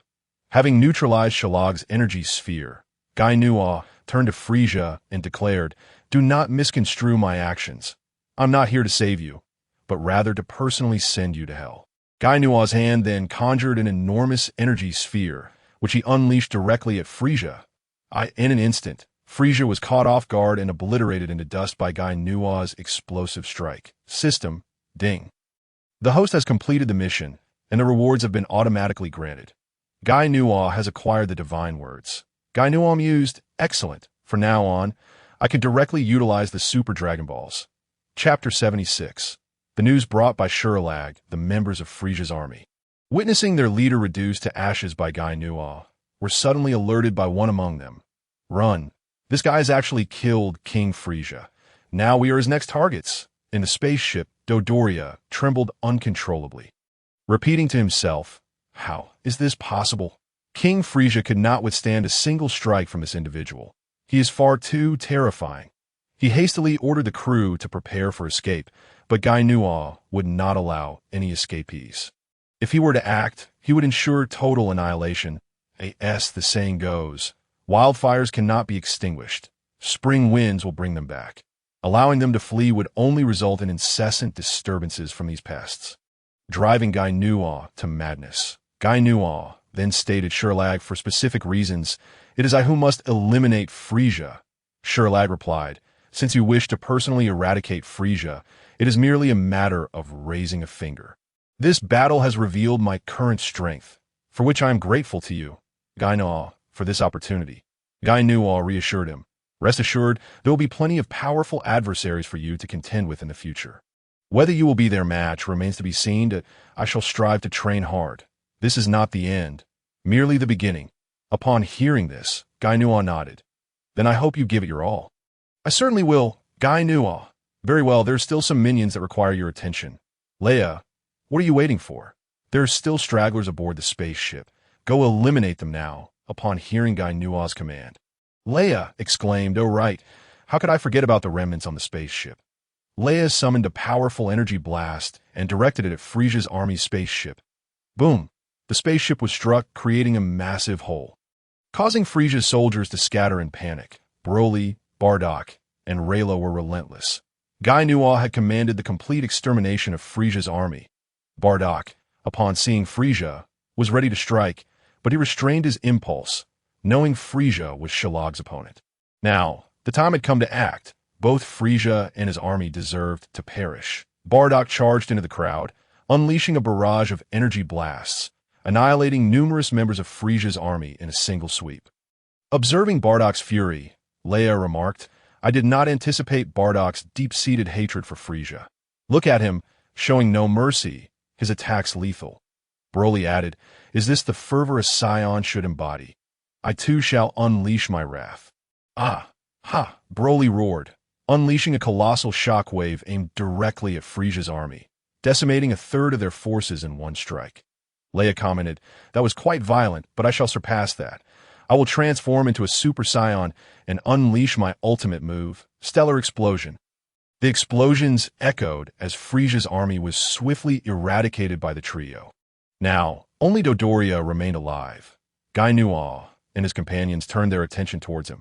Leia remarked, "I did not expect you to survive my stellar explosion. It seems you possess some strength."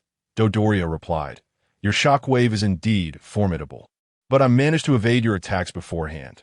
Though injured, I still draw breath." Gano retorted, "So you imply that your survival is due to our leniency?"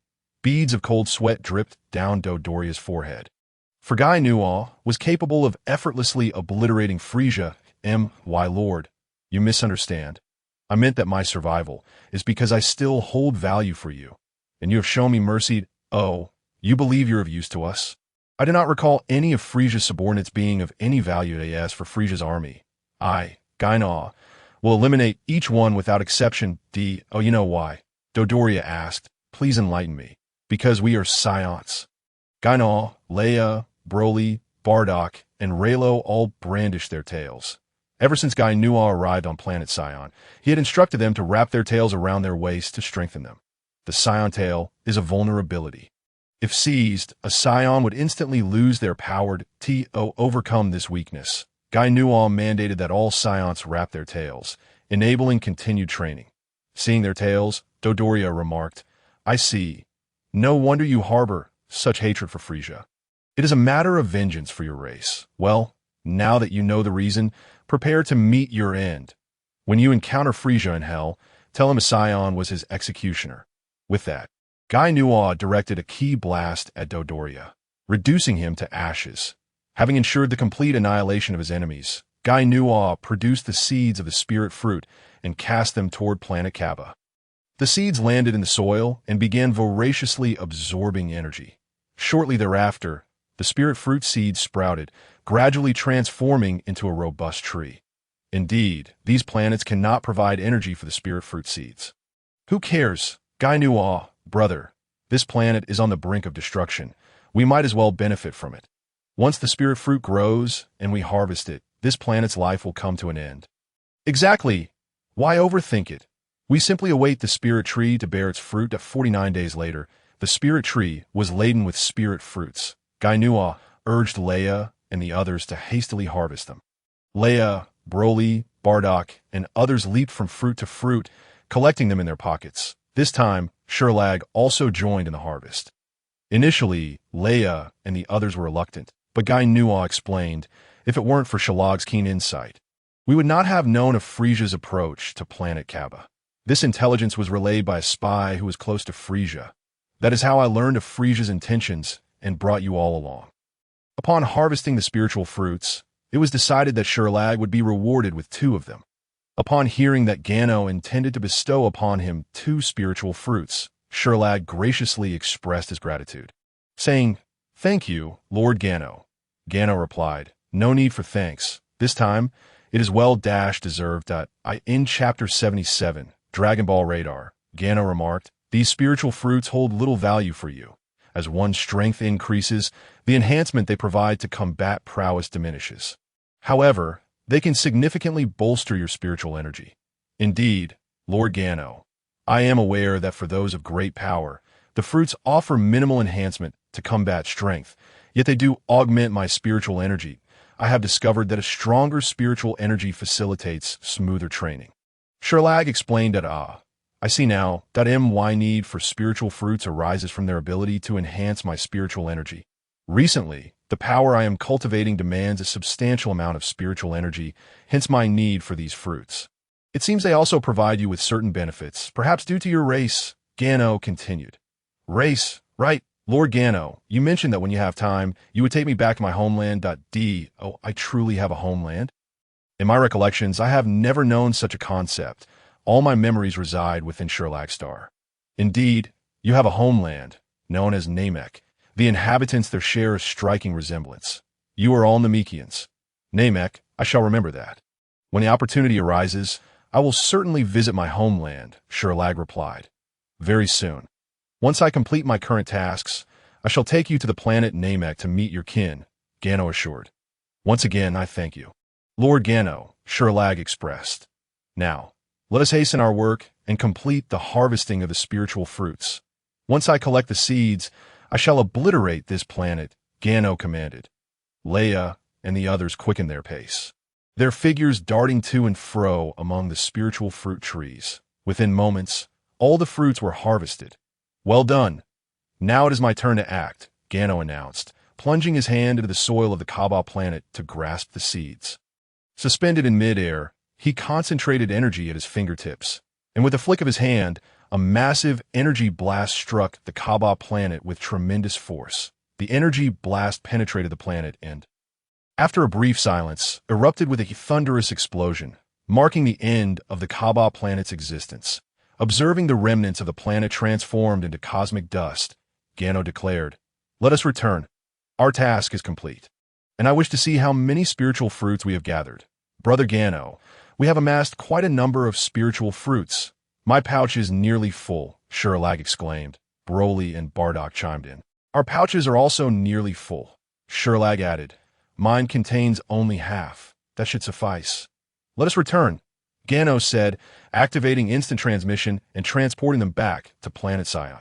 Upon arrival, Gano led them to his royal castle, where they all retrieved their multifunctional capsules. Leia and the others tossed their capsules on the ground, and with a resounding boom, a plethora of golden spiritual fruits cascaded into view.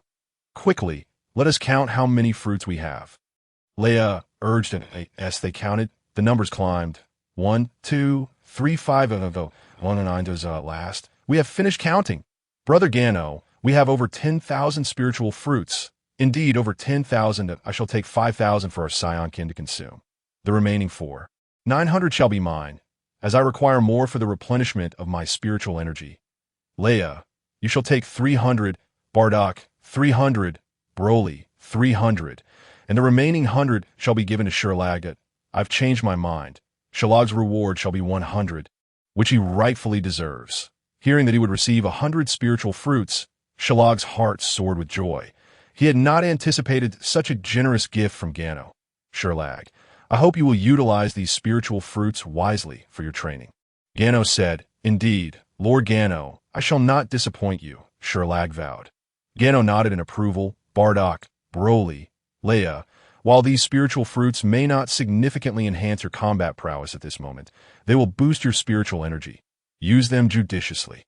Do not indulge excessively. A stronger spiritual energy will lead to smoother training. "Remember this, that we shall remember, Brother Gano," they replied. "Now that the spiritual fruits have been distributed, return to your training. We must continually strive to grow stronger, for our future opponents will only become more formidable. Yes, Brother Gano, we shall return to our training immediately." Once Leia and the others departed, Gano utilized instant transmission to arrive at Dr. Brief's residence on Earth. At that moment, Dr. Brief was enjoying his lunch when Gano appeared, greeting him. "Dr. Brief, I hope I am not intruding." Upon noticing Gano, Bulma rushed towards him. Gano picked up little Bulma and asked, "Have you been a good girl? Have you been studying diligently?" Bulma replied, "The textbooks for elementary students are far too easy. I've already completed them all, so I don't need to attend school. That self-study at home is just as effective." Dr. Brief confirmed, "Indeed, Bulma no longer needs to attend school. The material is far too simple for her to know. It seems little Bulma is quite impressive. A budding scientist indeed. Now, little scientist, I have matters to discuss with your father. Could you play by yourself for a while?" "Okay, Brother Gano," little Bulma said, scampering off to play in the yard. Gano asked, "Dr. Brief, where's your storage room?" Dr. Brief pointed in a direction, and Gano proceeded to rummage through boxes and cabinets. After a while, he discovered a glass sphere adorned with 2 stars. Gano inquired, "Dr. Brief, do you think you could invent a device to detect this sphere?" After examining it for a moment, Dr. Brief replied, "Yes, it appears that the small stars on this glass sphere exhibit unique fluctuations. I can create an instrument based on this." "Excellent. I appreciate your assistance, Dr. Brief. There is no need for such formality. It is a simple task." Several hours later, Dr. Brief presented an instrument displaying 7 star points, stating, "It seems this glass sphere contains 7 stars, located on Earth." Gano explained, "This is a wish sphere. Collecting all 7 will summon the Eternal Dragon, who can grant any wish that is it truly that miraculous?" Dr. Brief asked, "Yes, indeed, Dr. Brief. Please hand me the instrument. I shall seek the remaining 6 stars. Of course, take it. You must hurry to collect the wish spheres and summon the Eternal Dragon for us to witness. Please wait a moment. I will return shortly." Gano instantly teleported to Planet Sion, handing the Dragon Ball radar to Dr. Leica and instructing, "Leica, I need a device capable of detecting energy spheres throughout the universe. Please begin working on the Dragon Ball radar." With that, Gano returned to Earth, embarking on his quest to gather the Dragon Balls. Chapter 78. Goku's initial trial of skills after Leica replicated Dr. Brief's Dragon Ball radar. Gano returned to Earth with it in hand, eager to collect the Dragon Balls located there at AS for the creation of the Super Dragon Ball radar. Gano entrusted that task to Leica. Confident in their technological prowess, as the Zephur race is renowned for its advanced scientific achievements across the universe. With the Dragon Ball radar in hand, Gano commenced his journey to locate the Dragon Balls on Earth. Given his strength, gathering all 7 would prove to be quite effortless. He already knew of 2 Dragon Balls. One was the 4-star ball belonging to Son Goku, and the other was the 3-star ball owned by the Turtle Sage. Gano utilized instant transmission to arrive at the Turtle Sage's abode, where he found Goku had already become a disciple of the Turtle Sage. The Turtle Sage, lounging comfortably beneath a sunshade with his legs crossed, sipped tea while 2 children in the distance energetically practiced their punches. One was Goku, and the other was the bald-headed Krillin. Gano remarked, "Master Roshi, you truly embody leisure, enjoying tea and snacks, beneath the shade of the sun umbrella. One finds unparalleled joy in repose." Upon hearing the voice of Gano, Master Roshi promptly rose from his lounge chair and addressed Gano, saying, "Gano, what brings you to my humble abode? Is the universe not entertaining enough for you? Why have you returned to Earth?" "I've come to Earth in search of the Dragon Ball, specifically that small orb hanging around your neck," Gano replied. Master Roshi glanced down at the glass sphere adorning his neck and exclaimed, "So this trinket is known as a Dragon Ball? I had assumed it merely a decorative piece. There are a total of 7 Dragon Balls. I possess one, you have one, and Goku has another, making 3 in total. 4 remain. Let me ascertain their whereabouts." Gano produced a Dragon Ball radar to locate the remaining spheres. "It appears this glass orb serves a purpose for you, so please take it." Master Roshi removed the Dragon Ball from around his neck and tossed it to Gano. Gano remarked, "Shouldn't Master Roshi inquire about my intentions? You simply relinquish it to me without hesitation. What if I were to misbehave? If you, Gano, were to act maliciously, there would be none on this Earth capable of stopping you. However, you only visit Earth when you have a purpose. Otherwise, what would compel you to return?" Master Roshi mused. "Actually, Earth holds a unique significance for me. Thus I shall not harm it nor allow others to entertain ill intentions," Gano whispered softly. Master Roshi inquired, "What? Gano, what did you say? I did not catch that." Gano snapped back to reality and replied, "Oh, it's nothing, but I suppose I should thank Master Roshi." "Think nothing of it. I shall summon Goku to hand over his Dragon Ball to you, and no need. Master Roshi, I shall go to Goku myself." Gano made his way toward Goku, who was practicing martial arts nearby. Spotting Gano's approach, Krillin exclaimed, "Goku, look! Someone is coming our way." Turning around, Goku beamed at Gano and greeted him. "Hey Gano, what brings you here? I have matters to discuss with Master Roshi, and with you as well." Gano replied, "Doubt me." "How can I assist you?" Goku asked. "Let us set aside the request for now. I propose we engage in a sparring match." Gano suggested, "Sure. Our last battle left me wanting more, and I've grown stronger since then. Be prepared," Goku declared. "Then let me witness the extent of your newfound strength. Come at me." Gano assumed a combat stance. Seeing Gano's readiness, Goku replied, "All right, I'm coming." With that, Goku charged at Gano, throwing a punch as he neared. Gano deftly tilted his head to evade the strike, his fingertip poised at Goku's abdomen. With a flick, Goku was sent soaring away. Goku's figure flew backward toward the ocean with a splash, only to emerge moments later, charging back at Gano with fists and feet flying in a flurry of attacks. Gano sidestepped effortlessly, moving gracefully while advising.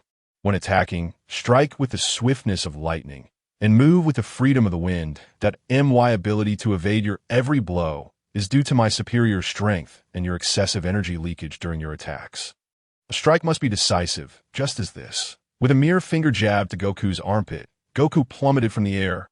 "Wow! Ouch! Gano, you remain as formidable as ever," Goku exclaimed. "Did you remember what I just told you?" "Goku?" Gano inquired. Nodding, Goku replied, "Yes, I remember, but I still have one more technique to show you. Are you brave enough to face my final move? Very well, let me witness the power of your ultimate technique." Gano challenged. "All right, watch closely." Goku declared, clasping his hands together in a flower-like formation, energy coalescing in his palms. Witnessing Goku's stance, Master Roshi expressed his astonishment. Goku had only recently begun training under him. Could it be that he had mastered the Kamehameha so swiftly? Here it comes, Kamehameha! Goku shouted, unleashing a wave of white and blue energy toward Gano. While the attack lacked immense power, Krillin perceived it as extraordinarily potent. Master Roshi's signature move. I can't believe Goku has learned it so quickly. Krillin exclaimed as the energy wave approached. Gano extended his finger, halting Goku's attack mere inches away, rendering it immovable. Witnessing his Kamehameha thwarted, Goku intensified his energy output. Ha! Goku shouted, now channeling his K, as he exerted himself. The energy wave thickened, yet still remained unyielding.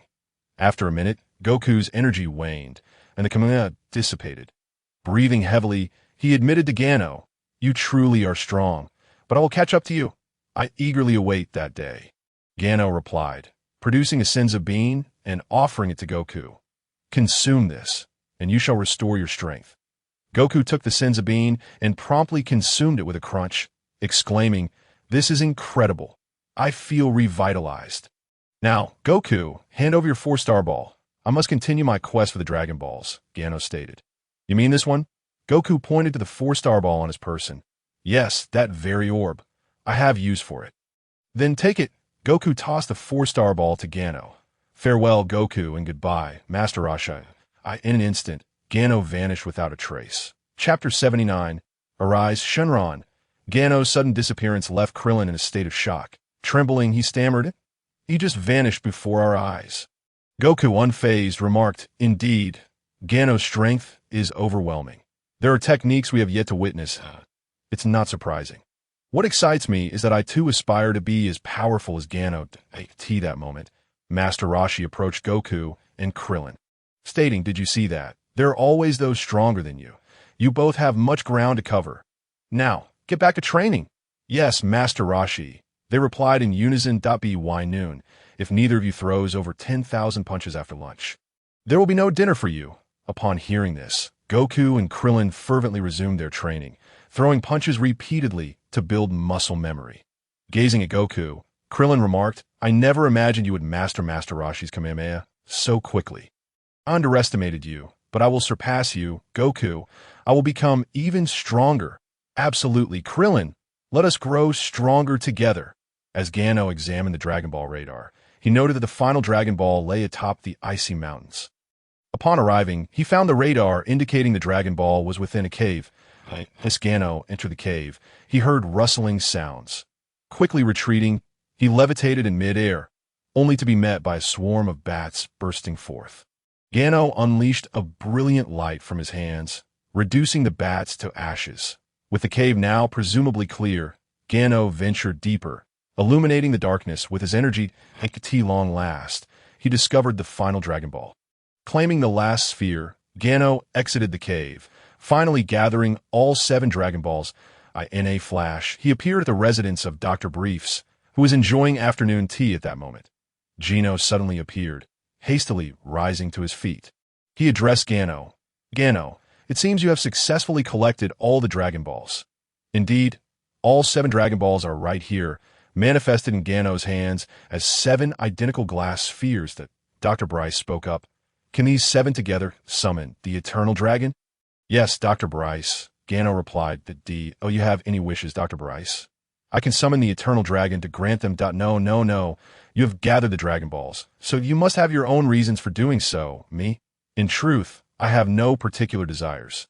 I merely wish to validate your invention. And indeed, Dr. Bryce, you are truly one of the foremost scientists on Earth. Your Dragon Ball radar is remarkably effective, and this wish orb can also be referred to as a Dragon Ball. Your invention has enabled me to locate the 7 Dragon Balls with remarkable speed. It would be wonderful if Bulma could assist you. Since you have no wishes of your own, let's see if my family has any desires to fulfill. Very well, please summon them. Before long, Bulma, Ties, and Mrs. Bryce stood before Gano. Bulma exclaimed, Gano, I heard my father say that the Dragon Balls can grant anyone's wishes. Is that true? Indeed, Bulma. What wish do you wish to have granted? As for me, It seems I have nothing in particular to wish for. Sister, what about you? Bulma inquired attized. I too have no wishes to fulfill. I aspire to be a science fiction writer. But I wish to achieve this through my own efforts and not through such unearned means. Tais responded. Gano turned his gaze towards Mrs. Bryce and said, I believe I know what wish you seek. Madam, Mrs. Bryce had yet to speak. Gano promptly placed the 7 Dragon Balls upon the ground, then declared, Come forth, eternal dragon. The 7 Dragon Balls resonated, and suddenly the sky darkened, transforming day into night. A brilliant flash surged from the Dragon Balls towards the heavens, and gradually the eternal dragon materialized before them. Observing the dragon up close, Gano thought, Is this not the dragon from Chinese mythology? The eternal dragon spoke. State your wish. Any wish can be granted. Gano declared, Please allow Mrs. Bryce to remain forever youthful. The eternal dragon replied, This is easily accomplished. With a flick of its gaze, it then said, Your wish has been fulfilled. The 7 Dragon Balls immediately scattered in all directions. Gano, swift and agile, quickly gathered the 7 Dragon Balls once more to take tea this moment. The Dragon Balls had transformed into 7 stones. To utilize them again, one must wait a year, and a year is but a small price to pay for Gano, as he intends to return Goku's Dragon Ball to him. This is the only item left to him by his grandfather, Son Gohan. Tea would not do to return to Goku merely a stone. Well then, the wish has been granted, thought Mrs. Bryce. How do you feel? I feel as though a surge of energy has awakened every cell within my body in any case. Thank you, Gano. Mrs. Bryce, you are too gracious. Now that our business is concluded, it is time for me to return to my own planet, where many matters await my attention. Very well. Since you are busy, do hurry back. Upon hearing that Gano was leaving, Bulma rushed to him and said, Gano, are you really leaving? I still want to play with you a little longer. A look of reluctance crossed Bulma's face. Gano replied, Bulma, my planet requires my attention, so I must return. When I come again, I shall ensure to spend time with you. Dr. Bryce interjected. Bulma, Gano has his own responsibilities. He does not have time to play with you. Stop your foolishness and return to your room to do your homework. Gano quickly said, It's no trouble. Children will be children if they do not play in their youth. They will have no time for it in adulthood. Wouldn't you agree, Bulma? Gano is right. All right then, Gano. Next time you must come to play with me. Farewell, I shall return now. Bulma waved her hand and said, Goodbye, Gano. Remember to come and play next time. I will remember. Goodbye, Bulma. Goodbye, Gano. Gano activated his instant transmission, his figure vanishing from sight as he returned to Planet Sia. Chapter 80. Arranging matters. Upon returning to Planet Sia, Gano made his way directly to Dr. Leica's laboratory. Entering the lab, he found Dr. Leica holding a Dragon Ball radar that was twice the size of the one invented by Dr. Bryce. It seemed that Dr. Leica had successfully developed the Super Dragon Ball radar. Dr. Leica, it appears you have succeeded in creating the Super Dragon Ball radar. Hearing Gano's voice, Leica turned and slightly bowed. Your Majesty, you have arrived. I have crafted the Super Dragon Ball radar for you. Please take a look. Gano took the Super Dragon Ball radar from Leica's hands and pressed a button. Leica explained, Your Majesty, this Super Dragon Ball radar emits a denser frequency, allowing it to detect Dragon Balls over the span of an entire universe, as long as a Dragon Ball appears. The radar waves will pick up the frequency, displaying its location on the radar screen. Excellent. Leica, you truly deserve your reputation as the leading scientist on Planet Sai, and I have no grand rewards for you. So please accept this spirit fruit as a token of my appreciation. Having previously consumed a spirit fruit, Dr. Leica felt that the problems he had long struggled to understand suddenly became clear. It seemed the spirit fruit had a significant effect. Thus, Dr. Leica held a fondness for the spirit fruit.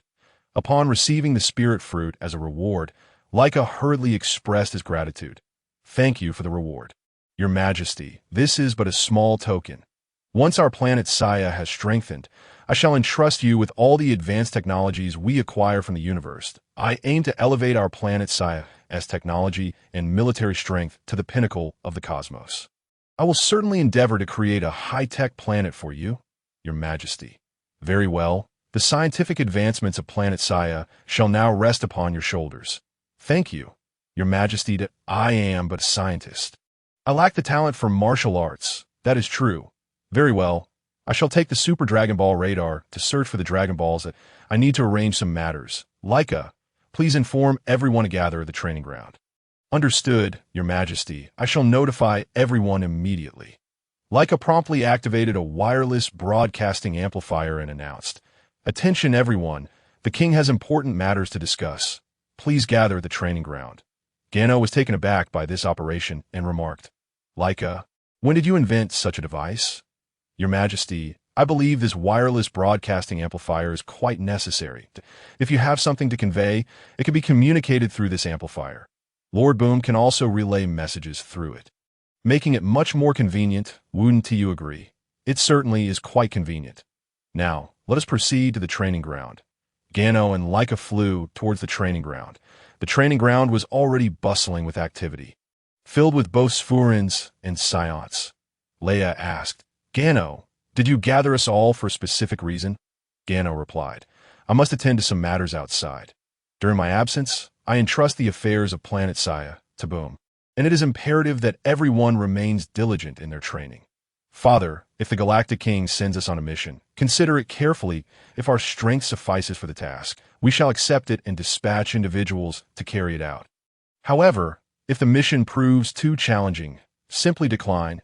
We must not act recklessly and jeopardize the strength of Planet Sia." Boom affirmed, "Your Majesty, rest assured, I am well aware of these matters. I will not allow our warriors to take unnecessary risks. For any difficult missions, we shall plan upon your return." "Very well. Let us defer significant matters until I return. Leia, Bardock, Broly, Shrag, you must intensify your training. Bardock and Broly are on the verge of transforming into Super Saiyans. While Leia, you must also put in extra effort. You are still unable to achieve the second level of Super Saiyan transformation, remaining in the state of a pseudo-Super Saiyan 2. Therefore, you must strive even harder."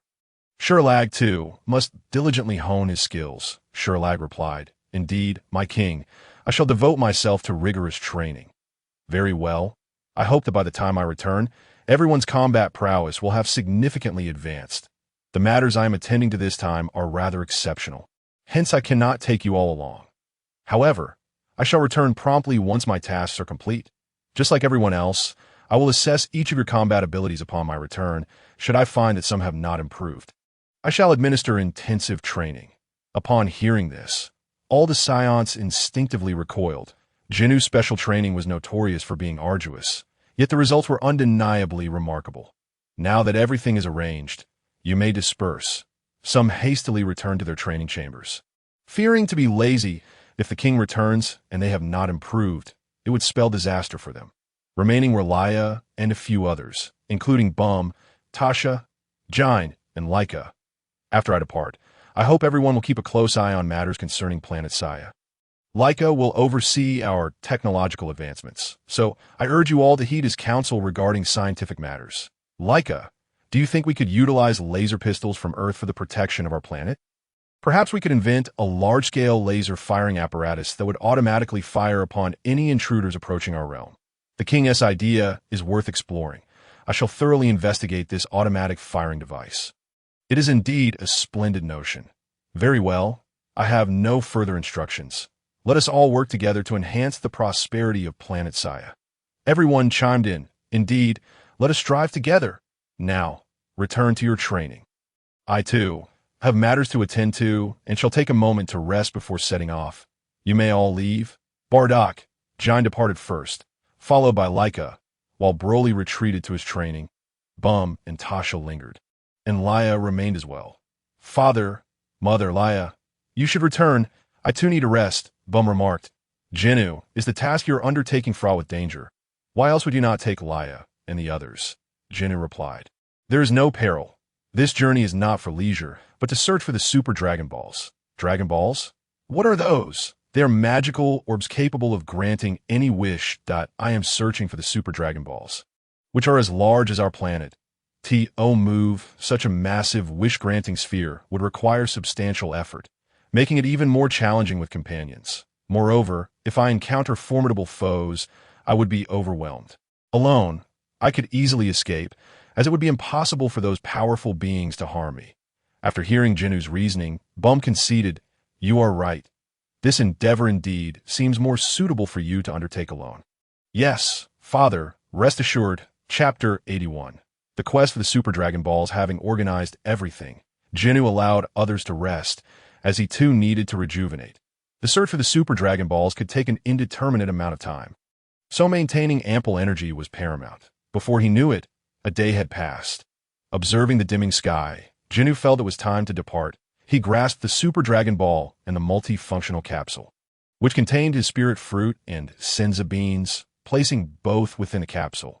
Forgetting these items would render his quest for the Super Dragon Balls exceedingly arduous, as Senzu beans not only heal, but also alleviate hunger. Should Ginyu find himself famished, a single Senzu bean would suffice to satiate him, and if his energy waned, a spirit fruit would invigorate him. Thus, these items were of utmost importance. Everything is in order. I must now set forth. Ginyu shot out from Planet Sia. This quest for the Super Dragon Balls required discretion.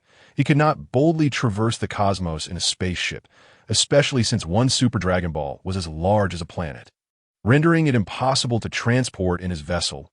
He would consult the system later to see if it could assist in carrying the Super Dragon Balls. Ginyu arrived on a desolate planet in the cosmos, utilizing the Super Dragon Ball radar to scan the area for any nearby Dragon Balls. Suddenly, the radar emitted a series of beeps, indicating that a Super Dragon Ball was located 100,000 kilometers away. At last, I found one. What a challenge it has been! Jinu's form flickered as he approached the Super Dragon Ball, which lay on a lifeless planet. Without the radar signal, one might mistake it for a mere barren world. Ginyu unleashed an energy blast at the Super Dragon Ball, causing a resounding explosion that shattered the dusty surface, revealing the orb beneath. Ginyu gazed in astonishment at the Super Dragon Ball, which was indeed the size of a planet. It was evident that this was no ordinary Dragon Ball, adorned with 2 stars, signifying it was a 2-star Super Dragon Ball. Yet, how would he transport it? I shall leave this to the system. System, awaken! I have encountered a predicament. What is it? This system was napping. Speak quickly and do not disturb my slumber. System, I have located the Super Dragon Ball, but its immense size poses a challenge for transport. Is that so? Must you trouble this system for such trivial matters? Did you not already acquire the ability to traverse time and space? You could utilize spatial energy to transport the Super Dragon Ball. You suggest I use spatial energy, but this requires formidable mental strength, which I currently lack. This approach is unfeasible. Is that so? Then you have no alternative. The only way to transport the Dragon Ball is through spatial energy. Without it, you shall return empty-handed.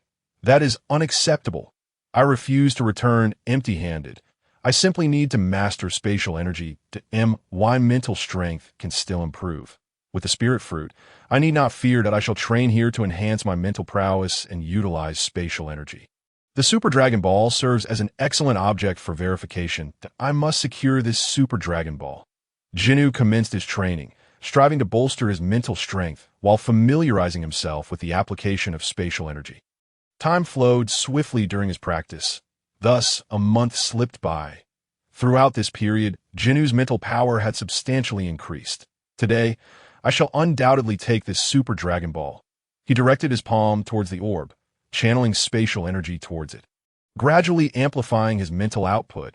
At last, the Super Dragon Ball began to stir. Ginyu deftly commanded it to glide towards him. After a month of training, he was finally able to transport the Super Dragon Ball. Drifting through the cosmos with the Super Dragon Ball, Ginyu found that his mastery of spatial energy had grown increasingly adept. Subsequently, he located the 2nd, 3rd, and 4th Super Dragon Balls. Now, 4 Super Dragon Balls floated behind him. Ginyu turned to face the orbs, reflecting on the arduous journey it had taken to find them.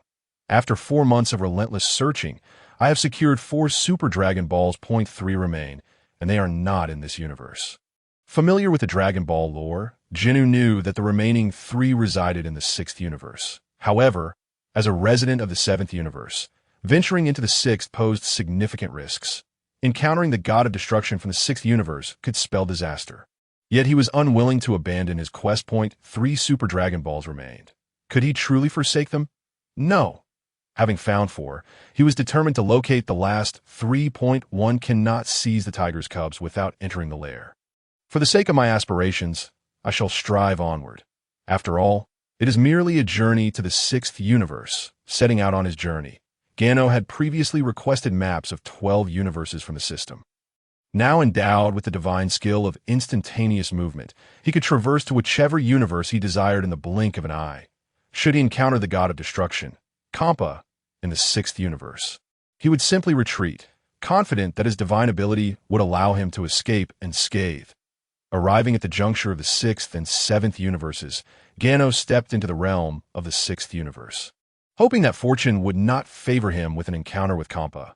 With a determined stride, he entered the 6th universe, eager to locate the remaining 3 Super Dragon Balls.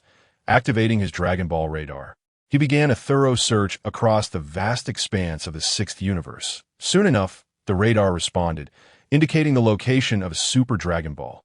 Gano hurriedly made his way to its vicinity, employing his skills to swiftly break through the rocky surface encasing the Dragon Ball, and using his spatial powers, he claimed it. With 2 Dragon Balls remaining, he noted their locations on the radar and approached the 6th Super Dragon Ball. Utilizing his dust-clearing ability, he meticulously removed the debris from its surface before seizing the Dragon Ball and preparing to make his departure, leaving just one more to find. Chapter 82. The God-slaying tower. Gano mused to himself that with only 1 Super Dragon Ball left, his quest would soon reach its conclusion. He hoped that this last one would not present any unforeseen complications. Yet the world often had a penchant for the inexplicable, and the very events one hoped to avoid frequently unfolded before one's eyes. Leaving one helpless, the radar indicated the presence of the last Super Dragon Ball, and Gano advanced towards the target, unaware that from the moment he entered the 6th universe, the angel Vados had been monitoring his every move with her divine staff. At that moment, atop the planet of the god of destruction in the 6th universe, a feline figure resembling the god of destruction from the 7th universe bellowed, "Vados, I have completed today's destruction mission, and you must reward me with an extra egg from the Gugu bird tonight."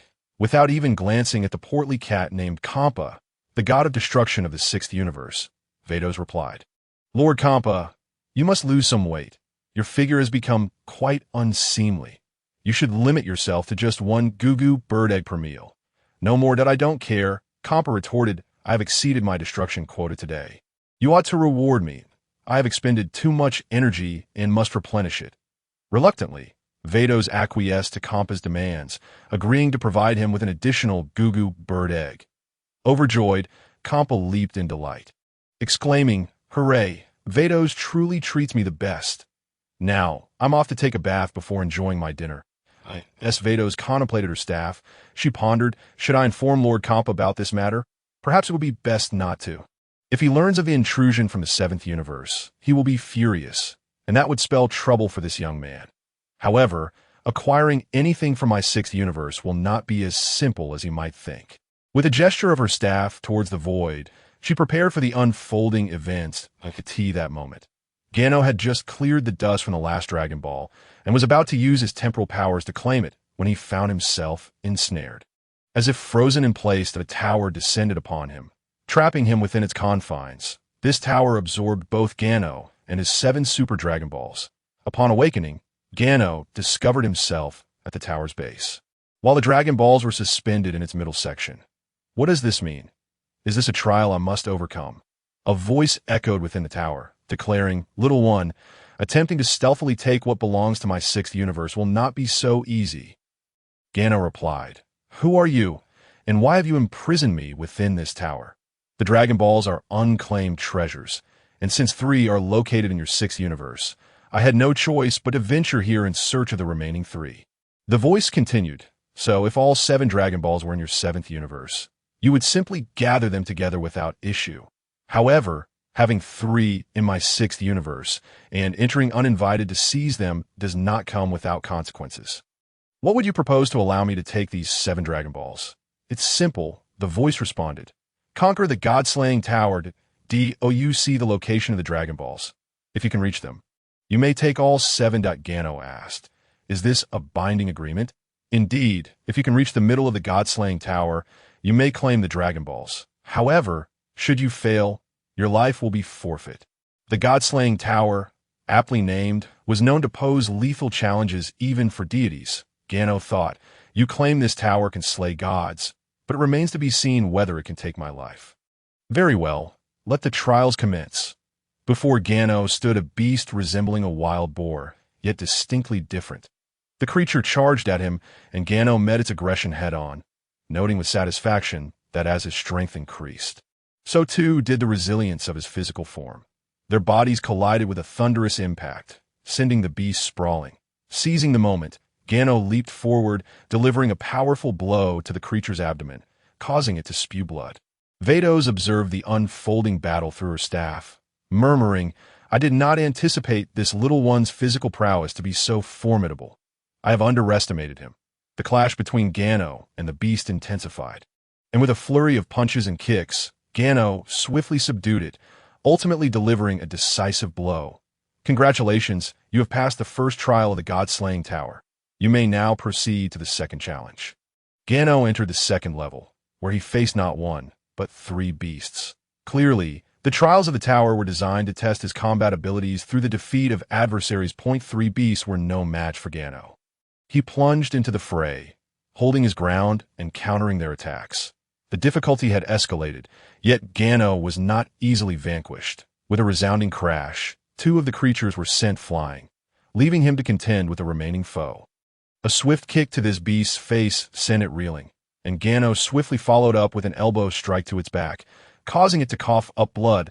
I shall ensure your eternal demise, Gano declared, gathering 2 massive energy orbs and unleashing them upon the creature, obliterating it. With this one dealt with, the remaining 2 will meet the same fate. The surviving beasts protested, You think it will be so easy to defeat us? You are sorely mistaken. Only through battle will you understand the truth of your folly, Gano retorted, unleashing a ki blast toward the remaining adversaries. This dust and debris filled the air. Gano seized the opportunity to charge through the smoke, unleashing a barrage of strikes upon the 2 remaining beasts, leaving them battered and bruised. Perhaps underestimating me was your greatest mistake. Chapter 83. The 5-year trial of the God-slaying tower as the 2 beasts lay defeated.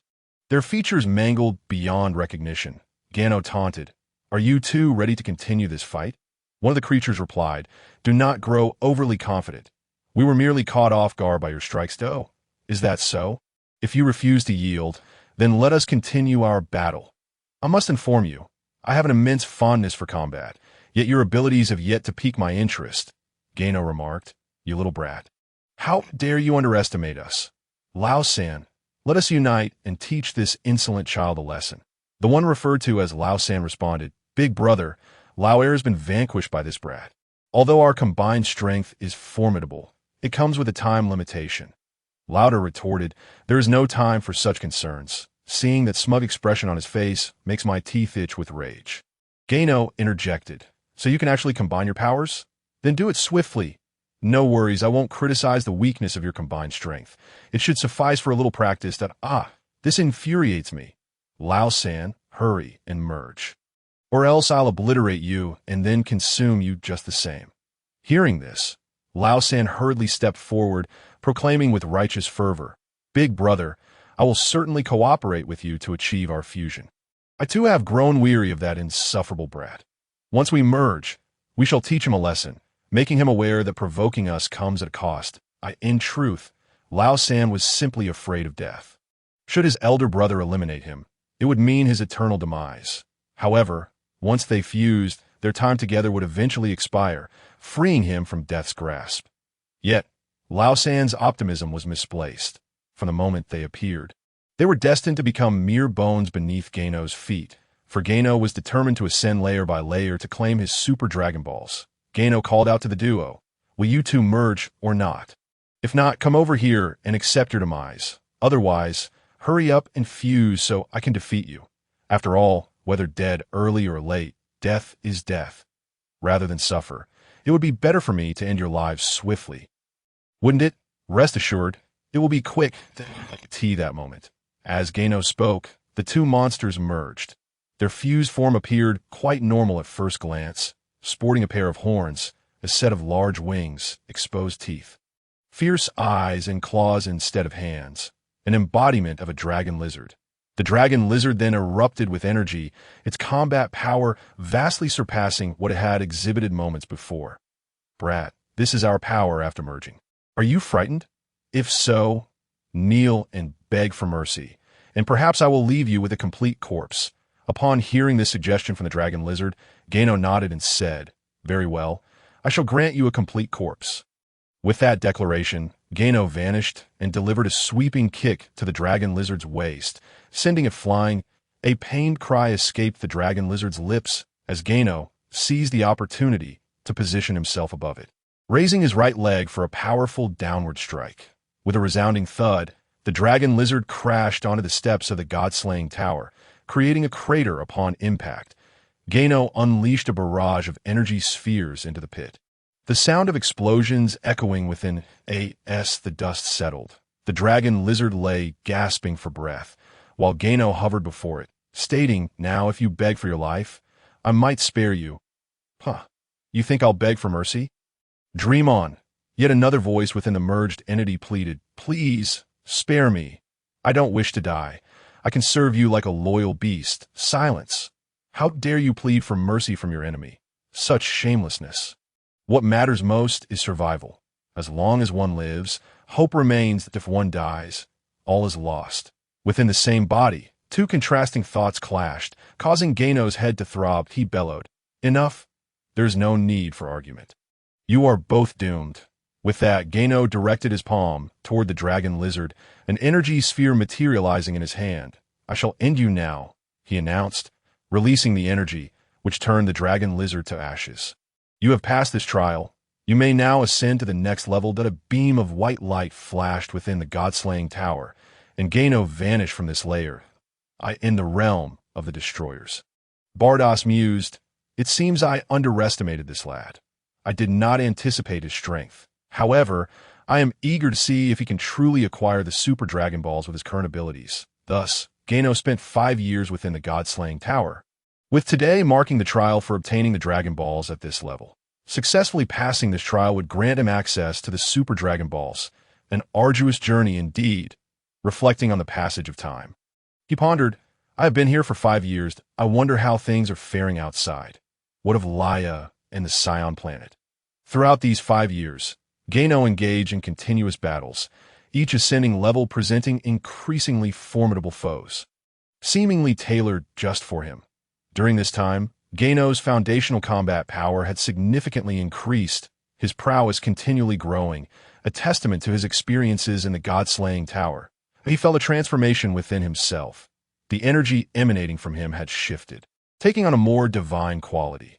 Over these 5 years, Gano had honed his mastery over the power of time and space, now capable of manipulating an entire dimension.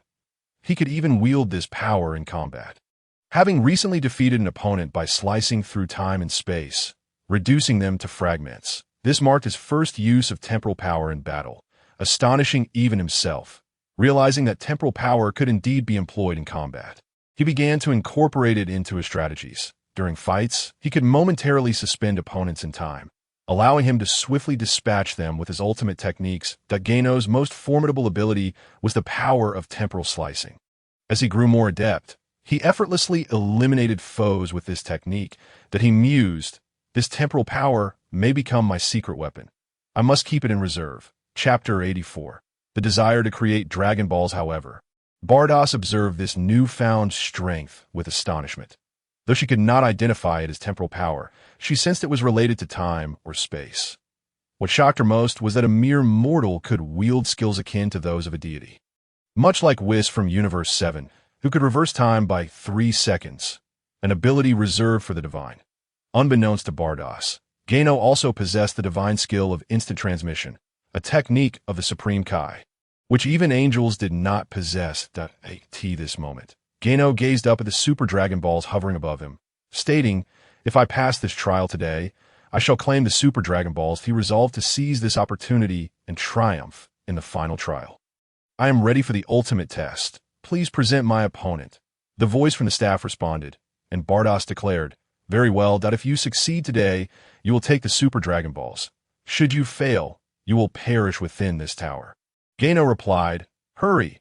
I must defeat my opponent and obtain the Super Dragon Balls, for I have been trapped in this tower for 5 long years. Time is not on my side." "Very well, prepare for battle." A flash of white light revealed Gano's opponent. Not a human, but a monstrous ape, reminiscent of Scion in a frenzy. The ape pounded its chest fiercely, howling towards the heavens, venting its fury. Gano sensed an exceptionally malevolent aura emanating from the creature, one that made him feel nauseated. The ape's fist struck the steps of the god-slaying tower, causing the very ground to tremble. Suddenly, its gaze fixed upon Gano, the crimson hue of its eyes momentarily dulling before flaring back to life. Gano shouted, "Where did you find this opponent? What a vile creature!" Bardock's voice echoed. "This is a member of the Scion race from Universe 6, the corrupted by the evil of a dark deity. He has become bloodthirsty and combative. The Scions of the 6th universe were unable to vanquish him, so they sought my assistance. Noticing his considerable strength, I decided to confine him within the god-slaying tower. I felt that I had no further use for him. Yet, ironically, it was precisely at this juncture that you chose to arrive in our 6th universe."